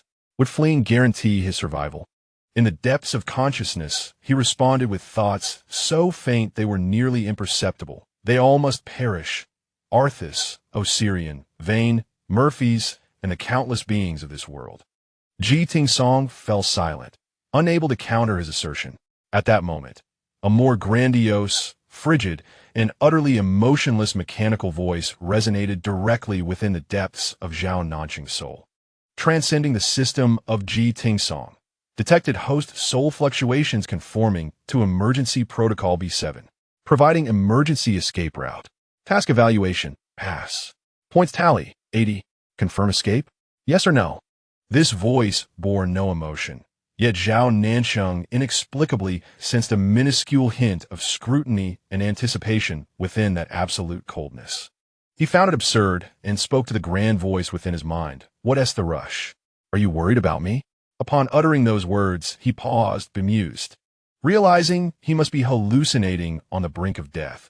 How could he perceive the main system as concerned for him? Truly, this was an egotistical notion. He even chuckled to himself in self-deprecation. The grand mechanical voice fell silent for a moment, then unexpectedly shifted to a tone distinctly different from its previous iteration. A clear, cold-use voice, tinged with a trace of thinly veiled ire, as if it had been caught unawares. Then, just as abruptly as it had appeared, it vanished. The system, Ji-Ting Song, trembled within Zhao Nancheng's mind, exclaiming it had actually spoke to you in its true voice, and even huffed. Zhao, you're finished. You've crossed the line with the main system. Yet, Zhao Nancheng felt that the looming shadow of death had been somewhat alleviated by this absurd interlude, and he began to laugh silently in his mind, albeit weakly. It's quite amusing to provoke that fellow into revealing its true voice just before death. Time passed. Perhaps it was merely a fleeting moment, or perhaps it stretched into eternity. At that juncture, Vane suddenly raised his head. He had consumed an entire heart, and within his chest, a silent yet perilous battle raged. A trickle of blackened blood seeped from the corner of his mouth, but his mismatched eyes shone with remarkable brilliance. He had succeeded, at the cost of half his life. He forcibly purified the majority of the curse and violent energy within that heart, without a moment's hesitation, disregarding the possibility that his innards had been corroded from severe injury. Vane sharpened his fingers like a blade, channeling the last of his strength to thrust toward his own heart. Vane! Osirian exclaimed in alarm. With a sickening squelch, Vane forcibly extracted a heart that still beat vigorously, emanating a faint yet pure grayish-white light, a symbol of immortality and the essence of confinement. His body swayed. Blood gushed from his chest, and his face turned nearly transparent. Yet, through sheer willpower, he did not fall. Arthas immediately channeled a portion of his life, energy, sustaining both Zhao Nancheng and Vane, whose lives flickered like candles in the wind. Vane trembled as he carefully cradled his heart, as if it were the most precious treasure in existence, attempting to place it within the hollow chest of Zhao Nancheng. Yet, just as the grayish-white heart was about to make contact with the wound, a transformation occurred. Though Vane's heart continued to beat after leaving his body, it began to wither and fade at a visibly alarming pace, as if it had lost the sustenance of a vital life force. At that moment, Osirian intervened. "Wait!" The Draconic King's voice was hoarse, his molten gold vertical pupils fixating on Zhao Nancheng's pale visage. The heart lacked the most essential element, blood, without the vibrant lifeblood to invigorate it. Even a mightiest heart would merely be a lifeless mass. He gazed at Zhao Nancheng, recognizing that his blood was extraordinary. Osirian's words splashed cold water upon everyone, awakening them to the truth. Vane's heart possessed attributes inclined towards confinement and immortality, and its blood-producing capabilities were unlike any other, rendering it incapable of substituting for Zhao Nancheng's unique life force and harmonizing properties. All eyes turned to Osirian, the only one present whose blood was potent enough to resonate with Zhao Nancheng's exceptional constitution, the Dragon Prince himself. What was required was the heart's blood from the dragon lineage. Moreover, it was not merely a drop or two, but a substantial quantity sufficient to fill an entire heart and reignite its rhythm. Especially considering that Zhao Nancheng's own blood had nearly run dry, the required amount was staggering. This nearly implied that Osirian would have to extract all of his heart's blood. After all, he had expended nearly half of it in the recent battle to breach Rodney's defenses. The extraction of all heart's blood signified, to the dragon kin, the end of life, the dissolution of the dragon's soul. Everyone awaited Osirian's decision. Osirian's body momentarily stiffened, almost imperceptibly. He understood precisely what this entailed. In his current state, extracting such a volume would nearly equate to draining the very essence of his remaining life. It was a certain death. He believed he would feel fear, trepidation, hesitation, or even an unwilling rejection. After all, he was the proud dragon prince, bestowed with an almost eternal existence. However, that was not the case. In that moment of clarity, what surged within Osirian was not a dread of death, but a peculiar sense of relief and gratitude. Grateful that he had a purpose. Grateful that his blood could save him. Grateful that, in the end, he could do something for him. Unbeknownst to him, he had already loved him to such an extent. Loved him to the point of unhesitatingly offering everything, even his life. Osirian looked down at Zhao Nancheng, who was gasping for breath, seemingly on the verge of dissipating into starlight. In his molten gold vertical pupils, all the ferocity and pride transformed into an ocean of profound gentleness. Toward Zhao Nancheng, he unveiled an unprecedented, pure, and tender smile, reminiscent of the thawing ice of spring and the dawn of a warm sun. Without a trace of hesitation, he did not cast another glance at anyone else. He raised his hand, his fingertips coalescing the last and most resolute dragon power, and abruptly pierced it into his own left chest. A magnificent and fervent crimson blood mass, larger and more radiant than ever before, was forcibly expelled from his being. This blood radiated a powerful and warm vitality, illuminating the pallid face of Zhao Nancheng and causing pain to the eyes of everyone present. The moment the blood mass departed from Osirian's body, his towering figure visibly weakened, his complexion turned ashen, and his gaze rapidly dulled.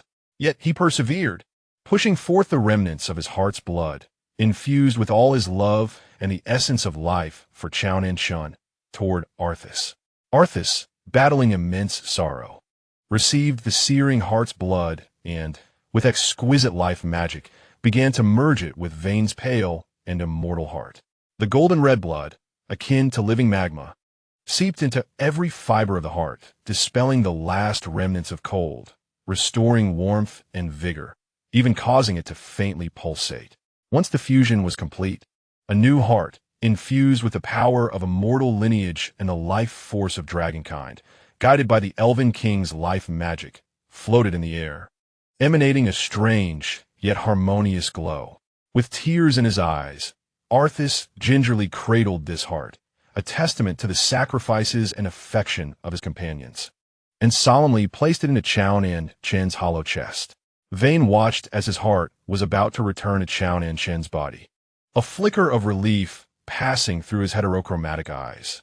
His body swayed, ultimately unable to withstand the strain, and he fell backward, caught by the barely revived Morpheus. Everyone's hearts raced, their gazes fixed on the impending culmination of this final act of salvation. However, just as the fused heart was on the verge of touching the gaping wound in Zhao Nancheng's chest, a pale, elongated hand, stained with blood and dirt, trembled yet resolutely rose, blocking the heart from reaching his chest. It was Zhao Nancheng.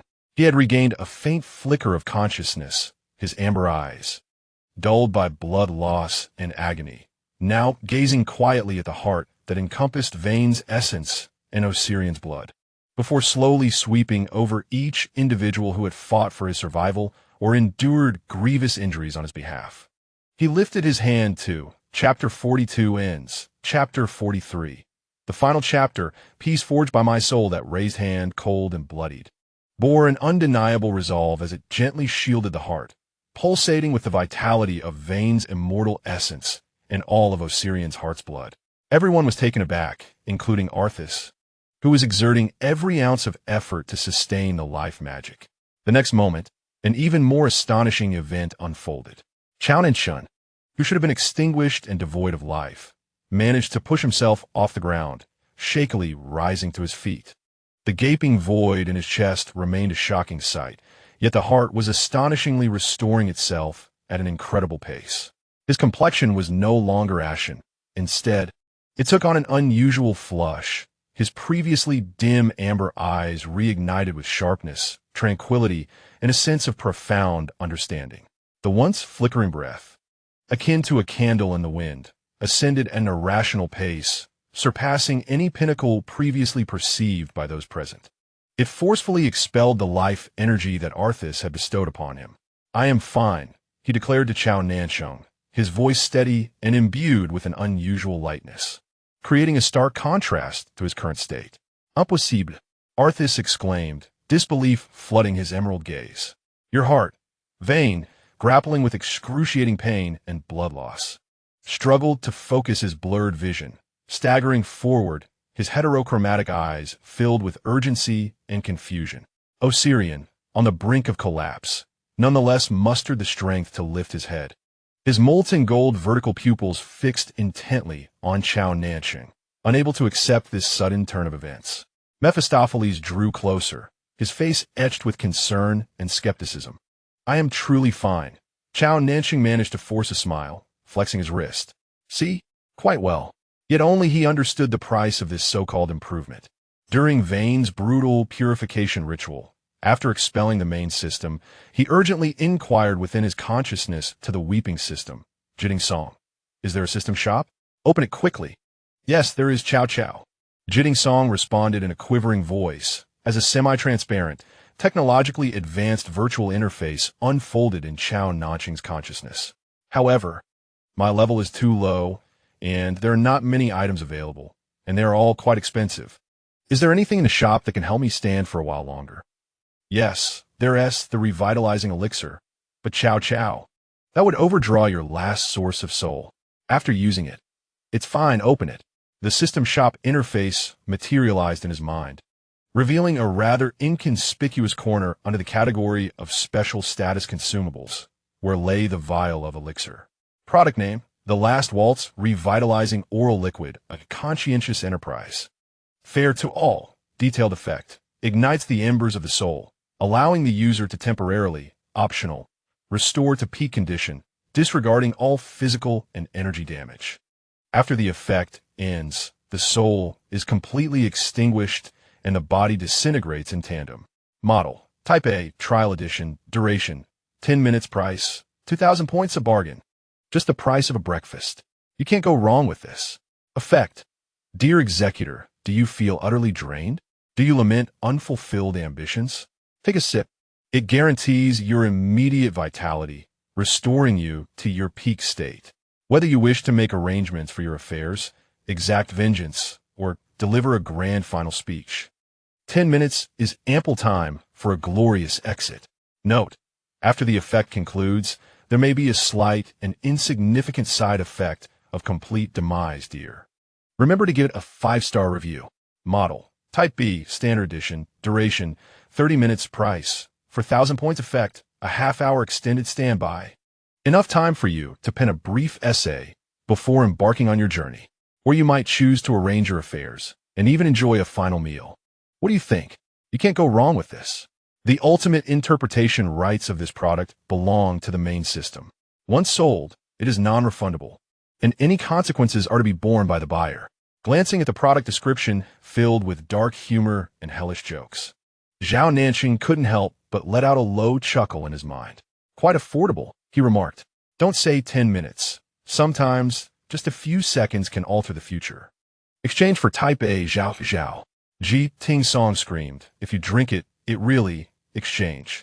Without hesitation, he used his recently credited basic points, along with the points he had advanced to Ji Ting Song, to purchase the 10-minute experience ticket.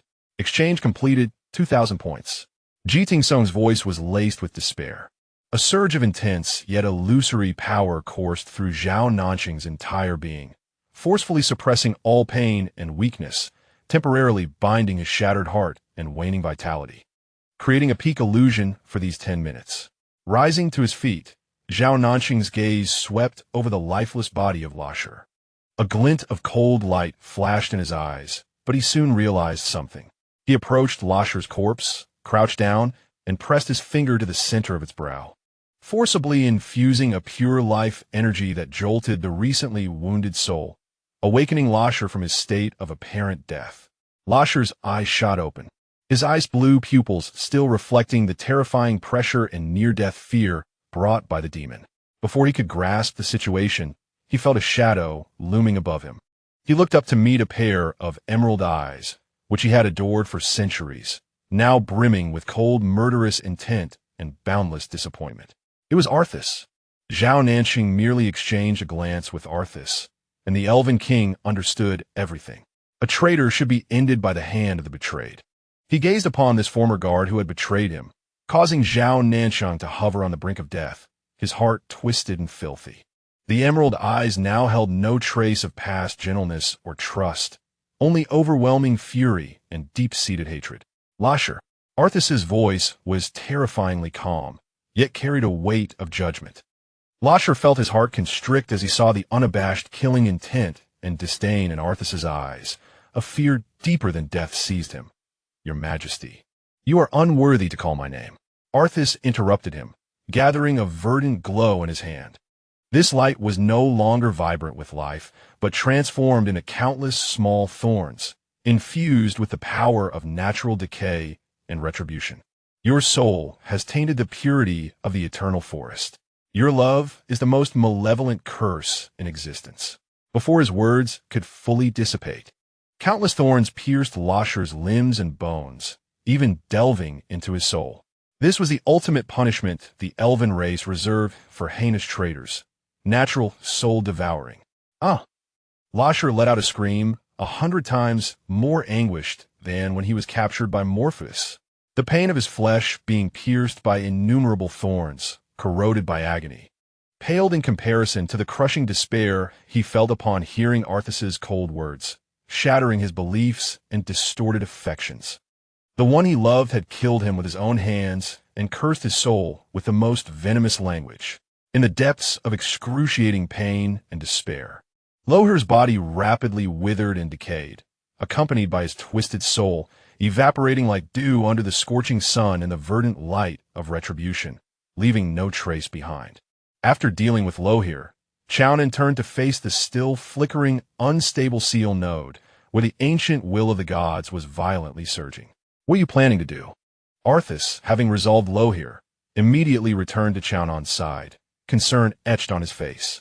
We have lost the most crucial key to the heart of the sacred tree. The seal cannot be completed. Do not worry.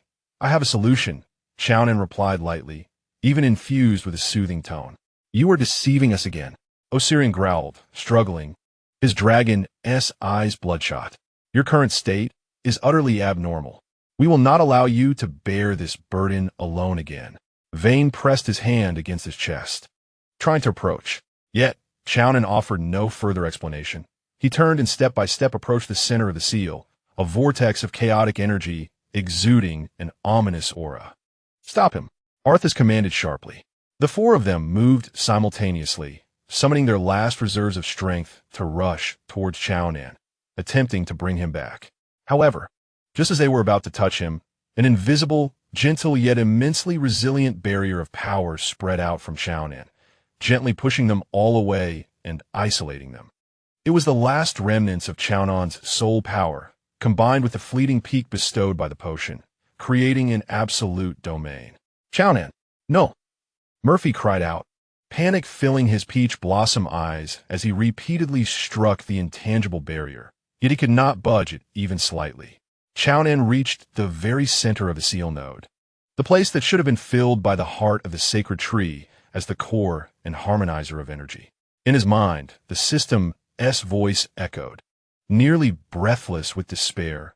Are you going to use your soul to fill the void left by the heart of the sacred tree? I'm so sorry.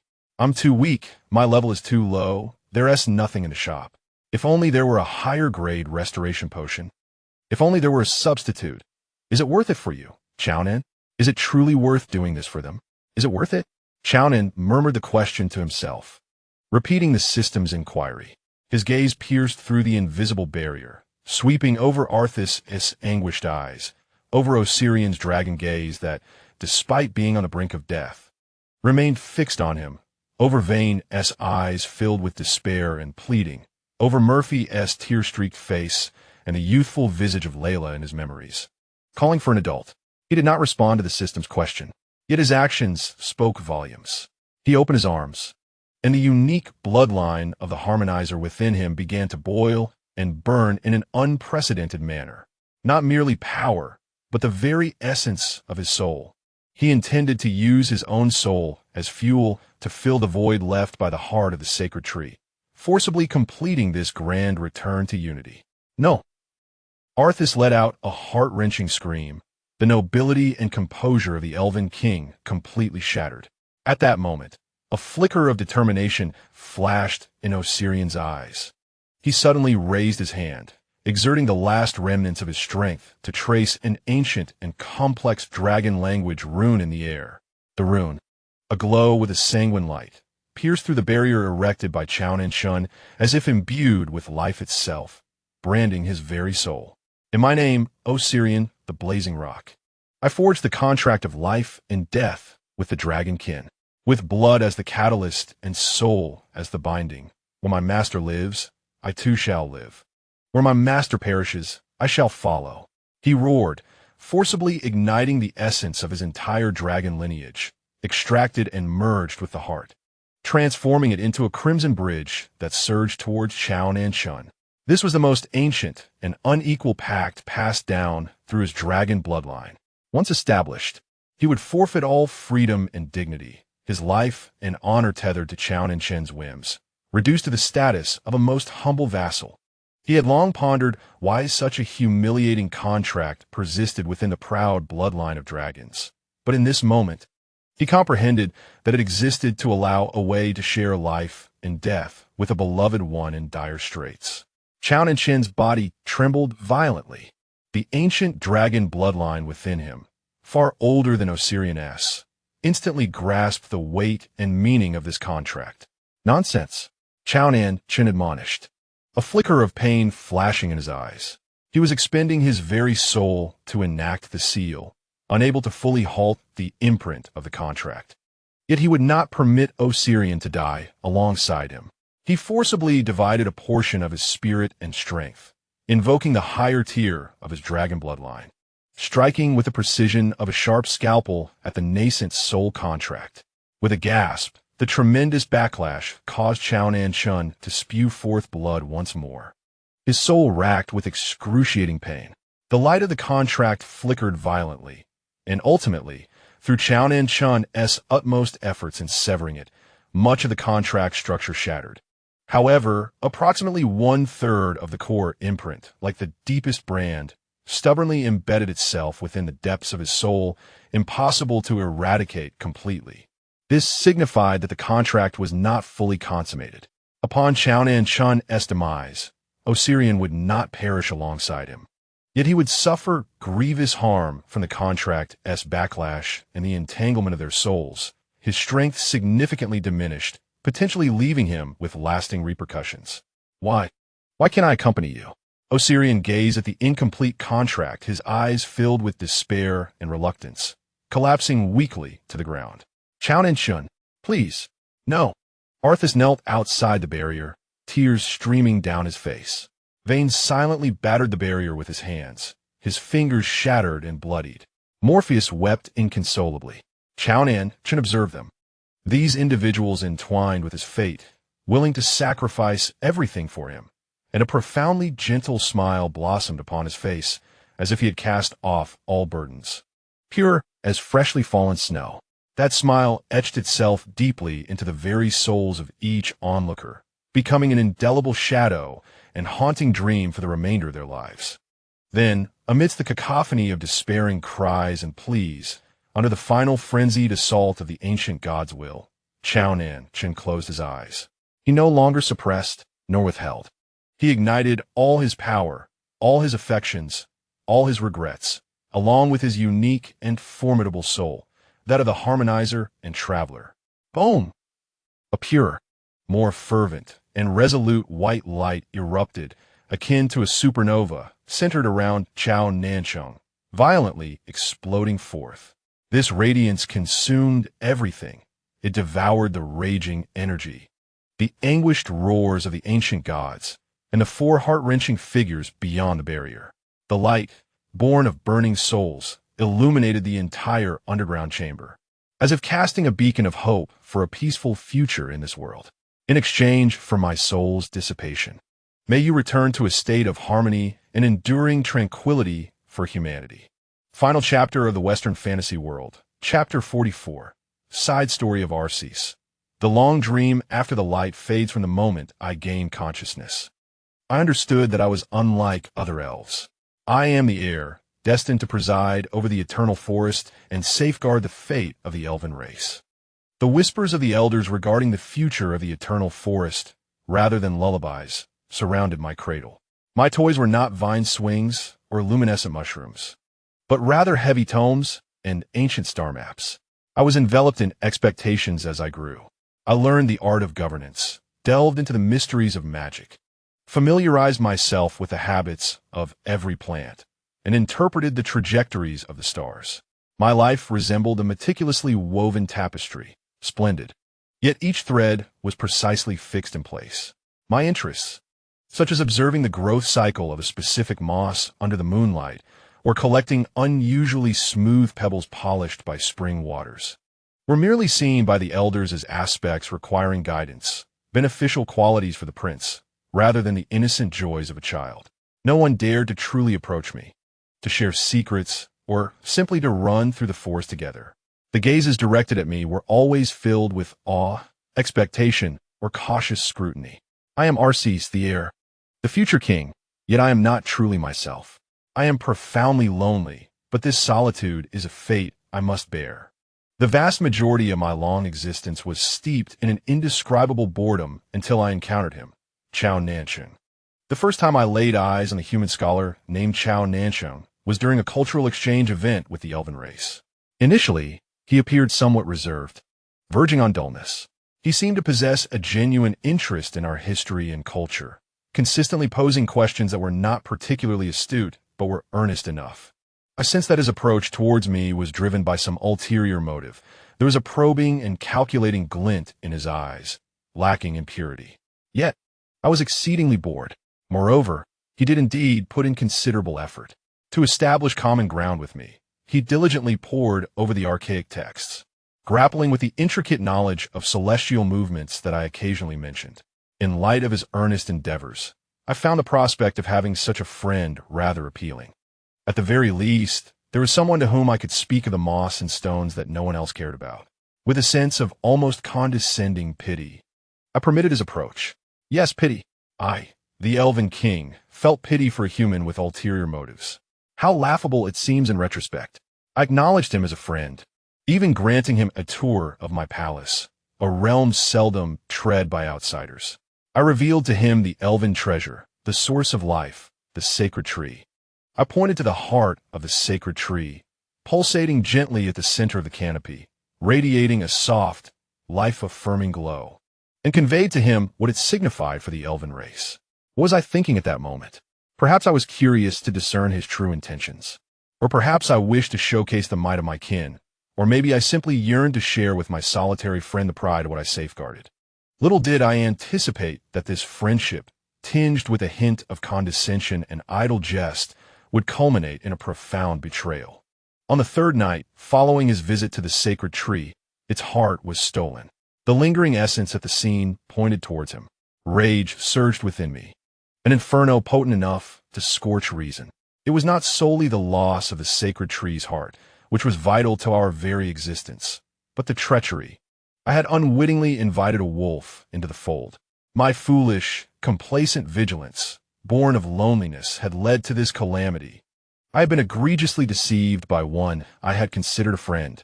The feeling of being duped, of having my trust trampled, was far more intense than I had ever imagined. The sacred tree began to wither at an alarming rate, having lost its heart. I could not allow my kin to descend into despair due to my misjudgment. I resorted to the elven clan's forbidden sorcery, sacrificing my life's essence and soul's power to forcibly sustain the tree's vitality. The price was steep. Black runes, writhing as though alive, began to manifest upon my left arm and half my body, siphoning my life force. Each exertion of power was accompanied by excruciating pain. Yet, this was a burden I had to bear. I petitioned the Council of Elders to allow me to personally apprehend the thief. I had to reclaim the heart of the sacred tree and ensure he paid for his betrayal. I channeled all my strength into the pursuit. Yet the endeavor was fraught with difficulty. He seemed adept at evasion. After what felt like an eternity, I finally located him in a dungeon within the domain of the temple. He appeared disheveled, bound by chains, his complexion pallid. However, upon my first glance, I was taken aback. Something was amiss. The same face, ordinary, even more haggard from his imprisonment, but the sensation was completely altered. The previous Nancheng had always possessed an air of deliberate compliance and well-concealed calculation in his gaze. Yet the man before me, despite his disarray and confinement, bore eyes that resembled a tranquil abyss, devoid of ripples, yet seemingly concealing a vortex of indescribable fatigue, calmness, and an unsettling sense of detachment from his surroundings. What had changed? I cannot articulate it. It was akin to tasting two different waters from the same vessel.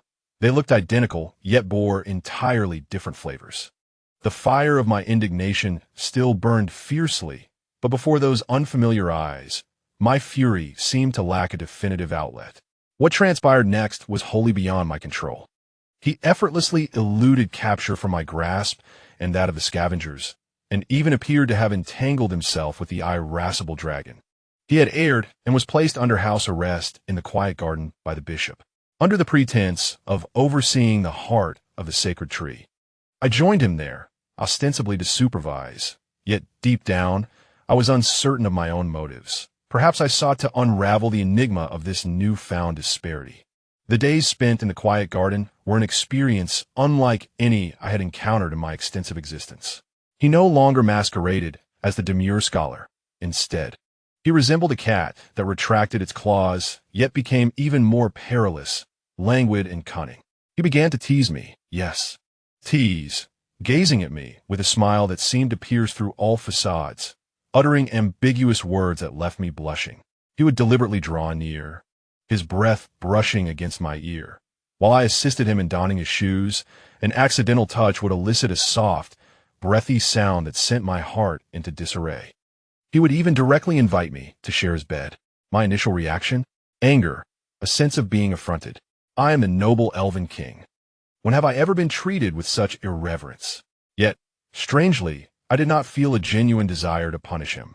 Beneath that anger lay a stirring I was reluctant to acknowledge. It was as if a stone had been cast into a stagnant pool, creating ripples I had never known before. Each time he approached, each playful jest he offered, ignited a peculiar, tingling disquiet within my heart, which had been shackled by rules and responsibilities for centuries. I found myself increasingly attuned to his gaze, losing my composure at the mere flash of his smile, my heart racing at his touch. The poise and self-control I took pride in crumbled before him. Then, I became aware of an even more terrifying truth. I had fallen for him.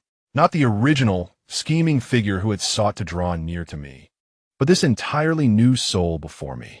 It was astonishing, yet I felt an undeniable certainty that they were not the same person. I pondered, Arceus, whom do you truly love?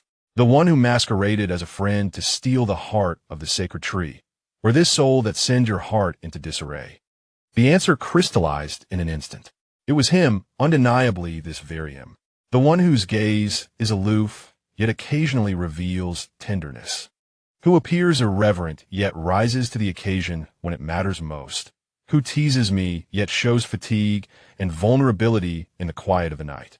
I love this unique, vibrant soul that I could neither control nor divert my gaze from. Upon realizing this, I committed an act that even I found shameful. I began to write him love poems. By the eternal spring under the moonlight, upon dew-kissed leaves, I inscribed the feelings I had never uttered before in the ancient language of the elves. I wrote of how, when he looked at me, I felt as though I beheld countless stars awakening in the night. How, when he drew near, my heart, dormant for centuries, regained its rhythm. How even a languid smile from him stirred my heart more profoundly than the most beautiful dawn I had ever witnessed. After completing my verses, I would gaze upon those fervent lines, my cheeks flushed, and hurriedly tuck them away, hidden in a realm known only to me. I wished to wait for the opportune moment, perhaps on a starlit night, to present them to him personally. But alas, that moment never arrived. The cursed spear pierced his heart. As I beheld him in the cave, bloodied and on the brink of death, I felt my own world collapse around me. The sensation of my heart being gripped tightly, almost suffocating, was 1,000 times more excruciating than when I had wielded forbidden magic and faced its backlash. When he awoke, gazing into his weary eyes, I was overwhelmed with countless questions. Who are you? Where do you come from? What is your true name? I yearned to understand you, to grasp every facet of your being. Yet, as the words linger on the tip of my tongue, I retract them. It is not the time to inquire. At least not now. He remains gravely injured, ensnared by curses, and our immediate priority is to save him. I reassure myself that there is still time. Once this turmoil subsides, once I have lifted the curse that binds him, we shall have an eternity to slowly unravel the depths of his soul. To accompany him through life, I have resolved to leave the heart of the sacred tree within him for the time being, allowing it to remain until his natural demise. Then, I shall reclaim it and return it to the sacred tree, while I too will relinquish the forbidden powers that sustain its vitality, departing alongside him. To accompany him through his life is, to me, a profound gift. When he proposed that reckless and perilous plan, my heart sank. I was engulfed by fear, plagued by my own inadequacy. Why can I not protect him better? Why must he risk himself? Yet, gazing into his steadfast and clear eyes devoid of fear, I saw only an unwavering resolve. I chose to trust in the one I love, trust in his judgment and choices. The plan was sound, and we glimpsed the dawn of victory. However, I never anticipated that the ultimate betrayal would come from my most trusted aide, Roshel. As he detonated the fragment of the heart of the sacred tree within my beloved, I felt my world collapse around me. I watched him rise at the center of the seal, his aura unnaturally vigorous. I witnessed him disregard our pleas, striding once more toward that chaotic node. I beheld him bid us farewell with a heartbreakingly tender smile. Then came the all-consuming white light, a deafening roar and lamentation resonating deep within my soul. Born of his self-immolation, he sacrificed himself to complete the seal, to save a world he may not have cherished. The immense surge of energy overwhelmed me, plunging me into unconsciousness. When I awoke, I found myself in my own chambers. Memories flooded back like a relentless tide, accompanied by excruciating pain. Has Morningstar truly perished? No, it cannot be. I bolted from my chambers, frantic to seek him out, to prove that this was merely a nightmare. I scoured the tranquil garden, traversed every place we had visited, even disregarding obstacles to rush into the now quiet, barren underground chamber. There was nothing. Only the lingering void of his soul's extinguishment remained. He is gone. He died to save a world that perhaps held no affection for him. An overwhelming despair engulfed me in an instant. Let go, I thought. A world without him holds no meaning for me. I summoned my strength, intending to disperse the essence of my life in pursuit of his trace. Yet, just as I was about to act, a faint, almost imperceptible memory flitted through my mind, obscured by immense sorrow. Before that destructive, white light fully consumed him, I seemed to glimpse a faint, silver shadow, grasping a fragment of light on the verge of complete dissolution in a manner that transcended my understanding. What was that? A mere illusion? A figment of my imagination born from my inability to accept his death? I do not know. Yet this almost non-existent possibility, like a final straw, halted my march toward oblivion. What if? What if he still lives? What if, in that dimension unseen by me, he still exists? If I were to perish, then truly, there would be nothing left. Even this minuscule fraction of hope would be irrevocably extinguished. Due to this humble, perhaps eternally unprovable thought, I relinquished the gathered strength within me. I survived, yet my life seemed to come to a halt alongside that self-detonation. I commanded the construction of a grand tomb, one that defied all ceremonial regulations, upon the site of the secret chamber where he dissipated beneath the temple. I knew it was empty within, but appeared to be the only gesture I could offer him. I surrounded the tomb with soul-devouring flowers, whose fragrance possesses a hallucinogenic quality, allowing one to glimpse the innermost yearnings and obsessions of the heart.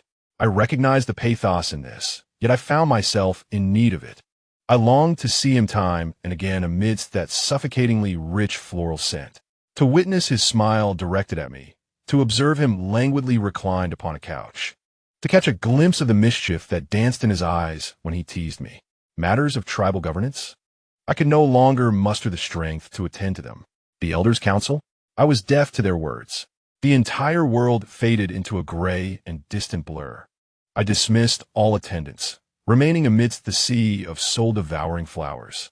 I curled upon the cold ground, clutching tightly to that garment, the one I had hastily taken from the tranquil garden, belonging to him, now faded yet still faintly retaining a trace of his essence, along with a large stack of love poems that I never had the chance to deliver. I closed my eyes, allowing the scent of the soul-devouring flowers to engulf my senses. In my dreams, the sun shone brilliantly, and he was beside me, his eyes crescent-shaped, saying, "Arthas, I have received your love poems." I clutched the garment and the poetry tightly, my lips curling into a sweet, satisfied arc amidst the intoxicating floral fragrance. Reality is too bitter. Let me forever slumber in this illusory dreamscape that holds him. Do not awaken me. End of Arthas' side story. Chapter 45. Side story of vain. Eternal regret and a frozen heart. My life has been a blunder from the very beginning. Upon my birth, I bore that strange brand upon my nape, resembling some ominous mark. The inhabitants of this world possess varying degrees of magical essence within them, albeit most are unable to wield it. As for me, I am utterly devoid of it. Not only do I lack magic, but when I weep or become emotionally agitated, my body uncontrollably emits a force that disrupts the magical structure of those nearby. How can an infant control their emotions? My existence has been a calamity for those around me. My parents took to hiding, seeking a place that could accommodate me. I remember the look in my mother's eyes. There was affection, yet more so an unmistakable fear and weariness. My father's brow was perpetually furrowed. This life of turmoil continued until I was 4. At that time, my mother was pregnant once more. I still vividly recall that dusk. My father bought me several new garments and a few pieces of soft, fragrant white bread. Silently, He held my hand as we approached the entrance of the Maria orphanage. I was precocious, fully aware of what an orphanage entailed. I gazed at my father, a wave of overwhelming panic surging within me. I yearned to convey to him that I had been striving to control myself lately, that I would never harm the sibling nestled in my mother's womb. I parted my lips to speak, yet no sound emerged. In that moment of daze, my father released my hand and cast a profound glance upon me. His eyes a tumultuous mixture of guilt, resolve, and perhaps a hint of relief. Then, he turned and almost fled, his figure swiftly vanishing around the street corner. Clutching the small bundle on my back, I gripped the coarse fabric of my clothing tightly, staring in the direction my father had departed. Tears welled in my eyes, but I bit my lip resolutely, unwilling to let them fall. It dawned upon me, albeit murkily, that my father's abandonment may not solely stem from his fear of my potential harm to the unborn child, but rather that I, in my very essence, was an inescapable and daunting burden. The matron of the orphanage emerged, and upon noticing my solitary figure at the entrance, she sighed and ushered me inside. She introduced me to the other children and arranged for me a cramped yet sheltering bed before hastily attending to other matters. Before I could acclimate to my surroundings, several older children surrounded me, seizing my new clothes and bread. In the ensuing chaos, I managed to reclaim only a piece of bread. That once soft, pristine loaf had been squashed into a grimy mass during the scuffle, ultimately dropping to the ground. The other children, repulsed, sauntered away. I crouched in the corner of the yard, gazing at the soiled lump in silence for an extended period. Finally, I reached out, picked it up, and cautiously consumed it. Bit by bit, it was filthy, its flavor mingling with dirt and indescribable stains, yet the faint sweetness and soft texture constituted my sole sustenance that day. I dare not weep, desperately stifling my tears. I understood that if I cried, if my emotions spiraled out of control and disrupted the scant magical energy within the other children or the matron, this sole refuge would also cast me out. If expelled, where would I go? To beg on the streets? Perhaps even failing at that, I would likely be abducted like those missing children, doomed to become unseen slaves. From that day forth, I became a silent shadow within the orphanage. I had no friends, nor did I dare to form any. I feared any contact that might stir emotional upheaval. In my childhood, suppressing my emotions had been a necessity. Over time, it became second nature. I grew increasingly mute and frigid, akin to a stone abandoned in a corner, devoid of warmth and incapable of radiating heat. My expression remained perpetually rigid, my heart seemingly frozen, cold to the core. Other children dubbed me ice face and mute. Upon reaching the age of 12, the orphanage ceased to provide for us without compensation. We were compelled to seek work. Most of our earnings surrendered to support the orphanage's expenses until the age of 15, when we would be cast out to fend for ourselves. Life after leaving the orphanage proved to be harsher than I had imagined.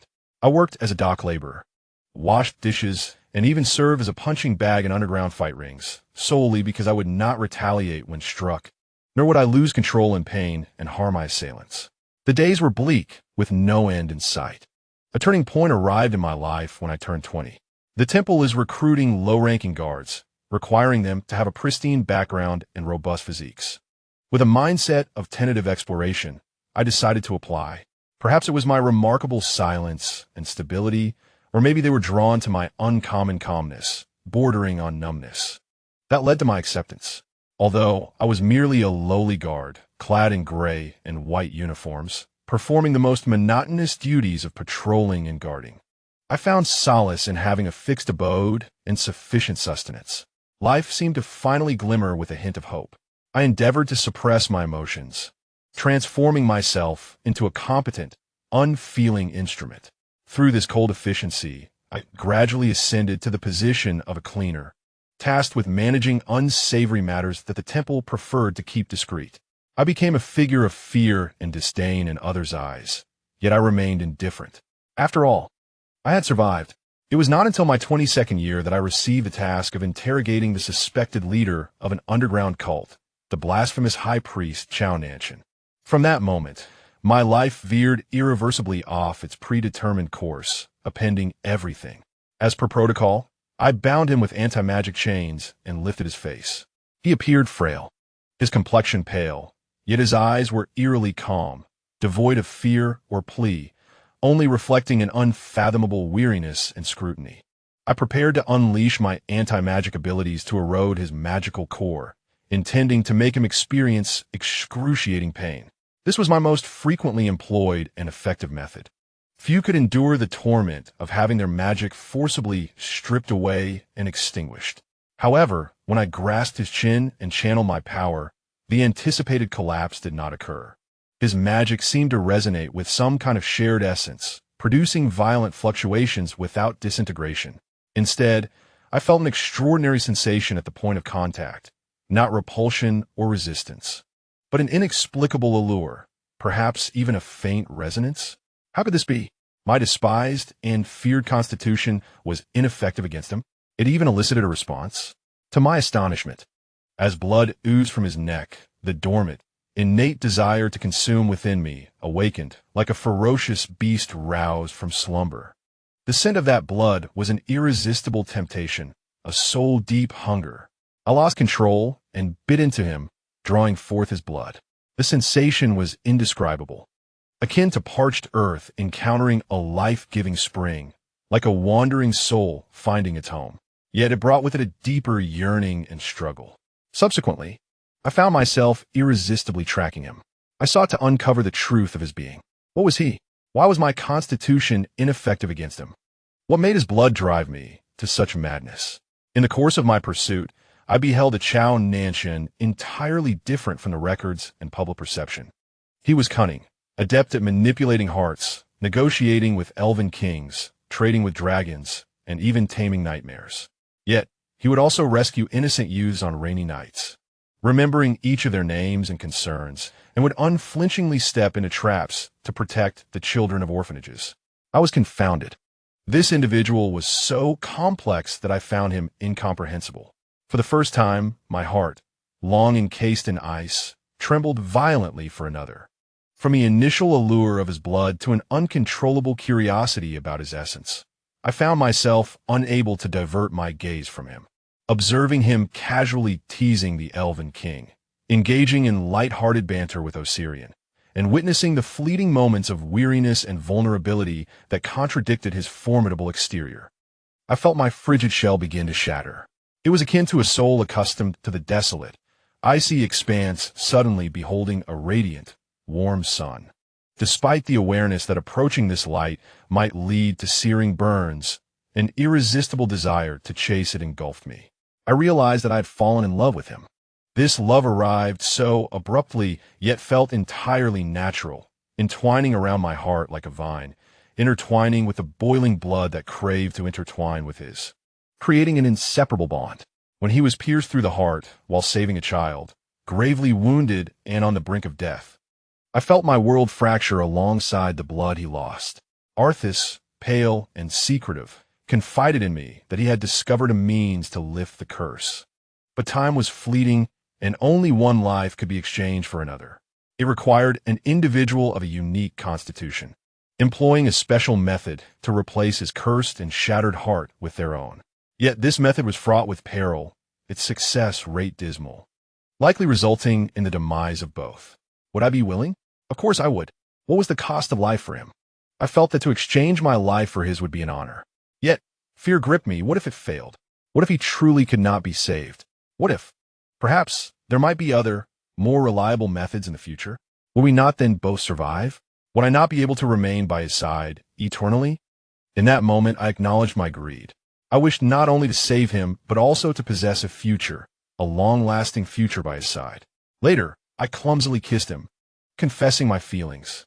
Hearing him admit that it was his first profound kiss filled me with overwhelming joy. In that instant, I felt as though my battered vessel, adrift in the turbulent sea for over 20 years, had finally found a warm, steadfast harbor. I believed I had finally grasped happiness. Yet, I was mistaken. Happiness proved fleeting, ephemeral as a mere illusion. The betrayal of Rosier, the shattering of the heart of the sacred tree, his resolute march toward the center of the seal, the self-detonation of his soul, all transpired with such rapidity, catching me utterly off guard. That devouring white light not only engulfed him, but also obliterated all the visions of the future I had so recently constructed. We were all rendered unconscious by the explosion's energy and subsequently brought back to the eternal forest by the elves. I was the first to awaken, upon regaining consciousness. Unlike Arthas, who frantically cried out in desperation, I sat there numbly, watching the noble elven king collapse, howling in anguish, as his kin forcibly restrained him and administered sedatives. In that moment, I found myself envious of him, envious of his ability to unreservedly express his pain. Since my childhood in the orphanage, witnessing others being adopted by loving parents had long ago extinguished such emotions within me. I too yearned to weep, to cry out, to question fate's cruel injustice. Yet, I must refrain. I am painfully aware that should my emotions spiral out of control, the surrounding sprites, even this very forest, could suffer due to my nature. How could I possibly bring harm to the world that I have salvaged at the cost of my own soul and existence? I cannot inflict damage upon this realm, leaving only myself as the target of my anguish. I began to dig into the grotesque mark on the nape of my neck, an unsightly reminder that has accompanied me throughout my life, scratching fiercely with my nails. Again and again, the pain revived a semblance of sensation in my numb nerves. Yet it was accompanied by a twisted sense of pleasure. My flesh was torn, blood streaming forth, yet I felt no pain, only an overwhelming sense of regret and emptiness within, as if I had discovered a faint outlet for my despair. I numbly and obsessively pondered, if only when the elven king had revealed that method to me. I had not been preoccupied with the damned failure rate, but had chosen to exchange hearts directly. The worst outcome would have been our simultaneous demise. At least his soul would not have been consumed entirely by the seal, extinguished. At least we could have been together. It was all my fault. My own greed condemned me. The mere days of companionship and that kiss were already a rare boon from fate. Why did I dare to dream of more? Why covet that distant eternity? Why? The wounds I inflicted deepened, nearly reaching my vertebrae, as the breath of life slowly ebbed away. At that moment, a strong hand grasped my wrist with unwavering force. It was Morpheus. His eyes, usually adorned with charm, were now a fierce crimson, filled with rage and pain. "What are you doing, Adrian Wayne?" His voice was hoarse, as if questioning the cost of saving my life. "You must remember, our lives are no longer our own. We cannot die. We must not. Do you hear me?" His words struck me like a hammer, reverberating through my chaotic mind.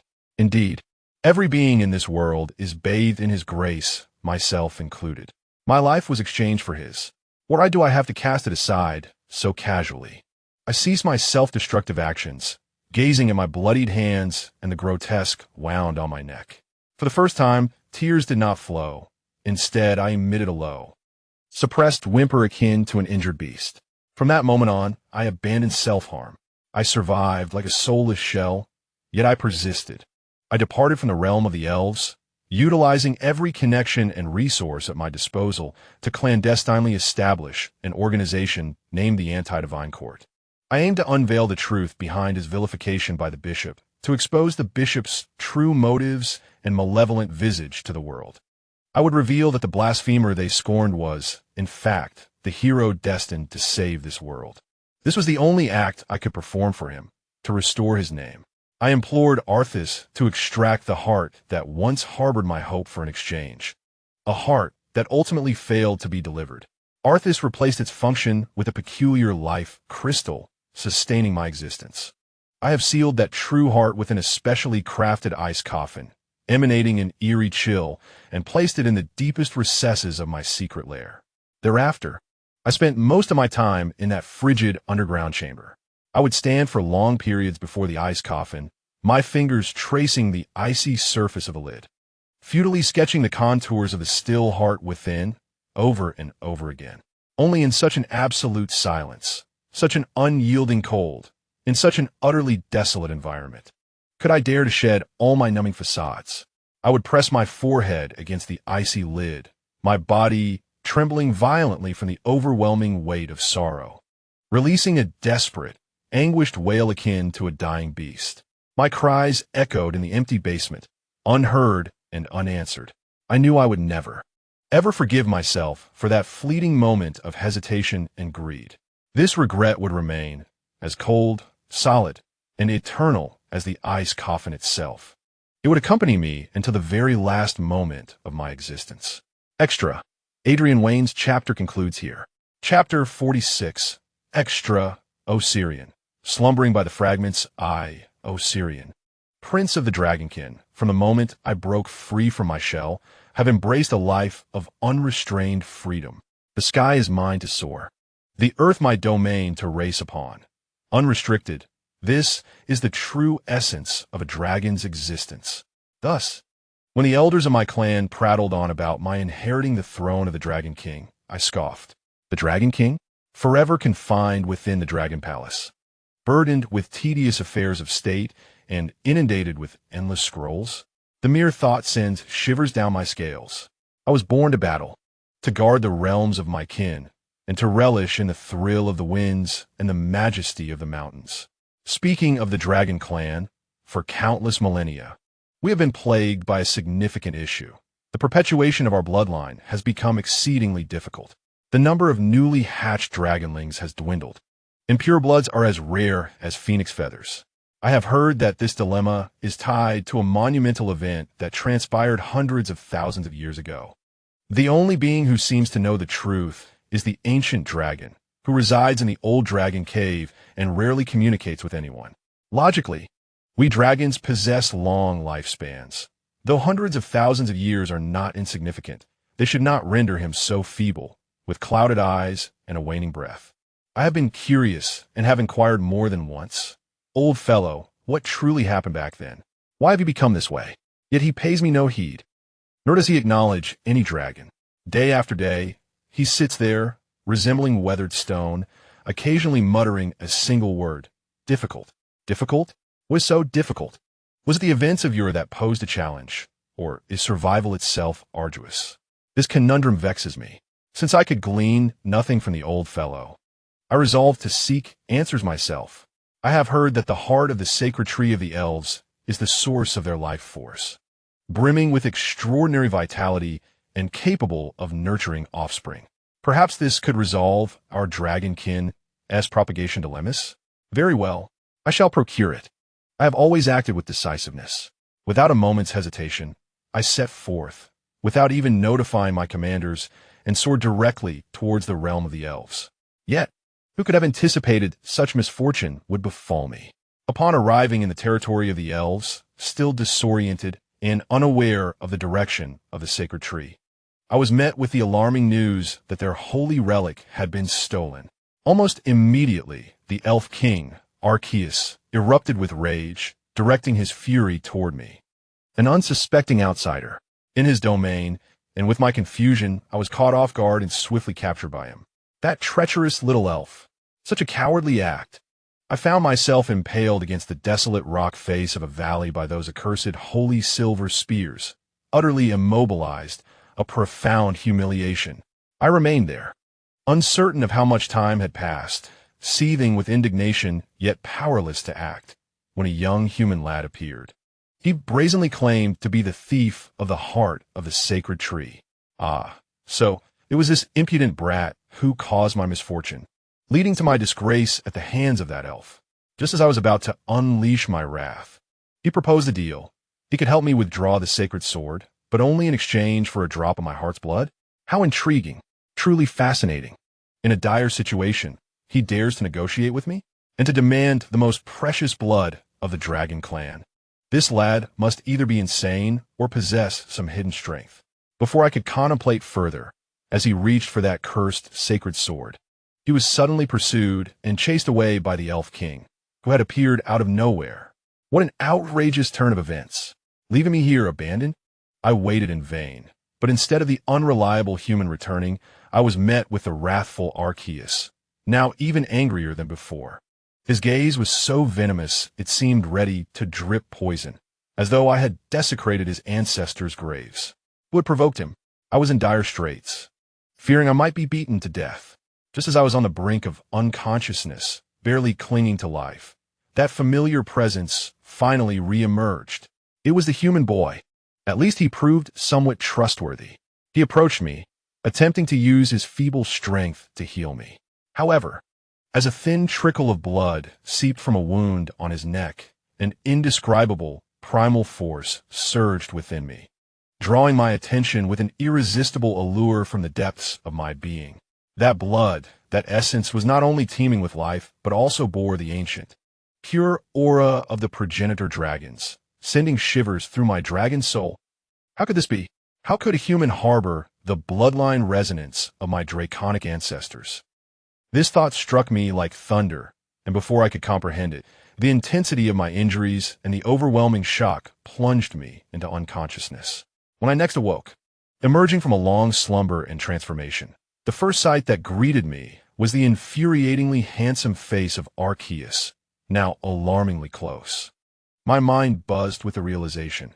Could it be that this fellow had aided me through the heat of evolution? The mere thought of such a possibility churned my stomach, nearly causing me to retch. The pride of my dragon lineage clashed with an indescribable sense of revulsion, igniting my anger. Yet, in the next moment, I sensed something amiss. Arceus's gaze was vacant, his movements somewhat stiff.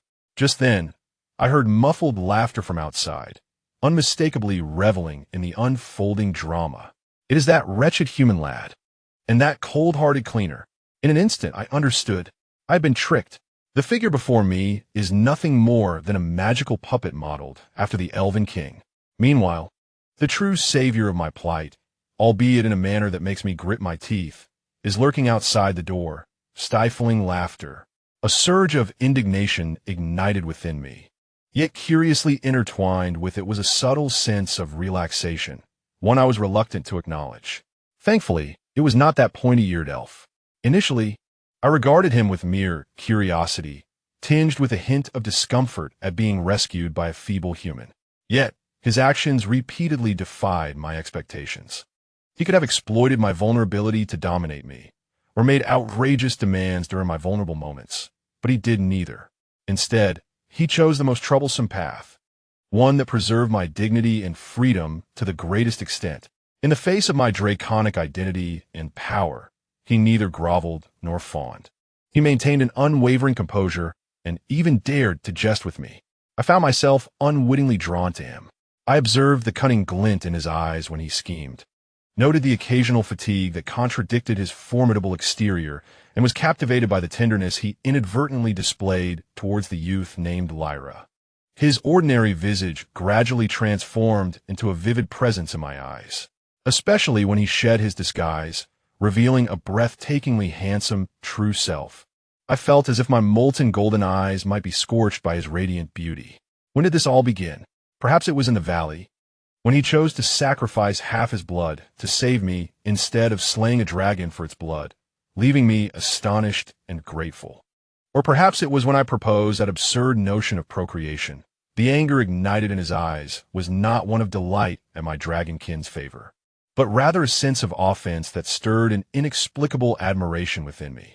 Or maybe it was during our date, when I could not resist kissing him, even if I only dared to gently brush my lips against his, feeling a thrill of satisfaction. I do not know. By the time I realized it, my gaze could not be averted from him. The sight of him drawing near to the elven king or that dream demon ignited a volcanic restlessness within me.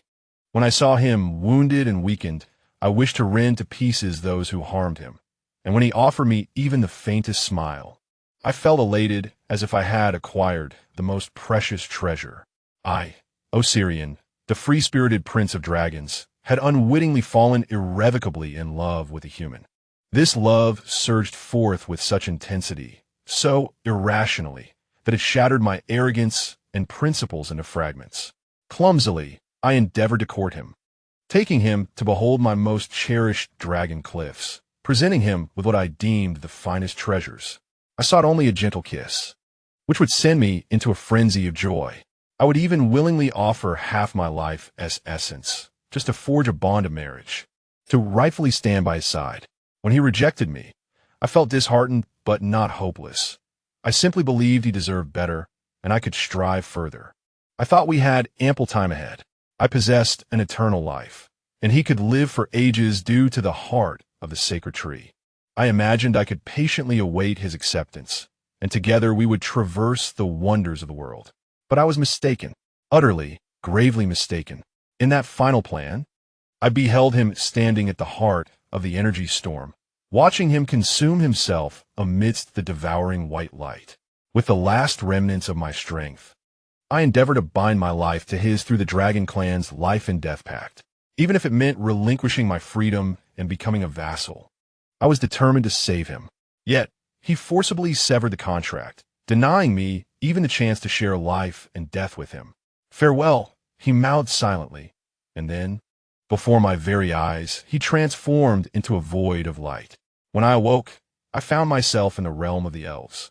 My body was weakened from the blood loss and the backlash of the contract, but the greater pain resided in my heart, which felt as though it had been hollowed out. Arthas was descending into madness. Vayne was numbly inflicting harm upon himself, and Morpheus was howling in despair.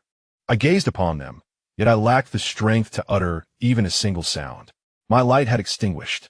I departed from the land of the elves and returned to the Dragon Clan. I entrusted the affairs of my clan to trusted subordinates, and then I retreated to my once proud treasure mountain, now heaped with gold, silver, and jewels. The mountain still shimmered with golden brilliance, a dazzling array of riches. Yet at this moment, they all seemed devoid of meaning, cold and hollow in my eyes. Only one item remained, which I carefully placed at the heart of the treasure mountain, resting upon the softest golden velvet cushion. It was a fragment of fabric, torn from the snow-white priestly robe he last wore. Stained with his blood, now darkened to a deep brown, this bloodied remnant became my sole solace. The only light in my world. My immense dragon form coiled protectively around the treasure mountain, sheltering that fragment with my wings against the non-existent storms.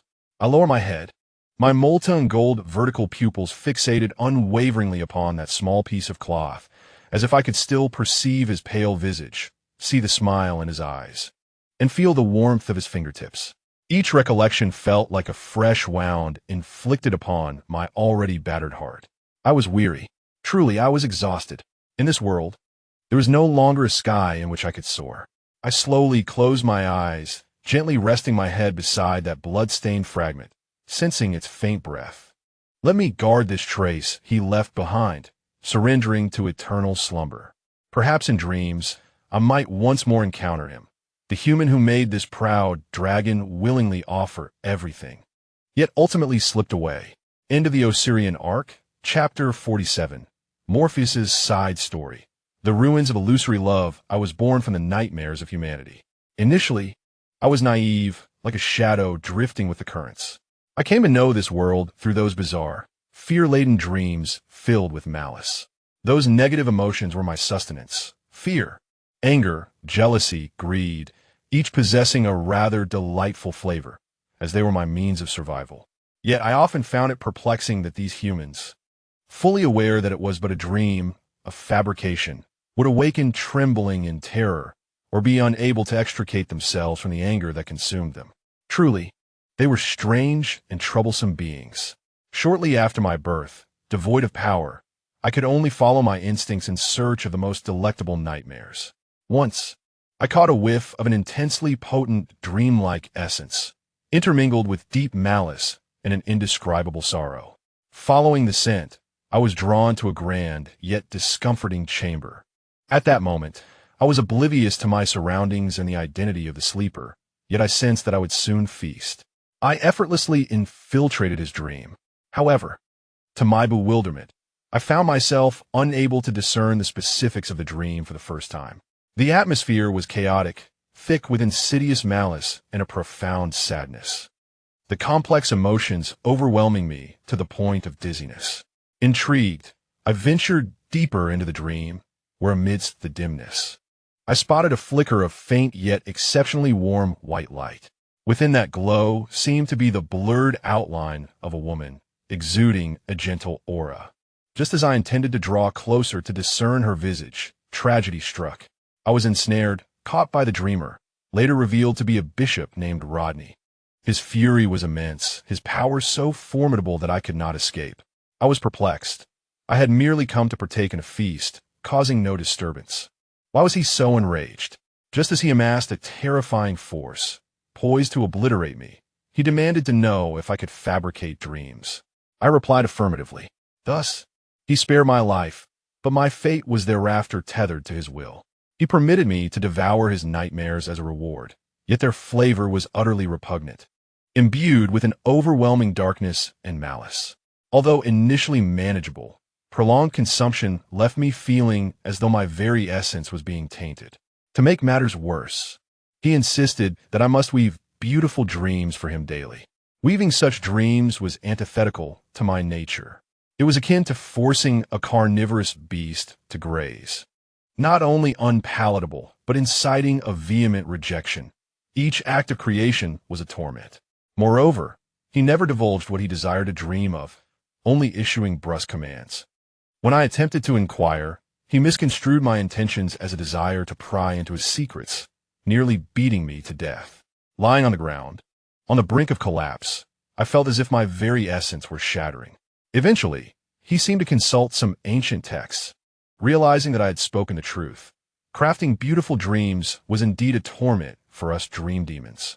Reluctantly, he revealed that he wished to dream of a woman, Bernadette, envisioning her smiling at me, belonging to me. I was utterly speechless. Was that it? If he longed for such dreams, why not simply say so? This elaborate dance nearly cost me my life. Thus began my harrowing existence of daily crafting beautiful dreams of him and Bernadette while being forced to consume his fetid nightmares. For 20 years, a relentless cycle of darkness, with no end in sight, just when I believed I would remain eternally trapped beside this deranged bishop. Either until my essence was irreparably tainted or I perished from his torment, he assigned me a new task, to invade the mind of a person named Zhao Nancheng. From that moment, my destiny irrevocably shifted. As I infiltrated the target's dream, I encountered a soul force of unprecedented strength. Even more astonishingly, I was discovered. He forcibly extracted me from my shadowy form. I once believed my demise was inevitable, much like on countless occasions when I teetered on the brink of death under the bishop's hand. Yet he spared my life.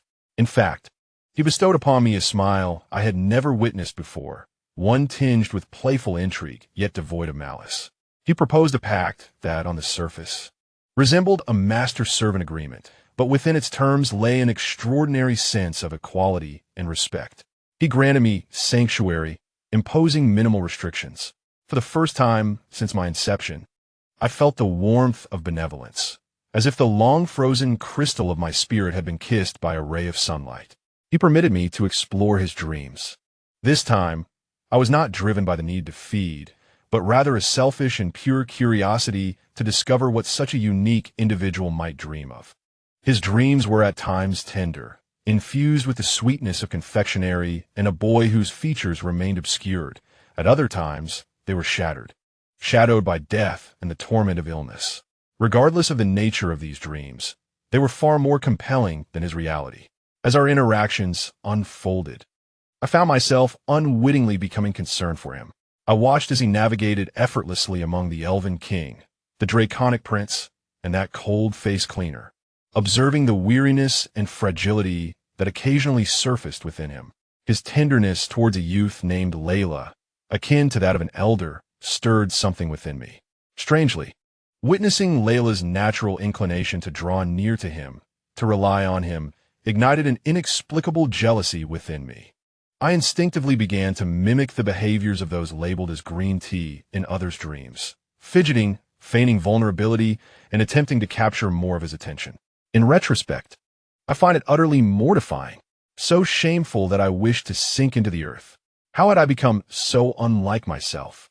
Yet, when he gazed at me with a blend of exasperation and indulgence, I could not help but feel a twinge of delight. However, I could not contain myself. I secretly kissed him. The moment my lips brushed against his cheek, the crystal within me blazed with warmth. He did not reproach me. He merely regarded me with a hint of resignation. In that instant, as I grappled with the urge to kiss him and felt the pangs of jealousy when others approached him, I realized I had utterly succumbed. I had fallen for him, no, Perhaps it was more profound than mere affection. And later, there were even sweeter kisses. Although he often appeared indulgent and resigned, I sensed he did not harbor disdain. Before I could formally confess my feelings, a crisis struck. As I witnessed him pierced through the heart by the cursed sword, the heart of the sacred tree shattering, and his life ebbing away, I made the decision to sacrifice my spirit crystal without a moment's hesitation. In that instant, I thought I simply harbored affection for him. Yet, it was only when the crystal ignited and my consciousness began to fade that I comprehended the depth of my feelings, far deeper and more resolute than mere liking. I had never anticipated that I could go to such lengths for him. I am grateful to fate, to his formidable spirit, and to the unwavering love that resided within me. I survived. Not only did I endure, but I also resonated profoundly with his soul, resulting in a transformative metamorphosis. I evolved from a dream demon into a higher-order succubus. I became more beautiful, more enchanting. Surely, my master would find me more appealing now? What is it that humans say? I remember, the beloved wife thrives. Alas, though I am not yet his wife, the sentiment is quite similar. Regardless. My affection for my master is unwavering. After being reborn, I finally summoned the courage to confess my feelings. Although he did not accept my declaration immediately, he did not outright reject me either. He even permitted me to kiss him. This indicates that I may have a chance. I firmly believe that if we can weather this crisis together, our future will undoubtedly be filled with happiness. We shall remain together, just as depicted in the most beautiful of dreams, an eternally blissful future. Cursed Rothschild, it is all his doing. He has ruined everything. He detonated the heart of the sacred tree, causing my master immense suffering. I loathe him. I detest him. I despise him. I wish to consume his flesh, drink his blood, and tear his soul into fragments, condemning him to eternal damnation. Overwhelmed by immense shock and fury, I lost consciousness. When I awoke once more, the world was enveloped in silence. Instinctively, I sought the connection of the contract that bound my soul to him, but it was gone. Empty. I felt nothing. The master-servant contract between my master and me had vanished. I can no longer perceive him. No, it cannot be. It is impossible.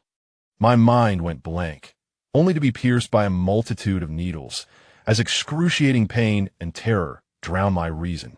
What should I do? What can I do? Where has my master gone? Does he no longer want me?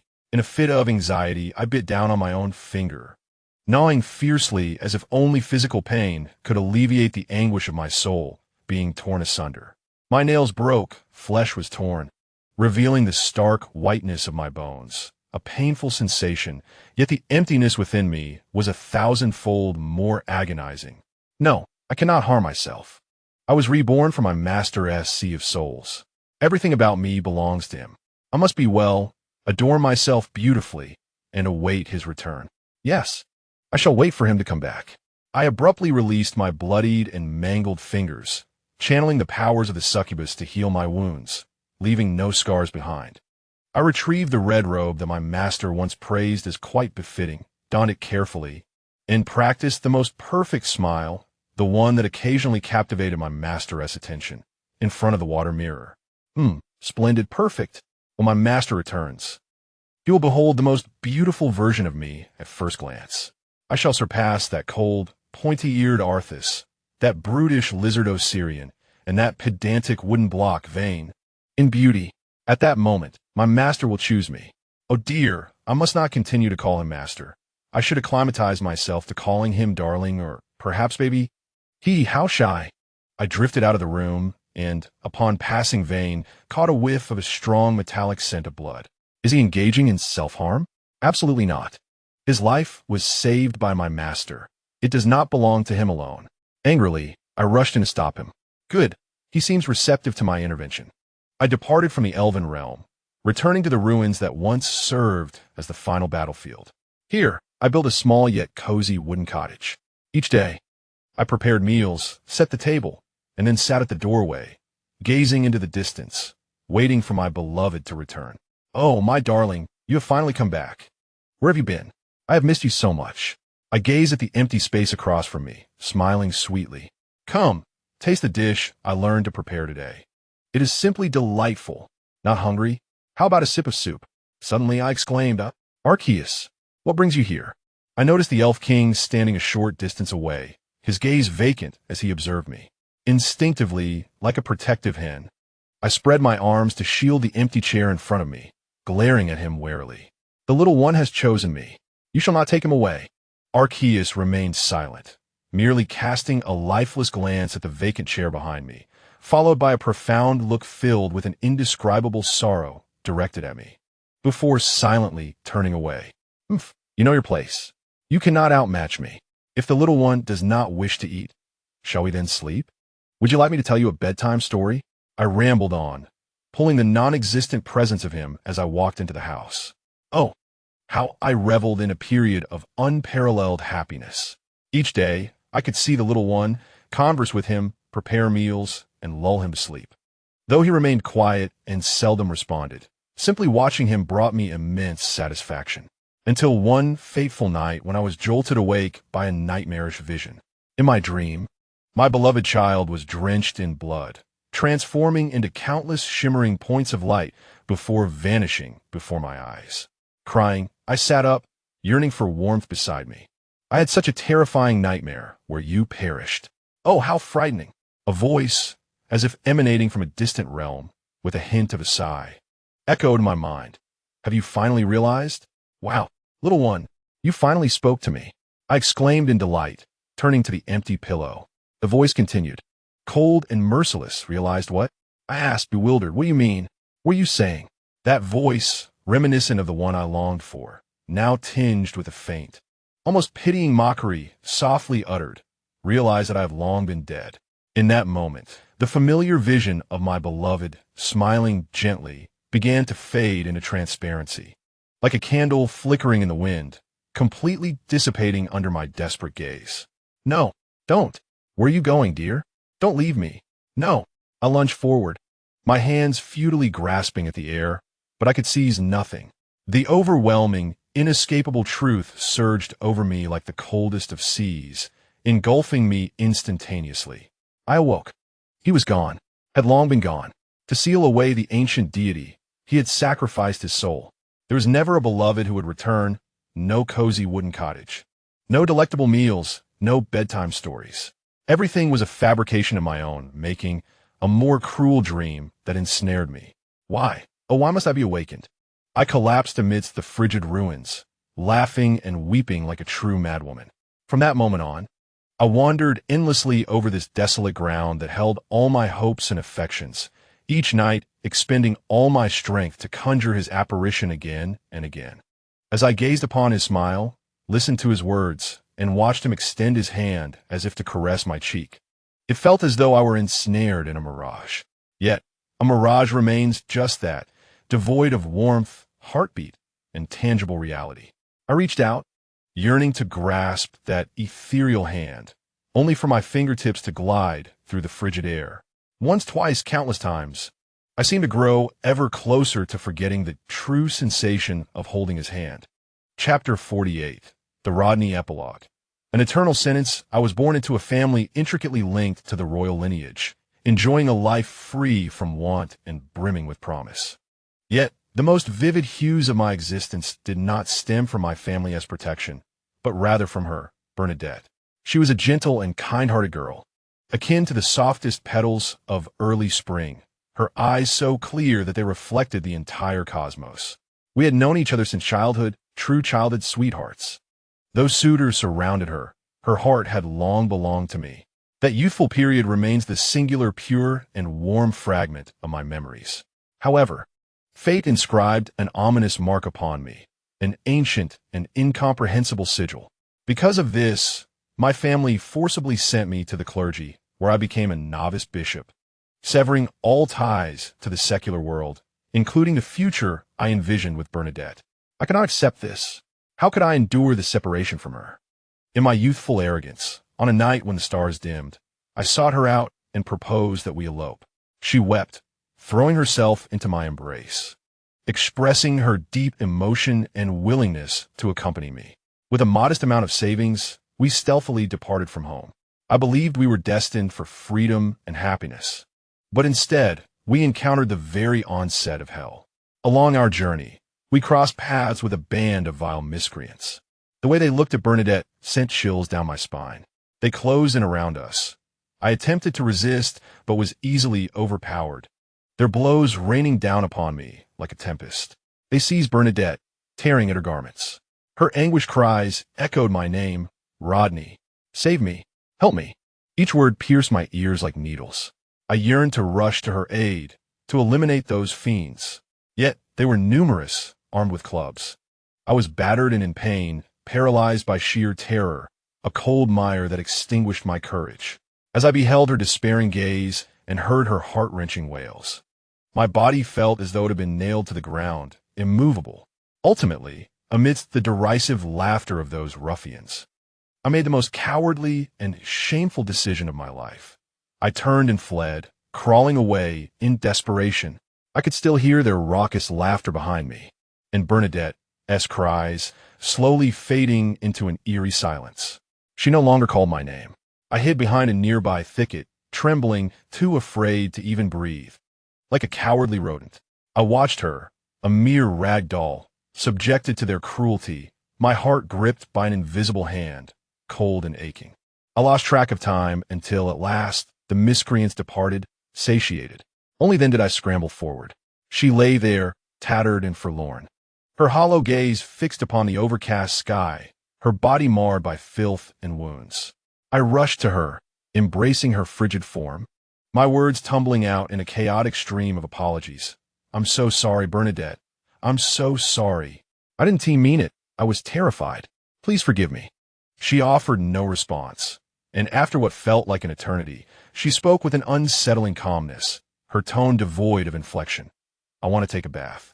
I was momentarily taken aback, only to be swept up in a wave of euphoria. Her tranquility, could it be that she had forgiven me? Did she comprehend the anguish I had endured? Tears still glistened on my cheeks, yet I mustered a smile, eager to proclaim, "All right, let's find a place to bathe. Bernadette, I do not find you repulsive. Truly, I shall love you forever." Upon hearing my declaration, her previously unyielding gaze flickered for the first time. She turned her head and regarded me with a profound look. In that moment, I failed to grasp the depth of her expression, but in hindsight, it was brimming with boundless disappointment, frigidness, and a near disgusting scorn. She found me repulsive. I located a secluded inn, where the proprietor, a middle-aged man with a lewd glimmer in his eye, beheld me clutching the disheveled and dazed Bernadette. A lascivious smirk crept across his face, mocking and derisive.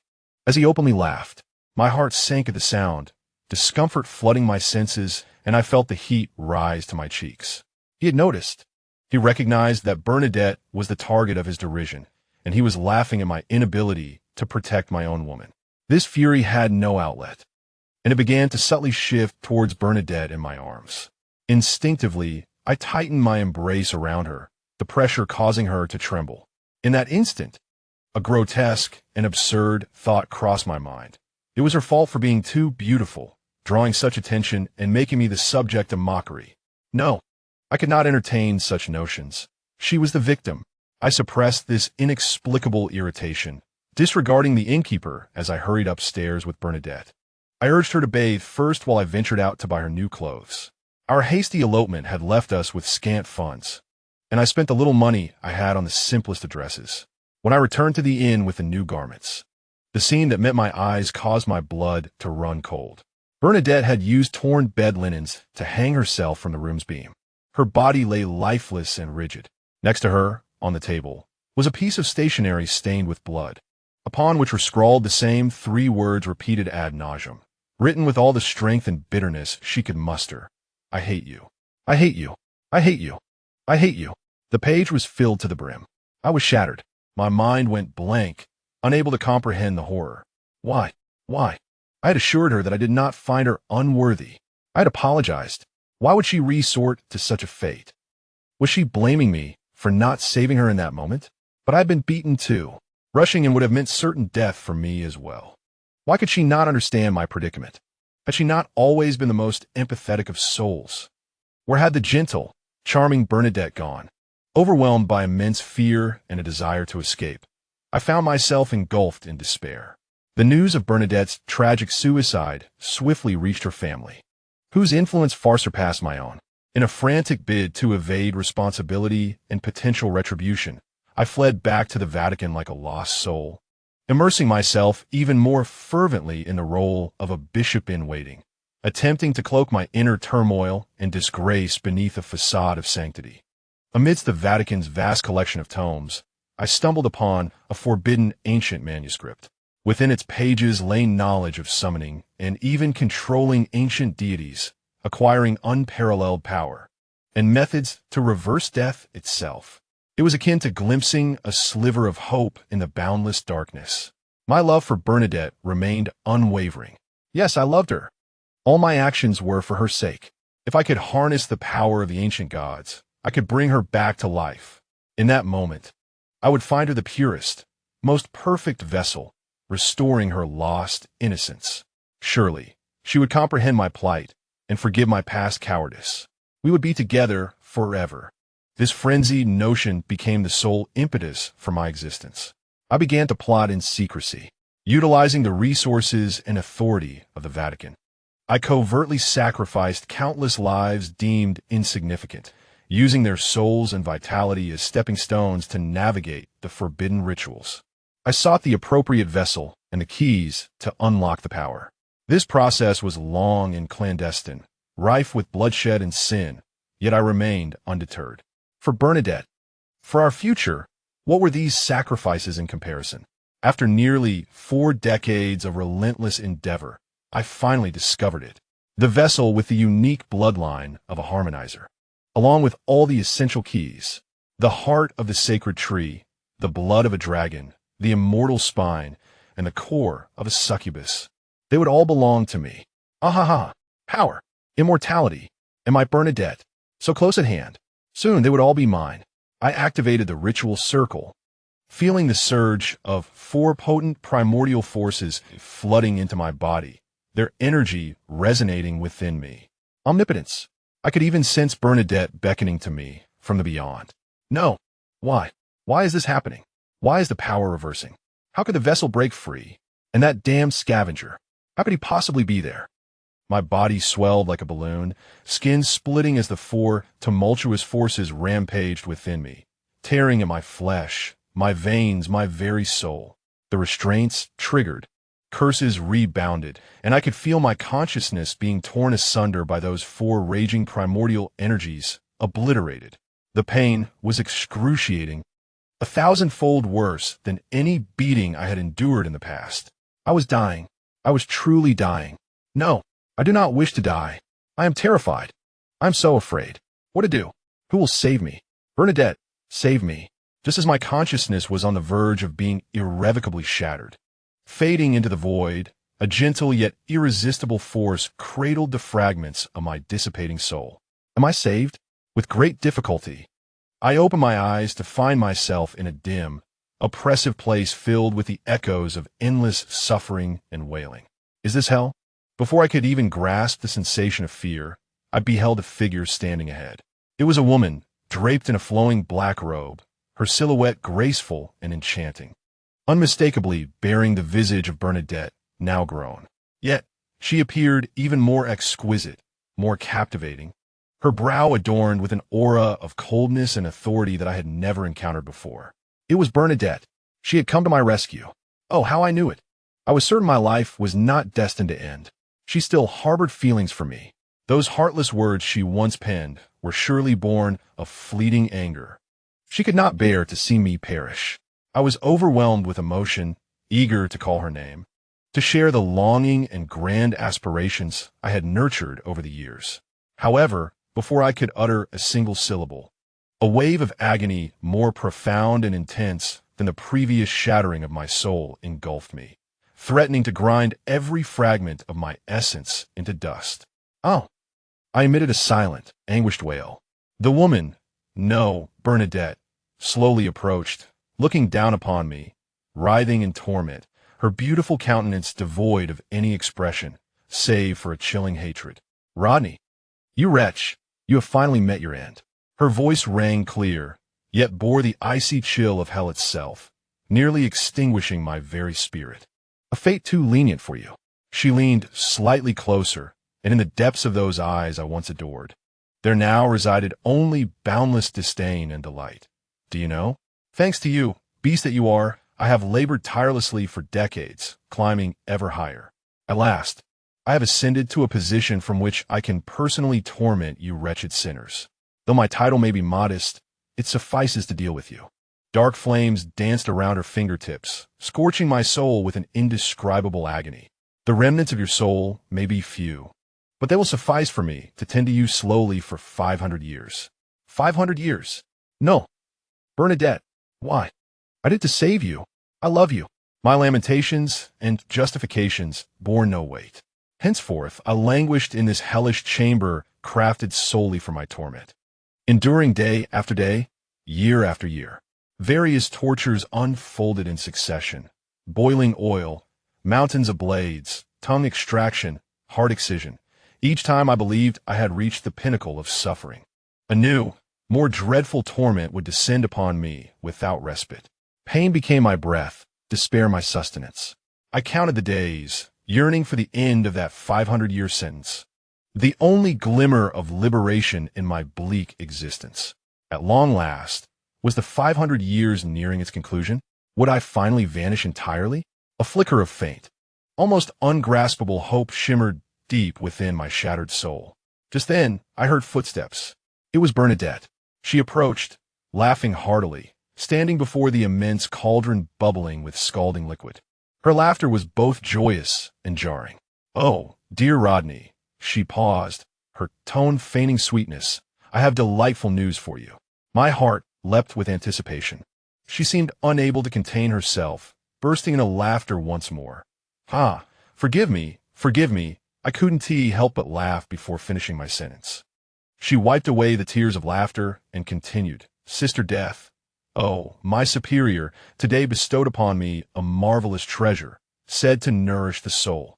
She opened her palm, revealing a soft, shimmering white light that sent shivers through my very essence. "So, dear one, congratulations." Her smile turned cruel and gleeful. "You need not perish. Your sentence has been indefinitely extended." Ha ha ha ha ha. No. A despair more intense than all the suffering of the past 5 centuries engulfed me instantaneously. My screams were drowned out by the eternal wails of hell, unending. Epilogue. Rodney's chapter end. Chapter 49. Epilogue of Rosehill. Twisted love and finale. I am a mistake. An ugly aberration born from the sacred tree. The birth of elves should be sacred and beautiful. 2 loving elves beseech the sacred tree for offspring, offering their blood. And after 5 months of anticipation, a healthy, beautiful elven child emerges from the tree's radiance. But what of me? I was born with damaged wings, resembling withered leaves ravaged by pests, crumpled and unable to unfurl, let alone take flight. My visage also starkly deviated from that of other elves. It lacked refinement, verging on the grotesque. I watched my peers frolic gracefully through the woods, while I could only hide in the shadows. Observing them, my heart steeped in venom. I could not fathom why, having emerged from the same sacred tree, I was so cursed. Why must I bear this deformity and ugliness? My parents gazed upon me with eyes filled with guilt and remorse. They incessantly apologized, claiming it was their fault, that their blood was impure, or that their hearts lacked sincerity during the prayer, resulting in my misfortune. What good are those words now? Is it their fault? Am I to blame? It is they who condemned me to this loathsome form. I shall never forgive them. They provided me with food and shelter, tenderly caring for me. But that was merely their obligation, a debt they owe me. Due to my appearance, I became the target of ridicule and bullying among the other elven children.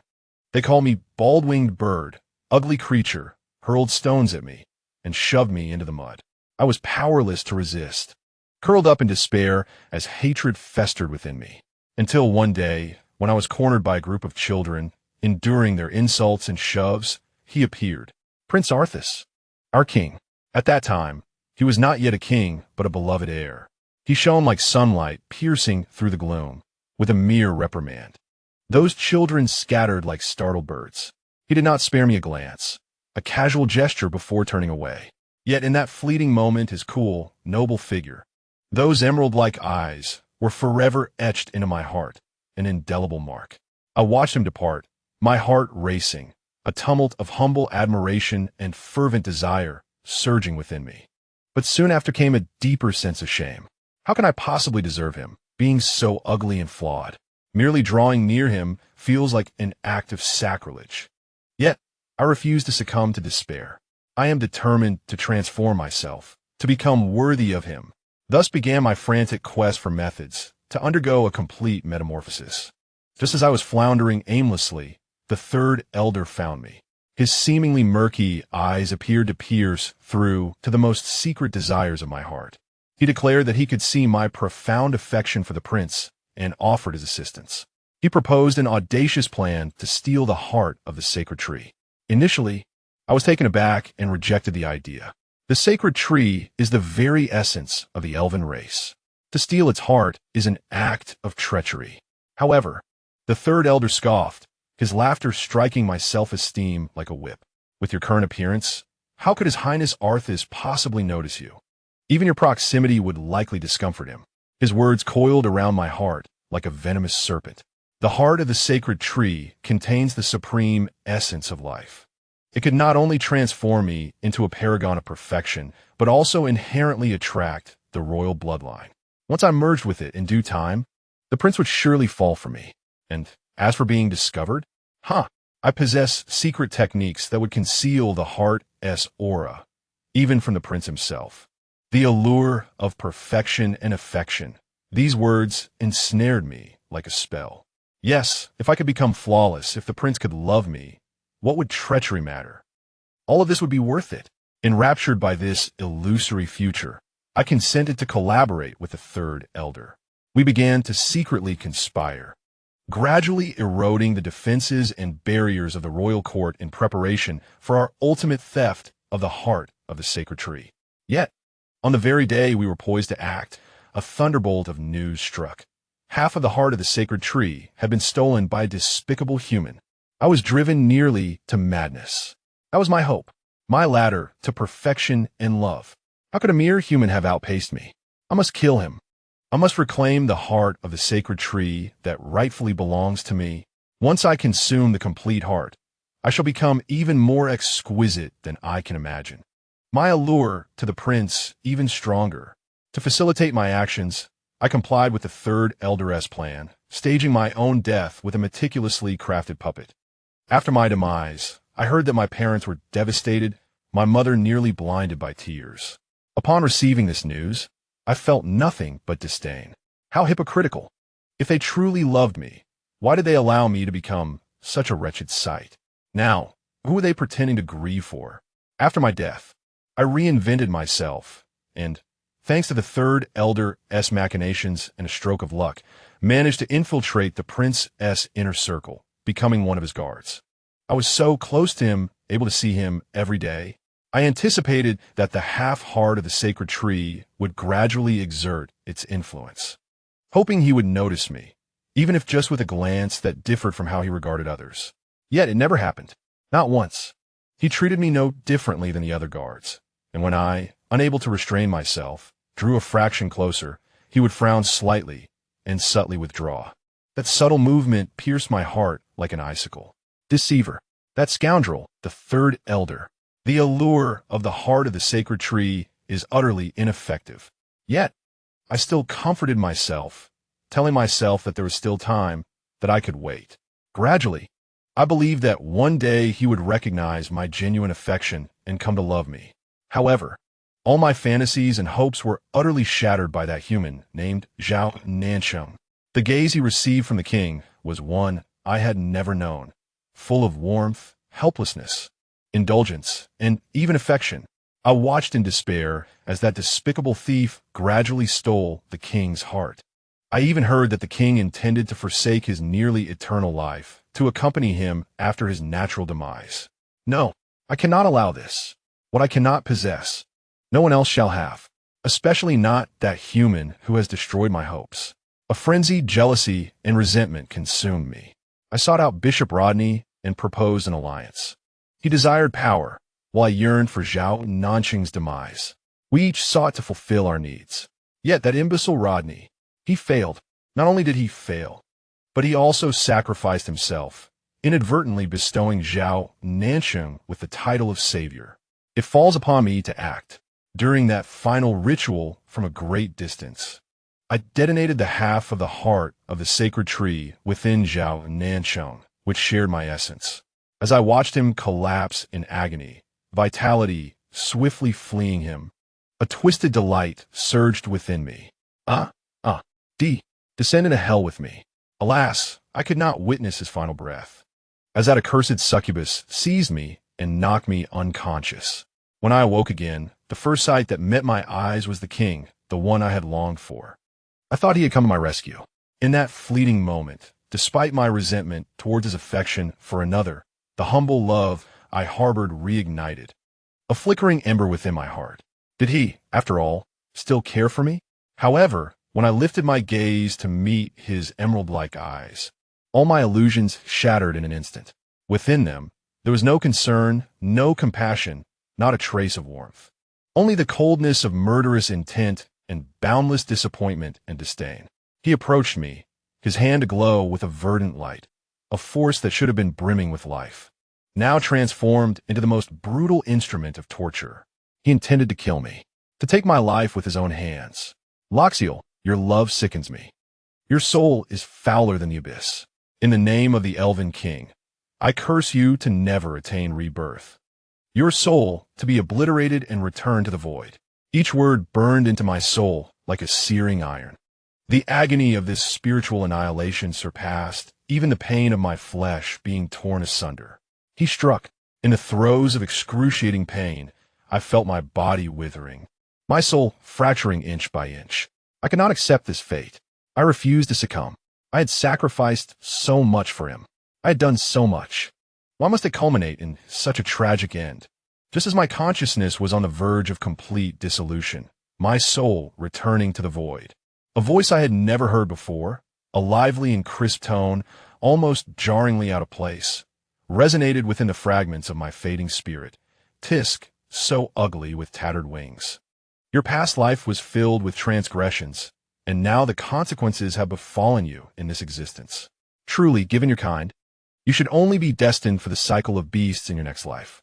Yet here you are like a burrowing mouse, having managed to slip through and become a fairy. How utterly wasteful. Not becoming a beast is a disservice to your potential. You should simply be obliterated cleanly. No, this cannot be. I protested vehemently. She speaks nonsense. My affliction is a result of my parents. It is their impure bloodline. They have wronged me. It is not my fault. My consciousness, filled with lingering resentment and unwillingness, evaporated into the void, dissipating into the universe. In a dimension beyond articulation, beyond comprehension, a girl with an indistinct visage, seemingly shrouded in a gentle halo, withdrew her gaze from a soul that had already perished. She let out a soft tsk, her lively and cunning eyes sweeping over the surrounding figures consumed by grief and madness. Then, as if by mere chance, she glanced upward at the intangible essence that sustains the myriad worlds. A smile graced her lips, curving with intrigue, as if she had discovered a fascinating toy. There is amusement to be had, she chuckled softly, her voice ringing clear like wind chimes, justifying my special visit. Extra. The chapter of Lasher concludes, Chapter 50. A new journey and unresolved mystery. Zhao Nancheng did not meet the expectations he had set for himself or those imposed by others, as his soul did not entirely burn away into nothingness.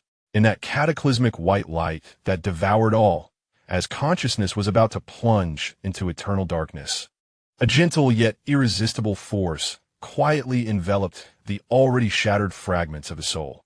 This force emanated a cold sense of order, distinctly different from any magic or energy he had ever encountered. The system space was not a physical realm. Rather, it resembled an abstract domain composed of countless flowing data streams and serene lights. Here, the concepts of time and space became nebulous. A fragmented soul, faintly glowing, hovered silently at the center of this space. Its surface was marred by cracks, with a gaping void at its heart, as if eroded by some insidious force. Wisps of black mist stubbornly clung to it, obstructing the soul's self-repair. Beside this slumbering soul, a figure coalesced silently, cloaked in a hazy halo. This form appeared to be an 18-year-old youth, tall and slender. He faced away from view, rendering his features indistinguishable, save for a cascade of silver hair spilling like a waterfall woven from moonlight, exuding a chill radiance. As he moved, subtle data streams and noise accompanied him, suggesting he was a walking, unstable amalgamation of programming. He gazed intently at the sleeping Zhao Nancheng, his eyes concealed behind the shimmering data veil, revealing no discernible emotion. He slowly raised a hand, its fingers slender and distinctly knuckled, attempting to gently caress the location of a lingering soul's cheek. However, his fingertips encountered only an illusion, passing through the past and merely stirring a ripple of minuscule data. Even a strand of his cascading silver hair, in its endeavor to entwine the spirit, futilely slipped through as if it were a mere mirage. He maintained this ethereal gesture, enveloped in silence for an extended period. He himself could not fathom why. At that moment, he contravened the established observer principles and intervened forcefully. Was it the sight of that resolute, all-consuming light of the soul resonating with some ancient pattern recorded in the database? Or was it that, in an earlier unnoticed instant, a drop of blood belonging to Zhao Nancheng, which he had secretly preserved deep within the core of his most essential chip, transmitted an inexplicable, faint wave? He recalled that moment. Just as the blinding light from Zhao Nancheng's self-detonation was about to completely engulf his soul's core, he, for the first time in this concentrated form of silver-haired shadow, breached the barriers of reality and caught the soul on the verge of total dissolution. His mechanical, synthesized voice trembled with a barely perceptible quiver, akin to a faulty signal. The mission continues. Then, he harnessed the vast energy he had stored, originally intended to maintain the balance of the multiverse, to simulate a resonance with Zhao Nancheng's soul, injecting it into the crumbling grand array, thereby replacing the remnants of Zhao Nancheng's soul and completing the final seal. This, too, was a significant depletion for him. At that moment, he preserved more than half of Zhao Nancheng's soul core, yet it still required a period of slumber and gradual restoration. 20 years slipped by quietly within the confines of the system space. To Zhao Nancheng's original world, perhaps only 10 seconds had passed. Yet for certain realms, such as that fantastical Western world, a decade had flowed by. The soul, suspended at the center of space, flickered with a faint luminescence. Soon after, the eyelids that had been sealed for 20 years trembled slightly and gradually opened. Zhao Nancheng awakened. The first sensation he encountered was one of profound weakness, as if his entire essence had been hollowed out.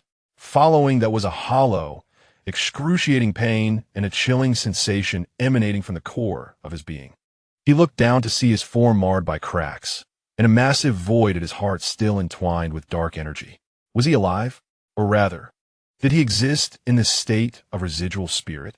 Almost simultaneously with his awakening, in the distance, amidst the backdrop woven from data streams, the silver-haired silhouette representing the main system was surrounded by a sudden eruption of chaotic, colorful garbled data that flickered erratically, taking several seconds to barely stabilize. The main system did not turn, yet one hand lifted almost imperceptibly, casting an invisible, exquisitely detailed scanning wave that gently enveloped Zhao Nancheng's soul. The scan feedback data swiftly manifested within his core processing unit. Soul integrity, 701, core damage. Heart missing, material and spiritual dual aspects.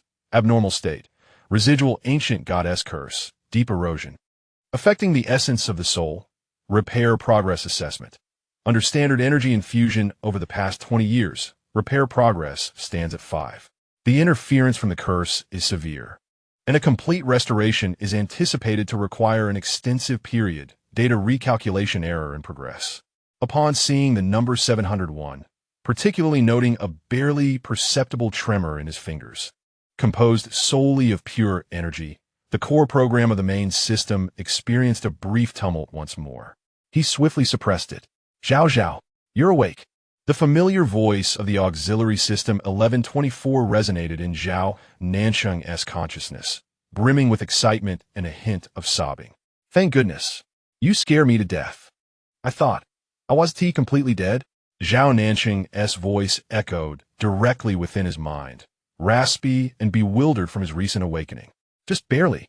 You're on the brink of losing your soul, the auxiliary system exclaimed, expressing its relief. It was the main system that intervened to preserve your soul core. It even expended its own energy to help you complete that seal. Zhao Nancheng fell silent for a moment, realizing it was indeed the main system's intervention. The task settlement has been finalized, the auxiliary system hurriedly reported, attempting to divert the weighty topic. In the previous world, the task completion rate was assessed at 90. With the basic points you had previously advanced, along with various shares from the task process, and the points you borrowed from me. The final net points in your possession amount to 5,200. It paused, murmuring softly, Zhao Zhao, to be honest. What you ultimately accomplished diverged entirely from the initial mission I assigned to you, maintaining your persona, eliminating the villain, and assisting the bishop. The main system did not directly declare your failure, but still granted such a high completion rate and points. I never expected this. 5,200 points? Zhao Nancheng had little concept of this figure, yet he discerned the implication behind the auxiliary system's words. The main system had shown him leniency. Not only had it saved him, but it had also been generous in the task assessment. Can I see what happened to them afterward? Zhao Nancheng quietly inquired, directing his consciousness towards that Western fantasy world. After a moment's hesitation, the auxiliary system complied, retrieving a series of processed sequences resembling holographic recordings. Zhao Nancheng beheld the scenes. He saw Arthas curled up and sleeping amidst the soul-devouring blossoms, clutching an old inner garment tightly, a faint, ethereal smile gracing his lips. He saw Wayne in the frigid basement, reaching across the glacial coffin to caress the heart, then collapsing in a fit of tears. He saw Osirian's colossal dragon form coiled atop a cold mount of treasure, guarding the blood-stained fragments of a priest's robe, ensnared in eternal slumber. He saw Morpheus wandering amidst the ruins, murmuring to the air, at times sweetly, at times madly. A decade had passed, yet their anguish had not diminished in the slightest. Rather, it had aged like fine wine, becoming ever more profound and searing to the bone. The heart's vacancy reverberated with an intense, soul-wrenching ache. He closed his eyes, unable to bear the sight any longer. What of Layla? He suddenly inquired, for among all the images, he found no trace of the youth. Why was there no record of Layla? Ji Ting-song was momentarily taken aback. Indeed, where is Layla? It rapidly searched the database, perplexed. Strangely, there are no subsequent records of him, as if he had vanished into thin air. A weight descended upon Zhao Nancheng's heart. That obstinate gaze of Layla. So fixated on his child, where had he gone? Had misfortune befallen him? Or should they consult the main system? Zhao Nancheng commanded, while simultaneously sifting through other records. Suddenly, he noticed a minuscule anomaly, easily overlooked. Arthas, Vayne, Osirian, and Morpheus. Perhaps their memories of Zhao Nancheng had not been entirely obliterated. The fleeting vision of silver hair seemed to have been artfully blurred, obscured, and altered by some unseen force, leading them to believe he was utterly deceased, extinguishing their hope of searching for him. A spark ignited within him as he swiftly drew the timeline closer, retrieving their recent status records. The images flowed, transitioning from the excruciating despair of a decade past to the most recent entries of this year in their world. To his astonishment, compared to the profound anguish and nearly self-destructive descent of 10 years ago, the four had undergone subtle transformations.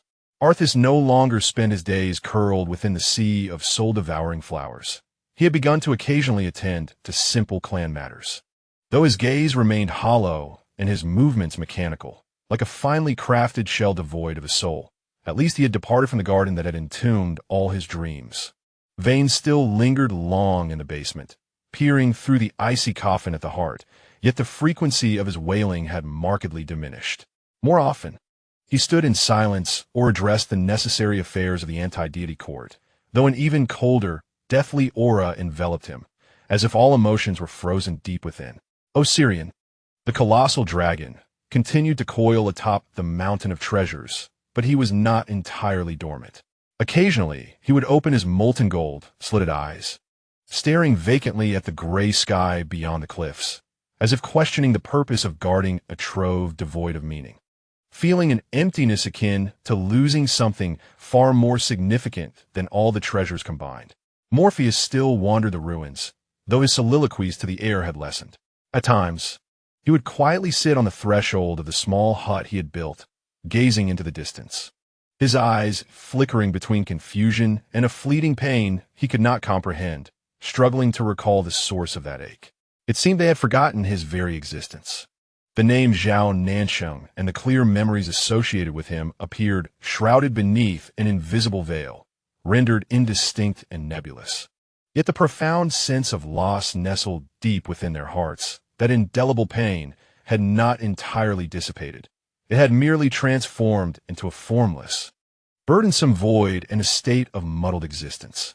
This sensation compelled them to navigate their lives in a dreamlike manner, resuming a faint semblance of normalcy, almost instinctual, while they remained perpetually ensnared by the emptiness and dull ache of having lost something of great significance. Upon reaching this juncture, a complex array of emotions surged within Zhao Nancheng. Surprise mingled with a subtle, unacknowledged sense of relief. Was forgetting the specifics, perhaps a cruel form of mercy for them? But who was responsible for this? Why? Ji Ting-song departed briefly only to return, his tone laced with frustration. The main system master has completely ignored me. Zhao Nancheng fell silent, gazing at the vast and frigid expanse of the system's space, his heart understanding the unyielding control exerted by the main system. He addressed the void, his voice calm and clear. Main system, I am grateful for your assistance in preserving my shattered soul. This kindness I shall remember. He refrained from inquiring about Layla's whereabouts or questioning the reasons behind the alteration of memories. Some answers, sought now, bore no significance and might incite unnecessary troubles. He expressed his gratitude and chose to refrain from further probing. Then, he turned to the minor system. Please select the next task world. Huh, now, Yi King-sung exclaimed anxiously. Chow Chow, your soul has only recovered to 70%. The curse upon your heart remains unbroken. Such severe wounds require at least several decades of recuperation. No need.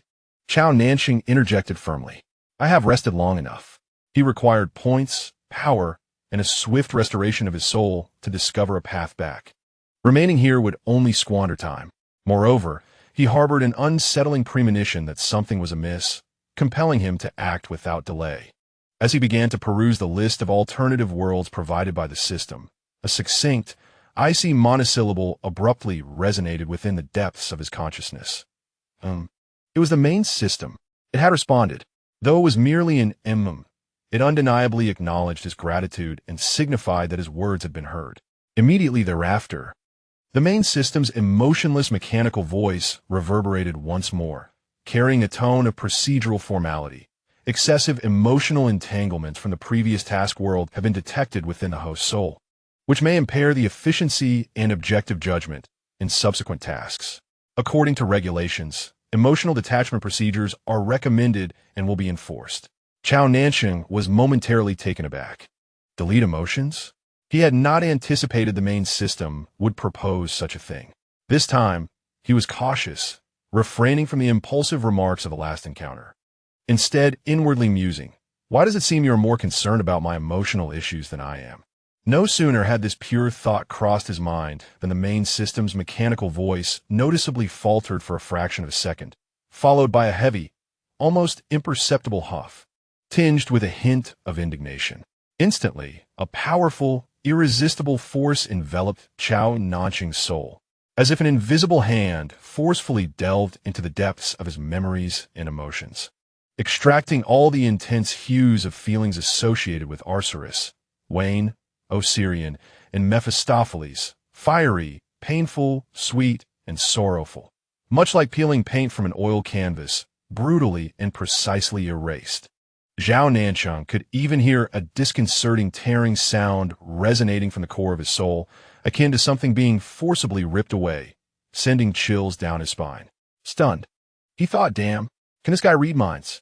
And the efficiency of this deletion is astonishing. Not a moment's respite, as that force receded like a tide. Zhao Nancheng felt as though his consciousness had been thoroughly cleansed. The memories of those individuals from the fantastical world remained vivid. Every event, every detail was intact, but the profound emotions of love, heartache, reluctance, and guilt that once enveloped them had vanished entirely. It was akin to watching a documentary that bore no relevance to his own life. He understood what transpired, yet could no longer stir any emotions within him. He stood there, momentarily disoriented by this hollow tranquility. Once the main system completed its task, it offered no further explanation. The silver-haired specter, along with the surrounding data streams, fluctuated and then vanished from the system's space as if it had never existed. Zhao Nancheng shook his head, attempting to suppress that strange sensation. Emotions had been stripped away, yet his goals and rationality remained intact. He swiftly scanned the list of worlds, his gaze settling on one marked as modern background of supernatural revival. This one would suffice. Supernatural world confirmed, establishing the teleportation channel. Just as Ji Tingsong's voice faded, a glaring red warning box suddenly appeared on the system interface. Warning: unknown high-dimensional energy wave detected. Matching characteristics. Time-space tracker. Warning: there is a risk of exposing time-space coordinates. This is bad. Zhao Zhao. The voice of the small system turned frantic. It's a time-space tracker. How do they find us here? Quick, we must enter the world immediately. Utilize the world barrier to sever tracking. Sometimes just a moment too late can mean missing decades or even longer. The light of the teleportation began to flicker violently, forcibly activating, just as Zhao Nancheng's soul was on the verge of being thrust into the new world channel.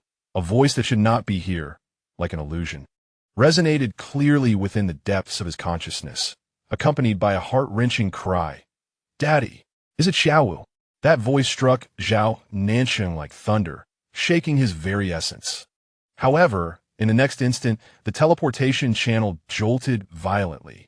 A more formidable force, imbued with absolute authority, intervened forcefully like the sharpest scalpel, precisely severing the link between that call and Zhao Nancheng's soul. The brilliance of the teleportation surged, and Zhao Nancheng's soul utterly vanished from the system space. In the boundless layers of time and space, there was no direction, no substance, only distorted light and chaotic fragments of rules. A figure quietly hovered within, shrouded in mist, obscuring its features and attire, emanating a cold, predatory focus. He held a device in his hand, one that constantly shifted in form and emanated a ghostly glow. The screen of the device flickered with frantically dancing complex runes and data. Suddenly, it locked onto an exceedingly faint, nearly dissipating, familiar soul remnant, marking it with a striking red alert. Critical vulnerability successfully captured. Coordinate residual signal analysis in progress. The corners of his mouth curled into a cold, determined arc. Found it. Beneath a magnificent temple, in a cellar that had been converted into a kitchen, originally intended for storing magical materials, stood a man clad in a simple linen apron, his back turned to the viewer, carefully tending to a steaming pot of soup before him. The pot, fashioned in an ancient style, bore clearly visible runes of the dragon clan, gently glowing with warmth as the soup bubbled. He seemed to be concocting something special, and the air was imbued with a peculiar warmth, a blend of herbs and savory meat. In a seemingly ordinary modern campus world, afternoon sunlight streamed through the windows, casting its glow upon an empty classroom. The blackboard still bore the remnants of mathematical formulas from the previous lesson. Suddenly, without warning, a blank section of the blackboard appeared to be inscribed by an invisible hand, slowly revealing elegant and unfamiliar characters, ancient glyphs of the elven race from a long-lost fantasy realm, forming a poignant love poem. As the students returned from their break, they quickly discovered this strange scene. Curiosity piqued, they gathered around, pointing at the unfamiliar script and murmuring among themselves. Who are these characters? How peculiar. Who wrote this? Is it a prank? It won't erase. We've tried water and an eraser. Among the crowd stood a tall yet somewhat gaunt boy, quietly lingering at the periphery. His long bangs nearly obscured his eyes, making it difficult to discern his expression. He fixated intently on the elven script on the blackboard, his body rigid as if cast from stone, utterly motionless. Only when the classroom bell rang sharply did the students disperse with laughter. The emaciated boy seemed to awaken from a trance, his body subtly trembling as he slowly and somewhat mechanically lifted his feet, silently returning to his seat. Subsequently, the school authorities dispatched personnel to address the matter, attempting to erase the bizarre inscriptions.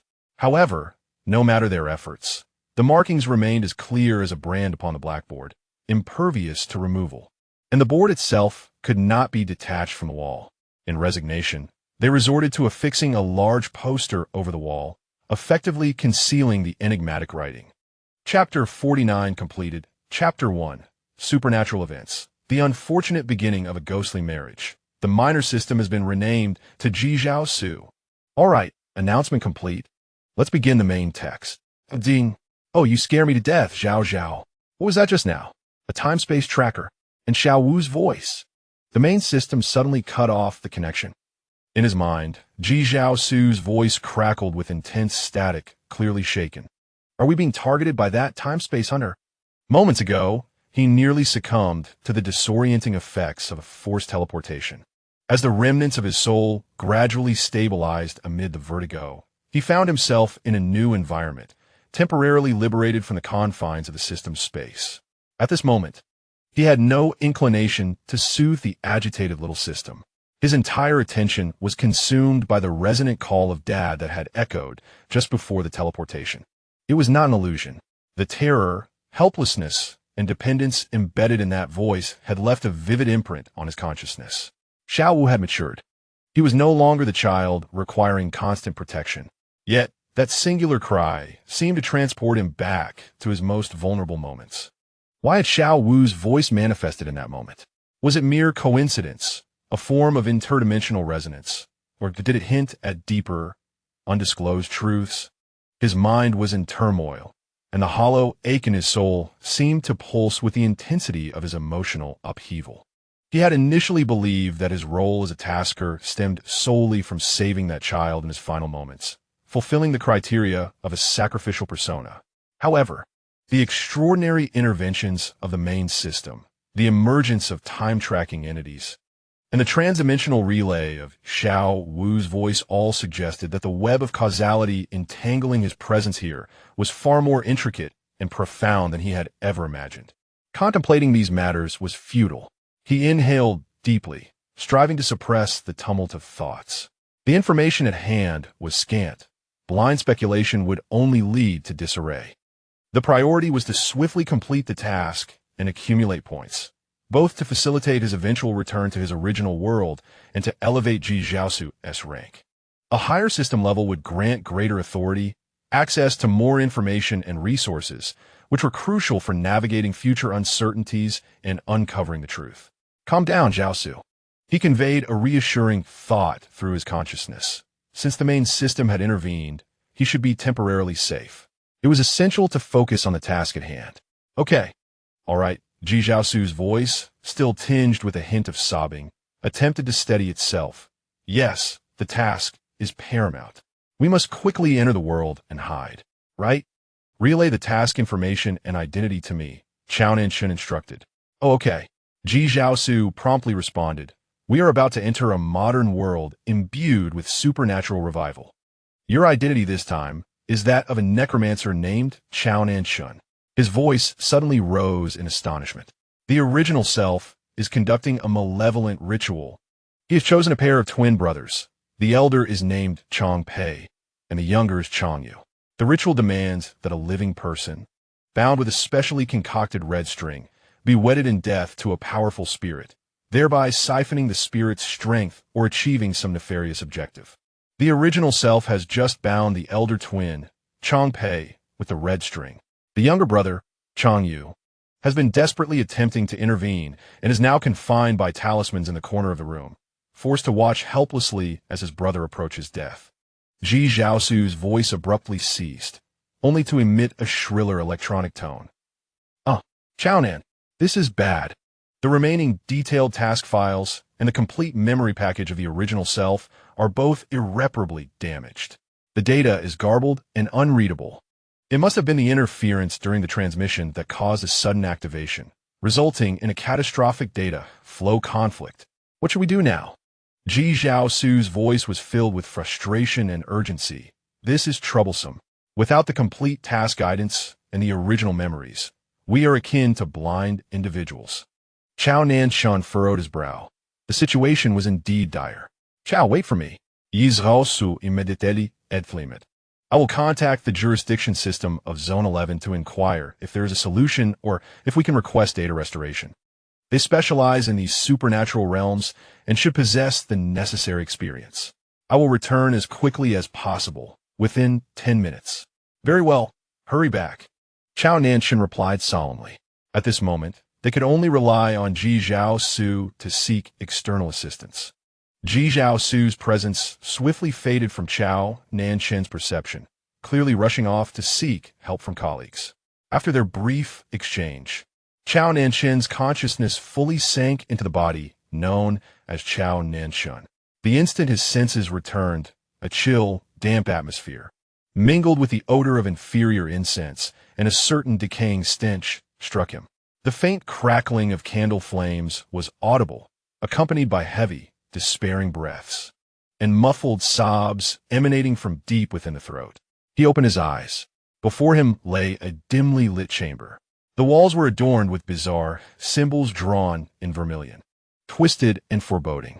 In the center of the room, the ground bore a complex array etched in a dark red pigment. Dozens of white candles encircled the array, their flickering flames casting eerie shadows throughout the room. He found himself standing in the heart of the array. In his grasp, he tightly held a blood-red rope that pulsated as if alive. The other end was firmly bound to the wrists and ankles of a youth. The boy, approximately 18 or 19, had a pallid, delicate face and was clad in a blood-red bridal gown. His eyes were closed, and his breathing was faint, nearly imperceptible. The rope connected to several crucial nodes of the array. Was this the chosen bride, Changpei?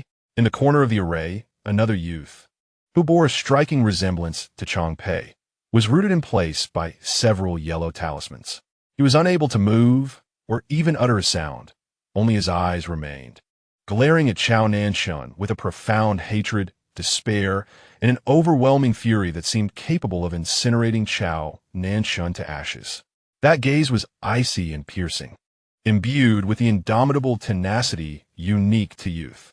The flickering candlelight, the eerie symbols, the dying youth, and the hateful glare all clearly conveyed to Zhao Nancheng the perilous and precarious nature of his current predicament. Without memories or task guidance, he was even unaware of the specific steps, objectives, and consequences of the dark art the original self had enacted. Acting recklessly could not only result in failure to save anyone, but might also trigger unknown backlash, leading to eternal damnation for himself and the two youths. Time flowed relentlessly, second by second, as Changpei's breath grew increasingly faint. The radiance of the array appeared to waver, teetering on the brink of either activation or collapse. In this dire predicament, where life hung by a thread, Zhao Nancheng stood in silence, his fragmented soul encased within an alien shell, acutely aware of the lingering malevolence within this body and the pervasive chill in the air. He merely exhaled a barely audible sigh. This beginning offered no respite whatsoever. Chapter 2. The Supernatural. Act. All of you perform. Time trickled by in the flickering candlelight, and under Chang Yu's almost fiery gaze. With the 10 minutes of waiting for Ji Zhaosu stretching interminably, Zhao Nancheng's residual soul, housed in this unfamiliar form, could distinctly perceive the increasingly unstable energy fluctuations emanating from the array beneath his feet, alongside Changpei's gradually waning vitality. Relying on the system for rescue, placing hope in others, had never been Zhao Nancheng's way. To sit idly and await death would only lead the situation to a deeper abyss. Action was imperative, desperate. He endeavored to awaken the faint resonance of magic and mental power rooted in his soul from a fantastical realm. Although the spiritual energy, or rather the energy rules of this world, appeared starkly different from those of that realm, stagnant and cold, he clung to a sliver of hope, cautiously extending this feeble mental force towards the depths of the consciousness, where perhaps some fragmented memories of the original being lingered after its hasty departure. The process proved more arduous than anticipated. This body seemed to instinctively reject such explorations, the consciousness clouded in a dense fog. Yet, just as he was on the verge of surrender, his mental tendrils brushed against something in an exceedingly hidden corner. It was not the anticipated fragments of memories belonging to the original sorcerer, characterized by greed and violence, but rather an exceedingly faint, yet remarkably pure and gentle wave of energy. This energy radiated an indescribable sense of anticipation, akin to a seed deeply buried, patiently awaiting the moment to break through the soil. This gentle expectation stood in stark contrast to the pervasive malevolence surrounding him. What could this mean? Was there something else concealed within this body? This revelation sent a shiver through Zhao Nancheng's heart, yet there was no time to probe deeper. He forcibly noted the location of this energy fluctuation and redirected his focus to the imminent crisis at hand. He could not halt the ritual, lest it provoke immediate backlash. However, he could not genuinely complete this malevolent union ceremony. Taking a deep breath, he resolved to take a calculated risk. He mimicked the remnants of the vague muscle memory related to the ritual, feigning to continue inscribing the core rune of the array. Based on his sporadic perceptions, this seemed to represent a crucial step in a spell known as the soul refinement incantation, aimed at refining the spirit and binding it to the inanimate or a designated partner. His movements appeared to follow a predetermined trajectory. Yet as his fingers guided the vermilion mixed with unknown blood through the void, an extraordinary sensation surged within him. The muscle memory of this body subtly guides his strength, seemingly unconsciously diverting it from the primal strokes imbued with malice, hinting at a more intricate, ancient energy structure that bears a whisper of soothing efficacy. Is this merely an illusion, or is it an awakening of the spirit? Zhao Nancheng no longer resists this delicate guidance. He yields to it, relinquishing control over his power, allowing the unfamiliar muscle memory hidden deep within his being to steer his fingers. The brush dances fluidly, and the runes gradually form. As the final stroke is made, an unexpected transformation occurs. The core spell, which should have radiated ominous blood-red light, suddenly shifts in its moment of completion. A profound, tranquil blue luminescence replaces the anticipated crimson, akin to the most profound stars in the night sky, quietly illuminating the space. This blue light is not blinding. Rather, it possesses an odd, calming energy that momentarily stills the surrounding chilling atmosphere. At the instant the azure glow emerges, Zhao Nancheng keenly perceives a faint gaze, almost merging with the shadows, emanating from a darker corner of the chamber cluttered with debris. This gaze carries a distinct shock, intertwined with a hint of amusement. Immediately thereafter, an entirely unfamiliar thought flashes through Zhao Nancheng's mind without warning. The first step is correct. This voice does not belong to Ji Zhaosu, who is still outside, flustered and seeking assistance. This thought is imbued with an ineffable sense of antiquity, as if it originates from a time long past, or is a remnant of the deepest consciousness of the body's original owner, affirming his recent daring and instinctive actions. Zhao Nancheng's heart races. What is the true nature of the original owner of this body? The gentle energy deep within the sea of consciousness and this lingering affirmation exude an aura of strangeness. Doubts cloud Zhao Nancheng's mind. Yet now is not the time for inquiry. The azure spell momentarily stabilizes the formation, seemingly shifting the nature of the ritual in an unknown direction. With a slight sigh of relief, he turns his attention to the condition of the bride, Changpei. As a seasoned actor who has meticulously studied countless roles in front of the camera, Acutely aware of micro-expressions and physiological responses, Zhao Nancheng quickly discerns something amiss. It is true that Chang Pei's complexion is pale and his breathing faint, but beneath his tightly closed eyelids, the pupils are moving in an irregular, almost imperceptible rapid motion. This state is far from that of a deep coma or a near-death individual. Moreover, his seemingly limp fingers are subtly tapping against the ground, as if calculating something or suppressing a particular motion. Huh? Zhao Nancheng is momentarily stunned. Is he feigning unconsciousness? He abruptly turns to gaze at his brother, Chang Yu, pinned in the corner. The hatred and urgency in Chang Yu's eyes nearly overflow. The emotion is raw and palpable, as if he longs to devour him whole.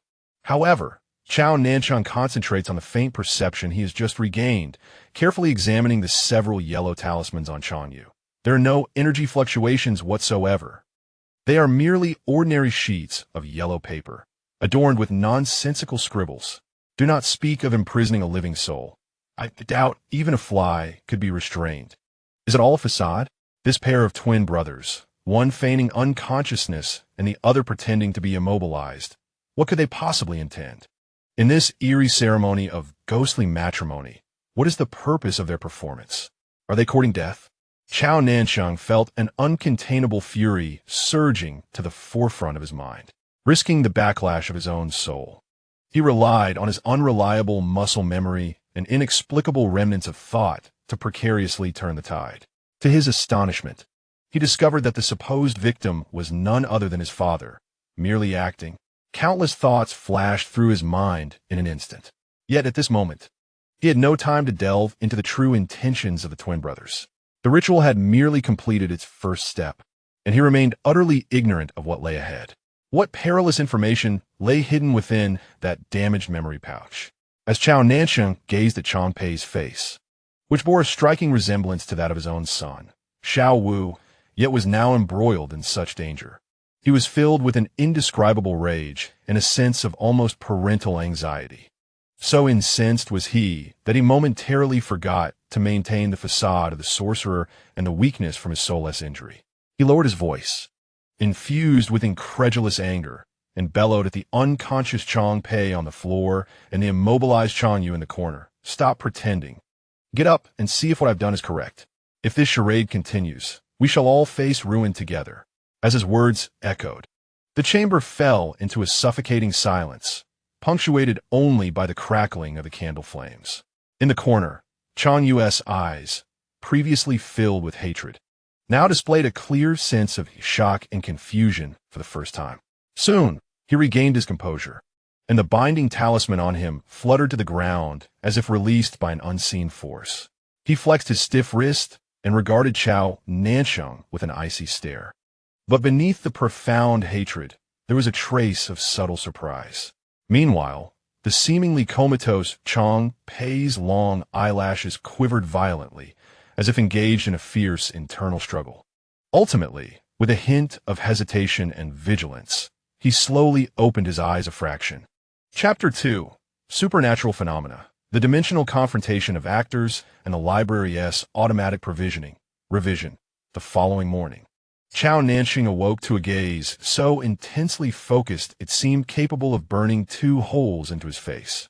As he opened his eyes, he found himself staring into a pair of remarkably bright, dog-like eyes, mere inches away. Chang Yu was already fully dressed, squatting beside the bed, his hands propping up his chin, watching him intently without blinking. Upon realizing Zhao had awakened, he immediately broke into a broad smile, his voice ringing clear. Brother Zhao, you're awake. Hurry and wash up. My brother and the little bird are preparing breakfast. We've let Dad sleep in a bit longer. He deserves a break. Zhao Nancheng was taken aback by his excessively enthusiastic wake-up service, rubbing his forehead as he sat up. The wound on his back had healed quite well, leaving only a dull ache and a feeling of tightness. After he finished washing up and entered the modest yet tidy main room of the Liu residence, breakfast was already laid out. Light porridge and a few freshly steamed coarse buns, steaming hot. As Chang Peizheng placed the final dish of pickled vegetables on the table, Lin Xiaonyao floated to the opposite side, carefully inserting 3 slender incense sticks into the center of a small bowl filled with freshly cooked rice. Upon seeing Zhao Nancheng enter, Lin Xiaoyao's eyes sparkled with excitement as he pointed at the bowl of incense rice, exclaiming, "Brother, look, now I can eat." Brother Changpei said that the fragrance from the incense will allow me to savor the flavor. Zhao Nancheng gently ruffled his hair before taking a seat. Changpei also settled down, his gaze inadvertently sweeping across Zhao Nancheng's face, seemingly in search of something. Chang Yu, unable to contain his impatience, took a couple of spoonfuls of porridge while keeping his eyes fixed on Zhao Nancheng. Finally, he could no longer hold back and revisited an old topic. "Brother Zhao, can we talk about it now? You promised me yesterday. Why have you changed?" As soon as the words left his mouth, Changpei's hand, which was in the midst of picking up food, froze. Lin Xiaoyao, curious, inched closer, and 3 pairs of eyes simultaneously focused on Zhao Nancheng's face. Zhao Nancheng had faced countless cameras, fans, and paparazzi in both his past and present lives, but being scrutinized from such a close distance by a few familiar faces, especially one that could not even be classified as human, was a novel experience. He cleared his throat, set down his chopsticks, and attempted to explain in a manner they could comprehend. "This is because my original soul is gradually merging with this body. My appearance will slowly influence the exterior of this body, aligning it more closely with my true self. It is a process of assimilation." "Wow," Chang Yu gasped. "So, Brother Zhao, what did you look like before? Were you more handsome than now?" Upon realizing the potential rudeness of his inquiry, he quickly added, "Oh no, I mean, you look great now too. I'm just curious. Also, what did you do for a living before?" Though Changpei remained silent, his eyes reflected a sense of inquiry. Lin Xiaoyao directly asked, "What did you originally look like, brother?" Zhao Nancheng quickly inquired within his consciousness, "Ji Zhao, can you share information about my previous world and profession? Is it permissible?" Ji Zhao's voice carried a hint of exasperation. "You can share, Zhao Zhao. There's really nothing to keep secret. The system's primary restrictions are against disclosing its own mechanisms, task protocols, and any high-dimensional information that might lead to the collapse of world rules. As long as your previous profession and age don't involve core secrets, it's fine to discuss. Moreover, from the moment they realize you're not the original host, the system's automatic recognition function hasn't flagged anything, indicating that this information is harmless within the current world's framework." With this reassurance, Zhao Nancheng felt slightly at ease. He gazed at the 3 youthful faces before him, brimming with curiosity, and calmly stated, "I might resemble my former self by about 70 to 80%, perhaps appearing a bit more mature. As for what I used to do," he paused, meeting their eager gazes, and uttered 2 words, "an actor." The room fell into an instant silence. The chopsticks in Changpei's hand clattered softly to the table. He expressionlessly picked them up, but the astonishment in his eyes was unmistakable. Chang Yu's mouth fell open wide enough to fit an egg, his eyes bulging as if he had heard the most absurd tale. Lin Xiaoyao tilted his head, his face radiating pure confusion. "An actor? What is that? Someone who acts?" "Indeed, as the script suggests, it pertains to those who perform on stage, singing and enacting tales." "Brother, what have you acted in? Are you not quite impressive?" Zhao Nancheng nodded. "Essentially, it is a profession that involves narrating stories for an audience. However, the manner in which we perform and the audience we face may diverge slightly from your understanding." He endeavored to simplify his explanation. "Actors." Chang Yu finally regained his voice, utterly astonished. "But aren't he actors typically found on stage or in films and television?" "Zhao Ge, how could you?" It was evident that he struggled to reconcile the man before him, capable of reversing malevolent arrays, guiding ghostly energies, treated specially by the judges of the underworld, and bearing a mysterious mission, with the seemingly mundane profession of an actor. This was an overwhelming cognitive dissonance. They envisioned numerous alternatives, reclusive masters, members of special departments, or even practitioners of ancient traditions, yet they never contemplated the notion of an actor. Changpei also appeared significantly affected, though he remained more composed than his brother, quickly reining in his expression, albeit his gaze remained complex. He could not help but inquire, "So Zhao Ge, what have you performed?" His curiosity stemmed from a desire to connect this incredible identity with the individual before him. Lin Xiaoyao's focus drifted to another aspect. When you act, do you wear many beautiful costumes? Is your makeup exquisite? Zhao Nancheng found their questions amusing yet somewhat perplexing, though he felt a sense of relaxation. This reaction was far more pleasant than the anticipated inquiries filled with doubt or fear. He shared some anecdotes from his filming experiences, the challenges of performing stunts, and insights into character portrayal. The atmosphere gradually became lively, with Chang Yue's questions flowing one after another, while Chang Pei occasionally interjected. And Lin Xiaoyao listened with rapt attention, even forgetting to eat. As they conversed, Chang Yu suddenly recalled something, cautiously observing Zhao Nancheng with an expression of an expectation he scarcely understood, and softly asked, "So, Zhao Gu, how old are you? Judging by your appearance, you shouldn't be much older than us, right?" Zhao Nancheng smiled. The original owner of this body, Lu Li, was approximately in his early 30s in the realm of the living. As for himself, due to the merging, he appeared somewhat younger. The original was perhaps in his 30s, while he himself was 38. He calmly articulated the number. 38. Chang Yu's voice ascended sharply, his smile freezing on his face, his eyes widening gradually, glistening with unshed tears, ready to spill over, not from sorrow, but rather from the shock of a perception utterly upended in an inexplicable sense of grievance. 38. Nearly 20 years older than me. I have always regarded Zhao Nancheng as a mysterious and powerful figure, akin in age, someone I could rely on and occasionally indulge in childishness. Chang Pei's pupils also contracted, his grip on his chopsticks tightening. He pondered more deeply than his brother. Beyond the shock of the age disparity, he was further astounded by the depth of the other's soul and experiences. 38 years, an actor from another world, endowed with such inscrutable abilities and bearing such heavy karmic burdens. Lin Xiaoyao, however, was simply astonished. 38. Brother, you look so young. You appear even younger than I did at the time of my demise. He died at the age of 20. Zhao Nancheng observed their astonished expressions with a hint of amusement and added, "Moreover, I have a son who is likely around your age." The impact of this statement was no less profound than the previous one, plunging the dining table into complete silence. Chang Pei took a deep breath, suppressing the tumultuous thoughts swirling within, and unexpectedly posed a question that startled even himself. "So, Brother Zhao, are you married?" Upon uttering the question, he found himself momentarily taken aback, puzzled as to why he felt compelled to ask it. Zhao Nancheng was equally caught off guard by this sudden inquiry. "No, I'm not." Lin Xiaoyao immediately interjected, "So, have you divorced? Or is it a case of premarital pregnancy?" His question was direct, his face alight with pure curiosity. Zhao Nancheng was rendered speechless, gazing at the trio before him who seemed eager for revelations, feeling a familiar ache beginning to throb in his head. Why were these youngsters so misguided in their focus? "Neither," he sighed, pinching the bridge of his nose in exasperation. "Well, I mean, he's an adopted son, my adopted child."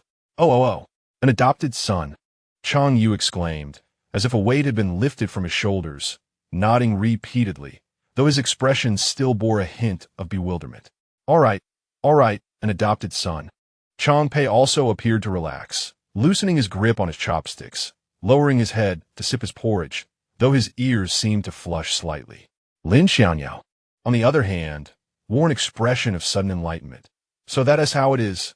Zhao Nancheng looked at their peculiar reactions, his mind filled with questions. Were these children's points of interest somewhat skewed? And why were their responses so subtly nuanced? He remained oblivious to the fact that, at the age of 38, the labels of being a father, even if only an adoptive one, created a generational distance and life stage disparity that loomed large over these youths. The eldest of whom was barely 20, with relatively untroubled life experiences, the Chang brothers, or stagnated growth, Lin Xiaoyao.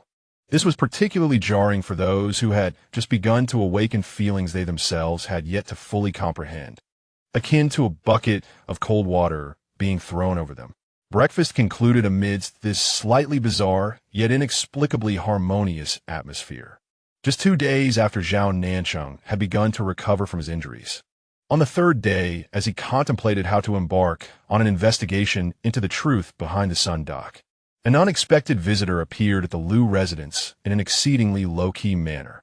There were no ominous winds, no ghostly apparitions. It was only when Zhao Nancheng pushed open the courtyard gate that morning, intending to stretch his limbs, that he noticed a cold black token, neither gold nor jade, adorned with engravings of spider lilies and simple chain patterns, resting upon the doorframe. As he picked up the token, a familiar, chilling yet commanding presence surged into his mind. It was the judge. At the West City mass grave, 37 new wrong souls have been added, their grievances coalescing and refusing to dissipate, disrupting the balance between the realms. You are commanded to investigate the source, pacify the vengeful spirits, and clarify the cause and effect. The message was succinct and unequivocal, even omitting any mention of reward or punishment, as if this were inherently part of his duties. Grasping the token, Zhao Nancheng understood.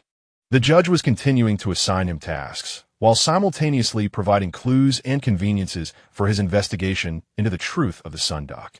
He shared this matter with the Chong brothers and Lin Xiaonyao, who insisted on accompanying him, with Lin Xiaonyao particularly eager to participate. Ultimately, Chong Yu decided to remain behind to care for his emotionally unstable father while discreetly observing the happenings in the village. Accompanied by Zhao Nancheng and Chong Pei, they ventured towards the chaotic burial grounds on the western outskirts of the city, led by the intrepid Lin Xiaonyao. The burial grounds exuded an eerie atmosphere, with gnarled trees leaning precariously and paper offerings fluttering weakly in the wind. For an ordinary person, the proximity to such a place would evoke a sense of unease and heart palpitations. However, for Zhao Nancheng, the degree of malevolence present was no longer a source of fear. In contrast, Chong Pei appeared pallid, while Lin Xiaonyao seemed somewhat uncomfortable. The pure, chaotic field of negative energy affected even his ethereal form. Zhao Nancheng gestured for them to wait at the periphery while he summoned the ethereal energy within him, a blend of soft gold and deep blue, to shield himself as he cautiously stepped into the realm of resentment. Following the guidance of the judge's token, he quickly located the epicenter of the malevolent energy, a dilapidated earth deity temple, low and nearly engulfed by wild grass. Upon crossing the threshold, the surrounding scenery abruptly transformed. The space within the temple stretched infinitely, twisting into a grand yet bizarre structure. The immense expanse seemed boundless, with countless grayish-white strands resembling veins or roots hanging from the indistinct ceiling, pulsating gently. The walls were not made of stone, but rather composed of layers upon layers of roiling gray-black mist, within which contorted faces occasionally emerged, silently wailing in anguish. Towering bookshelves, also formed from the mist, were not filled with books, but rather clusters of shimmering orbs, each encapsulating fragments of memories and emotions in various hues. This place was a consciousness library, constructed from the intense grievances left behind by the wrong souls. Each orb represented a tragic memory, a lingering obsession. As Zhao Nancheng navigated the aisles, the orb seemed to sense his unique aura, perhaps the probing permission granted by the underworld, or his otherworldly energy, or his inherent qualities. They stirred slightly, transmitting fragmented images and emotions, drowning, burning, being struck down, betrayal, despair. He suppressed his discomfort and followed the information's guidance deeper into the library, towards the core area where resentment was most concentrated. Along the way, he encountered countless similar fragments. Before long, he discerned a chilling commonality. Nearly all the souls who had met tragic ends and harbored profound grievances had, in their final memories, glimpsed a vague, white figure. This figure was indistinct, sometimes standing in the distance, at other times seemingly nearby. It did not directly intervene, yet every time it appeared, calamities unfolded through various unexpected or inevitable means. The drowning victim would slip, the one engulfed in flames would accidentally lock the door, the betrayed would coincidentally overhear crucial conversations. This figure in white appeared as a cold observer, akin to an invisible hand of fate, guiding lives towards a predetermined, tragic conclusion. Zhao Nancheng's heart raced at the thought of the figure in white. Could it be the same enigmatic presence referenced in the vague impressions shared by the twins' father? Or the shadowy figure hinted at in Lu Li's notes?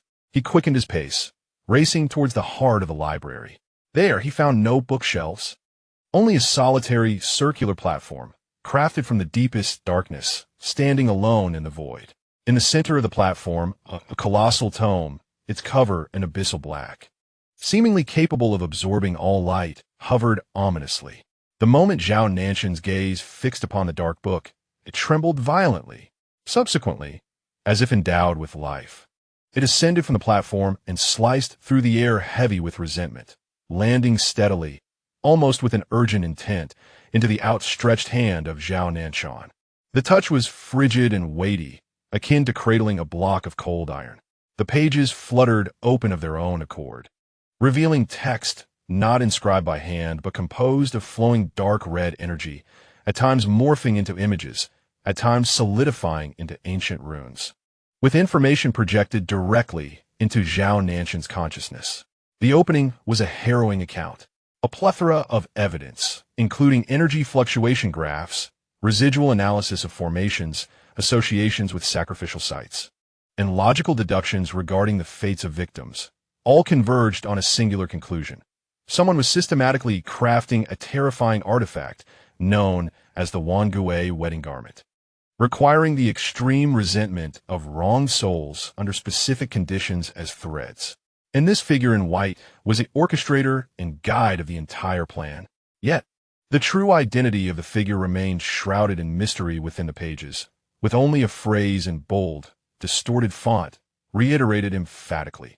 Its form is ever-changing, its trace uncertain, causality obscured, heavenly secrets confounded, unknowable, unfathomable. Even the original owner, Lu Li, who had painstakingly left behind this informational node, could not ascertain the identity of the figure in white. Zhao Nancheng's heart sank. The adversary was more clandestine and formidable than he had imagined. He continued to turn the pages, and the subsequent content made his breath catch in his throat. Extensive, meticulously detailed records shifted focus to a specific, tragic case, the death of Lu Huai. From her unique spiritual sensitivity being targeted, to her clever inducement to the underground chamber of the Sun's shrine, and culminating in the brutally cruel living sacrifice, forcibly stripping away her soul to be refined into the core of the Wangui wedding garment. Every detail of the process was drenched in blood and anguish, echoing with the heart-rending wails of suffering. This was not merely a record. It resembled an indictment penned in blood and tears. At the conclusion of all the records was a comprehensive plan comprising dozens of steps, detailing how to safely separate and purify Lu Huai's residual soul, liberating it from the garment's constraints and restoring its freedom. Alongside the plan were dense annotations, exploring various potential contingencies and corresponding measures, the meticulousness of which was nothing short of a labor of love. The final page of the book was blank. Yet, the moment Zhao Nancheng's spiritual energy brushed against the page, blood-red letters, trembling yet penetrating the paper, gradually emerged. Sister, upon reading this, it feels as if we are face to face. The blood pool is frigid. Can you still endure? That garment has tainted your soul. It is my fault. I have tried every method, yet I cannot approach it, nor can I reach him. I can only soil myself, become as foul as they are, to glimpse even a sliver of the truth. The path is laid, though it is narrow and filthy, laden with my sins. Do not fear. The one who will save you is already on the way. His eyes are bright, his heart warm, just like yours. Just wait a little longer. Junior brother Lu Li's final words. The blood-red script, akin to ashes extinguished, quietly dissipated into the blank pages as Zhao Nancheng finished reading, leaving only a lingering cold sensation on his fingertips and a heavy, suffocating weight of sorrow and anger in his heart. The despair, solitary courage, and a last flicker of hope for an uncertain future, deeply embedded in those words, struck at the core of his soul. He stood motionless for a long while. The dark tome, bearing Lu Li's blood, tears, and pivotal information, after fulfilling its final mission, transformed into wisps of dim black smoke, silently merging into the swirling background of resentment, as if it had never existed. With the vanishing of this weighty volume, the consciousness library, forcibly constructed from the grievances of the wronged, appeared to lose a critical anchor. The towering, shadowy bookshelves began to tremble slightly, and the memory orbs of various colors, radiating a painful glow, gradually dimmed, their turbulent emotional waves calming. The biting chill and the soft wails that pervaded the air receded like a retreating tide, slowly dissipating. The resentment was gradually subsiding, fading away. This place would soon revert to being an ordinary, dilapidated potter's field. Zhao Nancheng took a deep breath, forcibly suppressing the tumult of emotions, grasping the cold judge's token, preparing to turn and leave. There was an overwhelming amount of information to digest and integrate. The clues left by Lu Huai's plight, the enigma of the white-clad figure, and the urgent need to discuss the crafting of the wedding garment with Changpei and the others. However, just as he lifted his foot, on the verge of taking the first step, a jarring, piercing sound erupted from the direction of the library's entrance, sharp enough to seem as if it could tear apart the soul. That was not the voice of a vengeful spirit, nor the fluctuation of natural energy. The sound carried a chilling, aggressively ordered presence, along with an unmistakable indifference and curiosity from a higher dimension. Immediately, the space of resentment, which had begun to naturally disintegrate due to the disappearance of the black tome, was violently stirred as if by an invisible giant hand, erupting into chaos. The shadows of the soon-to-be vanished bookshelves twisted frantically. The dim orbs of light burst forth with a blinding yet chaotic brilliance, and countless shattered, painful memories were forcibly triggered, surging like a runaway torrent within the confined space. A powerful energy, distinctly foreign to this realm of resentment and carrying an unmistakable mark of an outsider, brutally tore through the fragile boundary at the library's entrance, like a red-hot iron plunged into ice and snow, invoking a violent chain reaction. Someone had forcibly intruded. Moreover, the newcomer was anything but benevolent. Its power was at odds with this realm of resentment, exuding a cold, purifying essence. Zhao Nancheng's pupils constricted suddenly, his muscles tensed instinctively. The faint golden spiritual energy that had just settled coursed through his body, forming a thin layer of defense at his surface. He abruptly turned, his gaze sharp as that of a hawk, fixated on the entrance where the light distorted and blurred due to the fierce clash of energies. Who was it? Sent by the judge? Impossible. He wouldn't have had a change of heart and sought to kill me midway. Moreover, the judge's power is far more profound and enigmatic, rather than this cold, orderly texture. Other specters from the underworld? Unlikely. Companions of the figure in white? Have they sensed the anomalies here? Or perhaps it is something more troublesome, an existence he currently cannot comprehend? Lin Xiaonyao and Changpei are still outside. Countless thoughts flashed through his mind in an instant. Without time to ponder further, Zhao Nancheng moved slightly, retreating into a shadowy corner formed by several rows of distorted bookshelves that had not completely collapsed. Holding his breath and concentrating, suppressing his presence to the utmost. In the palm of his right hand, the judge's token began to warm slightly, seemingly stirred by this sudden intrusion. Amid the chaotic energy turbulence, the distorted light at the entrance gradually stabilized, coalescing into a distinct silhouette. Chapter 3. Supernatural Encounter. How wonderful! A visit to the underworld, the ethereal blue light fell like cold water into boiling oil, instantly triggering a chain reaction. The dark red, sinister ritual array on the altar floor began to twist violently, vibrating and emitting a low hum under unbearable pressure. The air was permeated with a sweet, metallic scent and a chilling aura, stirred by an invisible hand, clashing chaotically.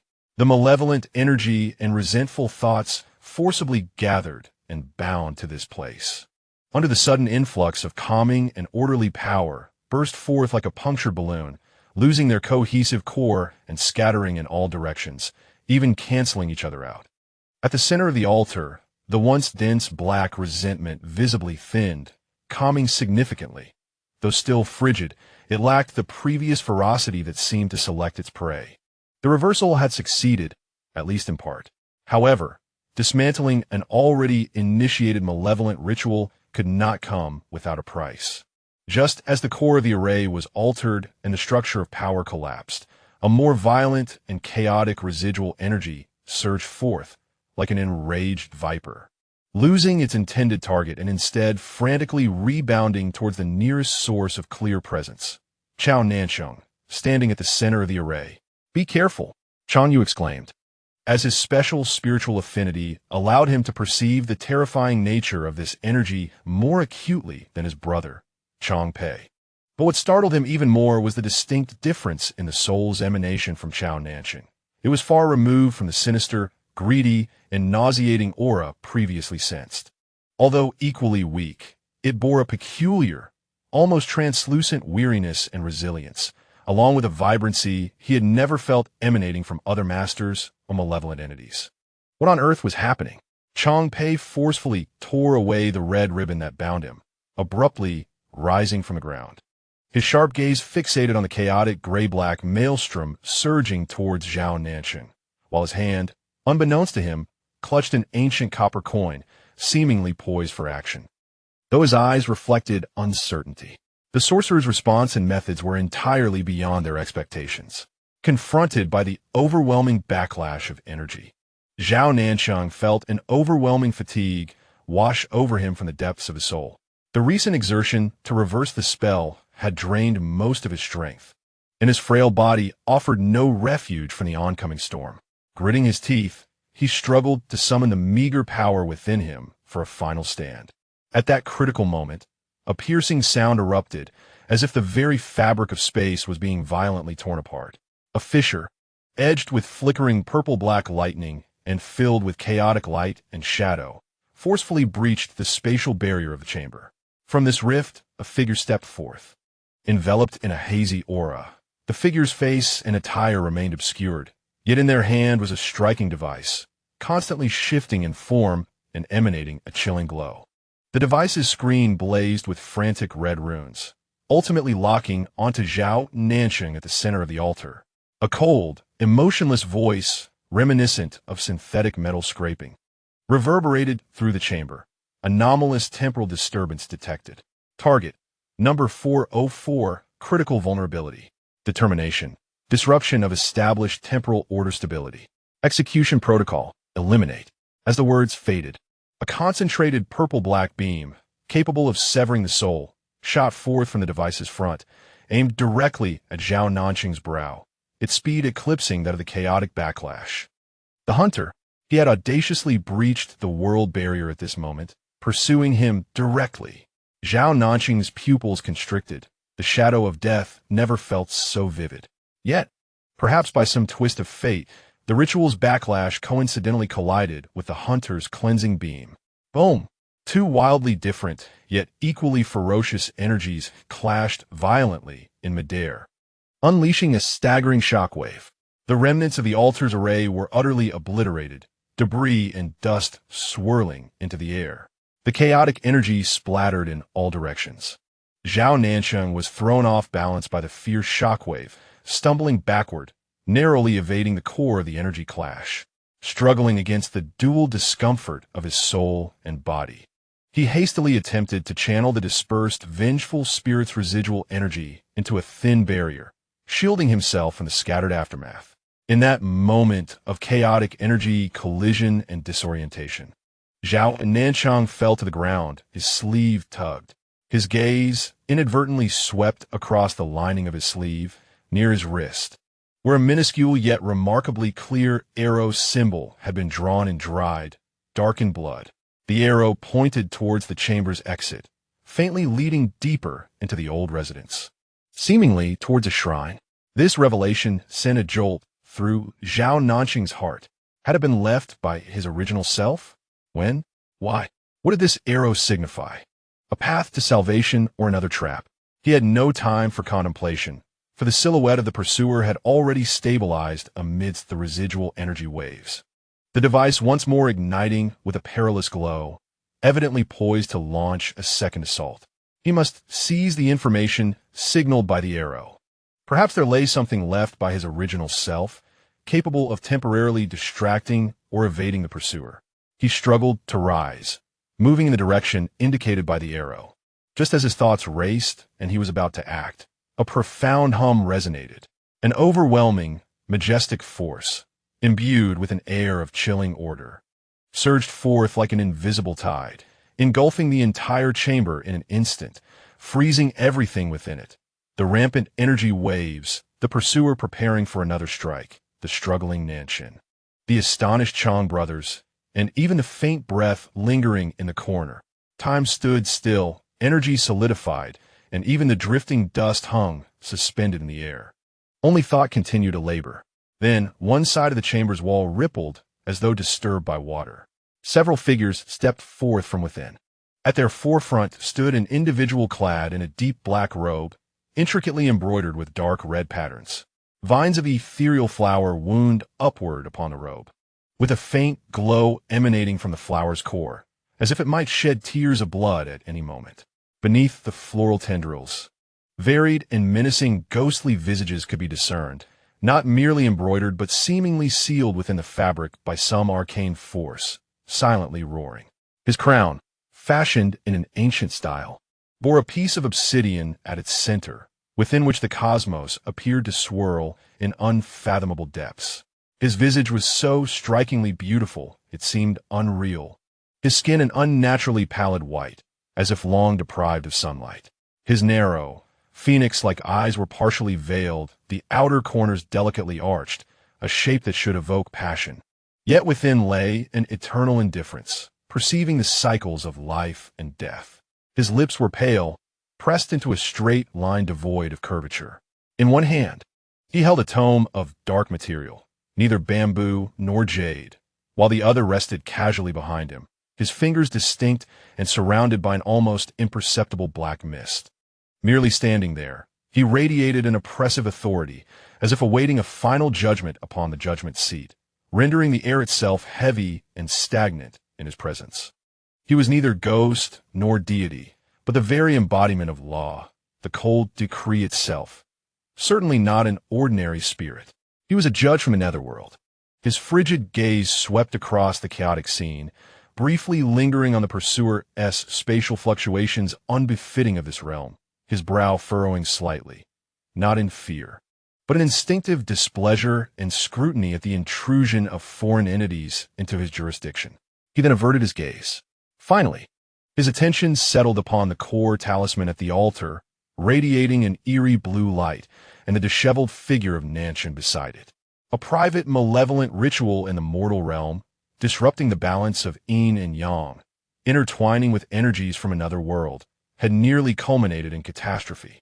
The judge's voice, though not loud, resonated unmistakably within the consciousness of every frozen individual, each word like ice crystals shattering upon impact.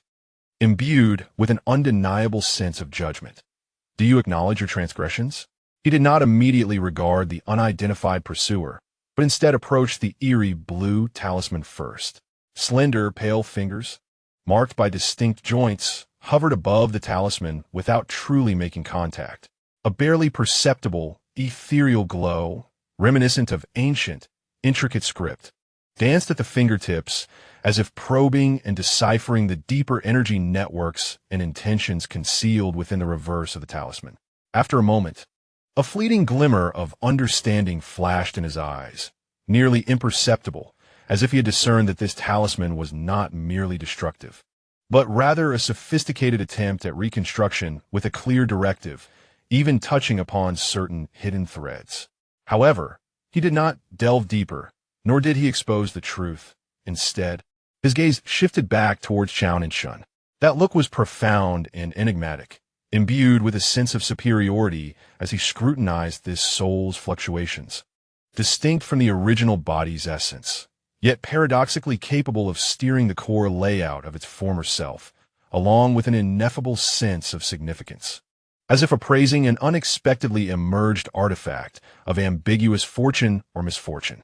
You, the judge, lightly tapped the end of the scroll towards Zhao Nancheng, an action seemingly casual yet laden with the weight of judgment.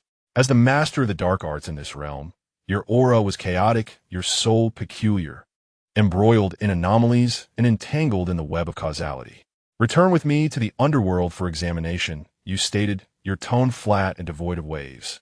Yet more chilling than any reprimand, bearing an irresistible compulsion. As your words lingered, your gaze, sharp as lightning, did not waver, but instead pierced through to the shadows of clutter in the corner of the altar, as if you had already discerned everything within. And you, concealed and observing, your essence perplexing and indistinct, drifting beyond the ledger of yin and yang, shall also be taken for questioning.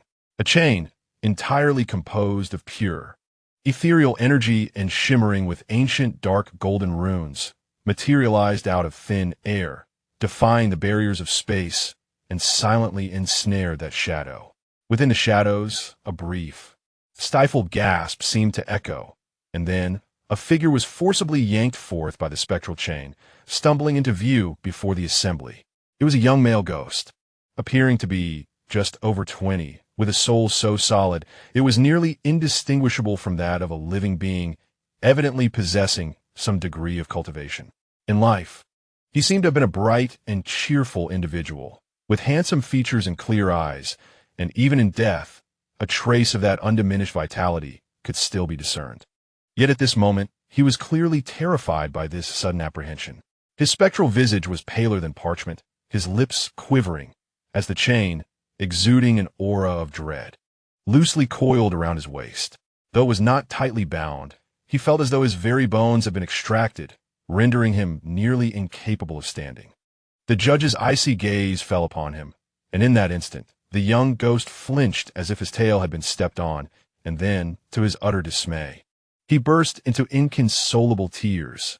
His voice was clear and piercing, resonating starkly in the oppressive silence of the chamber, where even energy seemed frozen.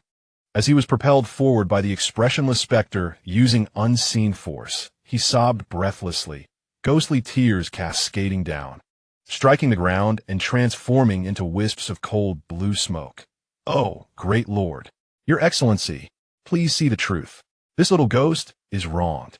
A tremendous injustice has befallen me," he cried out, attempting to bow in the direction of the judge, yet his gestures appeared comical as he was jostled about. "I am merely an honest little ghost residing in the nearby mountains. Tonight, feeling an overwhelming chill in the air, I was simply curious and mustered the courage to take a glance. I swear I did nothing wrong. In life, I was a well-known, virtuous citizen, not even daring to harm a chicken